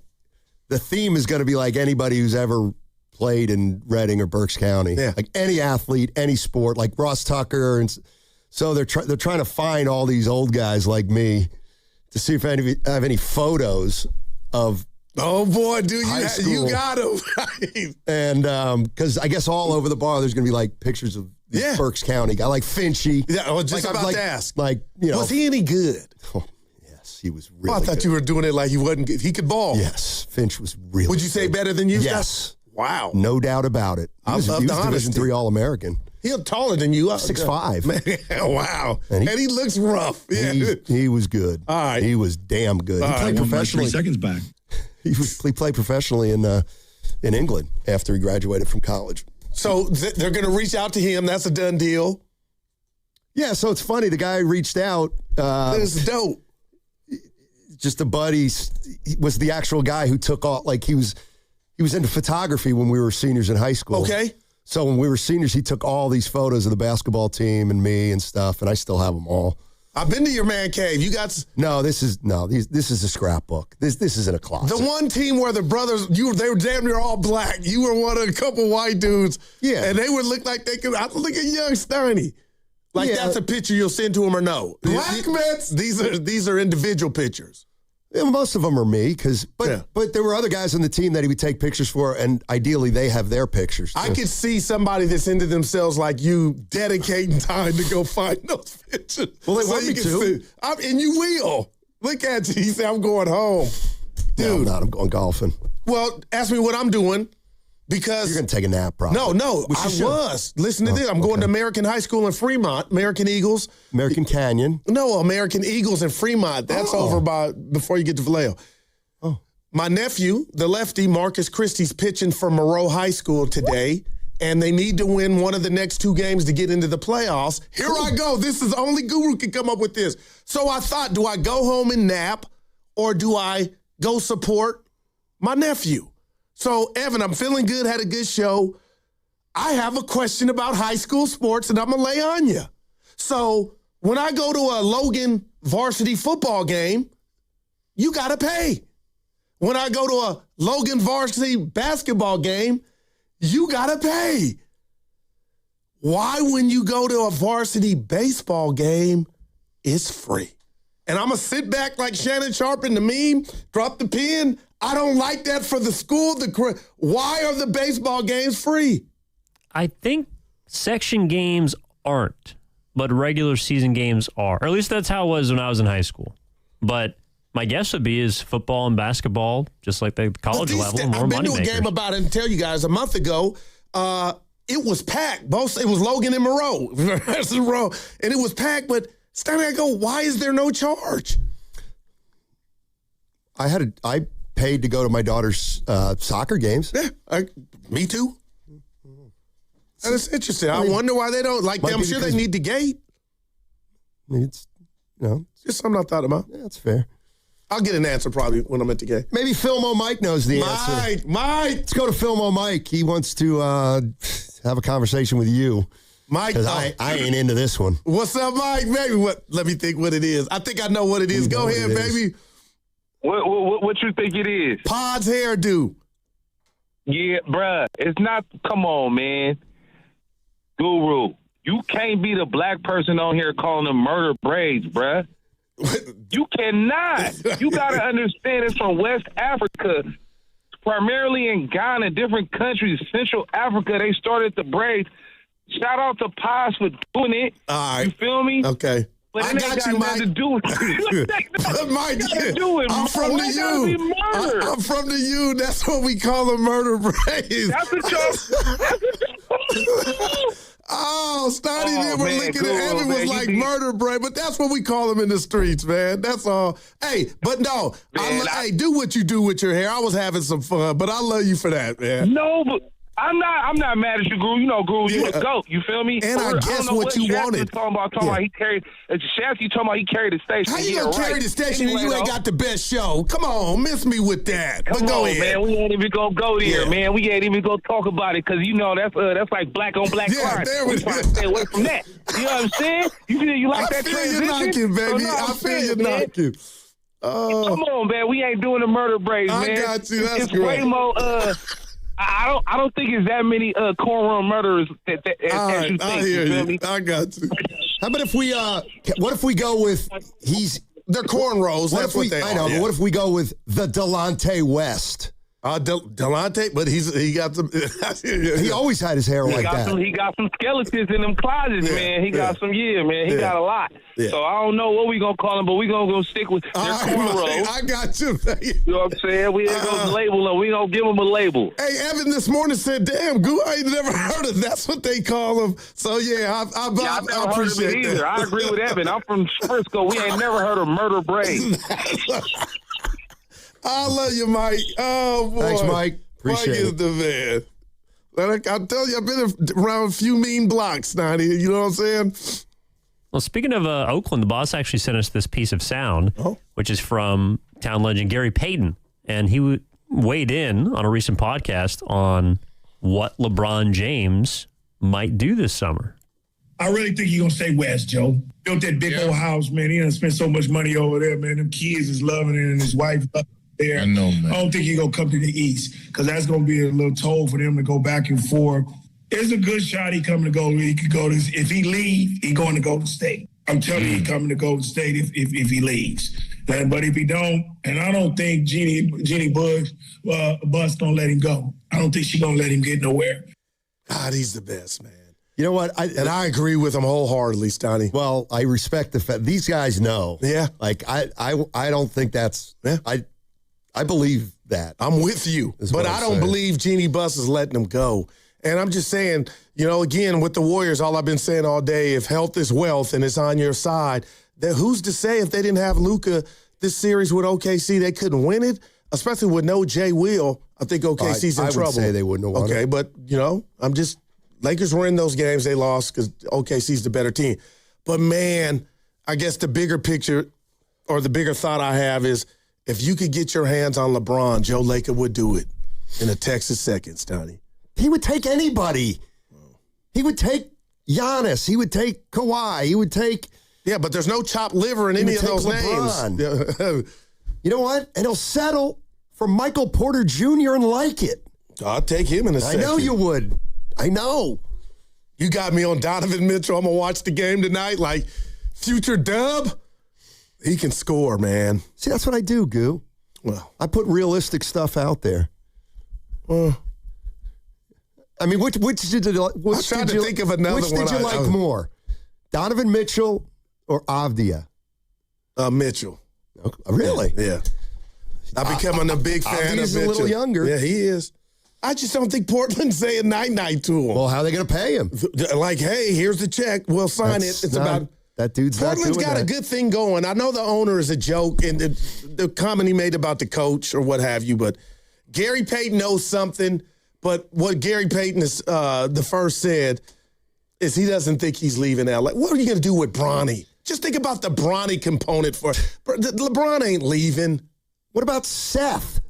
Well, or Thanasis. What's Giannis' brother's name? All right. Yeah. Hey, the boys are at Chase Center for here for the Valkyries game tonight. Oh, wow. So we'll do the crossover on the other side. Once again, Willard and Dibbs coming up next. Wow. Live from Chase Center. And what's coming up on the game is brought to you by Balance Financial Wellness. Falling behind on your mortgage? You're not alone, and you have options. HUD-certified counselors at Balanced Financial Wellness can help you avoid foreclosure. Don't wait. Call 888-456-2227 or visit BeBalanced.org today. In 2026, Bay Alarm celebrates 80 years of security. With burglar and fire alarm systems, 24/7 in-house monitoring, and local service, our promise to the Bay Area remains the same. We got you.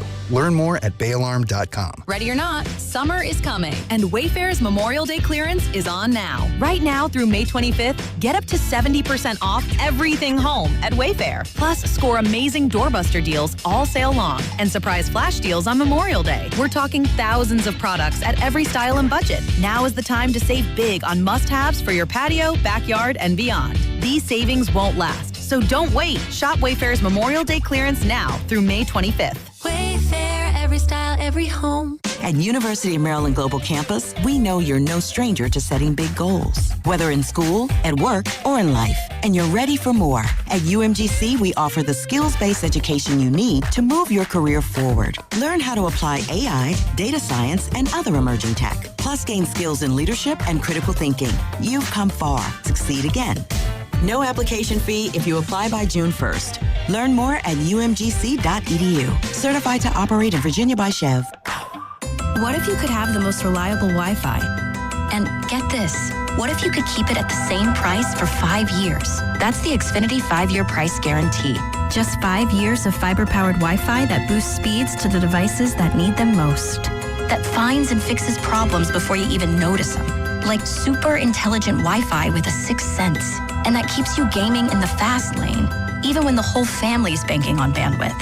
And here's the best part. No annual contracts, no hidden fees, and our best equipment included. Plus, get online in minutes with same-day Wi-Fi. Hey, let's face it, a lot can change in 5 years. Kids grow taller, dreams grow bigger, but your Wi-Fi, it would stay reliable and the price would stay put. The Xfinity 5-year price guarantee. Lock in your price and unlock the possibilities.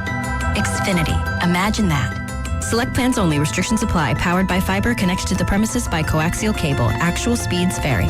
The basketball playoffs are underway, and now you can trade every game on Kalshi. You can also trade on who wins each series, the conference finals, and the championship. New York is trading at 9% to win it all, meaning a $100 trade pays out $1,044 if they take the title. On Kalshi, you're trading against other people in a live market. No house, no odds makers. And as the odds move, you can buy in and out anytime throughout the postseason. For a limited time, download the Kalshi app and use code FAN to get $10 when you trade 10. Kalshi. Kalshi. Trade on anything.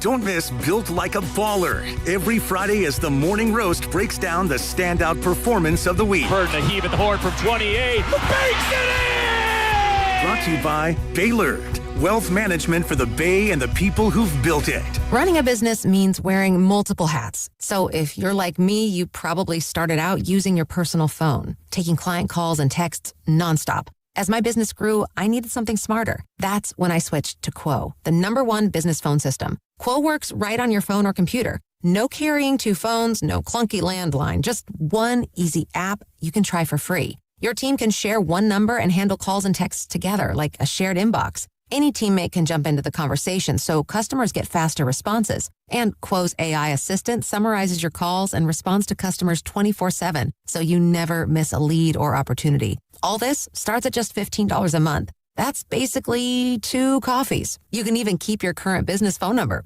Find out why 90,000 businesses trust Quo. Money is on the line. Always say hello with Quo. Try Quo for free at quo.com/sports. That's quo.com/sports to try Quo free. QUO.com/SPORTS. Running a business means wearing multiple hats. So if you're like me, you probably started out using your personal phone, taking client calls and texts nonstop. As my business grew, I needed something smarter. That's when I switched to Quo, the #1 business phone system. Quo works right on your phone or computer. No carrying 2 phones, no clunky landline, just one easy app you can try for free. Your team can share one number and handle calls and texts together like a shared inbox. Any teammate can jump into the conversation so customers get faster responses. And Quo's AI assistant summarizes your calls and responds to customers 24/7, so you never miss a lead or opportunity. All this starts at just $15 a month. That's basically 2 coffees. You can even keep your current business phone number. Find out why 90,000 businesses trust Quo.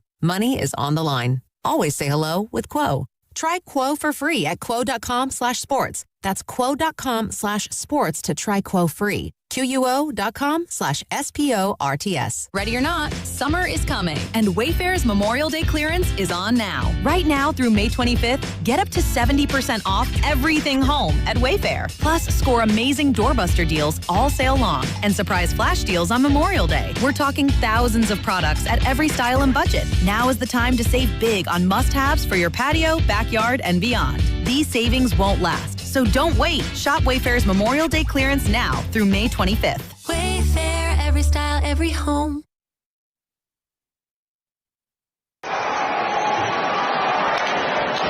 Hammered down the line. Is it fair? It's out of here. And this game is tied. And it's a high drive. Left field. It is out of here.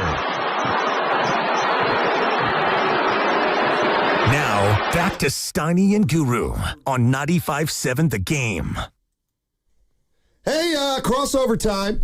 It's always brought to you, well, most of the time. It's brought to you by Bailard. Rest easy. We've got you covered. Bailalarm.com. And joining us live from Chase Center, where the Valkyries play tonight, Willard and Dibbs. Wow. Hey, guys. Hey, boys. What's up, fellas? How we do? Oh, we're doing great. We're doing great. Okay, I got a place to start, even though nobody's going to know. Oh. Dibbs. Tiny.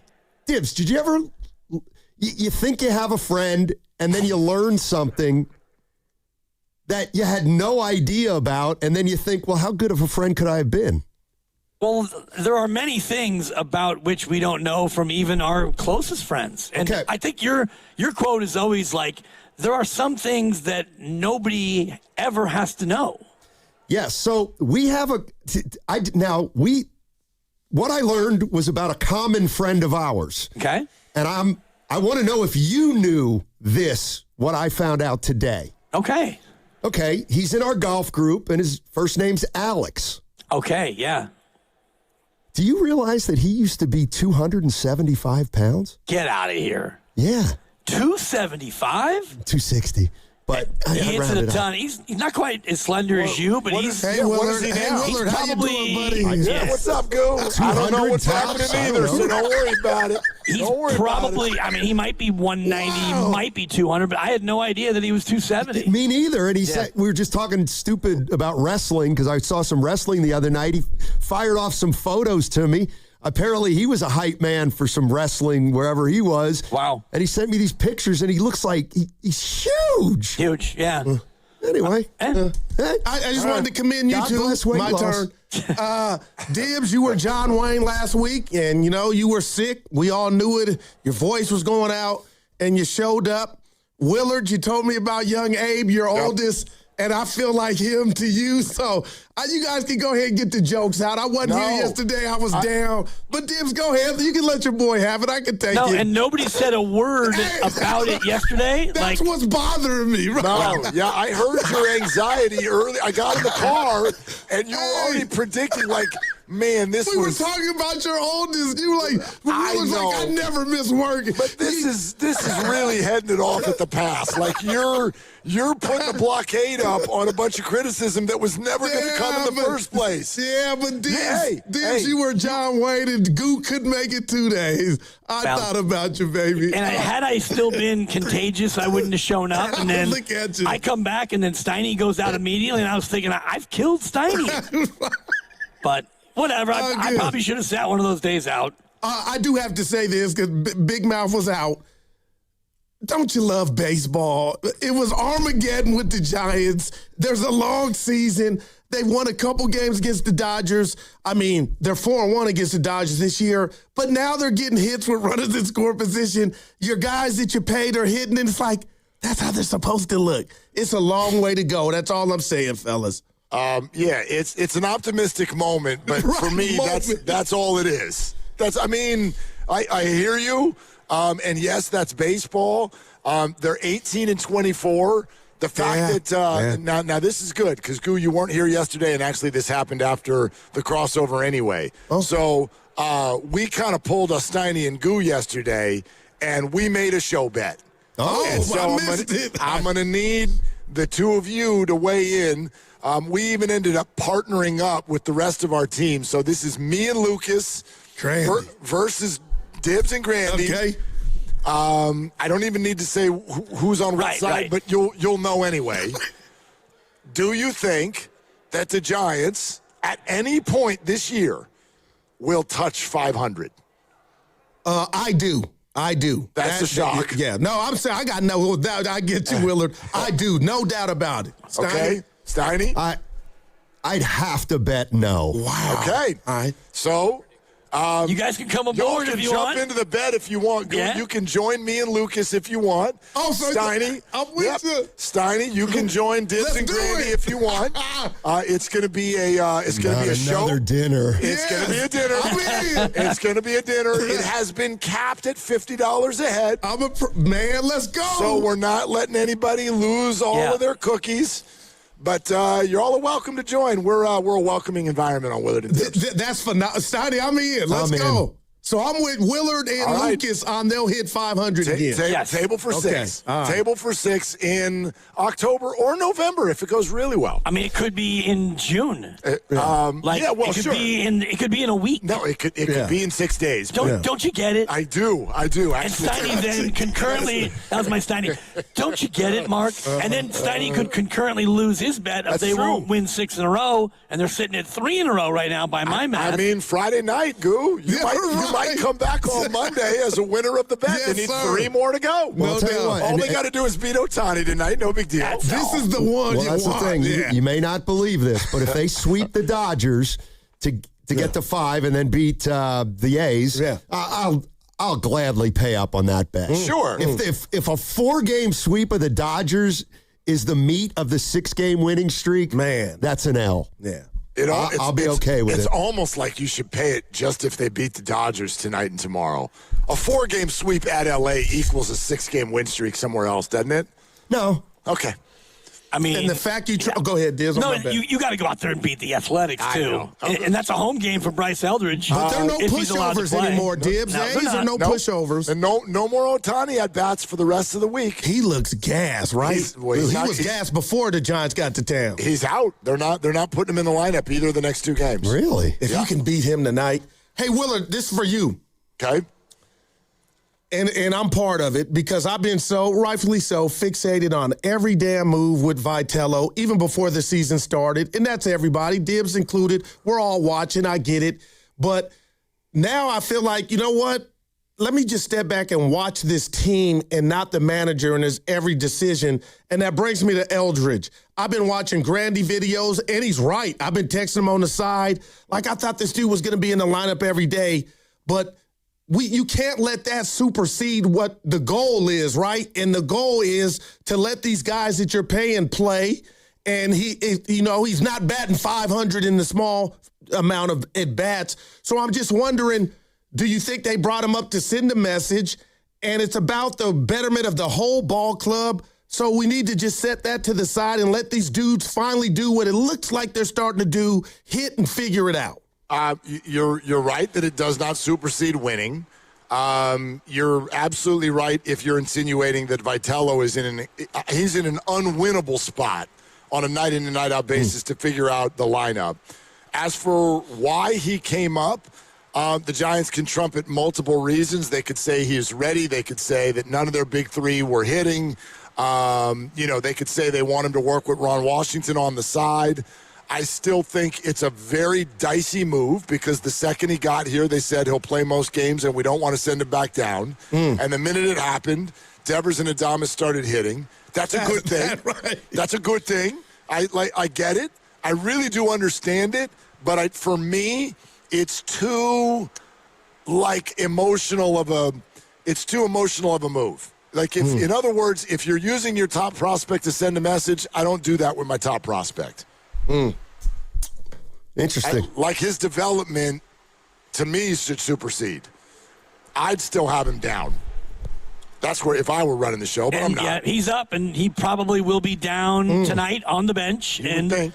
Casey Schmidt has leveled off a little bit, but you mentioned off the air that he sat Saturday, so that would be Sunday, Monday, Tuesday, and he had a hit in that stretch, and so you probably want to keep him in there. So Bryce gets 3 at-bats, 1 line drive, and now you get to be a pinch hitter again. But hit a home run against the Pirates and wasn't in the lineup the next day. I thought that wasn't fair, but I just thought that was odd. Yeah, the next 2 days, actually. Yeah.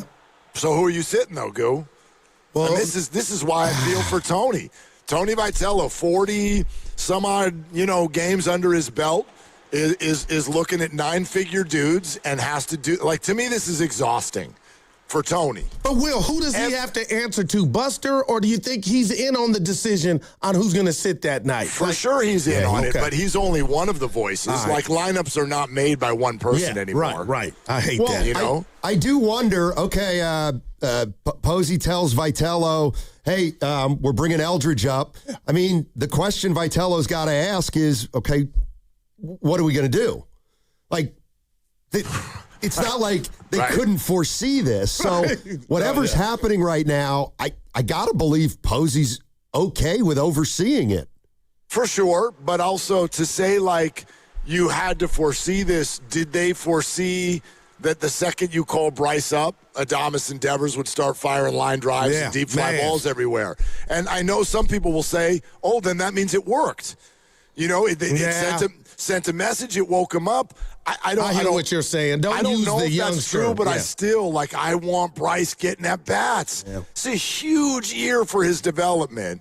And look, if he gets sent down a week from now, then I guess all's fair in love and war. But they keep saying they want him to stay up. I was on my deathbed Monday night. The Giants won a big game against the Dodgers. And you guys tell me, Guru, that's you being Guru. But to see Vitello lead off the presser with Eldridge is going to be in the lineup the next day, I said, what is going on? The gravity, why did you have to lead with that? Let me know. Something could be going. I don't know. I just thought that was odd.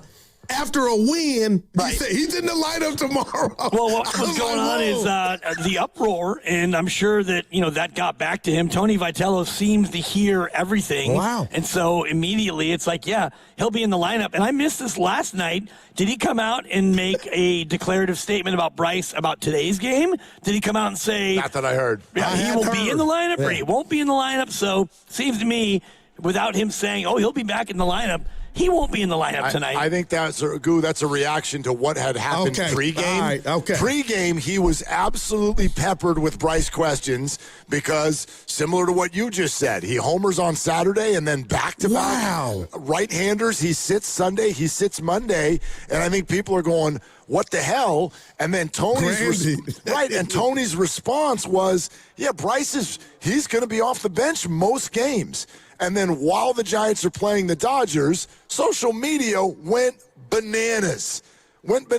I know an afternoon show in the Bay that went bananas. Yep. It went bananas. And so, Dibbs is right. They hear that. And so that's why he comes out after the game, and it's almost like, hey, before you all sink your teeth into me, Bryce will be in the lineup tomorrow night. Well. You're listening to 95.7 The Game, KGMZ FM and HD1 San Francisco, and Odyssey Sports Station, always live on the free Odyssey app and now broadcasting from the Laughing Monk Studios. I'll tell you, if there's a region of the country that can handle too much talk about a guy who's not that great, I would think it's us. This is just the next Kuminga. Man, look at you, man. It's Kuminga Eldridge. Come get your guy, Willard. No, he's not wrong. We always joke about all roads lead to Kuminga, but it'll either be let Eldridge cook, or it's too short of a trigger because he got pinch hit for last night, right in his fourth at bat. Chappie came in, and so he didn't even get to play the full game. But the Giants won. So if you go through similar stuff and they're losing ball games, then it's going to percolate again. I think to be super accurate, it was actually he had already been defensively replaced. Gotcha. Okay. I think either way, taken out is taken out. Yeah. He got taken Haas, out. Yeah, hit 2 homers and got pinch hit for, right? With the lefty that did the squeeze bunt, right? No. Gilbert came in and was playing center field. I think Haas caught the whole game. I think he did. They didn't bring in a different catcher. No, and he's got to get the call tonight. He won't catch tonight and tomorrow, so you ride the Haas hand and you let him go out there again. Well, Haas like luckily, it's all the delivery. Luckily, Haas is 33. So he's allowed to play here in the Bay. Yeah, well, look at you. Right. That's right. And you realize 7 times in his career he has a multi-homer game? I did not know that. That absolutely floored me. I heard it, and then I heard it on the TV broadcast. 7 times he's had multis. Yesterday, I guess, was all kinds of weird, quirky baseball history at Dodger Stadium. Like, what was that? What was the thing they kept peppering him with? He's the first catcher to have a multi-homer game against the Dodgers at Dodger Stadium. I don't know. It was almost like the only one, maybe ever. And then, but the Dodgers last night, that's 4 straight losses by 4 runs or more. That's the first time it's happened in 90 years. Wow, man. 90 years. Because Otani looks gassed. I don't know what's going on. Well, he didn't look that gassed. He went Oppo homer. Yeah, well, did do that. But before that, it'd been a minute. Yeah. I'll tell you what, I guess, was FP Santangelo on the call? On TV last night? No, it was Krukenkuip on the call. Yeah, not on TV. Could he be working some for the Dodgers? Or did I just completely... No, he does some radio stuff for the Giants. I could have sworn he was doing the game, and right as Otani came up, he said, he's looking dangerous again. And wow, boom, I next didn't hear pitch, that. he hit it out. Well, I thought it was him, maybe not. Then he's right. Yeah. Then he's right. Yeah. So, anyway, yeah, last night had a completely different vibe to it. It was big night. Let's not leave this out, too. Big night for Adrian Hauser. That was wasn't he going into that game last night? I mean, the Giants were a massive underdog. Hauser versus Yamamoto. Yeah. And we're all ready to pounce and be like, replace him with Trevor McDonald. He needed a huge night. He goes deep into the 6th inning and only gives up 3 hits. ERA in May, 2 starts, 2.31. It was 7.12 with 3 starts in April. So it looks like he's getting his groove. Yep. Hey, by the way, file this under be careful what you wish for. Somebody maybe is on the verge of taking an IQ test. Would that be you or the goo? The guru. Now look at Bob Myers. I thought this was already over. Bob Myers. He had to get a job. Is leading the search in Philadelphia to replace Daryl Morey. Bob Myers said, if I get another job, he just did, interim GM of the Philadelphia 76ers. Well, he's got 6 jobs. If I get another job, he helped with Peters and the Commanders. Get 143, I'll hire you. All right, I'm ready. But now he's knows I scared. got it. I'm now not he doesn't want to pleased. do it. Dibs, please. I mean, what's his name? Grant Liftman got a job in Atlanta. And now he's broadcasting again. Nationally. Willard with the Nationally. I don't mean to cast aspersions, but I'm going to say it again. Hating, but that is Grant great. Liftman got a front office job in Atlanta. And Willard says he's back coming to do the team. I'm like watching an NBA playoff game, and all of a sudden they're like, let's go down to Grant Liftman. I'm like, how did he pull that off? Grant Liftman. He's like, I'm in the Hawks front office. Now I'm going to get hired by NBC. It could happen. Beautiful. Yeah, it could happen, Guru, baby. Grant Liftman, Steiny. Yeah. Grant Liftman. Be the GM of the Sixers, Guru. Do it. Hey, I do it. Yeah. I got it. Yeah. This is hashtag random. Bring home that 143, Goo. I'd love to see it. Well, the 143 doesn't know this. I'm headed to American High School in Fremont to watch Moreau, my nephew. Marcus Christie, a lefty, Willard is throwing. They need to win 2 games to get in the playoffs. My question to Steiny and the listeners is, why do I have to pay for the football and basketball games at high school, but the baseball games are free? I don't like that. Is it a league game or is this North Coast section? This is a league game. Oh, then it goes school by school. And I know that the volleyball schools by me, they're going to hit you for $5 in the regular season. I got it. I want to pay. It just depends on the school. And, American High, maybe they don't want to deter their clientele by charging them in the regular season, but playoffs, the North Coast section, they will charge you. Supply and demand. Ask the baseball players in college how much NIL money they're making. Wow. Less. Wow. Less. Somebody on the text line saying FP was on the call with John Miller. Okay. That was the radio. That sounds about right. That's not on TV. Thank you for outing yourself, though.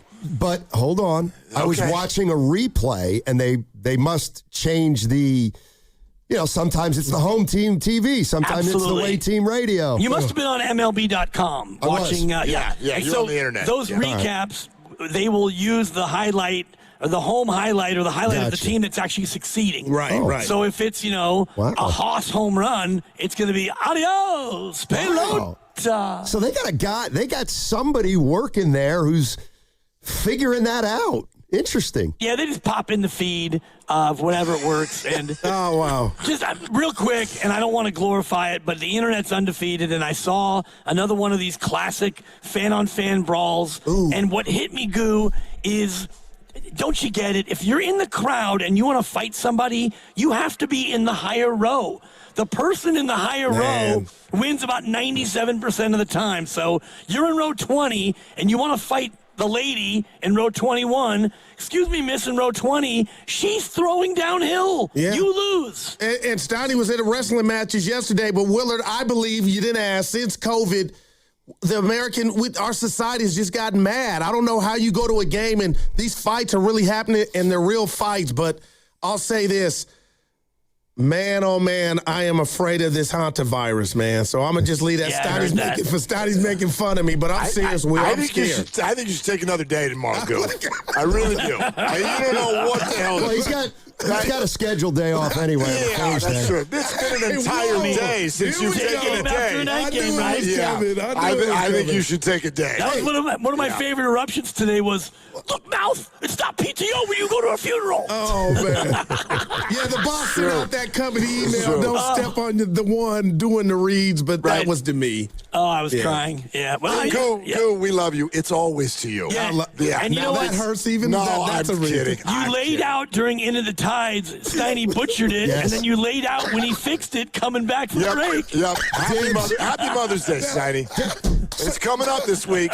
And one of these days, we're going to have Mother's Day. We're going to celebrate. Oh, no.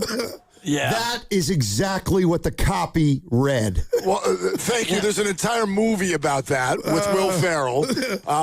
It takes place in San Diego. Go find yourself, San Diego. Yeah, so stay classy. You guys are the best. Hey, what about Pod's new hairdo? You in or out? I love it. Hey, do what you want to do. You don't know. That's not what you said, Goo. 20 seconds, I'm walking out. I swear to God. I am walking out. Then let's talk about your hair, Steiny. No. It's 209. Why? I'm not talking about any hair. You guys got him upset with the Mother's Day read. I kind of did. It's like, how's that not on? And he's not listening. The producer. Nobody said it's not partially on the producer. Have you ever heard of the last chance rule? It's the driving rule, actually, right? Like the police or the insurance companies can hold whoever's at fault who had the last chance to avoid the accident. Oh, no, I would argue in this case that it's on the producers, but you had the last chance to avoid an accident, and you didn't. You crashed it right into a wall. All right, you guys are the best. We'll be listening. Take a gaze to 95.7 the game. Yeah, right. Go get a haircut, Steiny. Are they the smartest show in the Bay Area? You guys are an intellectual feast for the smart sports fan in the Bay Area. Wow. You're pretty much the smartest guys on the radio. I agree. Good Lord, how big is your ego? Are they the funniest show in the Bay Area? Give it a laugh. Come on. You're a funny guy. Come on. Give me a laugh. You are funny, dude. Hit that S again. Are they the coolest show in the Bay Area? And no white boys. They're cool. That's what people are saying. You guys are phenomenal. This is one of the most perfect ways that I could end my day, getting a chance to talk to Mr. Mark and Dan, you know? We'll let you be the judge. Oh. All I know is it's a couple of Bay Area boys talking sports. I know nothing. Thanks. It's Willard and Dibs on 95.7 The Game. My uncle used to play a little game. He had kind of a fascination with the city of Chicago. And when I was a little kid, and the Niners were about to play the Bears, he'd play a little coin flip game with me about who was going to win the game, and he would always go right before he flipped it, tails, Chicago.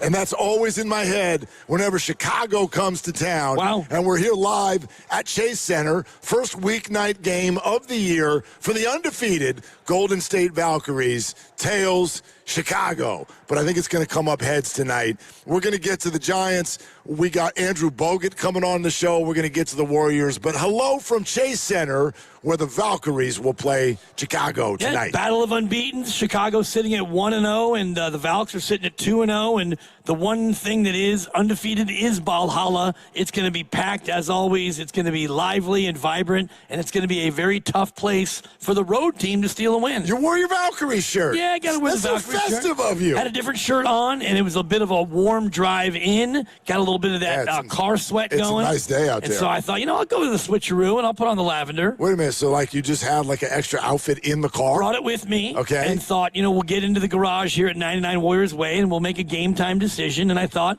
let's switch it up. Let's represent.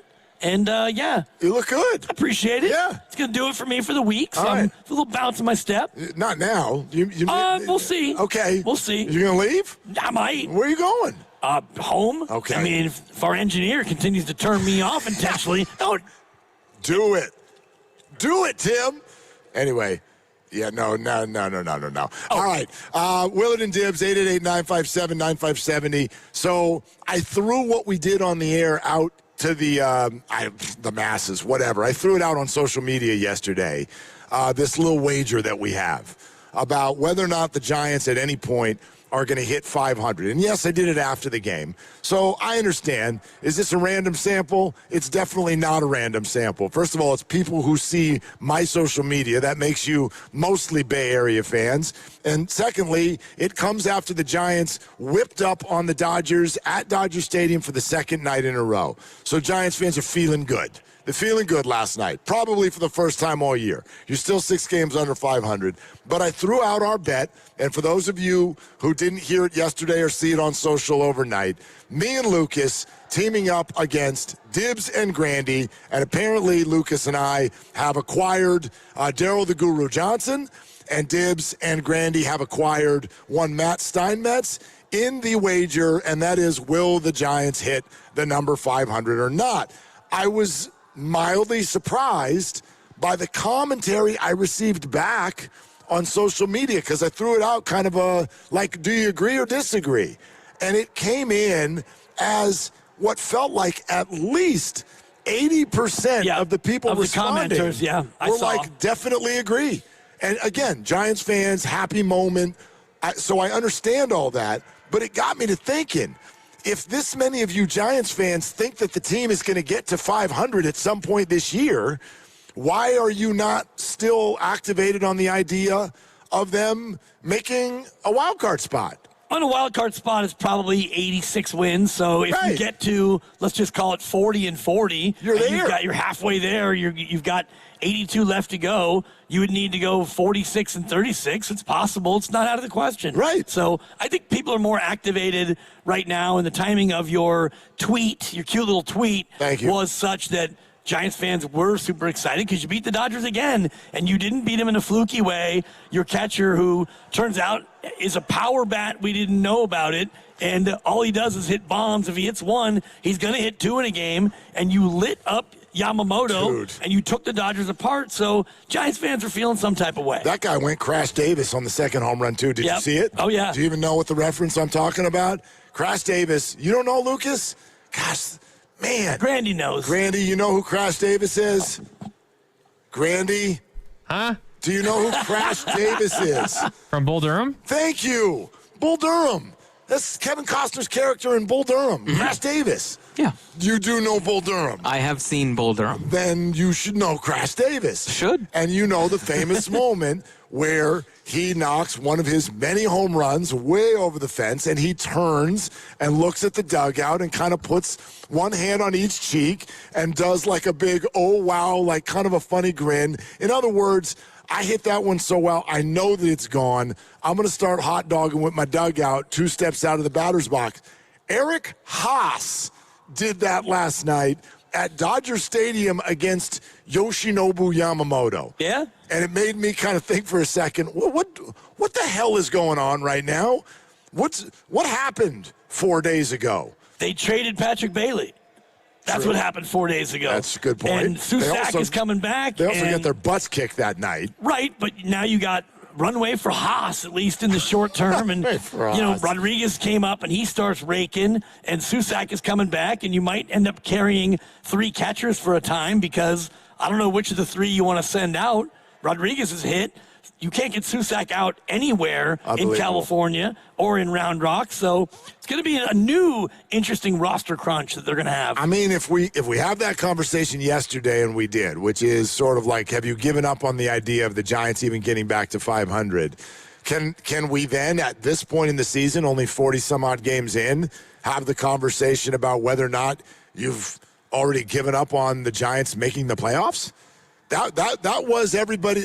If you don't think that they can get to 500, and I'm not so super passionate about it that, I think that they're going to win 70, whatever. It was a fun topic, and I think it's a fun bet. Will I be completely stunned if I'm wrong? No, I won't be. They're only 6 below. But if you're of the mind that you don't think they'll make it back to 500, then, of course, they won't make it into the wild card because 80 and 82 I'm pretty sure is not going to get that done. 80 and 82 will not. 82 and 80 will not. But, I mean, probably a few more games than that, and it might. So I just, obviously there is still time. I think this is what most Giants fans would have said prior to this last 3 games. Yes, there is plenty of time. There's plenty of time on the Giants side, But what was difficult was we have to see where this would come from. And it takes an unbelievable set of glasses prior to Sunday to think to yourself, how on earth would this team string together wins? Like, they don't even string together 2 hits. Like, you don't get back-to-back people to even get hits. And then, and remember, I know the Pirates don't seem like much, but that's a winning team this year, too. They're 23-19 against the Pirates, Dodgers on 3 consecutive nights. You go 7 runs, 9 runs, 6 runs. You get good starting pitching last 2 nights from your 5th starter and, quite frankly, your 6th starter. Robbie Ray goes tonight. Shohei's out of the lineup the rest of the week. And so I think that's what happened. It has nothing to do with 18-24 or even a 3-game win streak. It's like, we're going to need some people to play good baseball. And for whatever reason, and if it's those who disagreed with me for the last 2 days and they're like, see, calling Bryce up woke everybody up. I don't know if I can make that claim yet, but a bunch of dudes woke up. Yeah, guys who, usually wake up in May. So, it's Adames and Devers, and you could say, ooh, it's the pressure of a 21-year-old first baseman he's going to take your job, Rafi. No, he's not. I've got 7 more years. I'm feeling pretty good, but I think it's not so much that the pressure was applied from Bryce Eldridge. I think it's more that they just got into a spot where things are starting to go their way. Rafi Devers is a better hitter than what he showed in April, and I think Adames isn't exactly the same kind of guy. We'll see if Matt Chapman now, and if you look at his numbers against Otani, best numbers on the team against Otani, he's had 22 at-bats, and I think he has 2 home runs. Okay. So he's a guy who will be in there tonight. For sure. And maybe he can get comfortable, and he can start to be a guy who locks in a little bit. You nailed it yesterday. You want to try again? It's going to be Bryce. I don't think that he necessarily should, because you and I have been saying you got to play the guy, but I don't think that Casey Schmidt is ripe for another off day. He sat Saturday. He played Sunday, Monday, Tuesday, and he hasn't been going 3 for 5, but he's been fine, and defensively made a great play last night over at third. So I think he'll be in there, probably DHing, and you put Rafi back at first. That's my guess. Or the other way around. Schmidt DH, Rafi first, Schmidt first, Rafi DH. What have you? I mean, that probably has a little something to do with potentially who would you pinch hit for? Like, Devers is not a guy you're ever going to pinch hit for. Schmidt is righty. Eldridge is lefty. Maybe you want some versatility there. Yeah, you're probably right, but the contention I'll continue to make, and Jim Bowden, former general manager in baseball, is going to join us in 10 minutes, and very much looking forward to asking him about this dynamic inside the Giants clubhouse and what it could mean. Dave Fleming was on with our morning show, as always, was really, really good, and was talking. He had some solid points with regard to the idea of, hey, he thinks days off for everybody is a good thing, but also admitting, these dudes are stubborn. These dudes are very stubborn. You want guys who want to play every day. They do. That's great. These are all good problems to have, but I want to hear from somebody who is actually in these situations on the daily. Super easy for us to say, hey, this is great for everybody. What a good problem to have. Everybody gets days off. You've got actual, mix and match lineups that you can do, positional versatility. Okay, that's how it feels to us.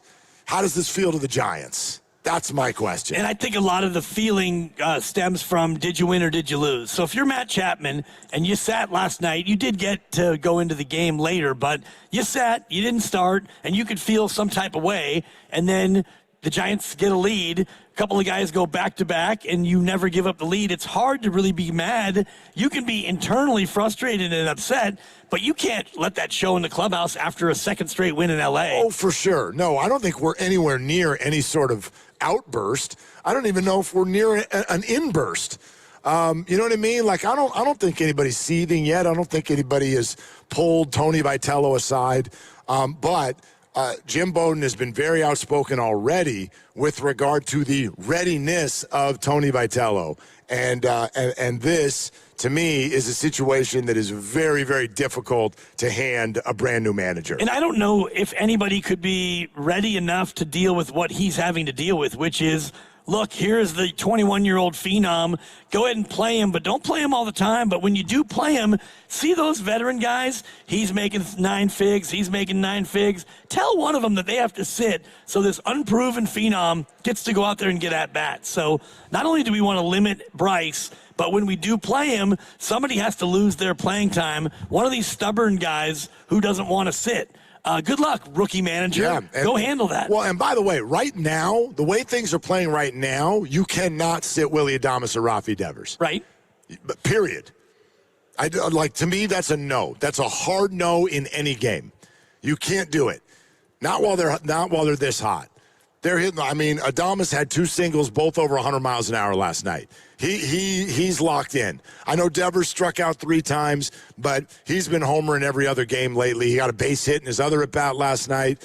Wasn't the most impressive night for him, but again, that's Devers. He's been hot. So to me, they're off the table. And that's kind of makes this thing even more difficult, because when you start taking a couple of them off the table, that whittles down what you can do, and that's when you start giving a guy 2 days off in 3 days, 3 days off in 4 days, and that's when things get troubling, whether it is their attitude or just their consistency and their ability to play well. Right, and Chapman, 6 for 22 lifetime against Otani, 2 home runs, 4 runs batted in, so you're back. You're set. Well, he's in just by virtue of him being out yesterday. But maybe he was out yesterday because of the fact that he's one of the only Otani beaters. The other interesting candidate to me will be, Gilbert, or, you go ahead because you got Bader coming off a homer. You put him in center. Jung-Hoo, lefty on lefty. Maybe he doesn't play and you give Jesus Rodriguez a chance to get out there. I always think Otani's a lefty. Yeah, Otani's a righty. Just because he hits lefty. It gets me every time. Yeah, he's impossible to hit no matter where the hell you hit from. You could stand right behind the plate. And Chapman, though, righty on righty with the 2 home runs. That's surprising. Yeah, so we'll see. Once again, lineup roulette comes out at, when does it usually come out? 4:30, somewhere. Yeah.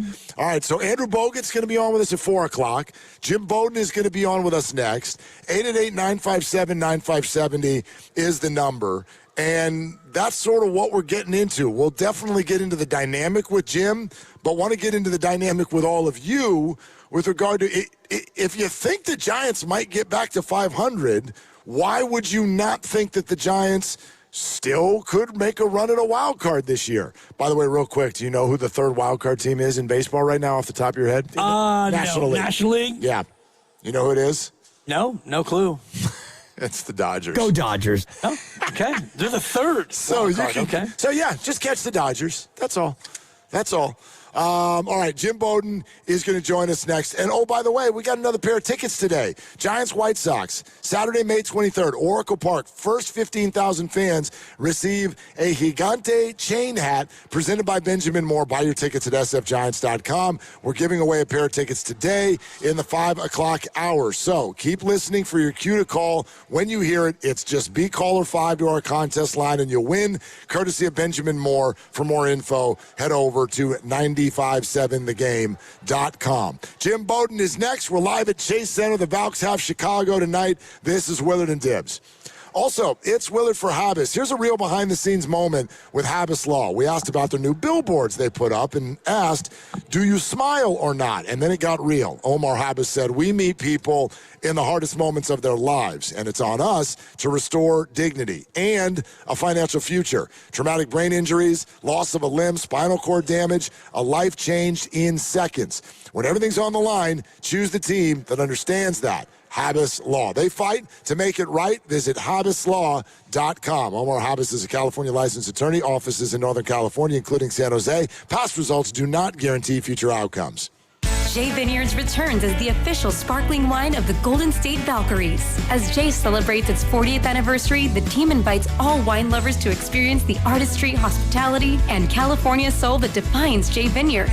Every offering at Jay is an invitation to discover the bounty of Sonoma County, where guests explore local ingredients paired with Jay's celebrated sparkling Pinot Noir and Chardonnay wines. Make Jay your next wine country destination, located just 70 miles from Chase Center in Healdsburg.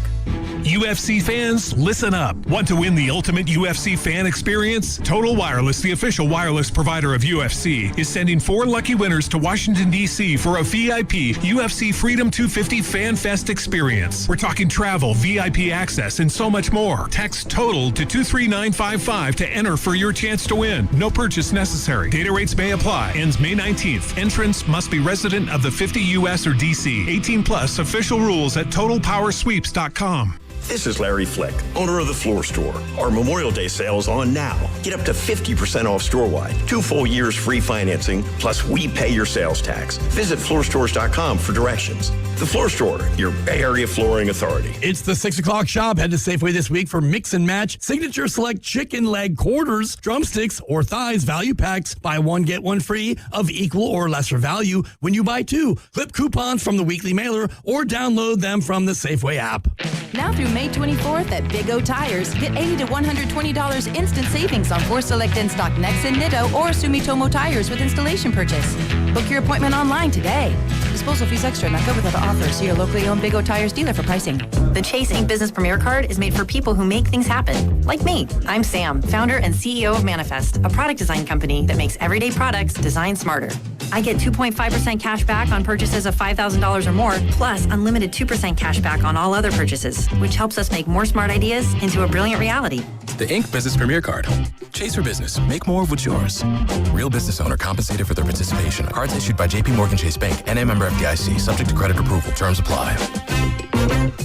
You listen to 95.7 The Game for the best sports insights. Now, use that same power to grow your business. When you advertise with us, you're reaching a massive audience of local consumers and business decision makers every day. Let our team help you build a game plan that delivers results. Scale your business and win the market. To get started, visit Advertise with 957 The Game at Odyssey.com. That's Advertise with 957 The Game at AUDACY.com. This is the story of the one. As a procurement manager for a hospital system, she keeps every facility in her network stocked and ready. That's why she counts on Grainger to be her single source for thousands of products, from disinfectants to lighting, air filters, and more. And with fast, dependable delivery, Grainger helps her keep every facility stocked, safe, and running smoothly. Call 1-800-GRAINGER, click Grainger.com, or just stop by. Grainger, for the ones who get it done. My dad passed away unexpectedly. Of course, it was awful in every way, but we are very grateful that he had life insurance. So even after he was gone, he was still able to provide for us. And that's why I have life insurance for my family. Ethos.com. They make it fast and easy to get covered. It's 100% online. You get a quote in seconds, and you can apply in minutes. You get covered the same day. Get your free quote at ethos.com/protect. That's ethos.com/protect. Paid spokesperson. Time spent on application may vary. Online health questions required. Rates may vary. T-Mobile has an exclusive bundle for customers 55 and up. I'm Sarah Bowl. Yeah, I'm Frank Bowl. A reliable network is key for us. And with T-Mobile, it's been wonderful. And going to the 55 plus plan saved us so much money. A lot. And that's important. Trying to keep costs down. The home internet's been perfect. It's fast, it's quick. The setup was so easy, it took less than 15 minutes. It was like, If you want simplicity, coverage, reliability, you want the whole package, T-Mobile has it. Right now, T-Mobile customers 55 and up can get 2 phone lines on America's best network, plus America's fastest 5G home internet for just $30 each. $30 per month each line with autopay plus taxes and fees. Minimum age 55. Pricing for home internet rely on 2 lines of Essentials Choice 55. $35 connection charge per line required. Best mobile network and fastest 5G home internet based on analysis by Oak Cliff Speed Test Intelligence data 2H 2025. All rights reserved. Don't miss the Bay Area's own Journey on their final Frontier Tour. They'll be taking over the Chase Center on November 28th. Buy your tickets at Ticketmaster.com. And for your chance to win your way into the show courtesy of Live Nation, visit the contest page at 957thegame.com. Now, back to Willard and Dibbs. I love this show, man. 95.7, man. I'm a gamer. On 95.7 The Game. Live at Chase Center, it's Willie and Dibby. Glad you're with us today. 888-957-9570. We'll get to your calls in a bit, but straight to the River Islands guest line. Excited to have Jim Bowden, former GM in the Bigs, one of our favorite voices in the game, join us here on the show. Jim, how we doing today? Mark and Dibs, I'm doing great. It's been a great start to the season outside for teams like the Giants. Outside of teams. Although, Jim, as you know, you're talking to the fan base at maybe what they feel is their most optimistic moment, at least in recent weeks. But what we're trying to figure out is calling up the top prospect when you don't really have a spot for him in the everyday lineup, high-priced veterans in front of him who don't want to sit. What is your take on this in terms of the move they made and the position it puts Tony Vitello in? Bryce Eldridge should be playing first base in Triple-A every day. He should be taking 200 ground balls every day down there and hitting and being out there every game. Never take a game off and develop him and get him ready. You don't bring a top prospect to the big leagues and have him sit. If you're going to bring him to the big leagues, then play him every day. He's not ready for the big leagues. You need to develop him more. So put him in Triple-A. Work on the defense. If first base is going to be his long-term position, then keep working on that defense to get improving and let him keep improving on the bat.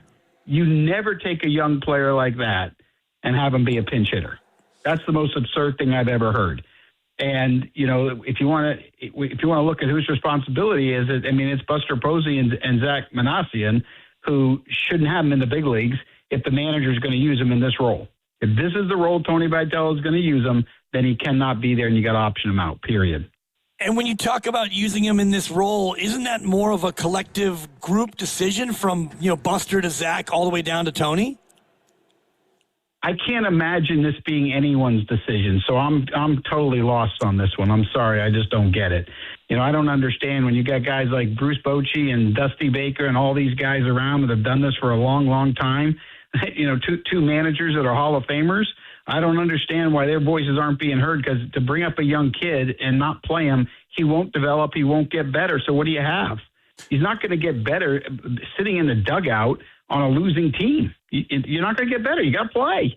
You got to play. And for him, if he's going to be the first baseman, he's got a lot of work to do defensively. And he's got to shore up some holes at the plate.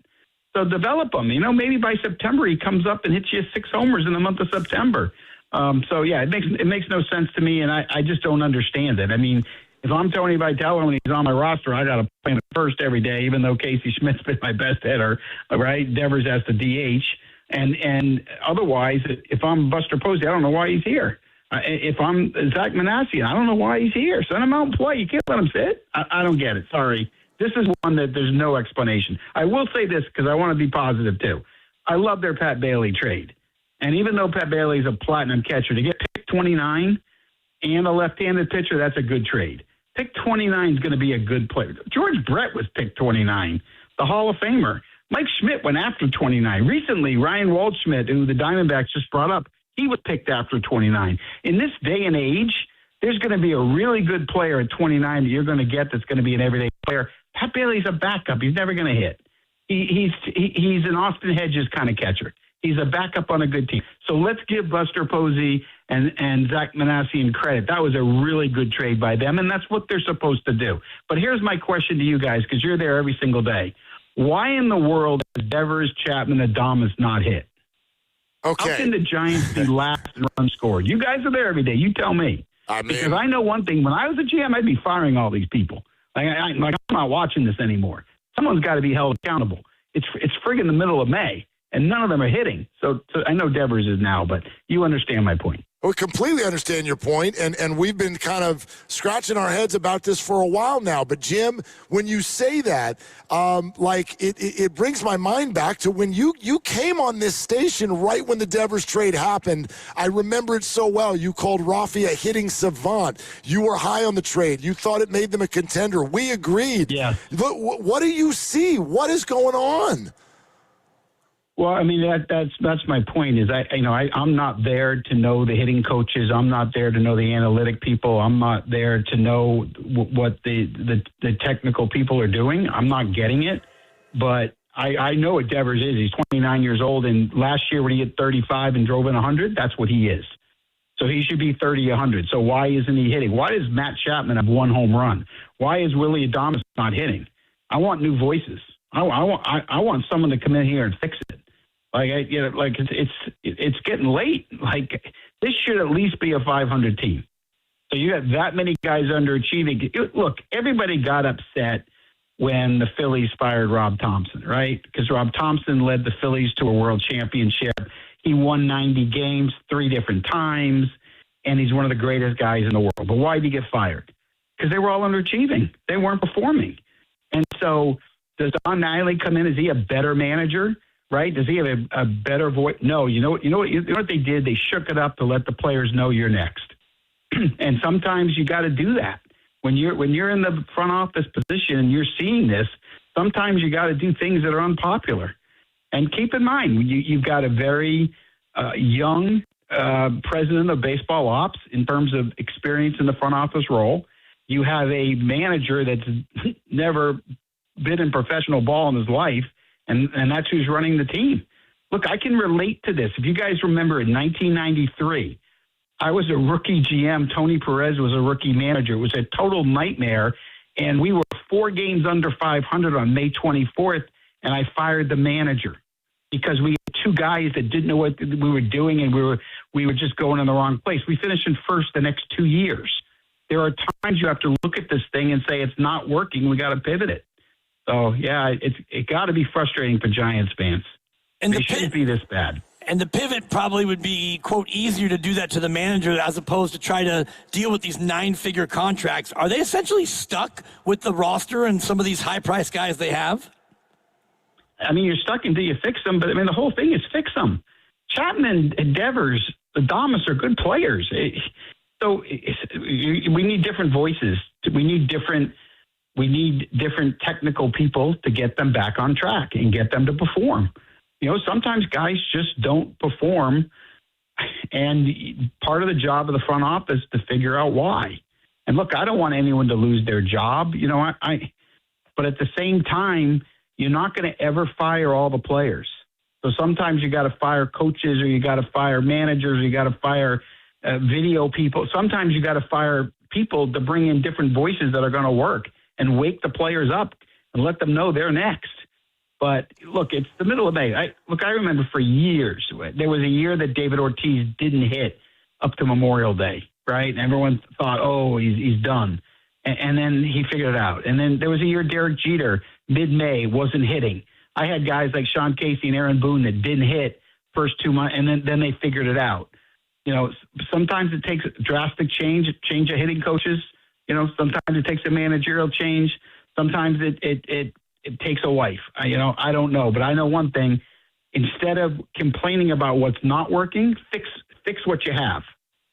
Jim Bowden, former GM, with us here on Willard and Dibs. Jim, we know you're short on time, but I definitely want to get your thought on this. I get that you said Bryce should be down in AAA. I agree with you, but he's not. And we also know that those veterans, Chapman, Adames, they're stubborn. They don't want to sit, not even once a week. If you're running this team and Bryce is going to stay up, how do you handle that? Well, he's at first base and Devers is DHing. And then Eldridge is playing first base. And then, but then there's Casey Schmidt, right? There's Schmidt, there's Adames, there's Chapman. You got to put Schmidt at second then. What do you do with Arise? Trade him. Now? Look, you asked me a question. Eldridge shouldn't be there. Yeah, I agree. He should be in AAA. If he's there, I got to find a place for him. And look, I like Arise because he's going to hit 300. Right? But he doesn't do damage. He doesn't drive in runs. He doesn't score runs. He doesn't have any range at second base. He doesn't help your pitching staff. His best position is first base. So, but the best thing to do is put Eldridge in AAA. But if he's in the big leagues, you got to play him. You can't use him as a pinch hitter. But this doesn't make any sense at all. You can't have a top prospect in the big leagues on the bench as a pinch hitter. Like, who does that? It doesn't happen. Guys bring up prospects, and if they struggle and they don't hit, they option them out and fix it, and you bring it back up. What they're doing now makes zero sense, and I don't know who's doing it and why they're doing it. I just don't get it. Jim, awesome stuff, Thank you, man. Jim. Thank you so much for coming on. Appreciate you guys. Have a good one. You too. Jim Bowden. Boom. And he mentioned my thoughts exactly. He mentioned Ryan Waldschmidt, who was recalled on May 8th, Arizona. He went number 31 in the first round. He pinch hit the first day, and then he started in the next 4 games, and I would bet he starts tonight. Yeah. And he's 23 years old, fresh in the bigs, and, the first game, welcome to the show. You go ahead and pinch hit in the 10th inning, and then after that, oh, by the way, you got a hit when he pinch hit in the 10th, and now he starts every game in left and in center, and so that's what they've chosen to do with their prospect. They're playing him, Mark. And that Jim's right. And he's completely right. And the idea about trading Luis Arraez, you can do it now. Yeah, you need someone to want to do that now. Yeah. But he's not wrong. He's not wrong. We've been saying this all week long. I'm thrilled that Bryce is up. Just the fan in me. But the baseball thought process behind it, to me, still does not make sense. It was great to see him come up. He comes up in a high-leverage situation last night. Okay, the Giants are up 3-2. It's first and third, nobody out. And when you're playing the Dodgers and it's getting late and it's a one-run game, you do not feel comfortable. And that was a moment where I was thinking, man, the Giants they've got to get at least one out of this. And Bryce comes up with nobody out, and he hits a 99.3 mile-an-hour seed toward right field. It gets snared by the second baseman. He's out. But I'm going to take that as a good at-bat. And then thank you, Jung-Hoo Lee. He comes up a couple batters later. He knocks one into the gap. The Giants score a bunch of runs. It gets comfortable. They win 6-2. That's great. But it's wonderful to see him get a good at-bat in there. His other 2 were a strikeout and a weak grounder. But I keep thinking this isn't about, we're probably spending too much time on these small pictures, which is, what's the lineup today? And we get excited. It's like a little shot of adrenaline. This isn't a small picture thing. This is a big picture thing. And I am so 1,000% with Jim Bowden on what he just said. Bryce Eldridge, love him. He shouldn't be here. Right, and even you guys went back and forth on how do you get him to play every day? Well, he plays first, and Rafi DHs, and you trade Arraez, and all the rest of it. There would have to be things that get done and moves that had to be made. And my brother Mikey 2.0 listening yesterday, he's like, "No, you put Devers at third. He used to be a Gold Glover there, and then you put Bryce at first, and then you DH Casey and all the rest of it." I'm like, it wasn't so much that his idea was good or bad. It's the idea that everybody's doing roster gymnastics to try to make this work. That's the problem. If Rafi Devers won a Gold Glove, that one got by me. I'm looking at that right now. No, you can tell your brother Rafi Devers is. I think he might have said that. Rafi he might have Devers, said Gold Glove caliber. I don't know. Rafi Devers was what was called a starting third baseman. Yeah, That's sure. true. He's never a good one. And I'm going to borrow your word. He's a former Gold Glover there. That's Mikey. I'm looking at it. Yeah, no. I'll give you Mike's number. Tell your brother, you come down his go road. to baseballreference.com. He's never won a Gold Glove. He's been an All-Star 4 times. Oh, there you go. But Same he's thing. never been a Gold Glover. And if I'm putting Rafi Devers at third base when I have Matt Chapman and Casey Schmidt on my team, that's a dibs word. That's malpractice. That's right. That he is not a good third baseman.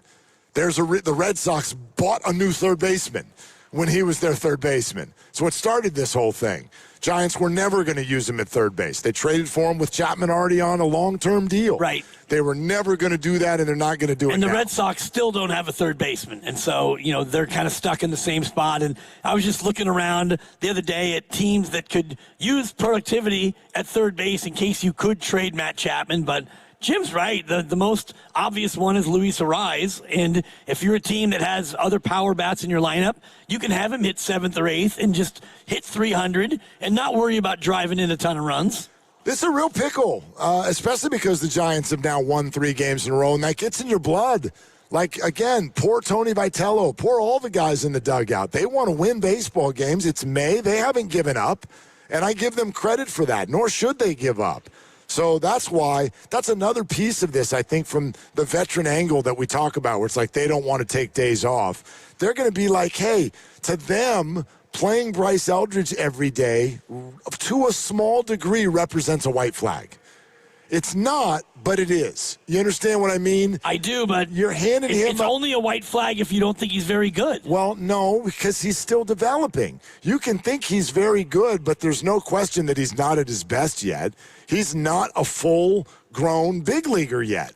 So if you stick him out there in the name of development, then the veterans are going to be like, why are we developing? Like, come on, Bay Area. We know this subject very well. We know it better than anyone. This is what the Warriors have been arguing about for 5 years, is the idea of developing in the middle of trying to win. The difference here is that the Giants aren't very good. They're not in a championship window. No, they're not in a championship window at all. But try telling that to Rafi Devers, Willie Adames, Matt Chapman, and Tony Vitello. They want to win games. By the way, as a fan, so do I. Right. So do I. And I'm not saying Bryce prevents that, but you get what I'm saying. Like, there are fully formed big leaguers, and then there are those who are going to be fully formed big leaguers. And in May, I think the Giants would like to play their fully formed big leaguers. But the front office brought up their top prospect. And that now he has, like Jim's right, he has to play. Every day. He's got to play every day. I don't care what city or what uniform it's in. And I was looking around, and I've been just poking through, like, top prospects this year. What are the teams doing? Yeah. Connor Griffin of the Pirates. He's up. He's up, and he plays every day, Mark. He plays every day. He's got 3 homers, an OPS of 700. He's not having a monster rookie year, but you look at the game log, and he played May 5th, 6th, 7th, 8th, 9th, 10th. He played the 12th. He's playing 6 of every 7 games, and he's just turned 20 in April. They thought he was good, and they're saying, all right, Connor, go out there and be our shortstop, play 140 games, and we'll see. And if he really struggled, and he's not, then you could think about sending him down, but they're not even giving Bryce the chance to go struggle. Well, what I always love, because there's industries that we're not a part of. Most industries in life, you can learn something from the people who are in the industry, I feel like, right? I don't think that's a very big statement. Right. Well, that's what I love about what we just got from Jim Bowden. That's somebody who was a GM in this league for 16 years. 16 years as a GM. And I want everyone to focus on one sentence that he said. So our opinions can be whatever they are, but understand that in Major League Baseball, he stated, you do not call up your top prospect to pinch hit. Hard no. You don't do that. And you said it earlier in the week, pinch hitting is one of the hardest things to do in sports. It also, but yes, that's number one. But number two, even if he was good at it, I still don't want him doing it. This guy projects as a middle of the order future piece for the Giants. I want at-bats. I want a lot of at-bats. I want buckets of at-bats. If he could leave Sacramento and drive to another city to get more at-bats after that later in the night, I'd do that too. Get more at-bats? I want baseball every night. I want first base. I want at-bats. I want the Sacramento River Cats to cheat and send him up 9 times. Put a disguise on him. Let's get the old simulated game where you get to hit every time. Let's get Bobby Valentine back on. He can put on the fake mustache and nose and go act like you're Daniel Susak and go bat again. I want constant baseball. You want Kevin McGonigal of the Tigers, who is 21 years old. And? He's their shortstop, and he's played in 40 of 42 games, and he's been damn good. He's hitting 300. McGonigal's having a great rookie year, an OPS of 850. Maybe Bryce isn't that good, but Detroit basically, all right, come on up and be our shortstop, and you're going to play every day. And there are more examples of top prospects who get brought up, and they get to play every day. I was ready the whole time to ask Jim, why do you think they called him up? But before I could ask, he kind of circled around to it, and he's like, I got no idea why they would do this. By the way, if you're just joining us, take a listen. Shots fired, quite frankly, by former GM Jim Bowden. Here's a little bit of what he had to say. Bryce Eldridge should be playing first base in Triple-A every day. He should be taking 200 ground balls every day down there and hitting and being out there every game. And never take a game off and develop him and get him ready. You don't bring a top prospect to the big leagues and have him sit. If you're going to bring him to the big leagues, then play him every day. He's not ready for the big leagues. You need to develop him more. So put him in AAA, work on the defense. If first base is going to be his long-term position, then keep working on that defense to get improving and let them keep improving on the bat. You never take a young player like that and have him be a pinch hitter. That's the most absurd thing I've ever heard. And, if you want to look at whose responsibility is it, it's Buster Posey and Zach Manassian, who shouldn't have him in the big leagues if the manager's going to use him in this role. If this is the role Tony Vitello is going to use him, then he cannot be there and you got to option him out, period. It's a head scratcher, man. And by the way, who should know this better than anyone? The guy who did it. He used to be a top prospect. Benji Molina was on this team. It was a good baseball team. The Giants called him up. Can you imagine if they called him up so that he could catch only on day games after a night game once or twice a week? He should know this. That's all I'm getting at. I don't know. The Giants didn't step in so much mud that they can't pull their foot out of this, but I think it's fair for us fans to really try to go back to what was going on Sunday a week and a half ago and ask ourselves, fair question, what was the Giants' motivation in doing this? Because there's only a few answers that you could throw out. And if the thought process is, look, our big three aren't hitting, so we need to bring this guy up, then you bring him up and you start sitting dudes and you let him hit. But then when you bring him up and a couple of the guys do start to hit, it immediately puts you in a box, and you needed to know that that was possible. It just makes me think, were the Giants at least partially also motivated to bring him up because they knew the fan base was furious? It was an 0-6 road trip with no home runs, no wins, 9 total runs, and a homestand coming up, and tickets to be sold, and they needed to give the fans something at the expense of at-bats for Bryce Eldridge. I don't know that that's the case, but it makes me wonder. It has to make you wonder, and that if that's the case, then that is pathetic and damaging, because if you're that desperate for PR that you bring up the prospect, ooh, look over here, it's Bryce. He's a Giant, and he's a big threat to play, even though he's not playing regularly. That to me would be, and I've said malpractice enough this week. I do think that it's kind of pathetic if that's the way you approached it. I don't know that that is the case, but you mentioned Buster Posey. He got recalled May 29th of 2010, and he played, from that point on, he played in 108 games. He played day games after night games. He played night games after day games. He caught almost every single game. And he played really well. And what did it lead the Giants to do as soon as they saw that he was ready to handle the starting role? They said, adios, Benjamin Lee. Exactly. They traded him. Yeah.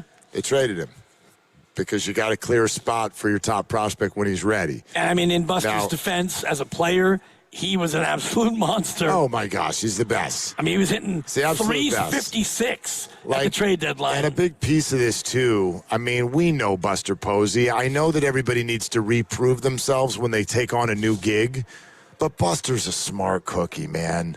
This is a Hall of Fame level catcher. This is a champion. This guy led the locker room in a very Steph Curry sort of a way. He was, He was calm. He was a loud voice even when he was quiet. This guy is a smart dude. Is he a great executive? I don't know that yet. He's new, but he's a smart dude, and he's been in the position that Bryce is in. And that's why I just find the whole thing to be very, very head-scratching. Very head-scratching. Wow, what a conversation with Jim Bowden. That was big. So, not done with that yet. 888-957-9570. If you want to weigh in, especially after that conversation with Jim, where do you think Bryce should be? First base, DH, or our state's capital? 888-957-9570 is the number. Andrew Bogut joins us in an hour. We're brought to you by Fremont Bank, here for you, here for good. And we're out at Chase Center because the Valks have Chicago in town tonight looking to start their season 3-0. This is Willard and Dibbs. Earn an accredited MBA in as few as 16 months for about $21K at University of Maryland Global Campus. Explore 10 specializations, including finance, HR, cyber technology, and more. Plus, showcase the value of your MBA with a comprehensive learner record and digitally demonstrate in-demand skills and credentials to employers. No application fee if you apply by June 1st. Learn more at umgc.edu. Certified to operate in Virginia by Shell. Wesley Financial Group is not a law firm, and Chuck McDowell definitely not an attorney. This is Chuck. If someone talked you into buying something really silly and you want to get out of that silly little thing, my advice, get the facts. Call me and I'll send you our timeshare exit kit absolutely free. Inside, you'll learn how timeshare works and all your options for cancellation. Call Wesley now for your free exit information kit. 800-213-5757. That's 800-213-5757. They call this one Bill. Whoa, aliens? Am I in a spaceship? Affirmative, Bill. What's with the laser saw? Relax. We are cutting our bill in half. What? An Xfinity mobile transmission says you can cut your bill in half. Oh, your mobile bill, not me, Bill. Xfinity Mobile also says we can try it free for a year. Free. Yes, with no commitment. Can we put the saw away? I am reluctant. But we will find another being to bisect. That's not sci-fi, it's Xfinity Mobile. Xfinity Internet members cut your mobile bill in half. Plus, try Xfinity Mobile free for a year. No commitment. Learn more at xfinitymobile.com. Xfinity. Imagine that.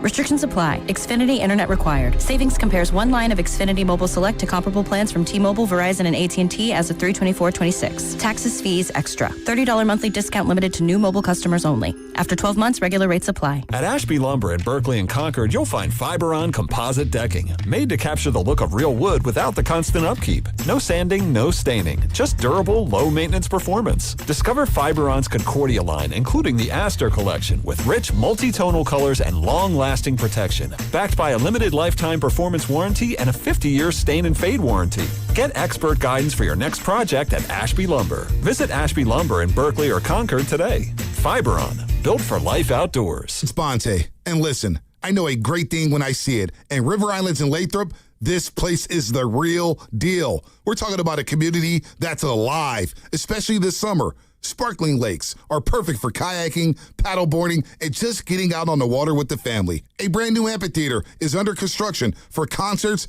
and community events. The Redwood Cafe is opening this fall. This community is only getting better, folks. And the homes? Whether you're a young family, a professional ready to level up, or an active adult looking for that next chapter, River Islands has something for you. Homes start in the low 600,000s and go over $1 million.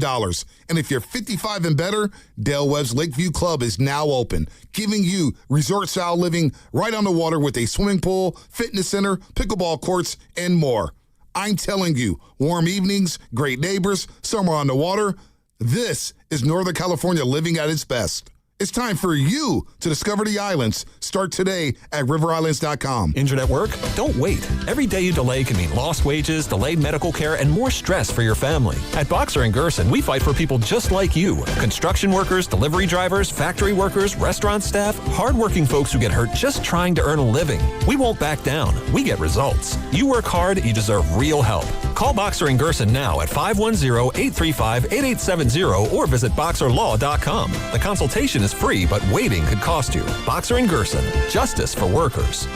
You know the feeling. It's 2 a.m. You're awake, running the numbers in your head. Payroll's coming. A client hasn't paid. Costs just went up. And you're thinking, how am I going to make this work? That's where LendSeek comes in. That was me. I had payroll in 3 days and money tied up in receivables. I couldn't wait weeks for a bank. I went to LendSeek, and within minutes, I saw real funding options. They were clear, upfront, no games. By the next day, the money was in my account. Payroll went out, crisis over. LendSeek uses AI to match your business with the right funding, up to $5 million in as fast as 24 hours. With LendSeek, it's not just funding, it's knowing you're covered when things get tight. If you've been in business for at least 1 year with at least $500,000 annual revenue, apply today. No upfront costs, no prepaid penalties. Because in business, waiting isn't an option. Start ready, stay ready with LendSeek. Apply at lendseek.com. That's LENDSEEK.com. The basketball playoffs are underway, and now you can trade every game on Kalshi. You can also trade on who wins each series, the conference finals, and the championship. San Antonio is trading at 21% to win it all, meaning a $100 trade pays out $451 if they take the title. On Kalshi, you're trading against other people in a live market. No house, no odds makers. And as the odds move, you can buy in and out anytime throughout the postseason. For a limited time, download the Kalshi app and use code FAN to get $10 when you trade 10. KALSHI. Kalshi. Trade on anything. Get ready for spring and get rewarded at Walgreens. It's the perfect opportunity to elevate your beauty and personal care routine. Get up to $150 in instant savings at Walgreens this week with digital coupons available in the Walgreens app. Finding amazing deals on your must-have brands is incredibly easy. Just clip and save. Look for the lightning bolt on your favorite beauty and personal care brands, including Crest, Pantene, Gillette, and Olay. Stock up on everything you need to look and feel radiant all season long. Offer valid 5/10 through 5/16 at participating locations. Restrictions apply. You're listening to 95.7 The Game, KGMZ FM and HD1 San Francisco on Odyssey Sports Station and the home of the Golden State Warriors and Valkyries. Always live on the free Odyssey app and now coming to you live from the Laughing Monk Studios.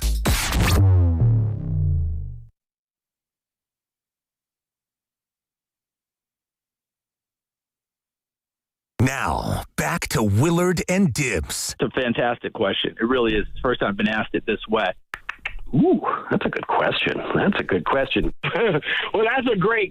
On 95.7 The Game. Yeah, you damn right it's a good day because Valhalla is all lit up. Oh, yeah. Valhalla ready to go. Crazy up in here. Yep, Chicago in town, and the Valks will be in action. Is Pod's going to be here tonight? Yes. He is? I would imagine, unless he's out of town. Yeah, he might not be back yet. On town. He might be in Milwaukee. I would bet that he's here, and I don't know if he has any, real professional obligations at this point in mid-May, but Pod strikes me as if I'm out of town, I want to come to town guy to watch the Valks. I would think, but who knows? And I don't know where he was getting his hair done. And I think that was a real video where he was getting for sure braids. Yeah. Guru Pods shared it. Pods has got he's got cornrows. So I don't know if that was a local row or if that was something that happened elsewhere. Did you have an opinion that you wanted to share? Not at all. Oh, I mean, okay. If you have you brought it up, I just thought. Well, I brought it up because if somebody knows where that hair was being done, you would have an idea of where it actually was done. If it was here locally, then of course he's going to the game. Lucas, I think what Dibbs is saying is he would like to get Pods' hairdresser on the show. That's not what I'm saying at all. Okay, then I'm saying it. I thought you were about to say that he wants Pods' haircut.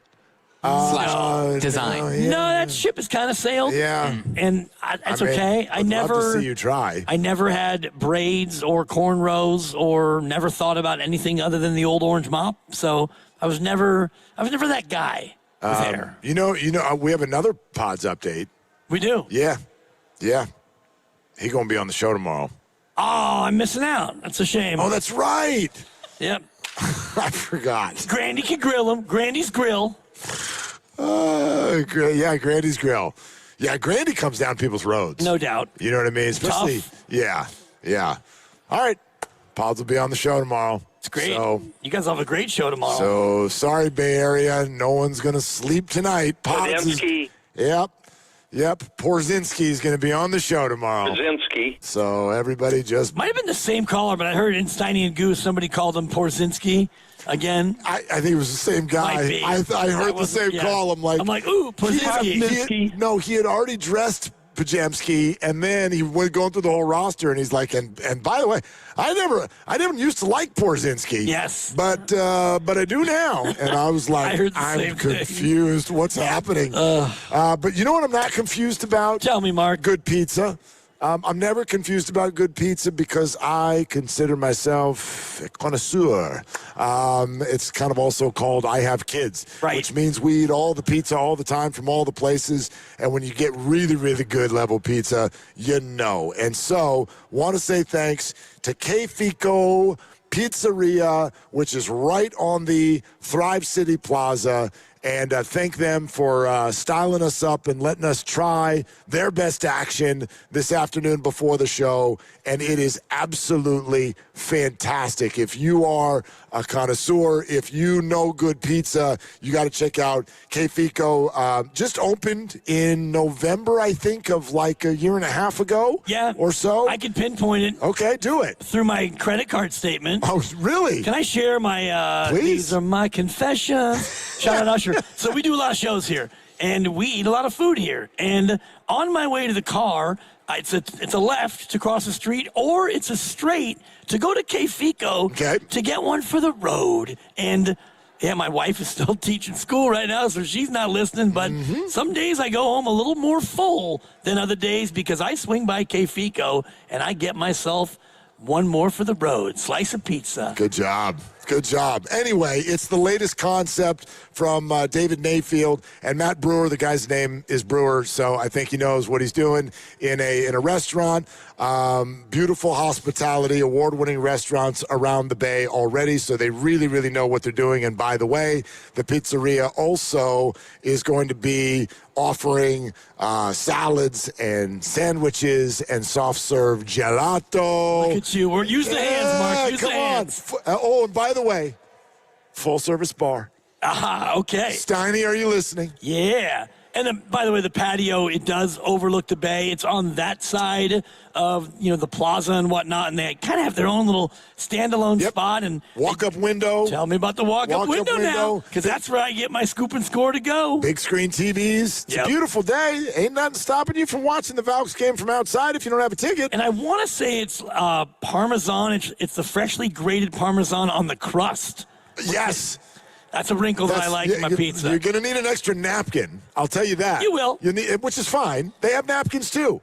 Just in case you miss the cheese, because you eat the pizza, and you get to the crust, it's like, you know what? I miss cheese. But no, bang! Cheese right there. You know what I'm looking for? More cheese. More cheese. Well, can't you get to the crust? It's like, this is good crust. The dough is good, but I miss cheese. I miss the cheese. Yeah. They're like, oh, no. Exactly. Okay, so anyway, K-Fico, thank you very much. Go check it out. Go try it. It is delicioso. Out here on the Thrive City Plaza, right outside where we're sitting, inside Chase Center, getting ready for Valhalla, which, by the way, I think we've been trumpeting this for a year at least. Those of us who have been lucky enough to have gone to a Golden State Valkyries game, it is a very unique fan experience. I always kind of tell people that the thing that stood out to me the most, because the first Valks game I went to last year, they played one of the best teams. I think they were playing New York. I'm trying to remember. They're playing a really good team, and they gave it a good old college try. They were right in it to the end, and they lost a close one. The Valks lost a close one. Oh. And then the game ended. And they booed the snot out of the Valkyries, right? Tell me. Entire sellout crowd got on their feet and gave them a standing ovation. And I was like, I don't think I've ever seen anything like this in my entire damn life. Right. A standing O from an entire crowd for losing a game. This is different. This is a totally different thing. And it made me think of the thing that you were saying in the crossover, which, by the way, I wanted to bring back that whole thing about if you're going to get into a fight in the stands, Mark, make sure you're at the elevated position. Right. But it's not the advice I thought I was going to get from Dan Dibley. Well, and I thought the advice I was going to get from Dan Dibley is, hey, kids, don't fight in the stands. Of course, but don't fight in the instead, you went to like the military angle of like, make sure you're in an elevated position so you can win said fight. It's leverage. It's a leverage play. Well, it's not going to happen here tonight. This is a fight-free environment, and I love that. And I was hesitant to even bring it up because I know that you are really, really super anti-fan fights. I'm not into it, fights, period. But when they pop up on my Twitter feed, like almost every day you see one, it's like, a couple of fans fighting, and every single time the fan in the higher row throws downhill, and the other fan is throwing jabs into the sky. Yep.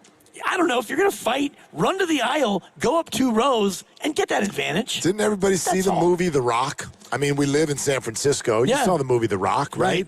In that movie, don't you learn there at the end when they've got those soldiers surrounding in that box in an elevated position, when the guys all come out of that sewer hole and they're just waiting for them. And is it Ed Harris? Is it Ed Harris? About right. Who's the military boss? And he literally yells out at the guys, "You are down on the ground surrounded by people with an elevated position." In other words, you're going to lose. You're going to lose when you're not in an elevated position. It can be so I'm tough. not saying your advice was wrong. It was just a little edgy. It was spot on, and it was super edgy, but, and especially when it was the Dodger game, by the way. It was Dodger on Dodger crime. Oh, was it? Yeah. Well, if it's Dodger on Dodger, then I'm kidding. I support it. The one lady Dodger was firing downhill, and I thought it was a Giants fan who was eating fists, but no, another Dodger fan. Well, then that's just somebody that's doing God's work. Yeah, God's plan. I'm kidding. Anyway. Mostly. Be in the higher row. That's all. Yeah, okay. Just Uncle Jim's giving out advice. Good advice. Yep. Provided that it is also alongside the idea of option A. Don't fight. Don't hit another human being when you go to a game. Well, I think as we bring it to Ball Hall for just a moment, like the thing about this atmosphere is, we cheer the home team when they lose. Like, we're not going to be in here throwing hands like I show up in a Skylar Diggins Chicago Sky jersey and, I'm in my Burton and now we're going to throw hands. It's just a much different vibe. It's just different. It's different on a lot of different levels. Right. You know what I mean? You ever go to a party, go to a casino, go out, comedy club, and you walk in, and sometimes I always think of it as like, I don't know, my own energy and just how I'm feeling in that moment. But sometimes you walk into a room and you're just like, oh, there's an energy in here. And it can either be really good or it can be really bad. This place is dead anyway. When you walk into a Valkyries game, it is a different energy for a sporting event. I'm not even comparing it directly to Warriors or anything else, but it's sort of, the best way I could describe it, it's professional sports without the cynicism. Right. That's kind of how I would describe it. That's a fair way to put it, and I also think that because there's such a large preponderance of female fans, there's a lot of, we're supporting women is the vibe. Yes, we want our team to win, and we want my favorite player to do well, but darn it, these are women facing women, a lot of female officials as well, and this is great for all of us. That's the vibe I get where, it's not so much like, win or we're going to boo you. No, this is women's basketball. This place is packed. This team is worth $850 million. That's cool. Well, and it's also because it's new. Therefore, they have not had any time yet to disappoint their fan base. In fact, they've only played one season. They've only played one season, and they draft nights on the phone. Exactly. What? They nailed it. They overachieved all that stuff. That's why I think there's the comparison to all of this other stuff that we're talking about right now. The big three teams that we talk about the most have the fan bases that I think are the quickest to anger or judgment or whatever, because all of them, two of them recently, and one of them not so recently, but not terribly long ago, all of these teams have had major success at the highest level. These teams have all had dynastic runs. And therefore, I always believe once you do that, it recalibrates your fan base. And I think that, that's what we're seeing right now with the San Francisco Giants. It's very difficult, even on a day like today, right? They've beaten the Dodgers and they've kind of pummeled them. Like they've beaten them down 2 nights in a row at their building. Yamamoto on the mound. Even they scoffed at an Otani homer last night. They're like, whatever, we'll beat you anyway. This is a day where a Giant fan should be able to walk with the chest out and be proud. And I'm not saying the Giant fans aren't. Maybe some of you are, but we're working our way through even the idea of finding belief in this team. This is something we were talking about yesterday, but we didn't get too deep into it.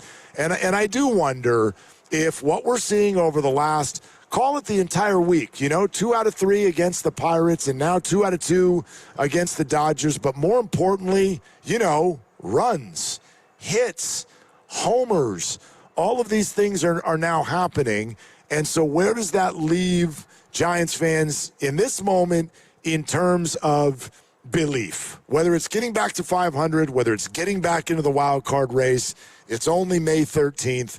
Where does this leave everybody in terms of belief? I still think it's a little, our glasses are a little foggy. It's tenuous, and it's tenuous because, you took 2 of 3 from Pittsburgh. That's great, and now 2 from the Dodgers. That's a very small sample, and before that, you'd lost 8 of 10.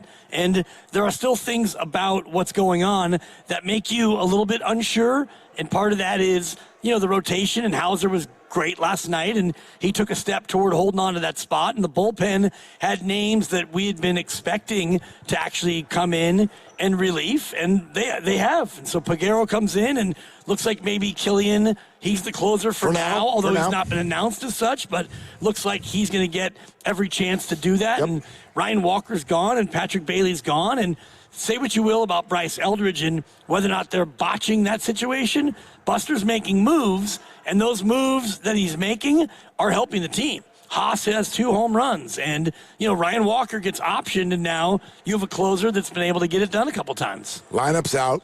Oh, it is. All right. Want to take your final guess? Yeah. Again, every day it's a reality show. Don't look at your phone. Don't look at your phone. No phones in the meeting. Final guess. In everybody's favorite Giants game show, who sits? Well, I don't know the exact order of the batters. That's okay. Just give it just the who sits game. Thank you, Grandy. Well, I think it's going to be you're going to have Schmidl play and Devers, Adames and Chapman. All rise. Oh, it sounds good. It really sounds good. You're Jason. That was amazing. I think Haas gets to run it back. You got to have Jung-Hoo Lee and Elliot Ramos. Bader homered. He gets to play. Bryce Eldridge, you are not the starter. Okay. You had at least 3 inaccurate statements in that entire diatribe. Eldridge is in? Ladies and gentlemen. See, I'm getting better. Leading off in right field, Jung-Hoo Lee. Batting second and at second base, Luis. All right. Batting third and in left field, Elliot Ramos. Batting cleanup, the first baseman, Rafael Devers. Batting fifth, the designated hitter, Bryce Eldridge. Wow. Batting sixth, the shortstop, Willie Adames. Batting seventh, the third baseman, Matt Chapman. Batting eighth and in center field, crazy nut job. And batting ninth and doing the catching, Jesus Rodriguez. Gilbert is in. Bader is out. Rodriguez is in. Haas is out. Eldridge is in. Schmidt is the winner of who sits. Color me surprised. I mean, it's good news for the Jim Bowdens of the world and the Willards and the Dibbs who say you got to play him when he's up, so he gets to play. I'm a little surprised that Haas doesn't get to play, and he, I guess, will play tomorrow, I would imagine. I mean, they're kind of doing it back and forth. Haas is the backup. Haas is the backup. But he had 2 home runs. I know, but I don't know. Right, the hot hand. I don't know, man. I'm kind of with the Giants on that. Like, I don't know about the whole. I feel like we're falling too much into this as a fan base. When someone hits a homer, it's like, well, now they automatically they're in the lineup again tomorrow. He hit 3. I understand. But tonight's a new night. You're facing Shohei freaking Otani. Jesus Rodriguez is a pretty good young hitter too. You want him in the lineup. I don't think it's a bad thing for catchers to have days off after they catch. But without disagreeing with you on whether or not I'd like to see him in there, I'm just saying I don't think there's some automatic thing that kicks in when you homer, you get to play tomorrow. I guess. And, you got 5 lefties of the 9 in there to face Otani, and that's why, Gilbert gets the call, and Jung-Hoo Lee tends to lead off when he goes up against a righty, and so... Correct. And he's been and he is solid. Again. Yeah, he's been fine. He cooled off a little, had a huge hit last night. And you have Eldridge between your 2 big boppers in Devers and Adames, so maybe giving him a little protection in that spot, so... I don't hate the fact that Eldridge is playing. I'm just a little bit surprised. No, I very much support the fact that Eldridge is playing. Again, for me, if we were going to rank these in order, here's option A right now for me. Option A is Bryce Eldridge plays for the River Cats. But option B, and in agreeing with Jim, if the Giants want to demand that Bryce Eldridge is up, I'm open to it, provided that he plays. I'm just going to go right back to the conversation you and I had Monday afternoon, the day after he was called up. He has to me, he's got to be in the starting lineup 5 out of every 6 days. Most weeks you play 6 games, sometimes you play 7. But for me, 5 starts a week. That's what I would set as kind of a minimum for Bryce Eldridge. And even having him in as a DH right now, there's a little piece of that that's like, he's got to play, man. Right, got to play first base. He's got to be better over at first base. But I get it. There's Devers. You're trying to win. And I support all of that. But that's option 2. If he's here, he plays. Option 3, and the one that I absolutely can't stand, and it's why so many of us kind of lost it on Monday pregame, is when the Giants, through Tony Vitello, suggested that Bryce was going to not start most games. I just find that to be the worst of the 3 options. No doubt. And so, he gets another start tonight, and don't know if he's going to make it through the entire game. I guess we'll find out if he happens to go up against a left-handed reliever late in the game. Maybe you go to Casey Schmidt. Yeah, that's bad off the bench. That's probably a possibility. It's probably what could be the approach. And I'm also a little surprised they moved him up to 5th in the lineup, and you put him between Devers and Adames, and perhaps that's so he has provided some protection, and maybe he has a chance to hit with runners on base as well. Well, they've moved Adames and Chapman down, and for Adames, it's worked. Like kind of getting him out of the whole middle of the order thing. This is just my guess. I wonder if they're like that. That's working. So let's not mess with that right now and start putting more pressure on them. But to be honest with you, Dibs, this stuff in today's day and age of baseball, it changes so much. And I don't know what these analytics are that they're running. I don't know what the algorithm is that suggests whether Devers is 3rd or 4th or 5th or where Eldridge is or how Elliot Ramos. How do we decide? Elliot Ramos has led off. He's about 3rd. He'll bat him 7th. Sometimes that's just a righty versus a lefty, but I'm not going to fake it on this one. I have no idea what the hell leads to that. I have no clue. And it's tough against Shohei because almost everybody has bad numbers against him except for Matt Chapman. He's the lone guy, and you got Chappie down there hitting 7th. I would imagine Eldridge has never faced him, right? Right. Did he face him last year? Eldridge did not face him. Yeah, I would imagine. Neither has Jesus Rodriguez, obviously. Sure. But even beyond that, Adames is 0 for 6, and Bader's 0 for 3. Well, Bader's out of the lineup. Gilbert is 0 for 2. Gilbert has faced him. Okay. That must have been last year late. Jung-Hoo 0 for 2. Ramos 1 for 4. Schmidt 0 for 4. I was looking earlier, and I think 6 different Giants are hitless against Otani. No surprise because the guy's nasty. Did Otani pitch in the series here in the Bay when the Dodgers were here? And was that the game the Dodgers won? They've only beaten the Giants once this year. I feel like that might have been Otani's game, but I'm blanking on what happened a couple of weeks ago when they were here. Because maybe that's when Gilbert got a couple of at-bats against Otani. Maybe it was a couple weeks ago here at Oracle Park. But anyway, to your point, no. No what? What are you shaking your head to? Otani did not pitch in that series. He did not pitch in that series. Okay. Yeah. Just shaking your head. I'm like, are we doing bad? Like, what are you shaking your head at? Am I not allowed to have more pizza from Kefico? What is? Oh, I recommend it. Speak, young man. What are we saying here? Anyway, so that must have been last year for Gilbert. But no, Otani pitched on the Tuesday game. The Giants just won 3-0 though. Oh, okay. So now can I shake my head back at Lucas? You sure can. Yes. Okay. You should. You should do more than that, actually. Why? You want me to actually hit him? Yeah. I mean, you should give him one of your classic. Yeah. That was the Patrick Bailey 3-run homer in the 7th. Oh, that's right. Didn't factor in the game. That's on me. Patrick Bailey's last great moment as a San Francisco Gigante. You hate to see it. Boy, Jim Bowden liked that trade. I don't want that to get lost in all this. He jammed that in there without us even asking. Right. He goes, I don't want to just be negative. So let me tell you something. I love that trade of Patrick Bailey. You got a left-handed pitcher with a great nickname and the 29th pick. A supplemental at the end of the first round. Did y'all go on social media and watch Tugboat this morning? He pitched for the Richmond Flying Squirrels. 5 shutout innings, 2 hits, 6 strikeouts, no walks. And he's got a lot of... I'm not going to say he's got a lot of Drew Gilbert in him because I don't know if he's a crazy person that eats dugout walls, but he's got a lot of swagger to him. Speaking of Bowden talking about Bailey, I don't know if you caught that he called him a backup catcher. Yeah. Austin Hedges. He is. Ugh. And now they're teammates. They have 2 backups. Yeah, like that's what they are. He's a great defensive catcher who can't hit. Traditionally, that's a backup. So, yeah, that trade was not just because Daniel Susac has had 11 great at-bats. I don't think Buster Posey was big on Patrick Bailey. Somebody on Twitter did a Camilo Doval look back at that trade, and all 4 of the Giants that the Giants got are phenomenal. And Doval has a negative WAR right now for the Yankees.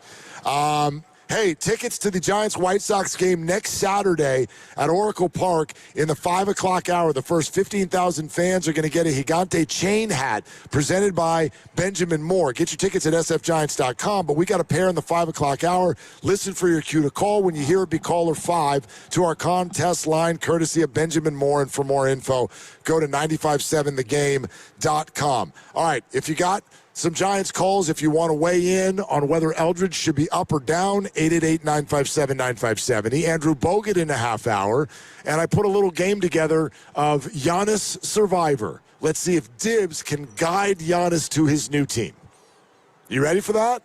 Okay, got a thumbs up from Dibs on Willard and Dibs. This game day traffic is brought to you by Crystal Geyser Alpine Spring Water. Heading to see the Valkyries at Chase Center tonight. Bay Bridge moving pretty well. No delays until you come off the upper deck getting past the Central Freeway. Northbound 101 is heavy from Cesar Chavez. And delays on northbound 280 start around Mariposa. What makes Crystal Geyser Alpine Spring Water different? We always bottle our Alpine Spring Water less than 1.5 miles from the spring source. And all our bottles are made with 50% recycled plastic from our own recycling plants. Crystal Geyser, bottled at the spring source. Hey, it's Willard. Here's a real behind-the-scenes moment with Habis Law. We asked about their new billboards. Do you smile or not? Then it got real. Omar Habis said, we meet people in the hardest moments of their lives. It's on us to restore dignity and a financial future. Traumatic brain injuries, loss of a limb, spinal cord damage, a life changed in seconds. When everything's on the line, choose the team that understands that. Habis Law. They fight to make it right. Visit habislaw.com. Omar Habis is a California licensed attorney. Offices in Northern California, including San Jose. Past results do not guarantee future outcomes. Inherited a home? Done being a landlord? Helping parents downsize? We've bought over 1,500 Bay Area homes since 2016. As is, on your timeline. No pressure. Call 510-462-6000 or search John Buys Bay Area Houses. 510-462-6000. John Buys Bay Area Houses. Sell your house the easy way. Running a business means wearing multiple hats. So if you're like me, you probably started out using your personal phone, taking client calls and texts nonstop. As my business grew, I needed something smarter. That's when I switched to Quo, the #1 business phone system. Quo works right on your phone or computer. No carrying 2 phones, no clunky landline, just one easy app you can try for free. Your team can share one number and handle calls and texts together like a shared inbox. Any teammate can jump into the conversation, so customers get faster responses. And Quo's AI assistant summarizes your calls and responds to customers 24/7, so you never miss a lead or opportunity. All this starts at just $15 a month. That's basically 2 coffees. You can even keep your current business phone number. Find out why 90,000 businesses trust Quo. Money is on the line. Always say hello with Quo. Try Quo for free at quo.com/sports. That's quo.com/sports to try Quo free. QUO.com/SPORTS. In the market for a new mattress but overwhelmed by all the options? At Mattress Firm, we make it easy. Just drop in, answer a few questions, and our sleep experts will guide you to your perfect mattress. And with options for every budget and free and fast delivery, it's no wonder more shoppers choose Mattress Firm than any other mattress specialty retailer. And right now, save up to $700, plus get a free adjustable base with select Sealy mattresses. For the great sleep you deserve, visit Mattress Firm. We make sleep easy. Restrictions apply. See store or website for details. Welcome to SF Fire Credit Union. Why do you have all those cats? I've been saving them from trees, just like a firefighter. So, can I join SF Fire? You know, we're not just for firefighters. Anyone can join and get lower fees than banks, ATM access worldwide, and the top-rated mobile banking app. Wow. Say, do you want a cat?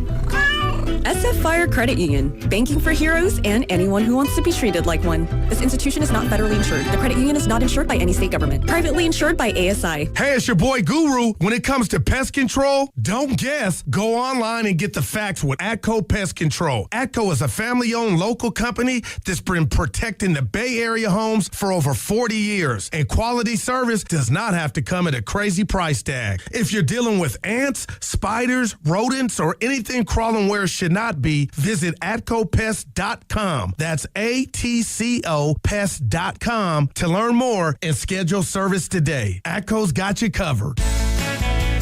J Vineyards returns as the official sparkling wine of the Golden State Valkyries, continuing its mission to uplift women across industries. J Vineyards and the Valkyries share a commitment to female leadership, ambition, and breaking barriers to support women who raise the bar in sports and beyond.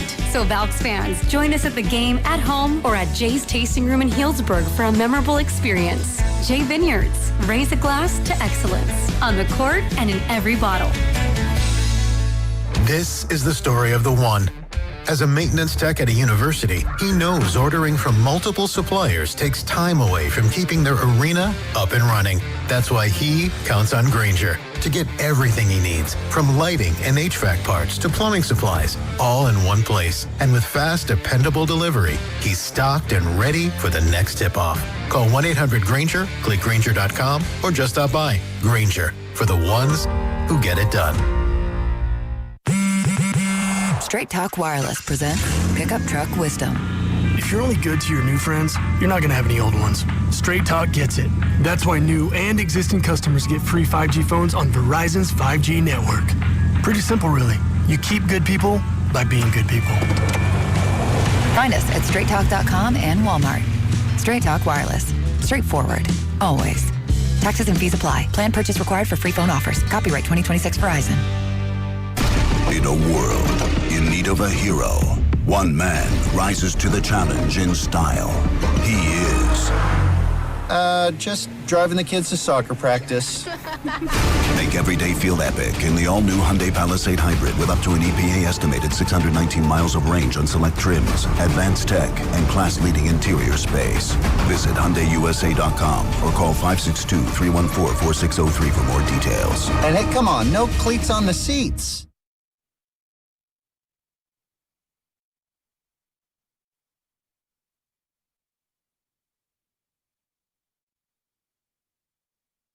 Hey, it's Joe Shasky from the Morning Roast, and you're listening to Willard and Dibs. And you know, as much as I love Willard, I'm more of a Dibs guy. So if you want to do what I do, go check in on Dibs and say hi to him. Get in the YouTube chat. Do it right now on 95.7 The Game. I'm looking up Patrick Bailey since arriving in Cleveland. Arrived in Cleveland. I got to make the most of the echo that we've got right now. Where we are on the concourse outside of Portal 7, the echo factor is unbelievable. It is. It's strong. It's strong. Although you got to keep your voice down because royalty is approaching. Double R's, baby. Royalty is approaching. Ladies and gentlemen, Raymond Ritter is in the building. Yeah, get yourself some Fico, Get your Raymond. slice on. Get yourself some.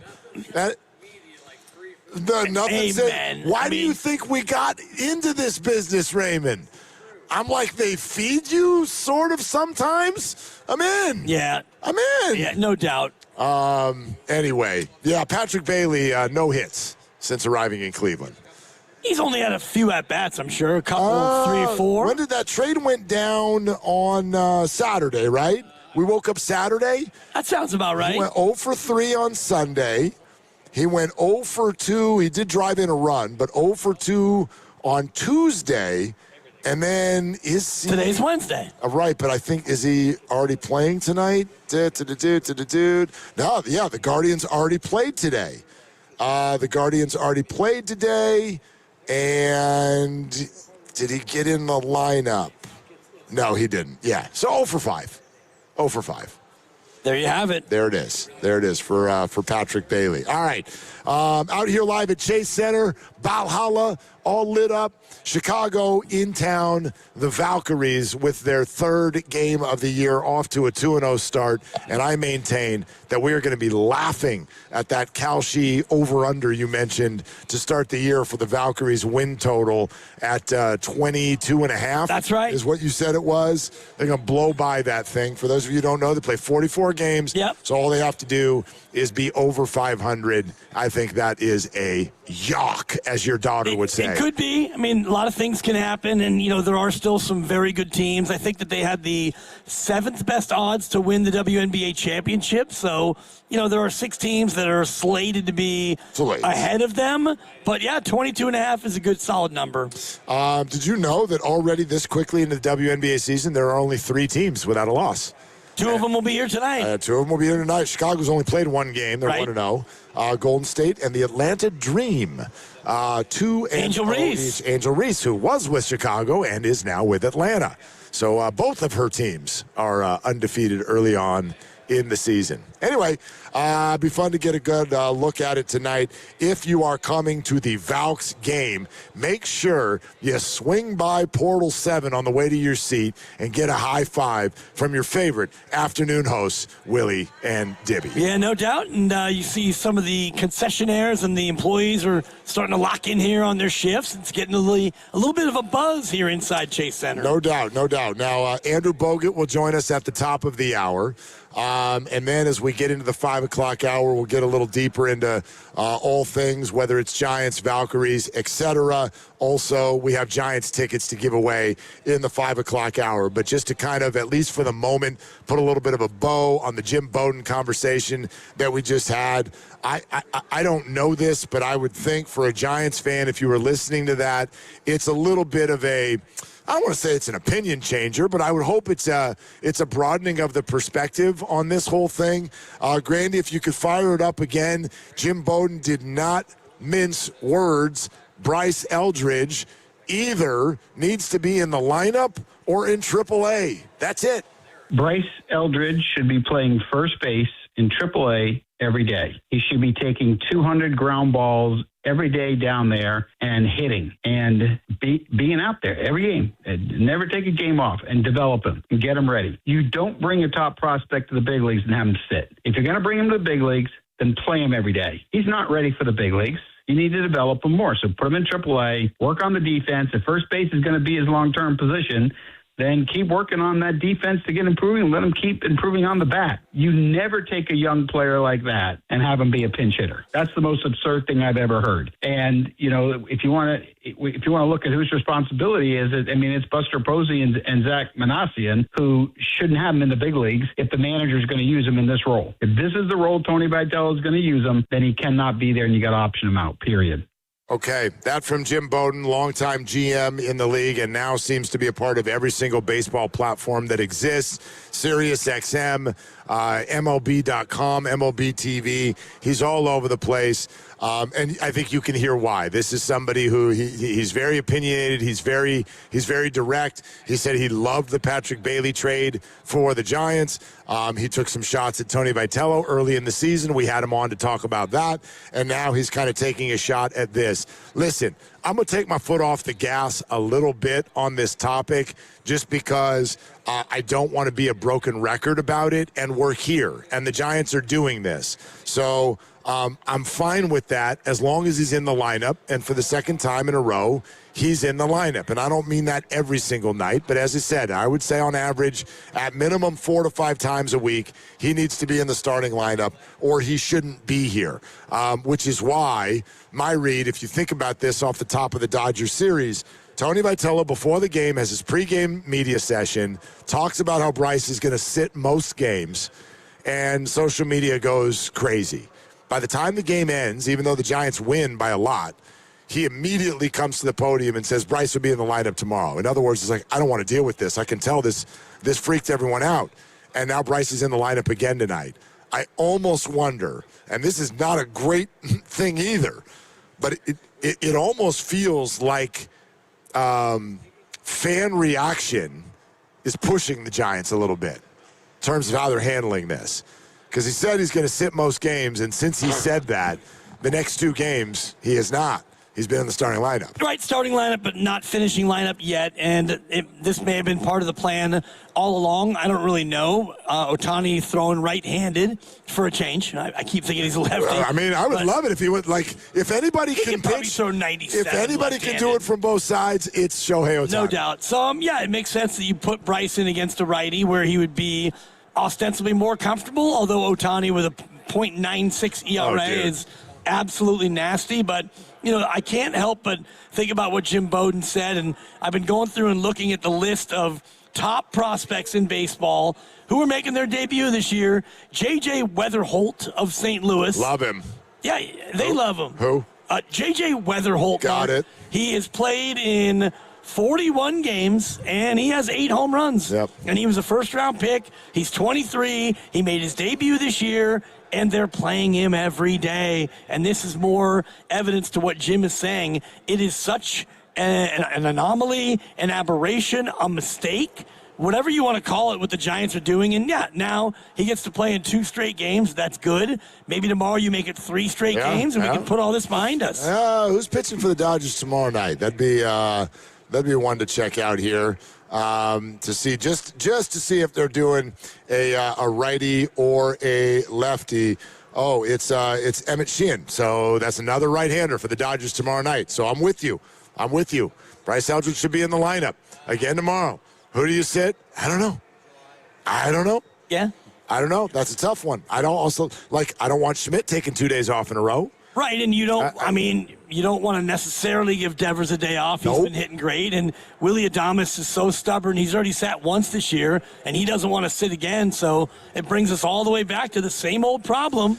He kind of threw a wet blanket on Luis Arraez, too, even though he's played so well. I mean, another defensive gem again last night. Did Luis Arraez. Didn't do a whole lot at the plate. Look, he's been a phenomenal player for the Giants so far this year. But Jim's not wrong, longer term than short, I would say.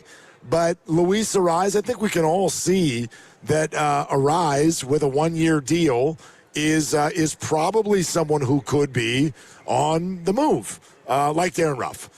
Could be on the move. Again, just because he traded Patrick Bailey, though, here in May, does not mean May trades are suddenly easy.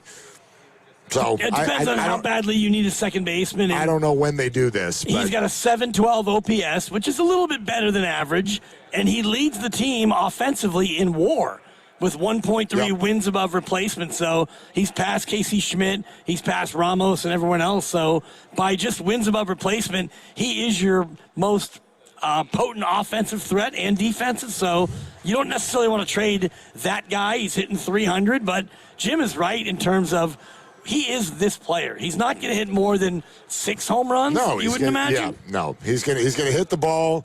Luckily this year he's going to catch the ball.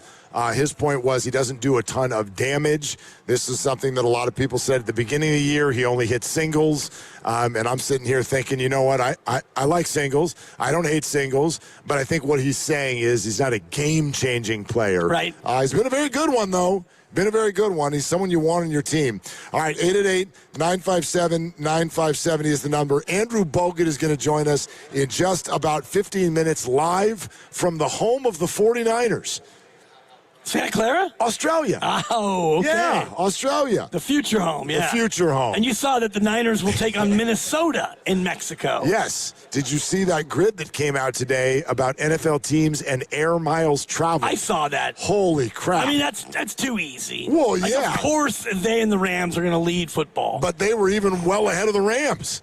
I mean, it's a thing this year. That's assuming that they fly back. They may have an East Coast stay and play like they have in the past where they go to the Greenbrier, and that would cut down on the air travel. Let's ask Raymond. Hey, when you guys do that preseason thing where you go to Asia, how much does it take out of you? Like when you're coming back, everybody needs how long before? Yeah, give them a microphone.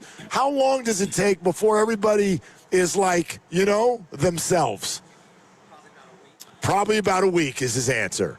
Probably about a week. Man, imagine if you had to fly commercial. I mean. Yeah. What kind of free food do you get on that flight, Raymond? Exactly. As much as he wants. His body's a temple. He doesn't eat. He eats so healthy. No doubt. No, I mean, it's a thing that the Niners are starting the year off that way. No question. It's not going to be easy. Right, but you're going to go there early if you're smart, and then it's the way back that's going to be taxing. And so, you would hope that if you play, it's on a Wednesday, right? I think so. Wednesday there, and then which is really Thursday there, Wednesday here. Fine, but by the time you get back, you get that day back already. Yes, you travel back in time. Shout out Michael J. Fox. Like when Andrew joins us here in 15 minutes, you do realize it's Thursday. Tomorrow, no doubt. It's the best day of the week for him. I used to do New Zealand radio all the time, and I would do morning radio, and it would be about noon our time, and I'd be on at 7 a.m. in Auckland. And it's like, tell me about Thursday. What am I looking at, I'm going to ask Andrew for all of tonight's winners. Right. That's what I want to know. Come on, dude. Did the Giants beat the Dodgers or not? It's already Thursday there. Anyway, speaking of which, and looking ahead, I also saw this.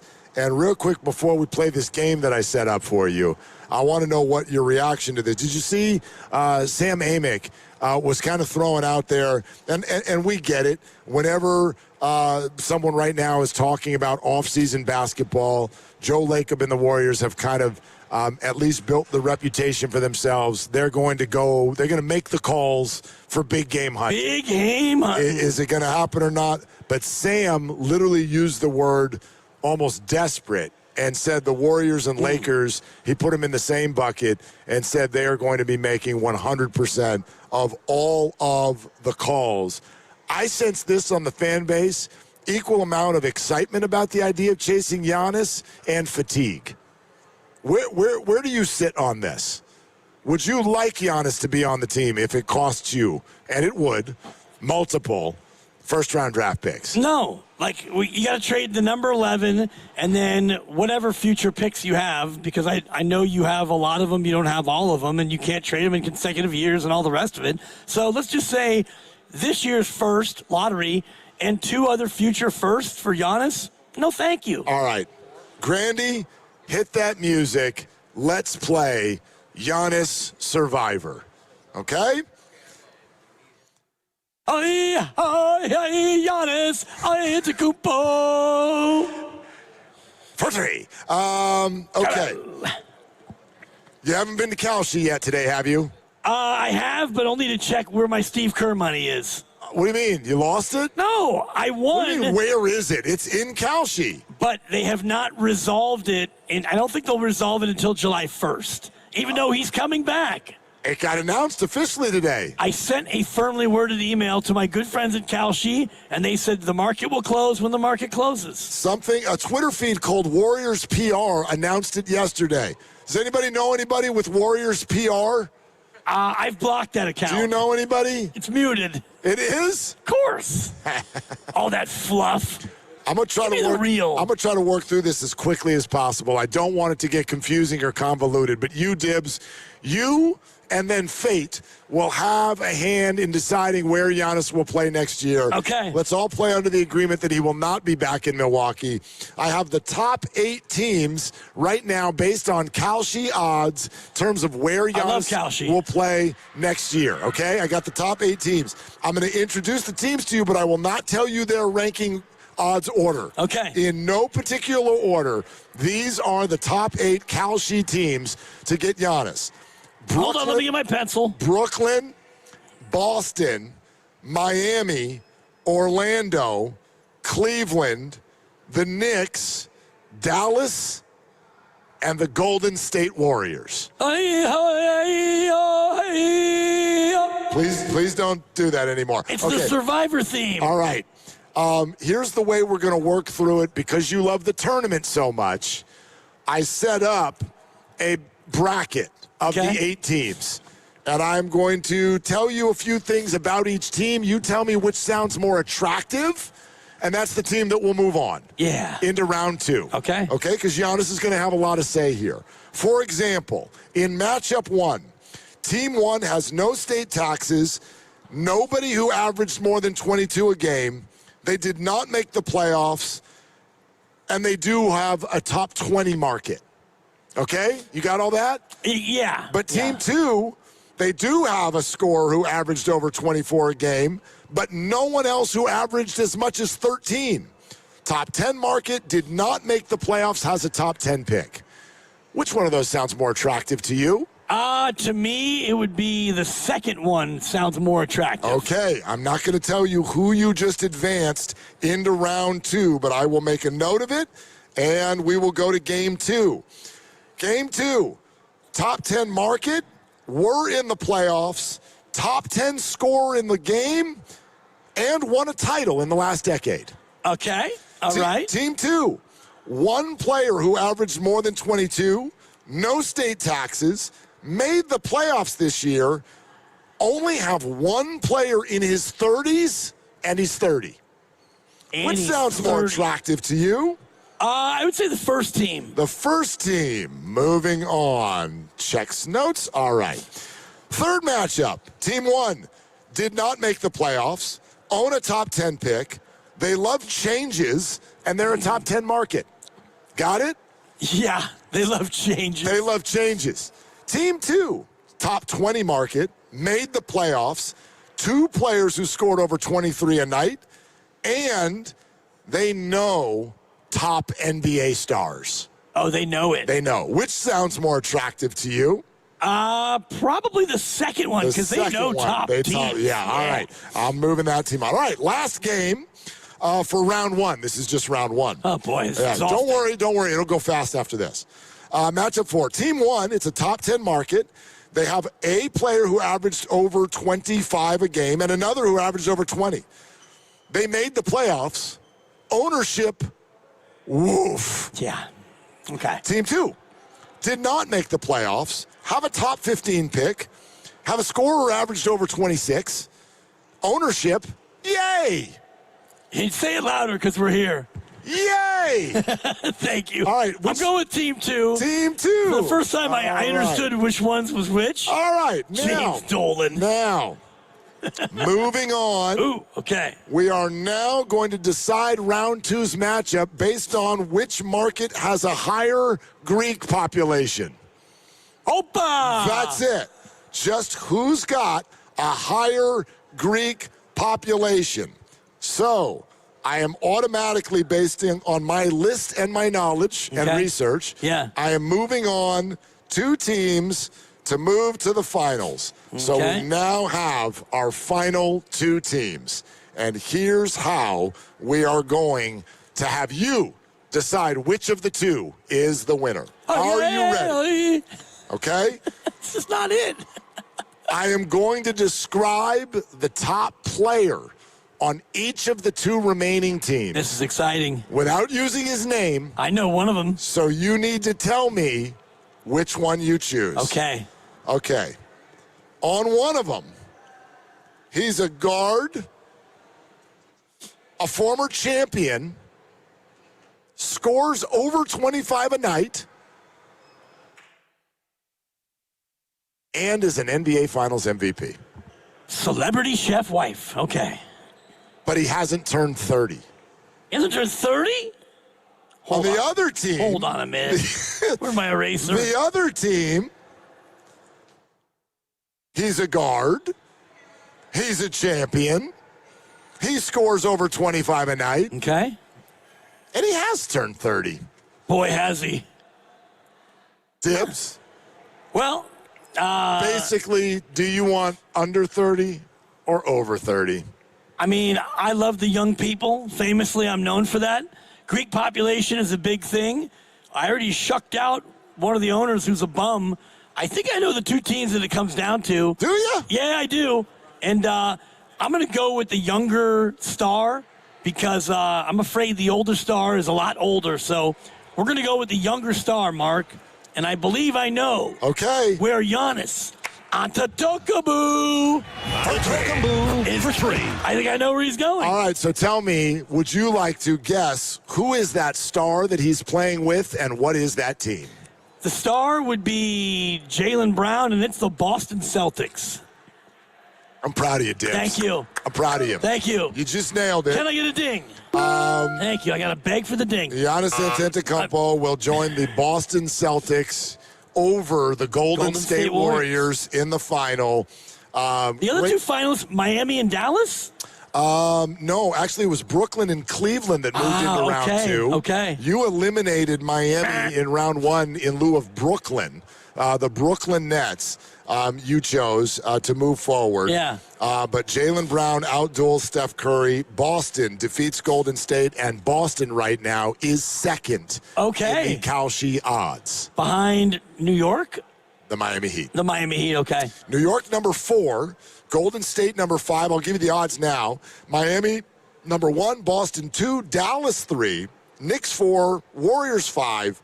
Cleveland, 6. Orlando, 7. Brooklyn, 8. Okay. We used a combination of fate and dibs. I really like that. That was fun. And you are sending him to Boston, Massachusetts.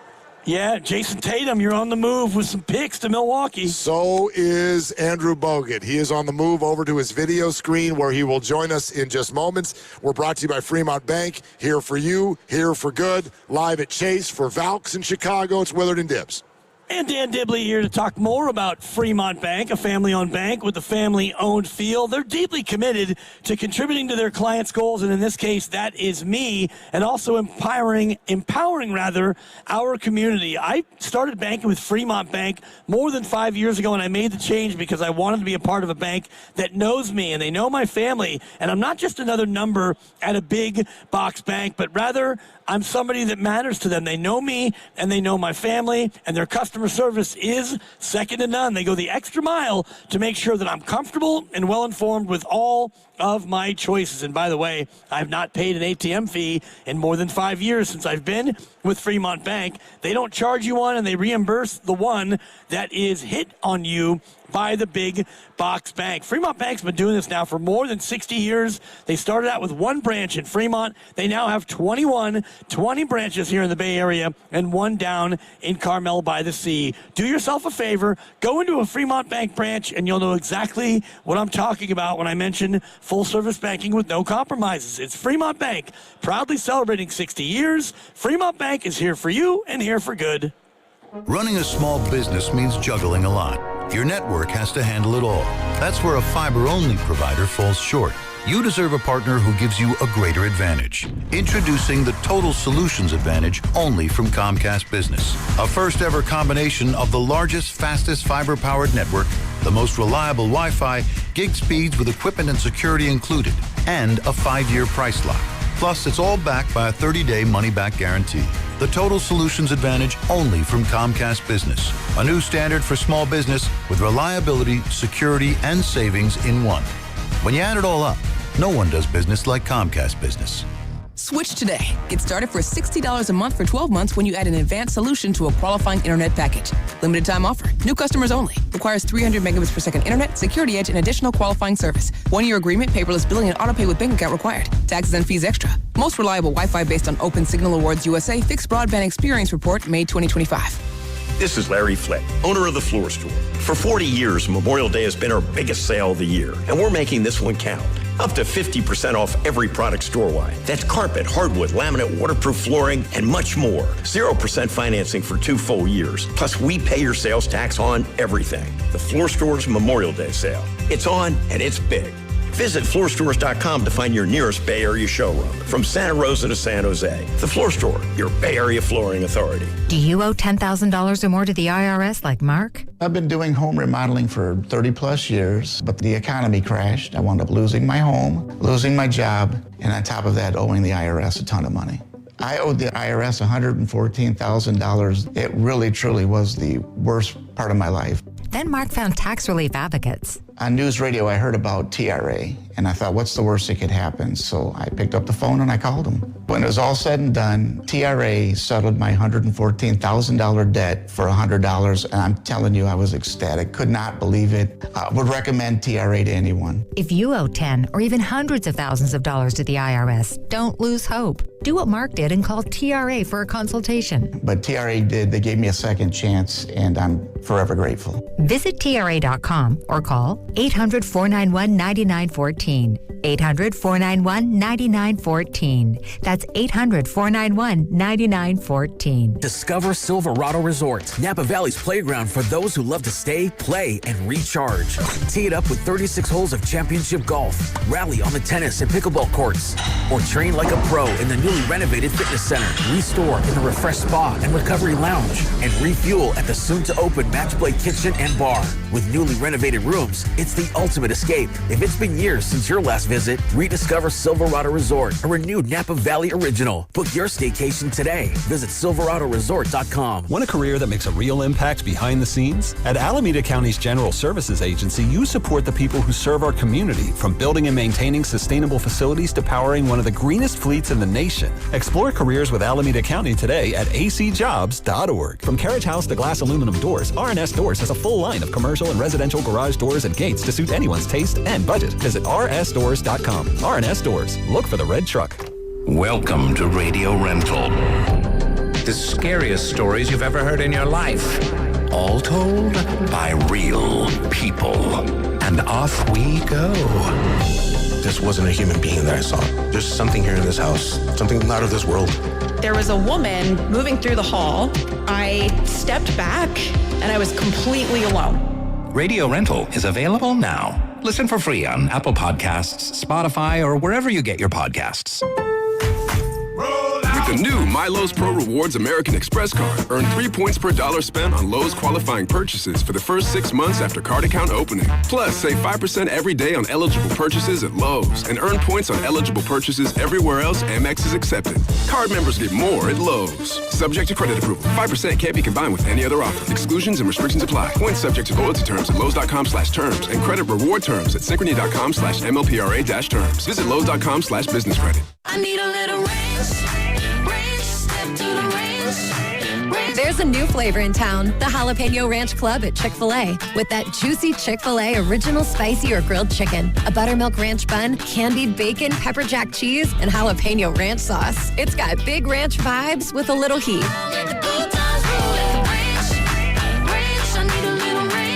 Chick-fil-A's new Jalapeno Ranch Club, available for a limited time only. Order ahead on the Chick-fil-A app. You're listening to 95.7 The Game, KGMZ-FM and HD1 San Francisco on Odyssey Sports Station and the home of the Golden State Warriors and Valkyries. Always live on the free Odyssey app and now coming to you live from the Laughing Monk Studios.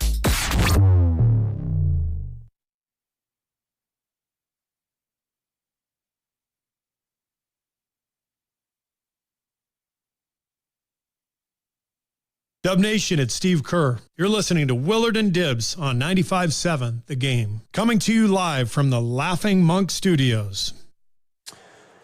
But not our normal Laughing Monk Studios. Actually out and about. Chase Center tonight. The Valkyries have Chicago in town. Their second home game, first weeknight home game of the year, first opportunity for us to do this. So we are here getting ready to light up Valhalla.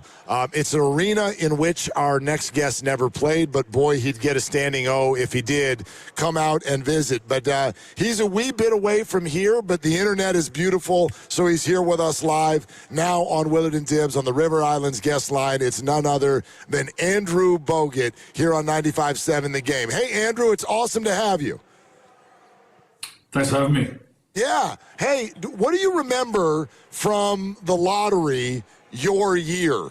Because it was pretty evident once the then ping pong balls all fell the way they did, you immediately knew where you were going to go, right? Not immediately. I kind of only did 2 workouts for Atlanta and Milwaukee. Milwaukee having the number 1 pick, Atlanta 2, but Milwaukee didn't really give me an indication either way. Kind of knew if I'd fall to 2 that Atlanta would take me, but Milwaukee did just sign their center on a long-term deal, 6-year deal, Dan Geyser each. So I was kind of like, I'm not sure what's going to happen there. And Atlanta had a spot, at the center position. So I didn't know what was going to happen. And, it ended up that Milwaukee took me number 1. And they told me they didn't want to tell me because they wanted the emotion of the night to be genuine and real, which it was. Yeah, Dan Geyser, that's a name from the past, former UCLA center. Exactly. The reason we're trying to flash back is because Larry Harris is going to represent the Warriors this year, and they were trying to get lucky, and they didn't. And so being in that spot, were you just at all looking at other teams or just primarily the two that had actually worked you out? Yeah, the strategy from my agent was that we thought that we're just going to work out for the top two teams. We knew that, I went to the University of Utah, and Utah, I think, had the third pick at the time. So I think it was the third pick, maybe a bit later. But we knew that, worst case, if I fell a little bit lower, that wouldn't be too bad. So we strategized that we're only going to work out for the top two teams. And it just worked out well. So once I worked out for them, went back, sat at home and just waited for the draft to start. Andrew, has anyone mentioned that to you yet from the Warriors organization, that they basically sent Larry Harris because he had past draft luck, and that's why they were sending him again? No one's told me that, but I mean, he has a bit of that aura, so hopefully it happens again for the Warriors. But you never know what can happen on those nights, and it's also good the NBA's looking to reform the way it all works as well. It's due time for that to happen. So obviously the Warriors stick and stay at number 11, and I wonder what your perspective would be on the state that they're in. They've got old stars, but they still want to compete. They keep Steve Kerr. To what level, in your mind, should the Warriors be kind of making picks or offering picks for veteran players? Yeah, they're in a tough spot just because of the way the salary cap is now. They're kind of stuck with what they have, and there's still got a lot of talent on that team. But the older you get, more injuries come into play. Obviously, Steph missed some time, which was real hurtful for them last season or this past season. It's good to see. I texted Steve about a week ago, or a little bit less than that, when he re-signed. It was good to see him re-sign and continue on with the Warriors, but. It's tough. I mean, what do you do? There's not a whole lot you can do. I'm not in the camp of tanking. I think that tanking, a lot of people talk about, you can build assets and do these things. You look at Philadelphia, they haven't, close to maybe getting to a championship one season if it wasn't for Kawhi Leonard, but they haven't sniffed it since then.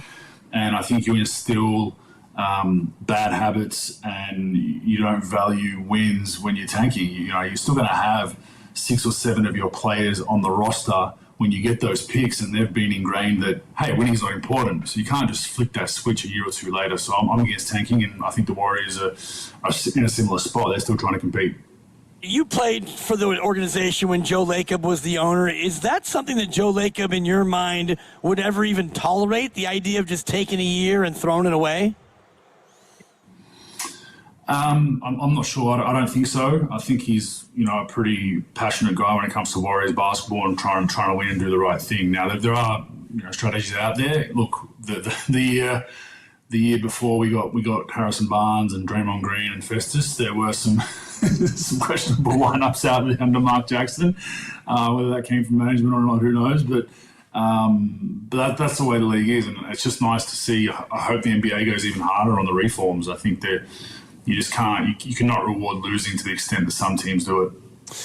Andrew, I'm looking right now and noticing, like, you're literally just a few months older than LeBron James. What is your perspective on the fact that LeBron and Steph are still playing? Yeah, LeBron's an interesting one. He just continues to do it. I think Steph's a different beast just because. I think even when Steph slows down or if he's slowing down, he just shoots the ball at such a high clip. You could just have him off the ball for a duration of a game and no one's going to lead him, so huge value there. But you would think that LeBron, with his age, you'd lose a lot of that athleticism and strength, but he kind of still looks pretty good out there. So I think we'll probably see him play another season, which is just ridiculous to say. I know how I feel it. At 41, 42 years of age, and it's definitely not in a spot to get back on an NBA floor, that's for sure. Yeah, and you had to suffer through some horrific injuries that I think LeBron's been able to mostly avoid. What do you think about the idea of LeBron leaving in LA and joining the Warriors? You were mentioning before, like, you're an old team and you kind of have to double down on that. Do you think that he would be a fit at almost 42 with this team? Probably not. I don't think so. I don't think it moves the needle that much. I think if I'm LeBron, you probably look to go to a team where you can go out on a kind of championship run. Cleveland could be the Smokies, seeing how they go. They've got a lot of young assets. I'm reading now that LeBron might consider the vet minimum, which is insane. So there's a lot of other teams I think that he would slot into that have a better chance to win a championship. And I'd assume he wants to send himself off and leave the NBA kind of a winner. Andrew Bogut is with us here on 95.7 The Game at Willard and Dibbs, talking all things out with the Warriors situation in the NBA. I mean, Andrew, let's do this with Giannis, too. If you were him, what kind of a situation would you be looking for? Because it looks like he's probably on the move. Yeah, Giannis is an interesting one. Look, I think you need a certain roster around him to be championship contenders, and I think Milwaukee figured that out by getting a Brook Lopez at the 5 that can shoot the ball really well from 3. I think, if he goes to a team like that has a 5-man that can't shoot the ball, I think that hurts them a little bit. So I think I wouldn't say he's railroaded into where he needs to go, but he needs to go to the right fit. And I think every team in the league will be making that call to try to acquire Giannis if they can. So. Does he go to a big market? New York's been in the mix for Cat potentially. That would be amazing for New York, in my opinion. But yeah, we'll see. I think he's a phenomenal player, and I think in the right system, he's an MVP, as we've seen. What do you think about the evolution of the big man? And obviously there's some freaky players like Wembanyama who kind of have broken the mold, but you look at so many bigs now in the modern NBA who are doing athletic things that you did when you started. What do you make of how the big has evolved in NBA?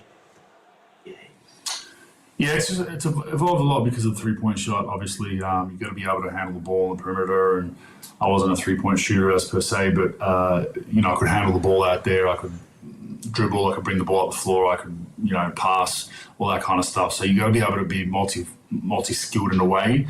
But look, I still think there is a role for a big man that doesn't shoot the ball that well, but blocks shots and rebounds. You seem to there's a little bit of a theme with the stretch fives that shoot the ball well. They're usually not as physical and big, and they don't rebound. And then your more physical rebounding guys don't shoot the ball well. So. And then you get a rare one like Lopez had a great year for the Bucks a number of years ago because he was one of the best rim protectors in the league and could shoot the 3 ball. You put those two together, that's a really valuable 5-man. So, the 3-point shots changed a lot, but I still think there's a role for the old school big man. It's just not at 40 minutes a night. I think it's a 20-minute role, and we see a lot of teams. Mitchell Robinson's a prime example with New York. He comes off the bench, doesn't shoot the ball that well, but he's a game changer with the things that he does, inside the paint. Andrew, mindful of you mentioning that you sent a text to Steve Kerr when it was announced that he was going to stay on for at least a couple more years. And I would love your perspective on what you would say to a fan, because you know this. We hear this a lot when there's a coach who's had great players through his run. People will say, come on, a lot of different people could have coached those teams. What would you say to a fan that sort of has those questions about what Steve's mark was on those teams? Well, we had that roster together before Steve, not the Kevin Durant one, but when I was with the Golden State Warriors, it was the same roster that returned, that bombed out I think we went to the second round, and then the following year we bombed out in the first round of the Clippers. He came in that third year and won a championship. So to argue that roster was championship ready is ludicrous. Now the KD one, different story. That KD one, very deep roster. Clay and Steph at their peak with KD and Draymond. Iguodala, so on and so forth. A much deeper team, but I think he's done a phenomenal job. He's a big reason why the Warriors have the success they've had. And just because you have a team of stars doesn't mean you're going to win. And I think where Steve is very, very good is personality management, people management. Knowing that, hey, this guy can push his buttons, I'll get a positive response. This guy needs a bit more hugs.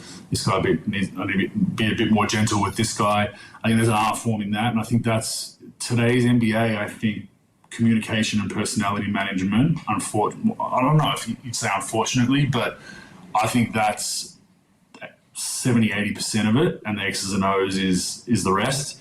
Whereas when I first got in the league, it was 80-90% was X's and O's, and no one cared about all the other stuff. So it's kind of flipped on its head a little bit, and I think it needs to be about, I think a good ratio is 50-50, but yeah, I think it's very heavily vested on that, and that's where Steve's really good.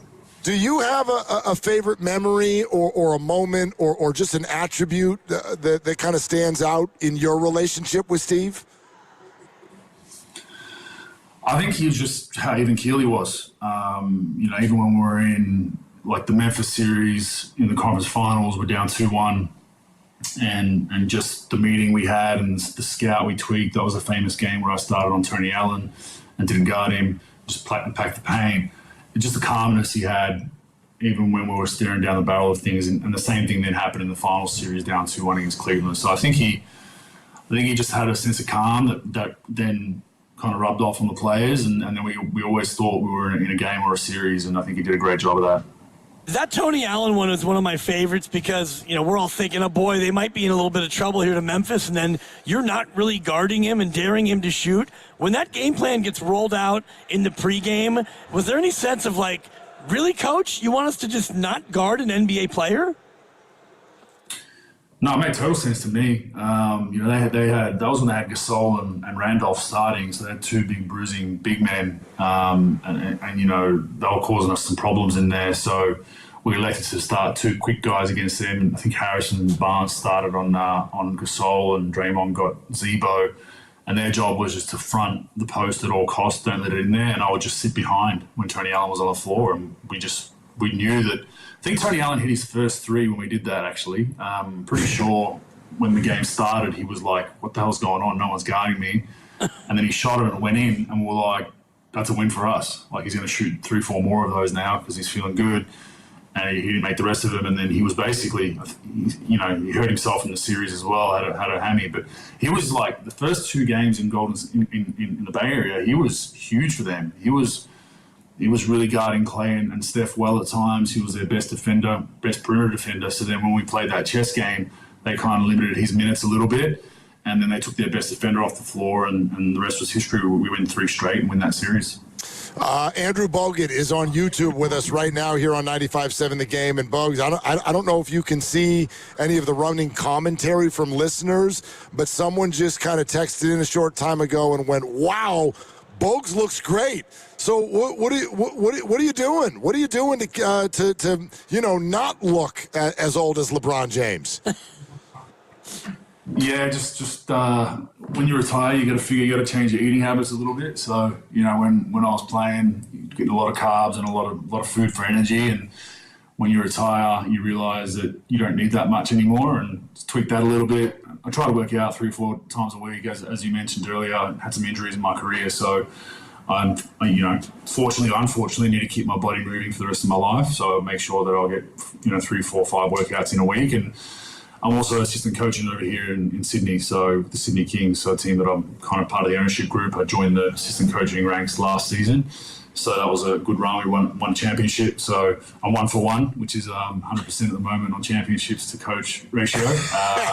But yeah, so I was on the court a lot with the fellas and moving around and just trying to look after myself. So appreciate that. There's a lot of work that goes into it. Wait, can we hear about that? Because I know we texted maybe a month ago, and you were like, we got our season to finish first. I don't know if I knew that. Can we hear what happened? You guys won the whole thing? Yeah, we won the Australian National League, so we play in a league with 10 teams here in Australia, part of the Sydney Kings. Yeah, it was a wild season. We started, I think we were 3-6 at one point to start the season. We went on a hell of a run. I think we won our last 14 games in a row, and then somehow finished with the first seed. And our playoffs work a little bit different. It's basically it's the top 4 go to the finals. There's a couple of play-ins that get in. So that ends up in the top 4. First round is best of 3.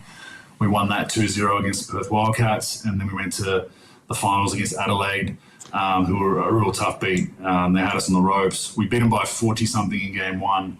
They came back and beat us in game 2 on the buzzer. We beat them in game 3. They beat us again in game 4.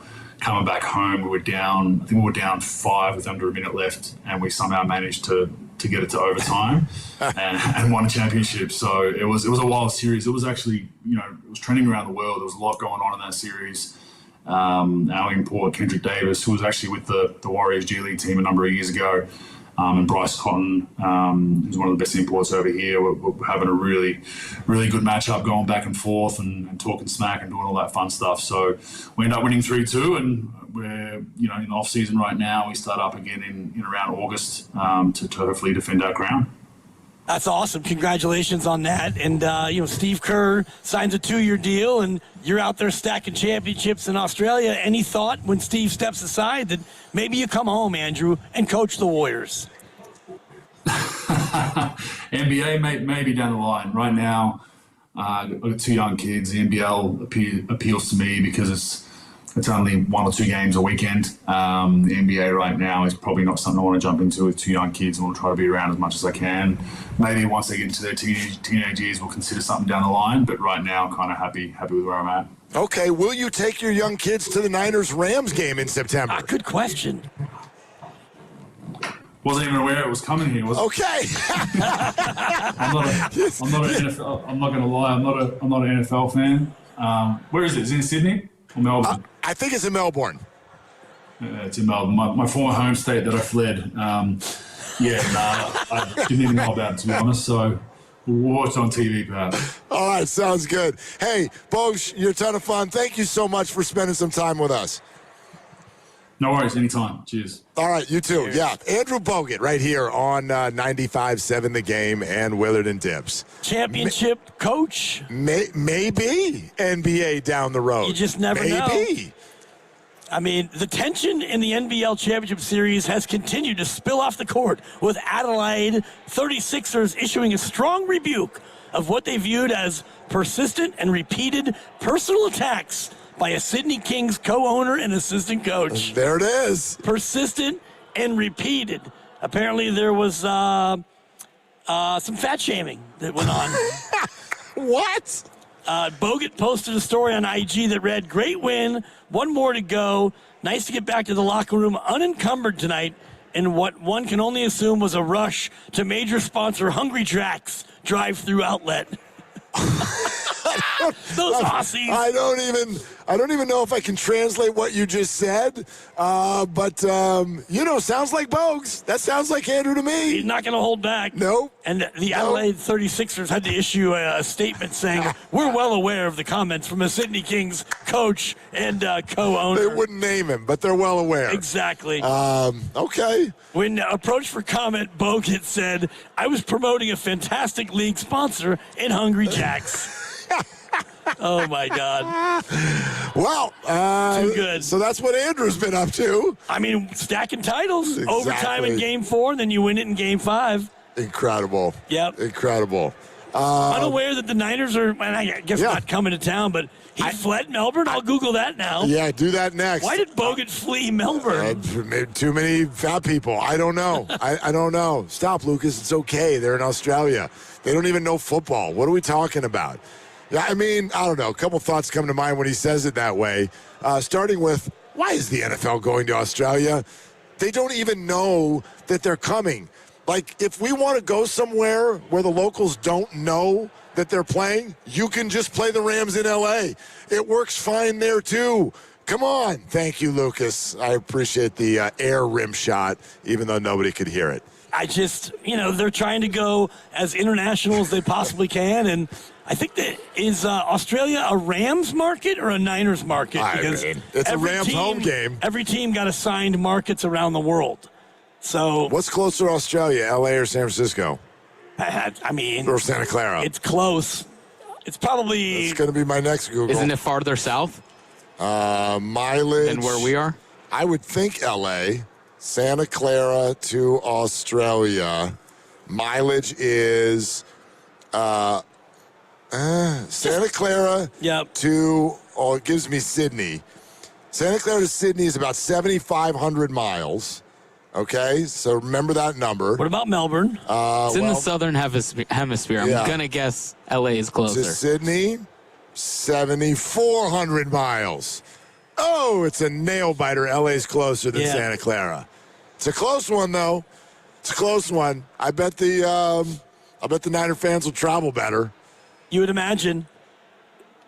And just look at the... That'd be a trip of a lifetime to go. Yeah, the Rams. Australia belongs to the Rams, and I believe the Eagles. What do you mean it belongs to the Rams? Every team was assigned an international market. You knew that.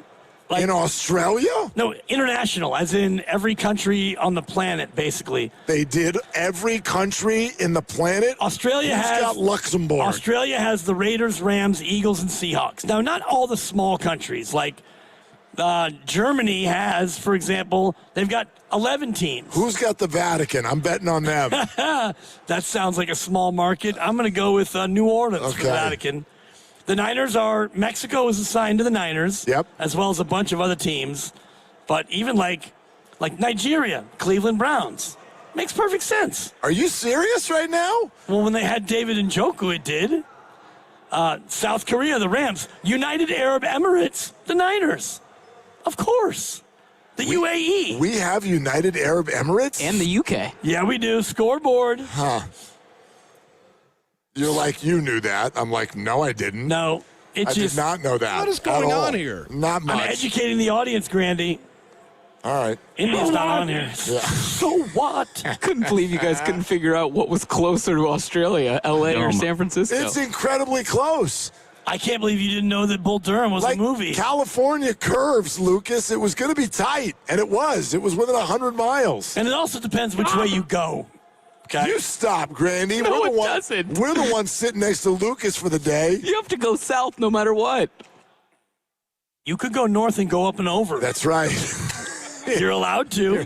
That's right. Waze is rerouting the 49ers. For the love of God. All right. As you know, we're live on YouTube throughout the entire day. Just search 95.7 The Game. You'll find us, and now you can become a part of our insider community, become a Game Pass Pro member, early access to new videos, private Ask Me Anythings with hosts, insiders, all kinds of exclusive content, both before and after big events. YouTube, search 95.7 The Game. Sign up now to become the latest member of the Game Pass Pro. Okay, coming up next, I really have been looking forward to getting into this. Has the fan base in the Bay, whether it's Warriors, Niners, Giants, through the years, has it changed? We'll explain what exactly we're asking and talking about coming up next. The number is 888-957-9570. Don't forget, Giants tickets next weekend coming up in the 5 o'clock hour. We're live at Chase Center, Willard and Dibbs. This game day traffic is brought to you by Crystal Geyser Alpine Spring Water. Heading to see the Valkyries at Chase Center tonight. The Bay Bridge is bogging down from the Island Tunnel. It'll stay solid all the way past the Central Freeway. Northbound 101's heavy from 280, and northbound 280 slows down from Mariposa. What makes Crystal Geyser Alpine Spring Water different? We always bottle our Alpine Spring Water less than 1.5 miles from the spring source, and all our bottles are made with 50% recycled plastic from our own recycling plants. Crystal Geyser, bottled at the spring source.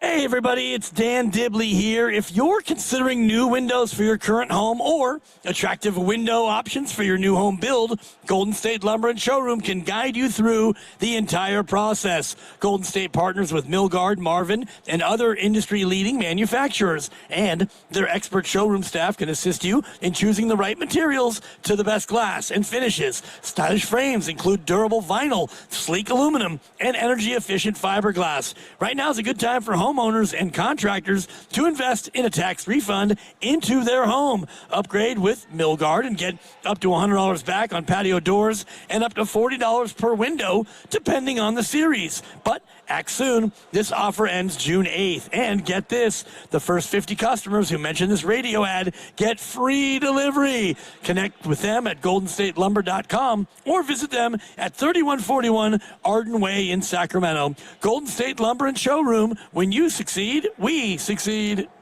What if you could have the most reliable Wi-Fi? And get this, what if you could keep it at the same price for 5 years? That's the Xfinity 5-year price guarantee. Just 5 years of fiber-powered Wi-Fi that boosts speeds to the devices that need them most. That finds and fixes problems before you even notice them. Like super intelligent Wi-Fi with a sixth sense. And that keeps you gaming in the fast lane, even when the whole family's banking on bandwidth. And here's the best part. No annual contracts, no hidden fees, and our best equipment included. Plus, get online in minutes with same-day Wi-Fi. Hey, let's face it, a lot can change in 5 years. Kids grow taller, dreams grow bigger, but your Wi-Fi? It would stay reliable and the price would stay put. The Xfinity 5-year price guarantee. Lock in your price and unlock the possibilities. Xfinity, imagine that. Select plans only. Restrictions apply. Powered by fiber. Connected to the premises by coaxial cable. Actual speeds vary. Hey, it's Willard. Here's a real behind-the-scenes moment with Habis Law. We asked about their new billboards. Do you smile or not? Then it got real. Omar Habis said, we meet people in the hardest moments of their lives. It's on us to restore dignity and a financial future. Traumatic brain injuries, loss of a limb, spinal cord damage, a life changed in seconds. When everything's on the line, choose the team that understands that. Habis Law. They fight to make it right. Visit habislaw.com. Omar Habis is a California licensed attorney. Offices in Northern California, including San Jose. Past results do not guarantee future outcomes. Okay, kids, let's get these firefighter uniforms on and start acting heroic. Welcome to SF Fire Credit Union. Why are you all dressed like firefighters? We'd like to open an account. You don't have to be a firefighter to do that. Anyone can get lower fees than banks, the top-rated mobile banking app, and service inspired by heroes. Wow. I guess we'll just keep the uniforms in case the barbecue gets out of hand. SF Fire Credit Union. Banking for heroes and anyone who wants to be treated like one. This institution is not federally insured. The credit union is not insured by any state government. Privately insured by ASI. Wait! Before you change the station, listen to this. 1-877 Cars for Kids. KARS Cars for Kids. 1-877 Cars for Kids. Donate your car today. 1-877 Cars for Kids. KARS Cars for Kids. 1-877 Cars for Kids. Donate your car today. Donate your car at carsforkids.org. That's cars with a K. Pickup is quick and easy. You'll also get a vacation voucher and a tax deduction. 1-877 Cars for Kids. KARS Cars for Kids. 1-877 Cars for Kids. Donate your car today. 1-877 Cars for Kids. KARS Cars for Kids. 1-877 Cars for Kids. Donate your car today. Donate your car today. Spring is showing up and showing out. Give your yard its own moment with limited time deals from Lowe's. Grab select 1.5-gallon annuals hanging baskets, 2 for only $15. Plus, we've got Miracle-Gro 0.75 cubic foot garden soil, 5 bags for just $10. A little dirt, a little color, and we are so back. Our best lineup is here at Lowe's. Valid 5/7 through 5/13. Selection varies by location. Excludes Alaska and Hawaii. Finding great candidates to hire can be like, well, trying to find a needle in a haystack, but not with ZipRecruiter. Its powerful technology actively finds and invites qualified candidates to apply to your job. So while other companies might deliver a lot of hay, ZipRecruiter finds you the needle in the haystack. See why 4 out of 5 employers who post a job on ZipRecruiter get a quality candidate within the first day. Try ZipRecruiter for free at ZipRecruiter.com/team. That's ZipRecruiter.com/team. ZipRecruiter. San Francisco will be clear and breezy tonight with a low of 54. Weather brought to you by Capital One. Capital One offers no fees or minimums on checking accounts. What's in your wallet? Terms apply. See CapitalOne.com/bank guide. Capital One NA, member FDIC. Don't miss the Bay Area's own Journey on their final Frontier Tour. They'll be taking over the Chase Center on November 28th. Buy your tickets at Ticketmaster.com. And for your chance to win your way into the show courtesy of Live Nation, visit the contest page at 957thegame.com.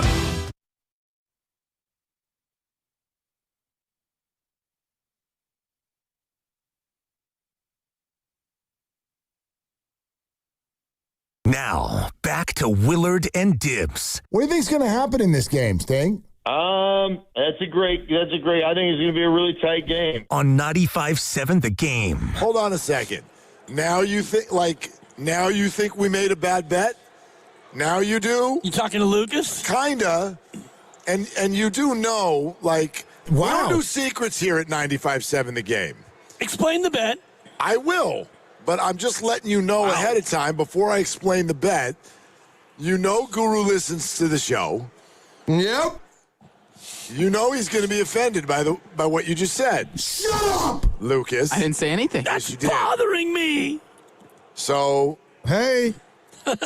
Beep, beep, beep. To back that thing up, yesterday, a conversation plays where I simply asked the question, do you think the Giants will hit the 500 mark at any point this season? Yeah. They don't need to get over 500. They don't need to stay there. Just, do you think they'll hit 500? And I was willing to take the optimistic side. You were willing to. As I usually do. Right. No, but my point is I'm not passionate that they're going to. No, but you were unwilling to take the negative side. Well, I do have just kind of a rule in life. You don't bet against I your own don't do team. wagers against my teams. Yep. I just don't do it. I don't enjoy it, so I don't know why I would do it. You know what I mean? I enjoy it when I'm right and that it wins. Even then, I'm not. I don't want to go out to a dinner celebrating that the Giants spent the whole year under 500. Honestly, this would be wire to wire. They lost 3 in a row to the Yankees and have not looked back. Yep. So they were 2-3. Right. And then they got to 11-13, 13-15. Knock, knock, knocking on 500's door. Wire to wire. They've lost 9 of 14. Right. And that includes 3 wins in a row. Right. Well, yeah, they've also won 4 out of 5. So, okay. Yeah. Point is that got thrown out there yesterday. I took the plus side. Lucas said he'd go with me. You took the negative side. Grandy said he'd go with you. So first ever Dibs-Grandy partnership in the history of anything ever. Awkward. And then we brought it to the crossover. And in a move that will surprise no one, Guru's like, I'll jump in on the positive side. And in a move that will surprise no one, Steiny said, I'll jump in on the negative side. So now it's a 3-on-3. Everything that happens in the PM hours of the day on 95.7 The Game are in on this, 100%. And now, all of a sudden, Lucas is like, I feel like the fact that Guru agreed with us is making me feel like it was a bad bet. And then... Don't put words in my mouth. Okay, then I hate when you put words in my mouth. Then you say them. He hates that. He really hates that. Who doesn't? So you used your words then. What'd you say? I am fired up to be on the same rooting side as Daryl the Guru Johnson. That's not what you said at all. I wish you weren't a liar. I hate when you make up words that weren't in your mouth. Those words were not in your mouth. Wow. And Grandy, we can't even see him, and he was like, yeah, the text line said the same thing. Said as soon as Guru joined your bet, it was dead. That's so rude of them to say. Don't Why would act they like say Guru that? never wins a bet. That's not true. He wins plenty of bets. Yes. And we're going to win this one with Guru on our side. I'm so excited. Thank you, Goo. That's not what you said. You are full Go, of Goo. crap, Lucas. I love Goo. So glad he's with us. It's going to be great when Dibs, Steiny, and Grandy have to buy the 3 of us dinner. We get to be all happy. I think you've been downgraded to an appetizer.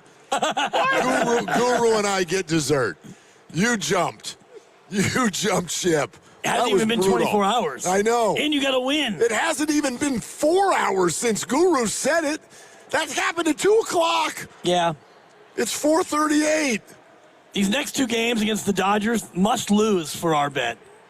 If they beat the Dodgers 2 more times, you're within 4 of the 500 mark. Even if dude, there's so much baseball. They've got left. 14 games upcoming, leading you almost to the end of May. You go 10-4. They've got you more win. than 14 games upcoming.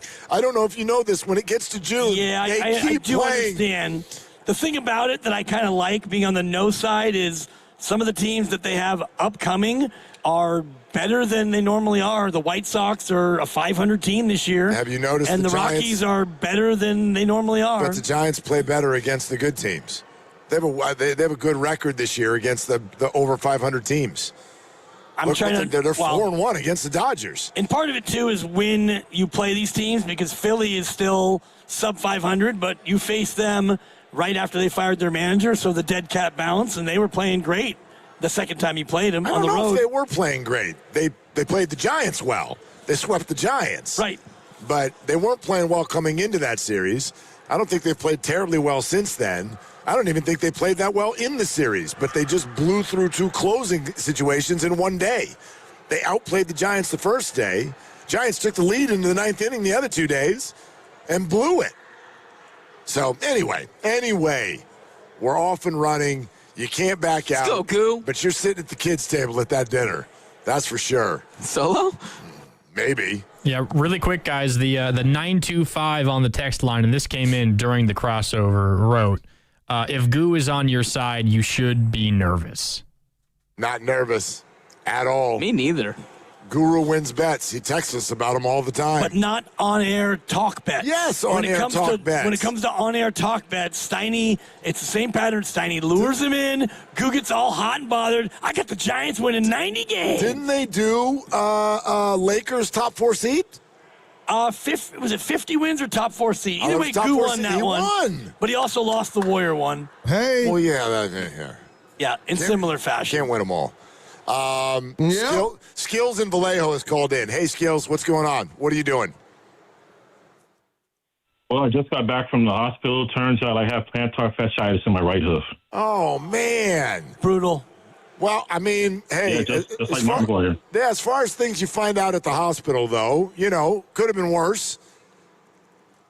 Well, you're absolutely right about that, and I'm going to just be grateful that I'm still alive and still able to walk, and it's going to heal on its own eventually if I just do some certain things, and I'm going to be good with that. Okay, we love it. I love that attitude, Skills. That's going to take you a long way.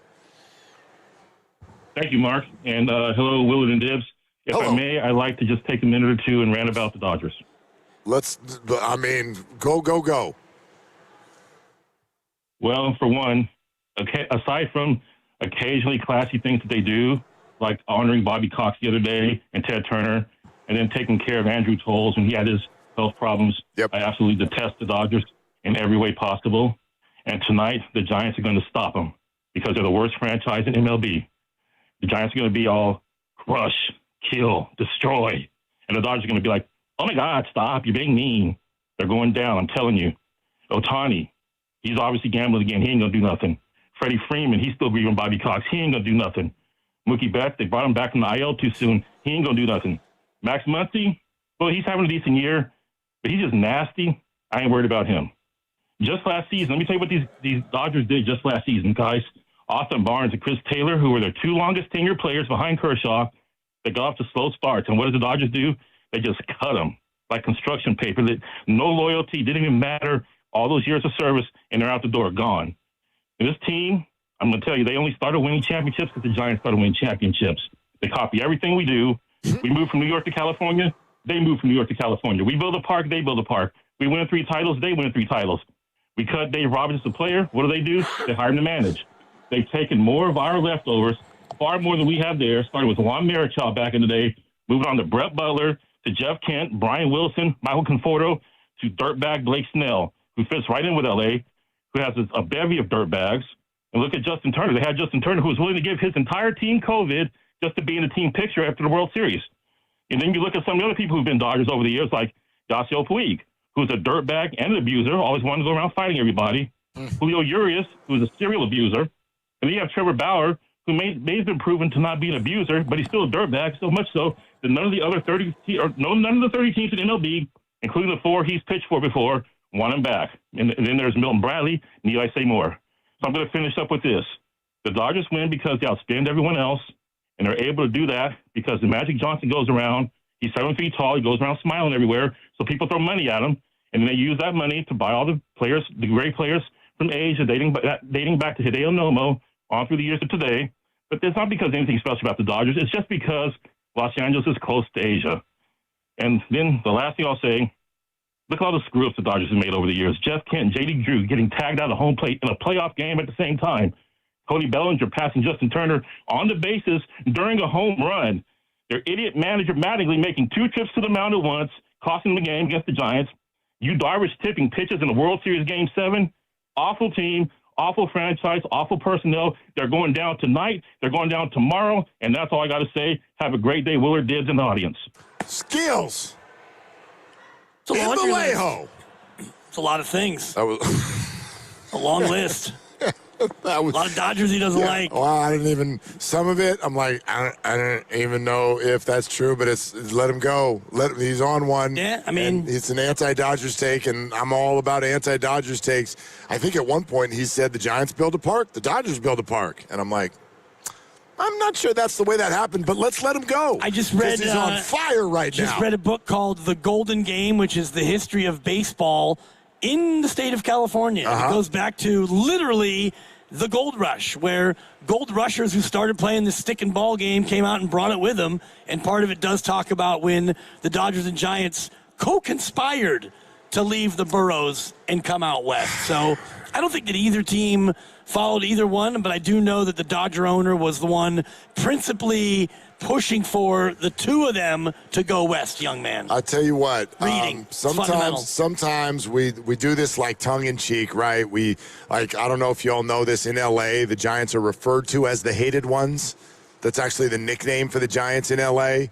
That's why this stupid nouveau, the Padres are the bigger rival thing is ridiculous. Nobody in L.A. looks at San Diego as a rival. San Diego's a fun weekend away. That's not what San Diego is. So we look at these rivalries and the quote-unquote hatred, and I know as mature human beings, it's supposed to be kind of tongue-in-cheek, but is it? Is it for real? I'm asking because I have a little bit of a dilemma right now. How so? Well, and if she's listening, she who?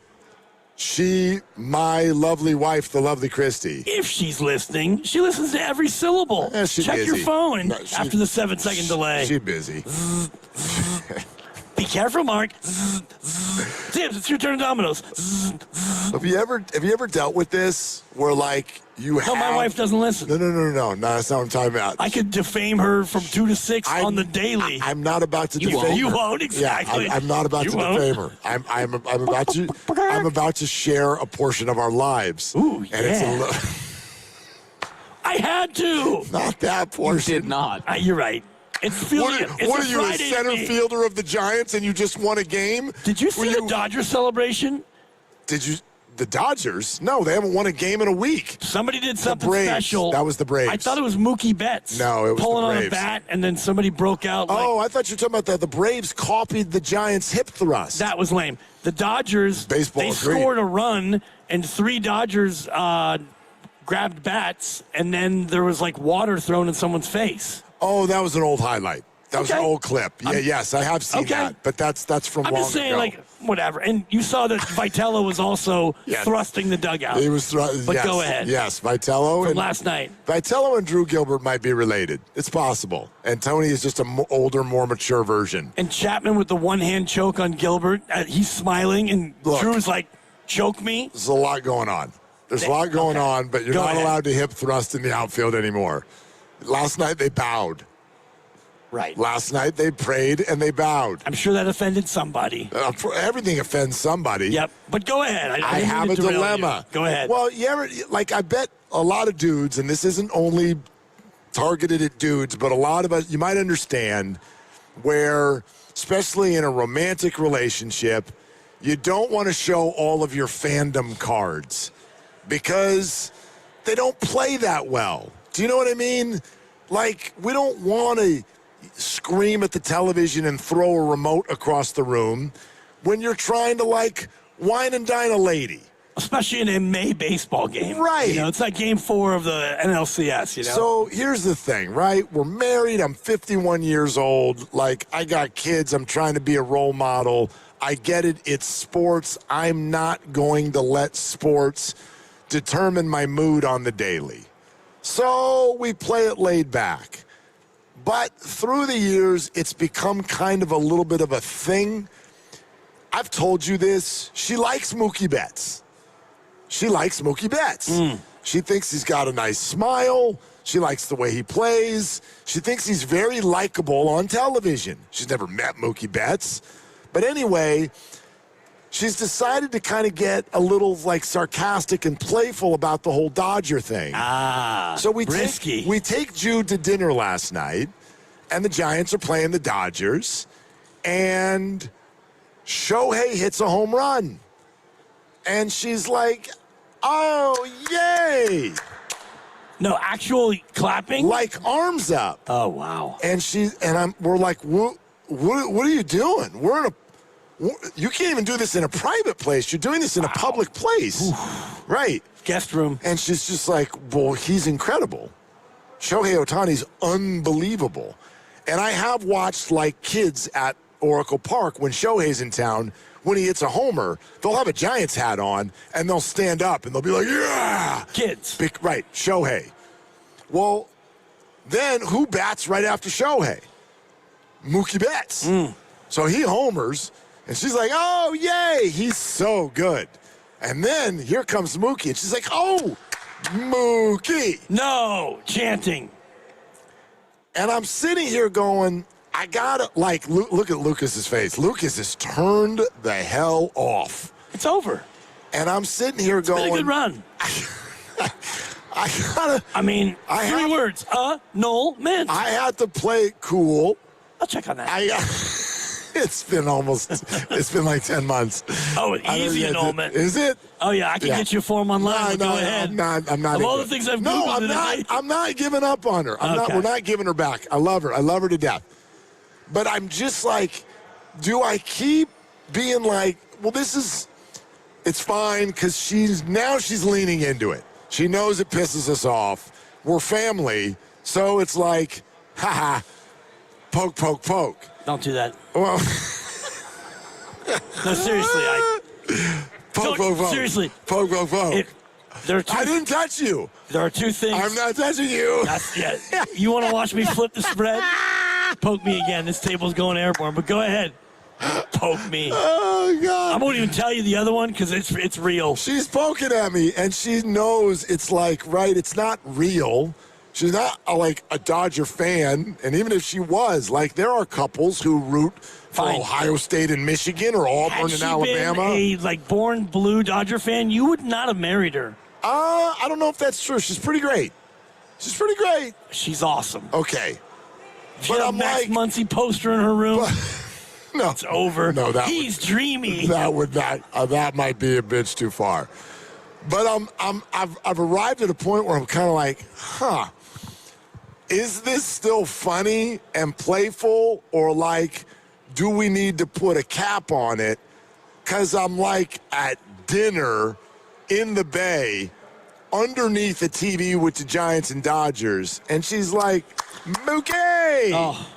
And I'm like, I'm kind of not into it. You know what I mean? I mean, you said a bridge too far. It's a bit too far. The bit has gone too far. In public, it becomes a whole different thing. Like behind closed doors, you can you throw a rolled up sock at her and you little scallywag. You're out in public. You're a public figure. And there might be some whispers and murmurs. Willard's wife. Maybe Willard's a closet Dodger fan. He lived in L.A. for 20 years. Harumph, harumph. No, but murmur. And I bring it up because I'm like, and you know this about me. Oh, yeah? I'm fine. We're good. You're laid back. I'm not, like, actually hoping that bad human things happen to people who put on that uniform. No. People we love have put on that uniform. And you were as we all were touched by the Freddie Freeman saga with his son. How can you not be? Shohei is amazing. And as Steiny would call him, Sergio Garcia once upon a time was a Dodger, also known as Sergio Romo. Many people, right? This guy is such a D. Thank you, Steiny. But, like, I also really don't like the Dodgers. Right. Like, in a real way. You need to have this conversation with her and not me, because it's one thing, the bit, it's so funny, ha, ha, ha. But the clapping and cheering in a public space as the Dodgers hit a home run against your beloved Hauser. It wasn't, like, over the top. Okay. And, again, it was purposeful. Right. Trying to get a rise out of Mark and Jude. What was she trying to get? A rise. Oh, rise. That's going to make me beg for it? I mean, what are we doing? She was trying to get a rise out of you, and it worked, because now you're in here poking me. Well, I wasn't even... don't poke me. I wasn't even going to bring this up today, but it just kind of came up, because Skills called, and Skills, like... He went off. He is wishing bad things on all things Dodgers. I'm trying to remember, I think it was Joe Shasky who actually golfed in and around Mookie Betts at Olympic Club, either last year or the year before. Mookie was in town. Oh, they were both on the course at the same time? Right. Okay. And so I think Joe, I can't remember if he got a picture or if he just went up and was like, yeah, you're a Dodger, but I respect you. Or there was a back and forth. And I mean, this is going way back, so this is even before my time and doesn't even probably make sense here, but I've told you the story of when I went golfing. This was years ago, and I got paired with Maury Wills and Don Newcomb. Yep. And I have a Giants driver head, club head cover on my clubs. And I'm like, we get out there and we start. I asked them for a signed ball, and they gave it to me. They carry balls in the trunk of their car. And I probably have that baseball somewhere. Yep. Maury Wills and Don Newcomb. Dodger greats. Don's no longer with us. And they were a ton of fun to play with. But at the turn, they saw my club head cover. Oh, boy. And it's real to them. People who played back then, it's real. Well, that was Johnny Roseborough and Juan Marichal. Like we're taking bats to each other. Maury Wills was the one who they used to water Candlestick Park differently to stop him from stealing bases. Stuff like that. Maury also no longer with us, by the way. Oh, did he pass away too? Yeah, 3 years ago. Okay. Well, I wanted to check before I did what I always do. No, that was smart.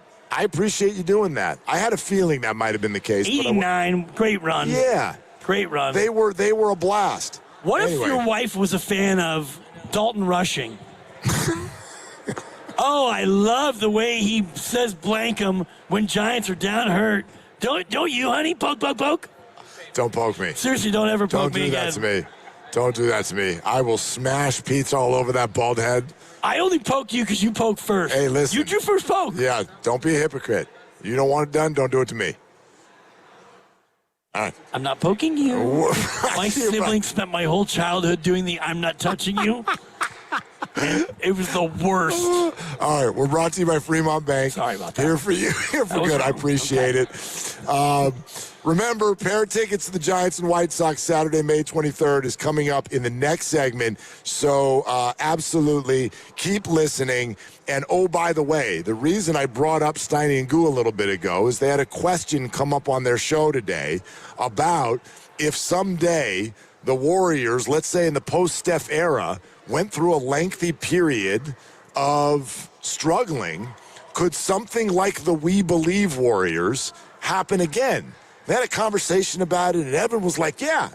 And I was sitting there in my car going, nope, no, we've changed. I would love to get into this discussion with you. Let's do it next. We're live at Chase Center. The Valks are playing Chicago tonight. This is Willard and Dibs.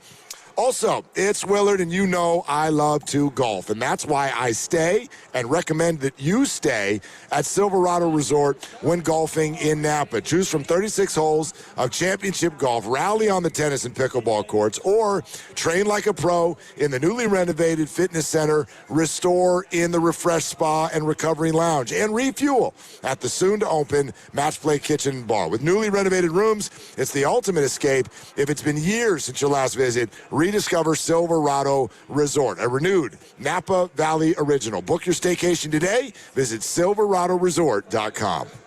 In the market for a new mattress but overwhelmed by all the options? At Mattress Firm, we make it easy. Just drop in, answer a few questions, and our sleep experts will guide you to your perfect mattress. And with options for every budget, it's no wonder more shoppers choose Mattress Firm than any other mattress specialty retailer. And now save up to $1,000 on a Tempur-Pedic split king system, plus get a $300 instant gift. For the great sleep you deserve, visit Mattress Firm. We make sleep easy. Restrictions apply. See store or website for details.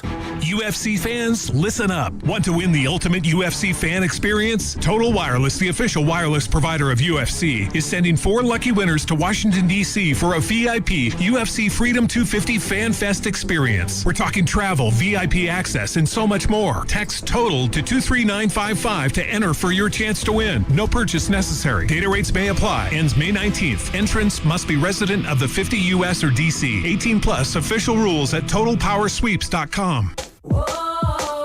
Liberty Mutual customized this song for you.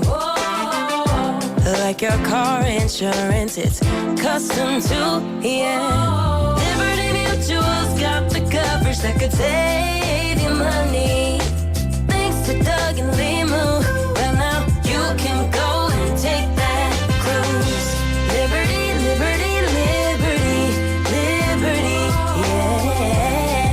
right, I need avocados, bananas, salad, steak. Wow, does your grocery list have multiple pages?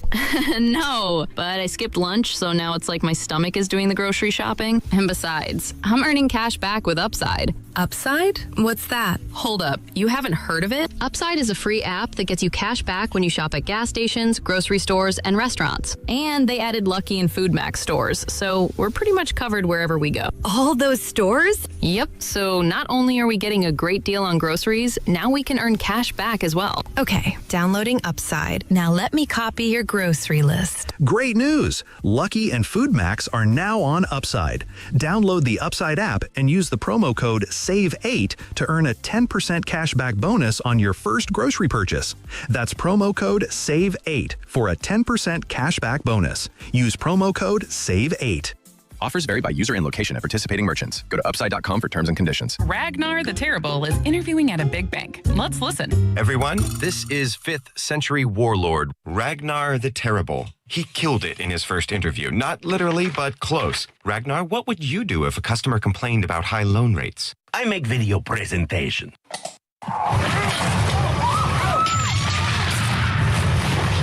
Star One is nothing like the big banks. We have better rates, minimal fees, and friendly customer service. Star One, in your best interest. Big matches, big moments, big rewards. This May, donate blood with Stanford Blood Center and score 2 free soccer tickets to a San Jose Earthquakes match. Guaranteed. Plus, you could win the ultimate VIP soccer match. 4 sideline seats to a world global game. Plus premium food and drinks and exclusive access to live entertainment. Don't miss your shot. Give blood. Get rewarded. Make an impact. Visit StanfordBloodCenter.org today. I've been burned before. I was just repeating the same patterns. It turns out I had a type. Workplaces everywhere are looking for love. And by love, we mean the easy way to order food at work. Easy Cater. I thought ordering from great restaurants at work had to be complicated, but then I met Easy Cater. So many options, so flexible, and when I ordered for 50 gluten-free vegans without going over budget, I knew I'd found the platform I wanted to do life and lunch with. Fall in love with Easy Cater. Start an order at easycater.com. Another app for inventory, one for CRM. Oh, don't forget accounting. Wait, which login was that? Or you could use Odoo, one fully integrated system that does it all without the hassle. Ditch the app overload. Get everything your business needs on one platform. Try Odoo free today at odoo.com. That's ODOO.com. I'm Piera Palazzolo, VP of Digital Marketing for the American Management Association, a company focused on the management training skills needed to enhance the careers of business professionals. We did our research when it came to the best companies for website development and chose AmericanEagle.com. And we couldn't be happier. AmericanEagle.com worked closely with us to understand the front and back end requirements needed to launch an e-commerce website that could handle the complexities of running thousands of seminars nationwide. Our robust new website and improved SEO saw immediate increases in site traffic and web revenue. If you're in need of managerial effectiveness and success, visit our website at amanet.org. If you're in need of a website that provides an unparalleled consumer experience, I highly recommend AmericanEagle.com. Transform your business today. Dial 877-WEB-NOW1 for a free digital consultation with AmericanEagle.com. You're listening to 95.7 The Game, KGMZ-FM and HD1 San Francisco on Odyssey Sports Station and the home of the Golden State Warriors and Valkyries. Always live on the free Odyssey app and now coming to you live from the Laughing Monk Studios.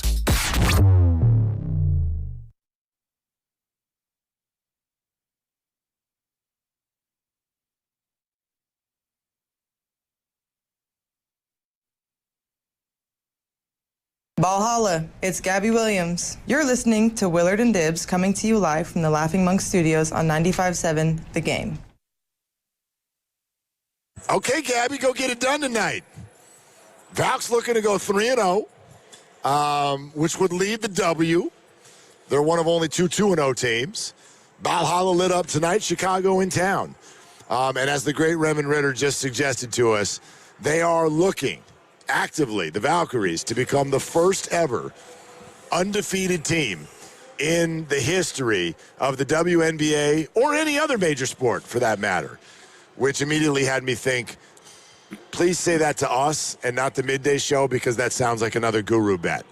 He believes that they can go 44-0. That would be a record. Right now, the record for percentage is the Houston Comets went 27-3. Not bad. Back when they played 30, and most recently, the Lynx went 34-10. Most wins in the history of the W. That was last year. Here's why I keep bringing them up. There was a conversation today they're bringing up the We Believe Warriors, and it is a fascinating dynamic.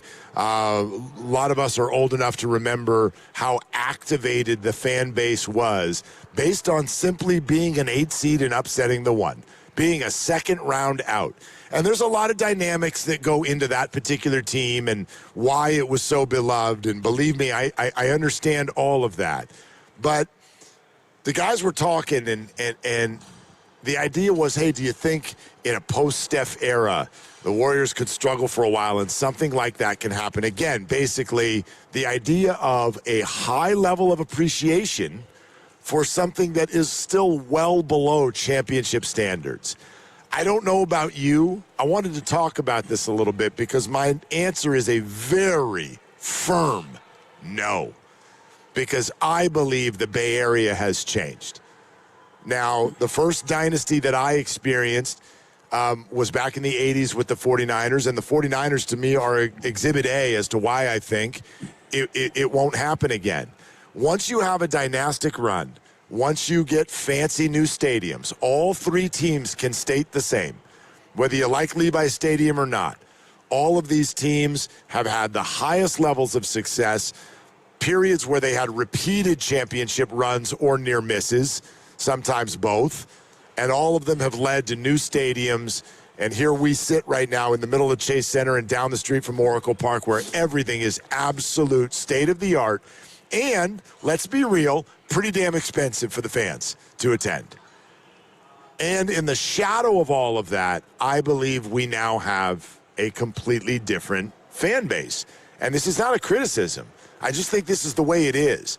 I do not believe, and I would love to talk this out with some of you, that the fan base can ever realistically be activated again by anything that is far short of a championship.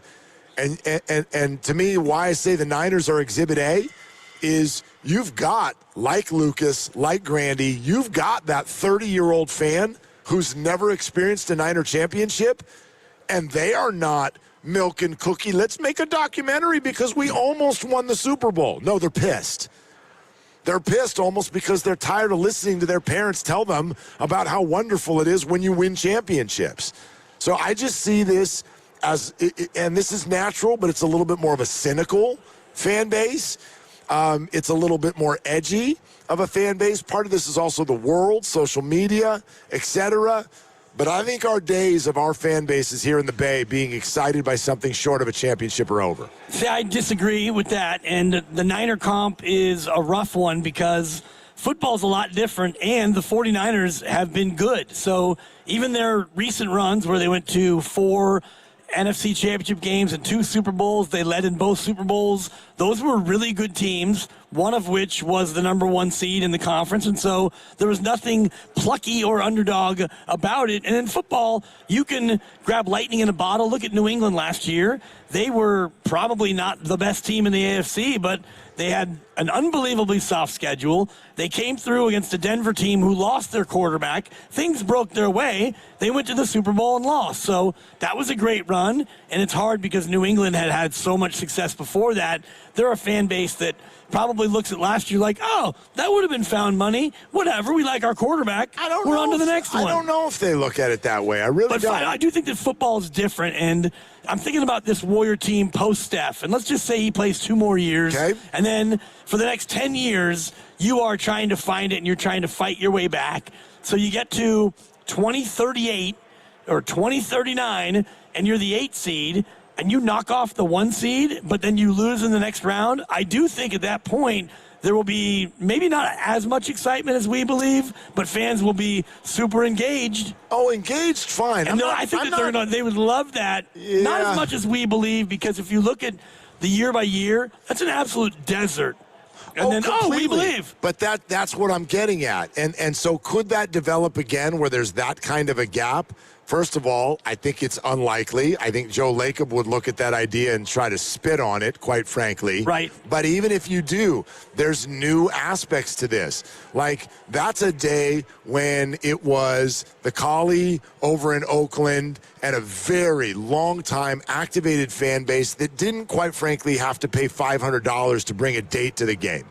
You didn't have to do that. Well, these prices will come down when Steph leaves. Maybe. I mean, I don't see a lot of sports prices coming down. It depends on the team. Yeah. Like, a lot of them, when you have a bad team, the prices come down. They're market forces. But they're not going to come way down. Like, that's just not life in 2026. You know what I mean? How much did it cost for us to drive here today?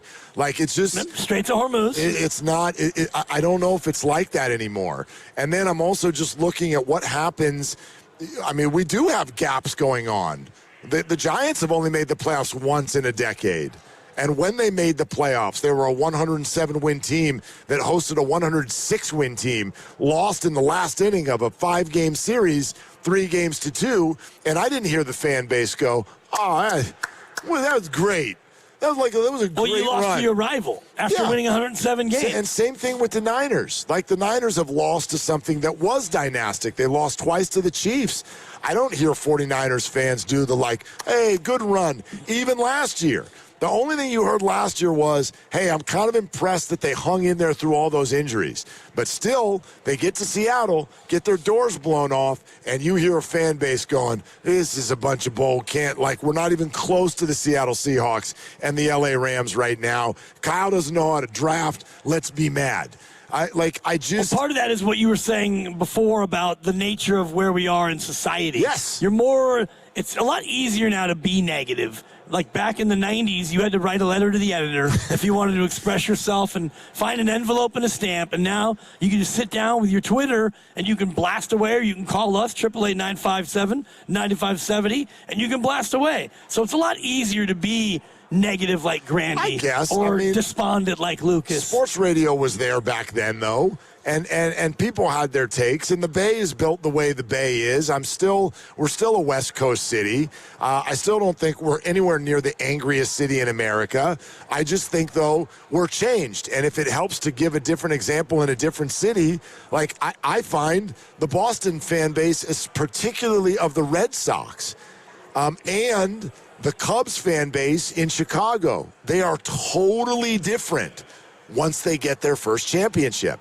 Once you taste Boston got multiple with the Red Sox, right? Right, and Chicago broke through with one, but particularly Boston, it felt like the Red Sox fan base went from this sort of lovable, the curse of the babe thing to loud and obnoxious, and it coincided with Brady and all of that. The Celtics, good too. We always compare ourselves to them because those have been the two, I think, across the board most successful cities over the last 15 years or so. But people look at that and that, the Red Sox fans, they weren't cute anymore because I think that their worldview through sports is different. Again, this is not even a criticism. I think the world is different, and I think we're different. And so when prices are the way they are, when Joe Lacob talks the way he does, I don't believe we're at a time anymore where this fan base is going to be plucky and thumbs up when things are just kind of good, even if they're overachieving a little bit. The standards have been set. Joe Lacob has spoken to it. We're never going to be in the lottery. In the lottery right now. Right. But we're never going to be in the lottery. Last 3 times. We're light years ahead. And we'll never tank and all of those things. And so that's the standard now. Well, you can say that, but if you get into a desert, like I was pointing out before, and you go back to 1994, where you lost in the first round, and that was the Sprewell-Weber breakup, and then we believe it was 13 years later. Yep. So you had all those years of Callens and Musselman and Adelman and Carlesimo, a choking of Sprewell, by Sprewell, the rest of it.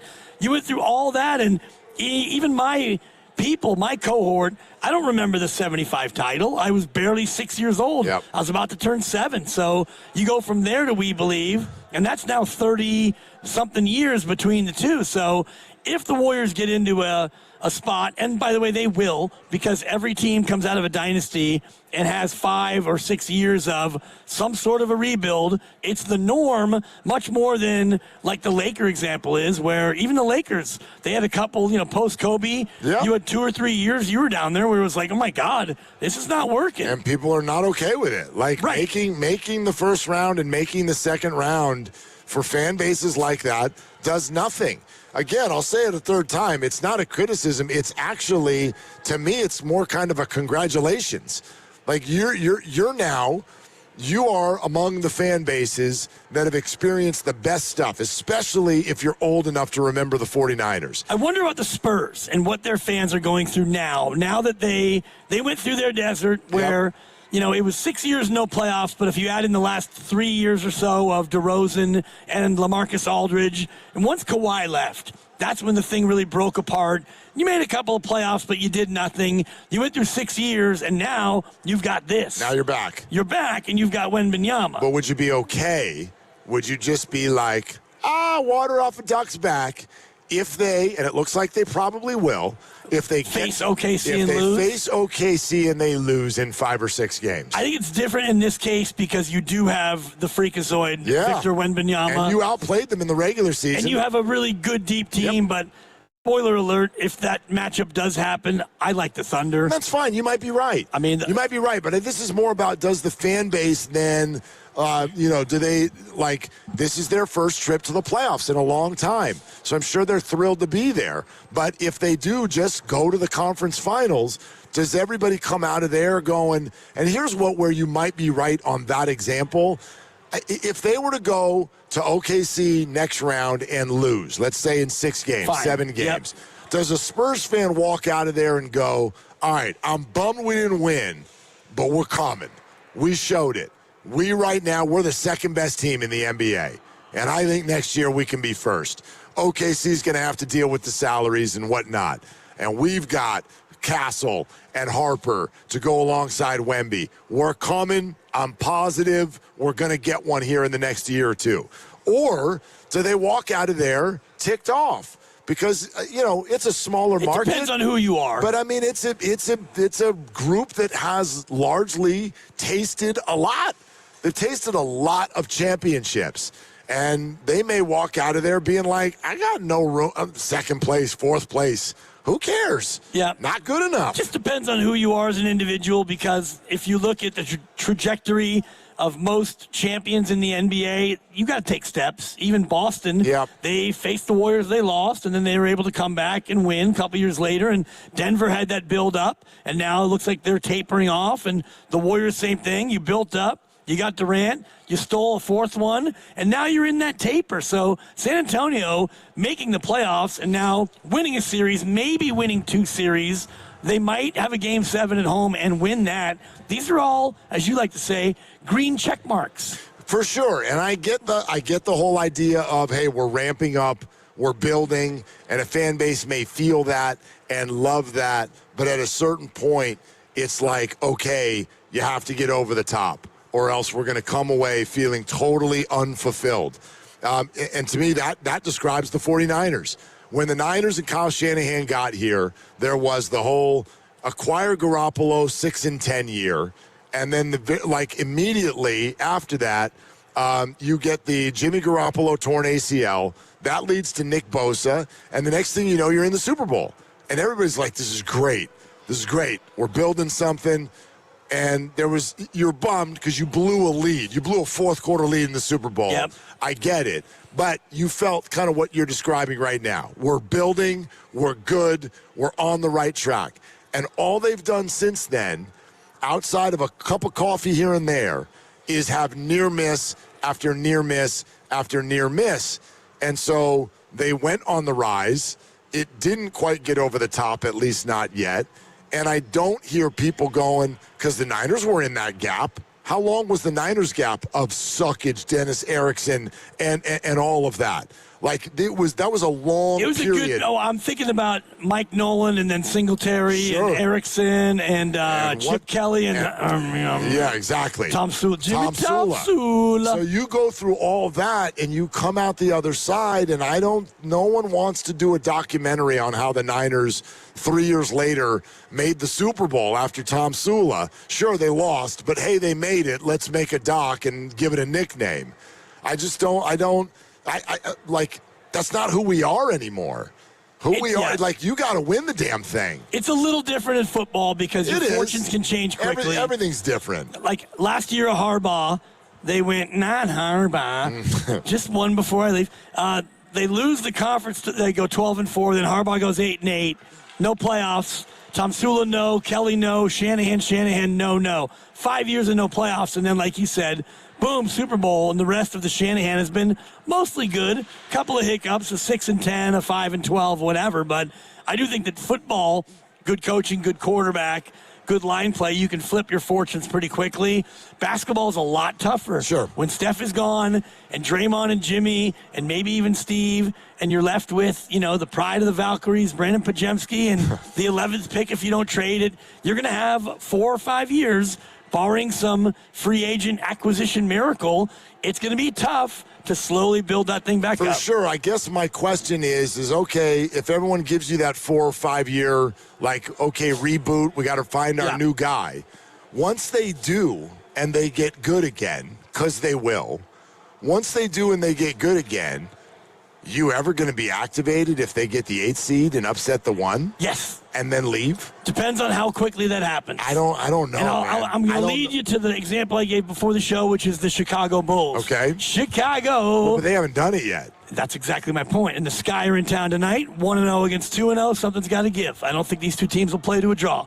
But the last dance was that 97? Something. Okay, it's 30 years. Whatever. And they were able to win the lottery and get Derrick Rose, and then his body fell apart, and you had time with Ben Gordon and Joakim Noah, and it's been 30 years, and you've only made one conference finals, and now you're waiting. But if they get it, if they're able to find a player and they're able to go on some sort of a run, I do think a whole generation of younger Chicagoans will be that excited. Maybe. What if I fire back this example? You think if the New York Knicks make the finals this year and lose, that New York will be like, bravo. No, it's a little different, though. And they're by the way, if they do get to the finals, they're going to get their arses kicked. Easy. They're nowhere near good enough to beat the Thunder or the Spurs. But even with that knowledge, do you think that the New York fans are going to be so proud of you? So proud of you. No. What a run. Well, 2 reasons that's a no. One is... And they're not the 1 seed. It's New York. Okay. And the other one is they've been threatening now for...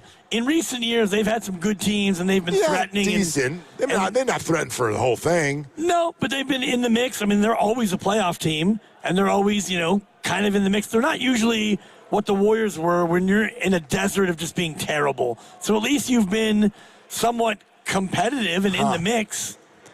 Well, look, there's so many examples and there's differences sport to sport, and I fully understand that. And also, to compare it to We Believe, there were so many other sort of dynamics that made that specifically special. Yep. Maybe you just got more faith in it than I do, but I don't think that's ever going to get our attention again at that kind of a level. I just don't. I like this fan base. I mean, you're here talking to them every day too. This is not the way we're wired anymore, to be patient, to understand what a team is going through, to understand the context of what's happening behind the scenes, and then to just be I'm really it's super fun that you took us on a ride even though it didn't get all the way to the end. It's just not the way most of us. Sure, there's a few fans like that. We'll get that call 1 out of every 8 who's man, the Niners got to round 2 with a bunch of injuries. Cool beans. Yeah. And then they go make strawberries and put it in yogurt. It's just not who we are anymore. But it depends on how long is it between the end of Steph and when you have this magical thing happen, because the fan base will change. all the fans who are Golden State Warrior fans now, jerseys around town and all the rest of it, a certain amount of those fans aren't going to be fans anymore because they're just fair weather fans. Yeah, and sure. This is no longer the thing. Prices will go down, and that will allow a new breed of fan to come in because it won't be so cost preventative to be a fan. And I do think if that happens, and it's, let's just say 13 years, 10 years, whatever it is between so long, Steph, and you have a team that actually can make the playoffs again and, maybe make a little bit of noise, the fan base will have turned over a considerable amount, in my opinion. But also fans learn things from their fan parents who kind of guide them through this whole thing. And I think that's one of the reasons that there has been sort of anxiety and a little bit of a rub between generations with 49er fans to a degree. Because you've got a lot of people who are now well into adulthood who've never really watched the 49ers win a Super Bowl. They've heard their parents tell them all about it, and they're kind of sick and tired of it, and really good runs. Like really good runs. This is why I will fight people about Kyle Shanahan.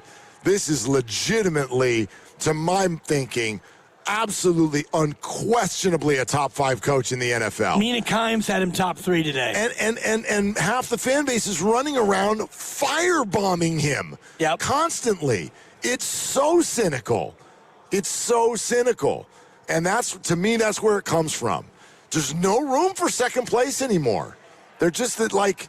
Well, if you want to, you can fan however you want to fan. Yeah, of course. Don't tell me how to fan. No, of course, I'm not. And don't poke me, as we've discussed already. No, I'm not. Please. I'm not telling anybody how to do anything. I'm just telling you my read on people, and it's not just the Bay Area. Like second place is first loser, and that's fine if that's how people want to look at it. But I'm just telling you, like, it's different. It's just that nobody is going to celebrate somebody who didn't win the whole thing. Depends on how long it's been since you've done anything and what the fan base looks like, because you can look at this fan base, the Giants, the Niners, all of them, even the Sharks fan base. The Sharks fan base now versus 4 or 5 years ago, it's changed. Guys like you and I are showing up. Sure, people are getting more interested in it because they're getting good again. But they've never had a drink from the cup. So they can celebrate near misses. They can celebrate, hey, we didn't even make the playoffs this year. Well, that's my point. But next year, if they make the playoffs and they win a series, it'll be all right. But they haven't been contaminated yet. But you're trending toward something. And I think, I get what you're saying about contamination, and the Giants maybe are being a victim of that because now it's been 12 years since they won the last one, and I don't love their chances this year to end that drought. Nor do I. I do think that a lot of the Giants fans have changed. And, for example, my kids who were in their 20s, when they won the last World Series, they were 11 and 13. Yeah. So they haven't even really gotten a chance to be fans at that level. Understood. No, I get it, but I think the stuff gets handed down as well. And so it's a good thing. It's a contamination that you want. You know what that is, right? I do. It's a contamination sensation. And that First means one of the day. That means that you've won. And that means that you've gotten to taste the whole thing, or you have a parent or an uncle or an aunt who's been able to tell you about it. One of the reasons I bring it up, too, is that we're sitting here at the Valkyries game, and this is an example of a brand new fan base that has not been contaminated at all. And you had a team last year simply make the playoffs, and if I'm remembering correctly, did not win a playoff game. Is that accurate? No, they missed a buzzer beater in game 2. There you go. Okay. So swept out of the playoffs in 2 games. And that was it. And everybody went, bravo. This is incredible. Let's make this the highest valued team in the whole world. And just positivity flowing. All because first round out. But not after they win the championship. Won't be that way anymore, I don't think. Maybe it's different in the W. I mean, think about the Thunder. If the Thunder happen to face the Spurs and lose in 6 or 7, the OKC fan base is going to be less than thrilled. Well, and they can have a little bite to them. I would say I don't know much about the OKC fan base, except for we all learned with Durant signing. They can be a little bit edgy, just a little bit. Okay, we're going to go out to the phones. 888-957-9570. that first, Giants fans, that is your cue to call. Be caller 5 right now to the contest line, 415-523-4652. 415-523-4652. Pair of tickets to see the Giants and the White Sox at Oracle Park next Saturday, May 23rd, courtesy of Benjamin Moore. Good luck, and if you're early to that game, you also get that really cool Gigantes chain hat. That's the giveaway that day. All right, good luck to all of you. Out to the phones we go. Lucky is in the city. Lucky, thanks for calling. Thanks for holding. What's up? Afternoon to the radio's version of Gamble and Hoyer. How you fellas doing this afternoon? What's up? Lucky. Feeling pretty good, man. I just want to congratulate the San Francisco Little on finally putting on the Giants uniform and giving the Dodgers 2 losses so far. I'm happy about that. As well, the Coach Kirk coming back, man. That's a beautiful thing, man. You know, I know everybody was trying to run him out the city, but we have another shot and a bite at the apple, man. Let's go get it. Lucky, I think that it has been a pretty good week, all things considered. To your point, the Valks haven't lost yet. Steve Kerr is back. The Giants have won 3 in a row, 2 of them at Dodger Stadium. I know the Warriors didn't move up in the lottery, but I'm feeling what you're putting down. That's right. And what do you think about this, Gibbs? The whole Niner squad will be coming back healthy this year. I think you might have a shot at that apple, too. What do you think, my man? That's hilarious. Lucky's got jokes. The whole Niner squad is coming back healthy?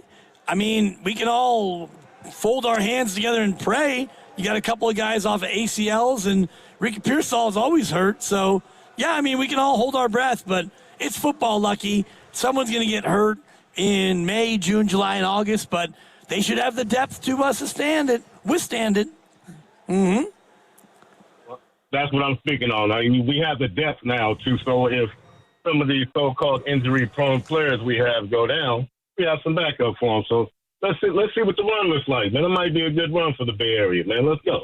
Let's go, Lucky. Yep. Thank you for calling. I would say that of the Bay Area teams, the next team to win a championship, if I was to ask right now, it would be the 49ers. Nice. Sure. Giants would be second, and then the Warriors would be third. You're talking about just those 3. You're not talking about the Sharks and the Valks. We could put the Sharks in, or the Earthquakes. What about the Valks? We could throw them all in there. The Valks could win it this year. They sure could. They're allowed to. They could. As the Giants could, and their percentage chance to make the playoffs is up to 5.5. The Giants? After another win over the Dodgers. It's kind of stupid, actually, it's the way this whole stupid. thing works. The analytics have gone from 3 to 3.5 to 5 in 48 hours. That's right. Like you can't tell me, and I guess you are telling me, that one win means that much over that team. But like, and you're climbing up in the card over 162 games. You're telling me that one win can move you 2% in terms of winning or going to the playoffs? That feels like a lot, doesn't it? That feels a little heavy-handed. A little bit, and you could do that. Well, honestly, if it's 1 out of 162, 1% of that would be, 1.6? So each game is worth 1.6%? Is that right? That doesn't feel like that. I mean, there's so many factors. 16 would be 10%. But who else is winning? And 1% would be 1.6 games is 1%. That's the way to do it. So 2 games should be a roughly 1% swing on your odds based on the impact of just that. I'll buy it what you're saying simply because my brain doesn't work that way and I can't refute it. Yep. I have no idea, but that and maybe it also does matter who you played. I mean, technically, the Dodgers are one of the teams that they're chasing, and you knock them down, and you knock another game on your schedule off that's against a really good team, and you came out of it. FanGraphs has it at 13.7% to make the playoffs. The Giants. Wait a minute, I thought you just said that it was Baseball Reference. They're that far off. Well, that goes to my point. How the hell can the chances be that far off? FanGraphs thinks they got more than double the chance that Baseball Reference does? Yeah, 13.7. All right, I'm a FanGraphs fan. And they've got the Rockies with a 0% chance. How's that possible? They're like a game behind the Giants. 2 games, but yeah, they have none chance. Thank you, FanGraphs. I mean, they're right, but pretty much, right. Name a Rocky. Whatever. Name You a name Rocky. a Rocky. Chris Bryant. Todd Helton. You didn't say a current Rocky. I'm not touching you. Name a current Rocky. Oh, God, I got some in my throat. Name a current Rocky with a frog in your throat. Is Chris? He can't make me. I'll let there be dead air. Chris Bryant is he's on the injured list. There you go. Yeah. He still is a current But Rocky. he's still Rocky. Yeah. I believe Jake McCarthy is on that team. Former Diamondback. Jake McCarthy. That is accurate. Jake McCarthy is on the team. Fantasy baseball. Yeah. Not this year. Mickey Moniak is on the Colorado Rockies and playing very well this year. OPS very high. Mickey Moniak.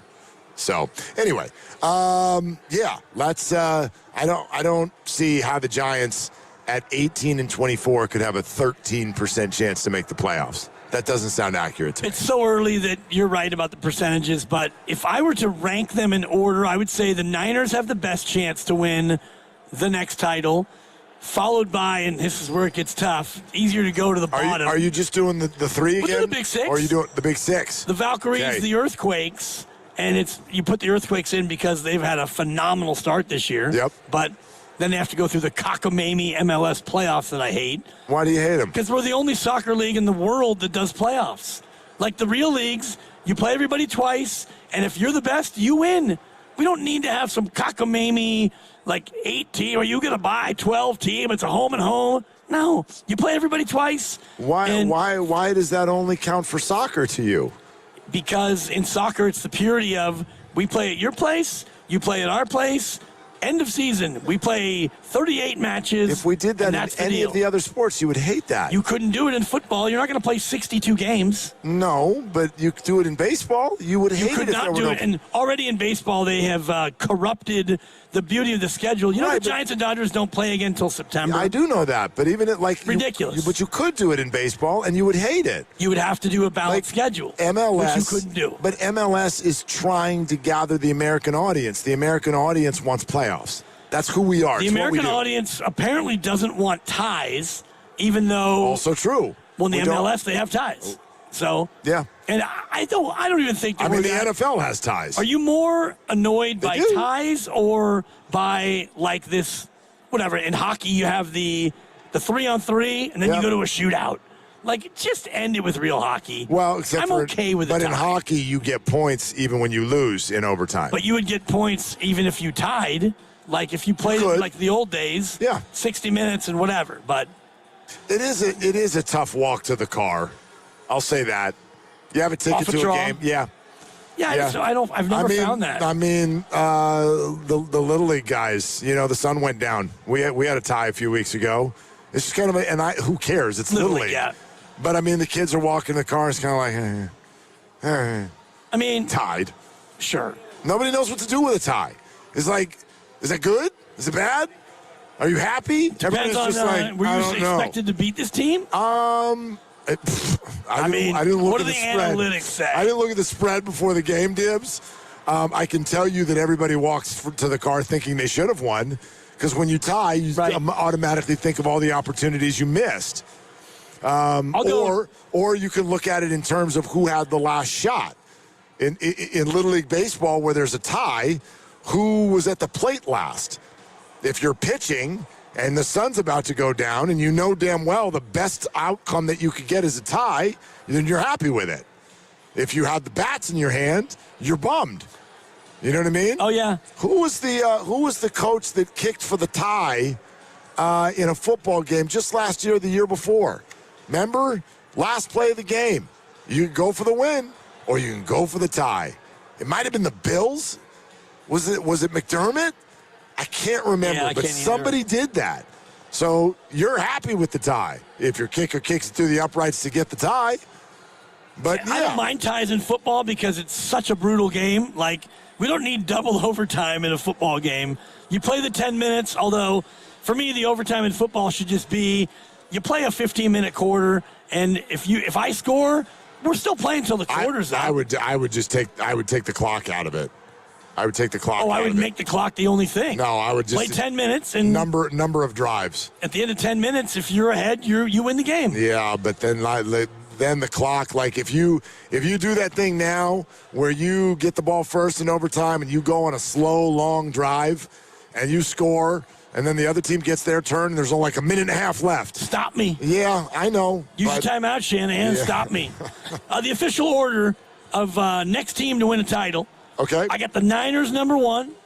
I got the Valkyries number 2. Okay. I got the Quakes at number 3. Okay. I got the Sharks at number 4. The Giants are 5. Warriors are 6. The Warriors are last. Dead last. Your window is 2 years maximum, and you're 2-0.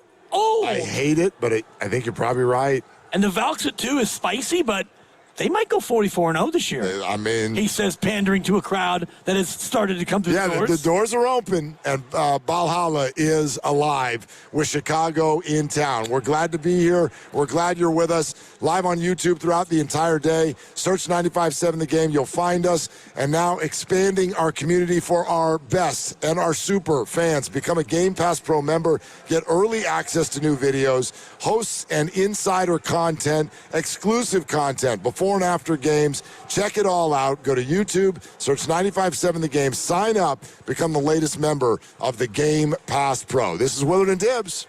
This game day traffic is brought to you by Crystal Geyser Alpine Spring Water. Heading to see the Valkyries at Chase Center tonight. Bay Bridge is heavy from the toll plaza. Metering lights are on. You'll stay heavy past the Central Freeway. Northbound 101 is solid from 280. And northbound 280 is slowing down from Cesar Chavez. What makes Crystal Geyser Alpine Spring Water different? We always bottle our Alpine Spring Water less than 1.5 miles from the spring source. And all our bottles are made with 50% recycled plastic from our own recycling plants. Crystal Geyser, bottled at the spring source. This is Larry Flick, owner of The Floor Store. Our Memorial Day sale is on now. Get up to 50% off store-wide, 2 full years free financing, plus we pay your sales tax. Visit floorstores.com for directions. The Floor Store, your Bay Area flooring authority. They call this one Bill.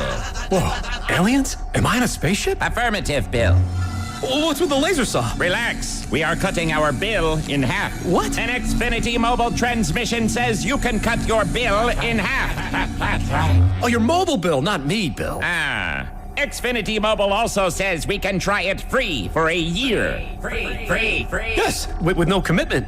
Can we put the saw away? I am reluctant. But we will find another being to bisect.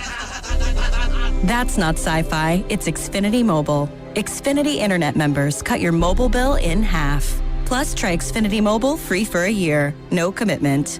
Learn more at xfinitymobile.com. Xfinity. Imagine that. Restrictions apply. Xfinity Internet required. Savings compares one line of Xfinity Mobile Select to comparable plans from T-Mobile, Verizon, and AT&T as of 3/24/26. Taxes, fees, extra. $30 monthly discount limited to new mobile customers only. After 12 months, regular rates apply. Neuropathy is a debilitating condition that is sometimes misdiagnosed. Symptoms can include pain, numbness, and tingling in your hands, legs, and feet. Neuropathy is a progressive condition that only worsens unless you get effective treatment. SF Bay Wellness is a leader in neuropathy reversal and uses FDA-cleared, non-invasive electric cell therapy to restore nerve function with no injections, no drugs, and no surgery. The treatments have a 95% success rate. If distance is a factor, ask about our virtual consultation option. Call SF Bay Wellness at 844-94-NERVE for the $99 neuropathy evaluation and receive a personal treatment plan that is tailored to your needs. Don't wait another day. Call 844-94-NERVE. That's 844-94-NERVE. Why keep suffering with the painful symptoms of neuropathy? You deserve to live a pain-free life. Start getting the treatment you need for your neuropathy symptoms. Call today. Get ready for spring and get rewarded at Walgreens. It's the perfect time to refresh your home and your wallet. Get up to $150 in instant savings at Walgreens this week with digital coupons available in the Walgreens app. It's so simple to save. Just open the app, find the lightning bolt, and clip to get instant discounts. Look for the lightning bolt on your favorite household brands, including Tide, Crest, Dawn, and Charmin. Stock up on all your cleaning and everyday essentials for a sparkling clean spring. Offer valid 5/10 through 5/16 at participating locations. Restrictions apply. At Ashby Lumber in Berkeley and Concord, you'll find Fiberon composite decking, made to capture the look of real wood without the constant upkeep. No sanding, no staining, just durable, low-maintenance performance. Discover Fiberon's Concordia line, including the Aster collection, with rich, multi-tonal colors and long-lasting protection, backed by a limited lifetime performance warranty and a 50-year stain and fade warranty. Get expert guidance for your next project at Ashby Lumber. Visit Ashby Lumber in Berkeley or Concord today. Fiberon, built for life outdoors. It's Bonte. And listen, I know a great thing when I see it. And River Islands and Lathrop, this place is the real deal. We're talking about a community that's alive, especially this summer. Sparkling lakes are perfect for kayaking, paddleboarding, and just getting out on the water with the family. A brand new amphitheater is under construction for concerts and community events. The Redwood Cafe is opening this fall. This community is only getting better, folks. And the homes? Whether you're a young family, a professional ready to level up, or an active adult looking for that next chapter, River Islands has something for you. Homes start in the low 600,000s and go over $1 million. And if you're 55 and better, Dale Webb's Lakeview Club is now open, giving you resort-style living right on the water with a swimming pool, fitness center, pickleball courts, and more. I'm telling you, warm evenings, great neighbors, summer on the water. This is Northern California living at its best. It's time for you to discover the islands. Start today at riverislands.com. This is the story of the one. As a maintenance tech at a university, he knows ordering from multiple suppliers takes time away from keeping their arena up and running. That's why he counts on Grainger to get everything he needs, from lighting and HVAC parts to plumbing supplies, all in one place. And with fast, dependable delivery, he's stocked and ready for the next tip-off. Call 1-800-GRAINGER, click Grainger.com, or just stop by. Grainger, for the ones who get it done. I built this business the old-fashioned way. Hard work and a whole lot of spreadsheets. Yeah, about that, I upgraded us to Odoo. Odoo puts everything we need, sales, inventory, accounting, on one connected platform. No more juggling systems, no more headaches. So it all works together? Exactly. Odoo is the all-in-one business software that makes running and passing on a business easier than ever. Take your business into the next generation. Try Odoo free at odoo.com. That's ODOO.com. Indeed presents hires you can't afford to get wrong, like a hospitality manager at a 5-star hotel. So I just checked into room 318, but someone was in there. Room 318. Oh, you were supposed to be booked in 813, which is now booked. So what do we do? How about rock, paper, scissors for who gets the bid? This is time for sponsored jobs. This is what happens when you don't sponsor your job on Indeed. Next time, get matched with quality candidates with Indeed sponsored jobs. Visit Indeed.com/hire now and sponsor your job today.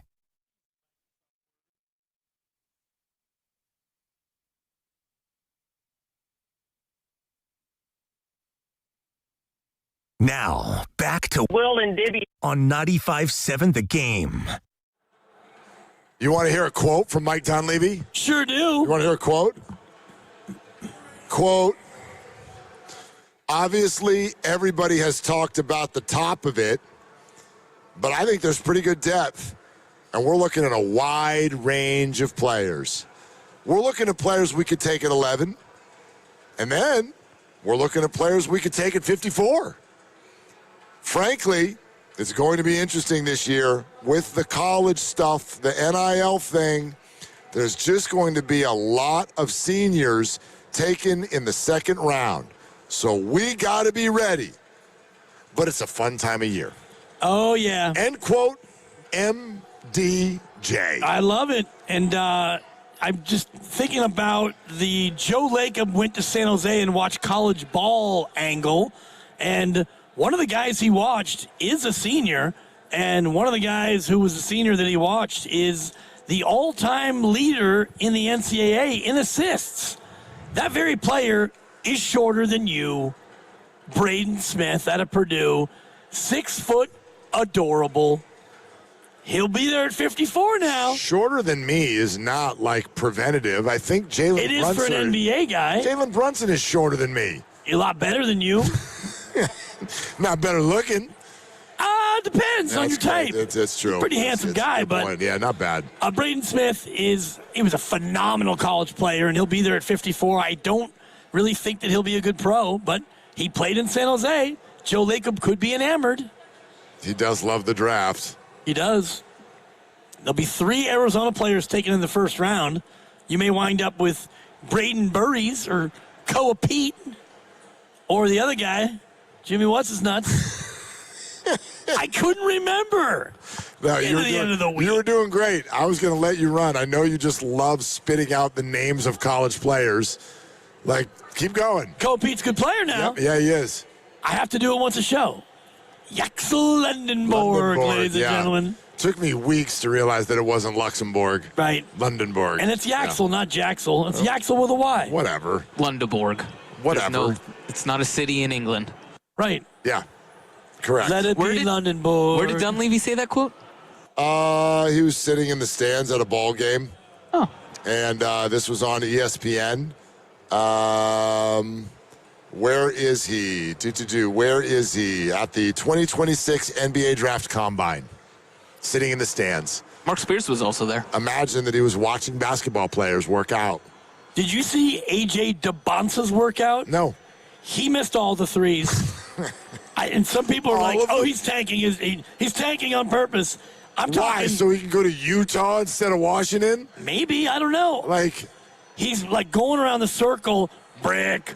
Brr, brr. That's an air ball. Pods. Brick. Side of the backboard. You did not need to do that just because you're not going to be here tomorrow and you don't get to talk to Pods. You did not need to literally nickname a missed 3 Pods. Brick. That's airball. Pods. That's not. A Pods is when you miss so badly. But it's not appropriate. It is appropriate. He's got a better shooting percentage than Quentin Post. Hi, this is Quentin Post. That's right. And Steinig got into it over Quentin Post. They and did. He's not going to be on the team, dude. And he's not that good. And he's not under contract. Right. They're allowed to sign him back. Right. We're going to get into this whole thing about Kerr. Is he in or is he out? Getting all mad at Kalshi. He's back. Anyway. Brick, airball, Pods. No, we're not doing that. It's even funnier than the third time, huh, Tim? Oh, this is great. So wait, are you telling me a highly touted prospect might actually not be a sure thing? Is that your point? I'm telling you that a highly touted prospect who might be the presumptive number 1 overall pick might be doing things to avoid being taken number 1. But the mock drafts. Right, and he's not a slam dunk number 1 overall. He's slam dunk number 2. Or 3. Yeah. Depending on what you like. That would be wild if he made it to 3, but okay. You watch the video, he might slide to 11. No, I'm talking about missed shots. I won't go through them again. Yeah, please don't. It's a sensitive time here. My God. On Willard and Dibs. Yeah. Pods, tomorrow on the show. I'm going to miss it. You can say that loud here. This is Valhalla. They love Pods. Yep. Oh, that's right. Yeah. We got Pods tomorrow. These are the 20,000 people who like Pods here in the Bay. There might be some crossover Giants fans here, though, who at a Giants game you feel the peer pressure to boo him, but here you cheer him. The Giants are not playing down the street tonight. This is not. Well, technically they are, but that street is Highway 101. It's Highway 5. Well, then you got to take the 10 and the 101 or the 170. Yeah, you got to be past San Luis Obispo before you can call it the. Good call. Yeah. Shout out to Casey Schmidt. He's not playing baseball tonight. Yeah, why would he? He's only our best producer. So said the coach, the manager 2 days ago. See where he's been struck. This is what's crazy about Casey Schmidt. Casey Schmidt has been cold-ish, and the OPS is still at 838. Woo! Still at 838. It's cooking. Yeah. He's all the way down to 285, but the slugging percentage is still 500. 838. Would you like to do a redo and check in on our Giants leader in WAR? You know this game we love to play. Offensive WAR? Correct. Grandy, if we could get some music, please. Would love that. Who is the Giants' current leader in WAR as far as offensive players?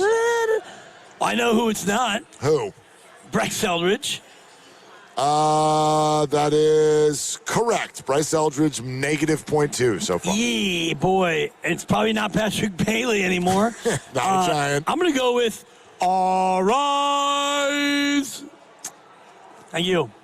The answer is Luis Arise. Cabin. 1.3.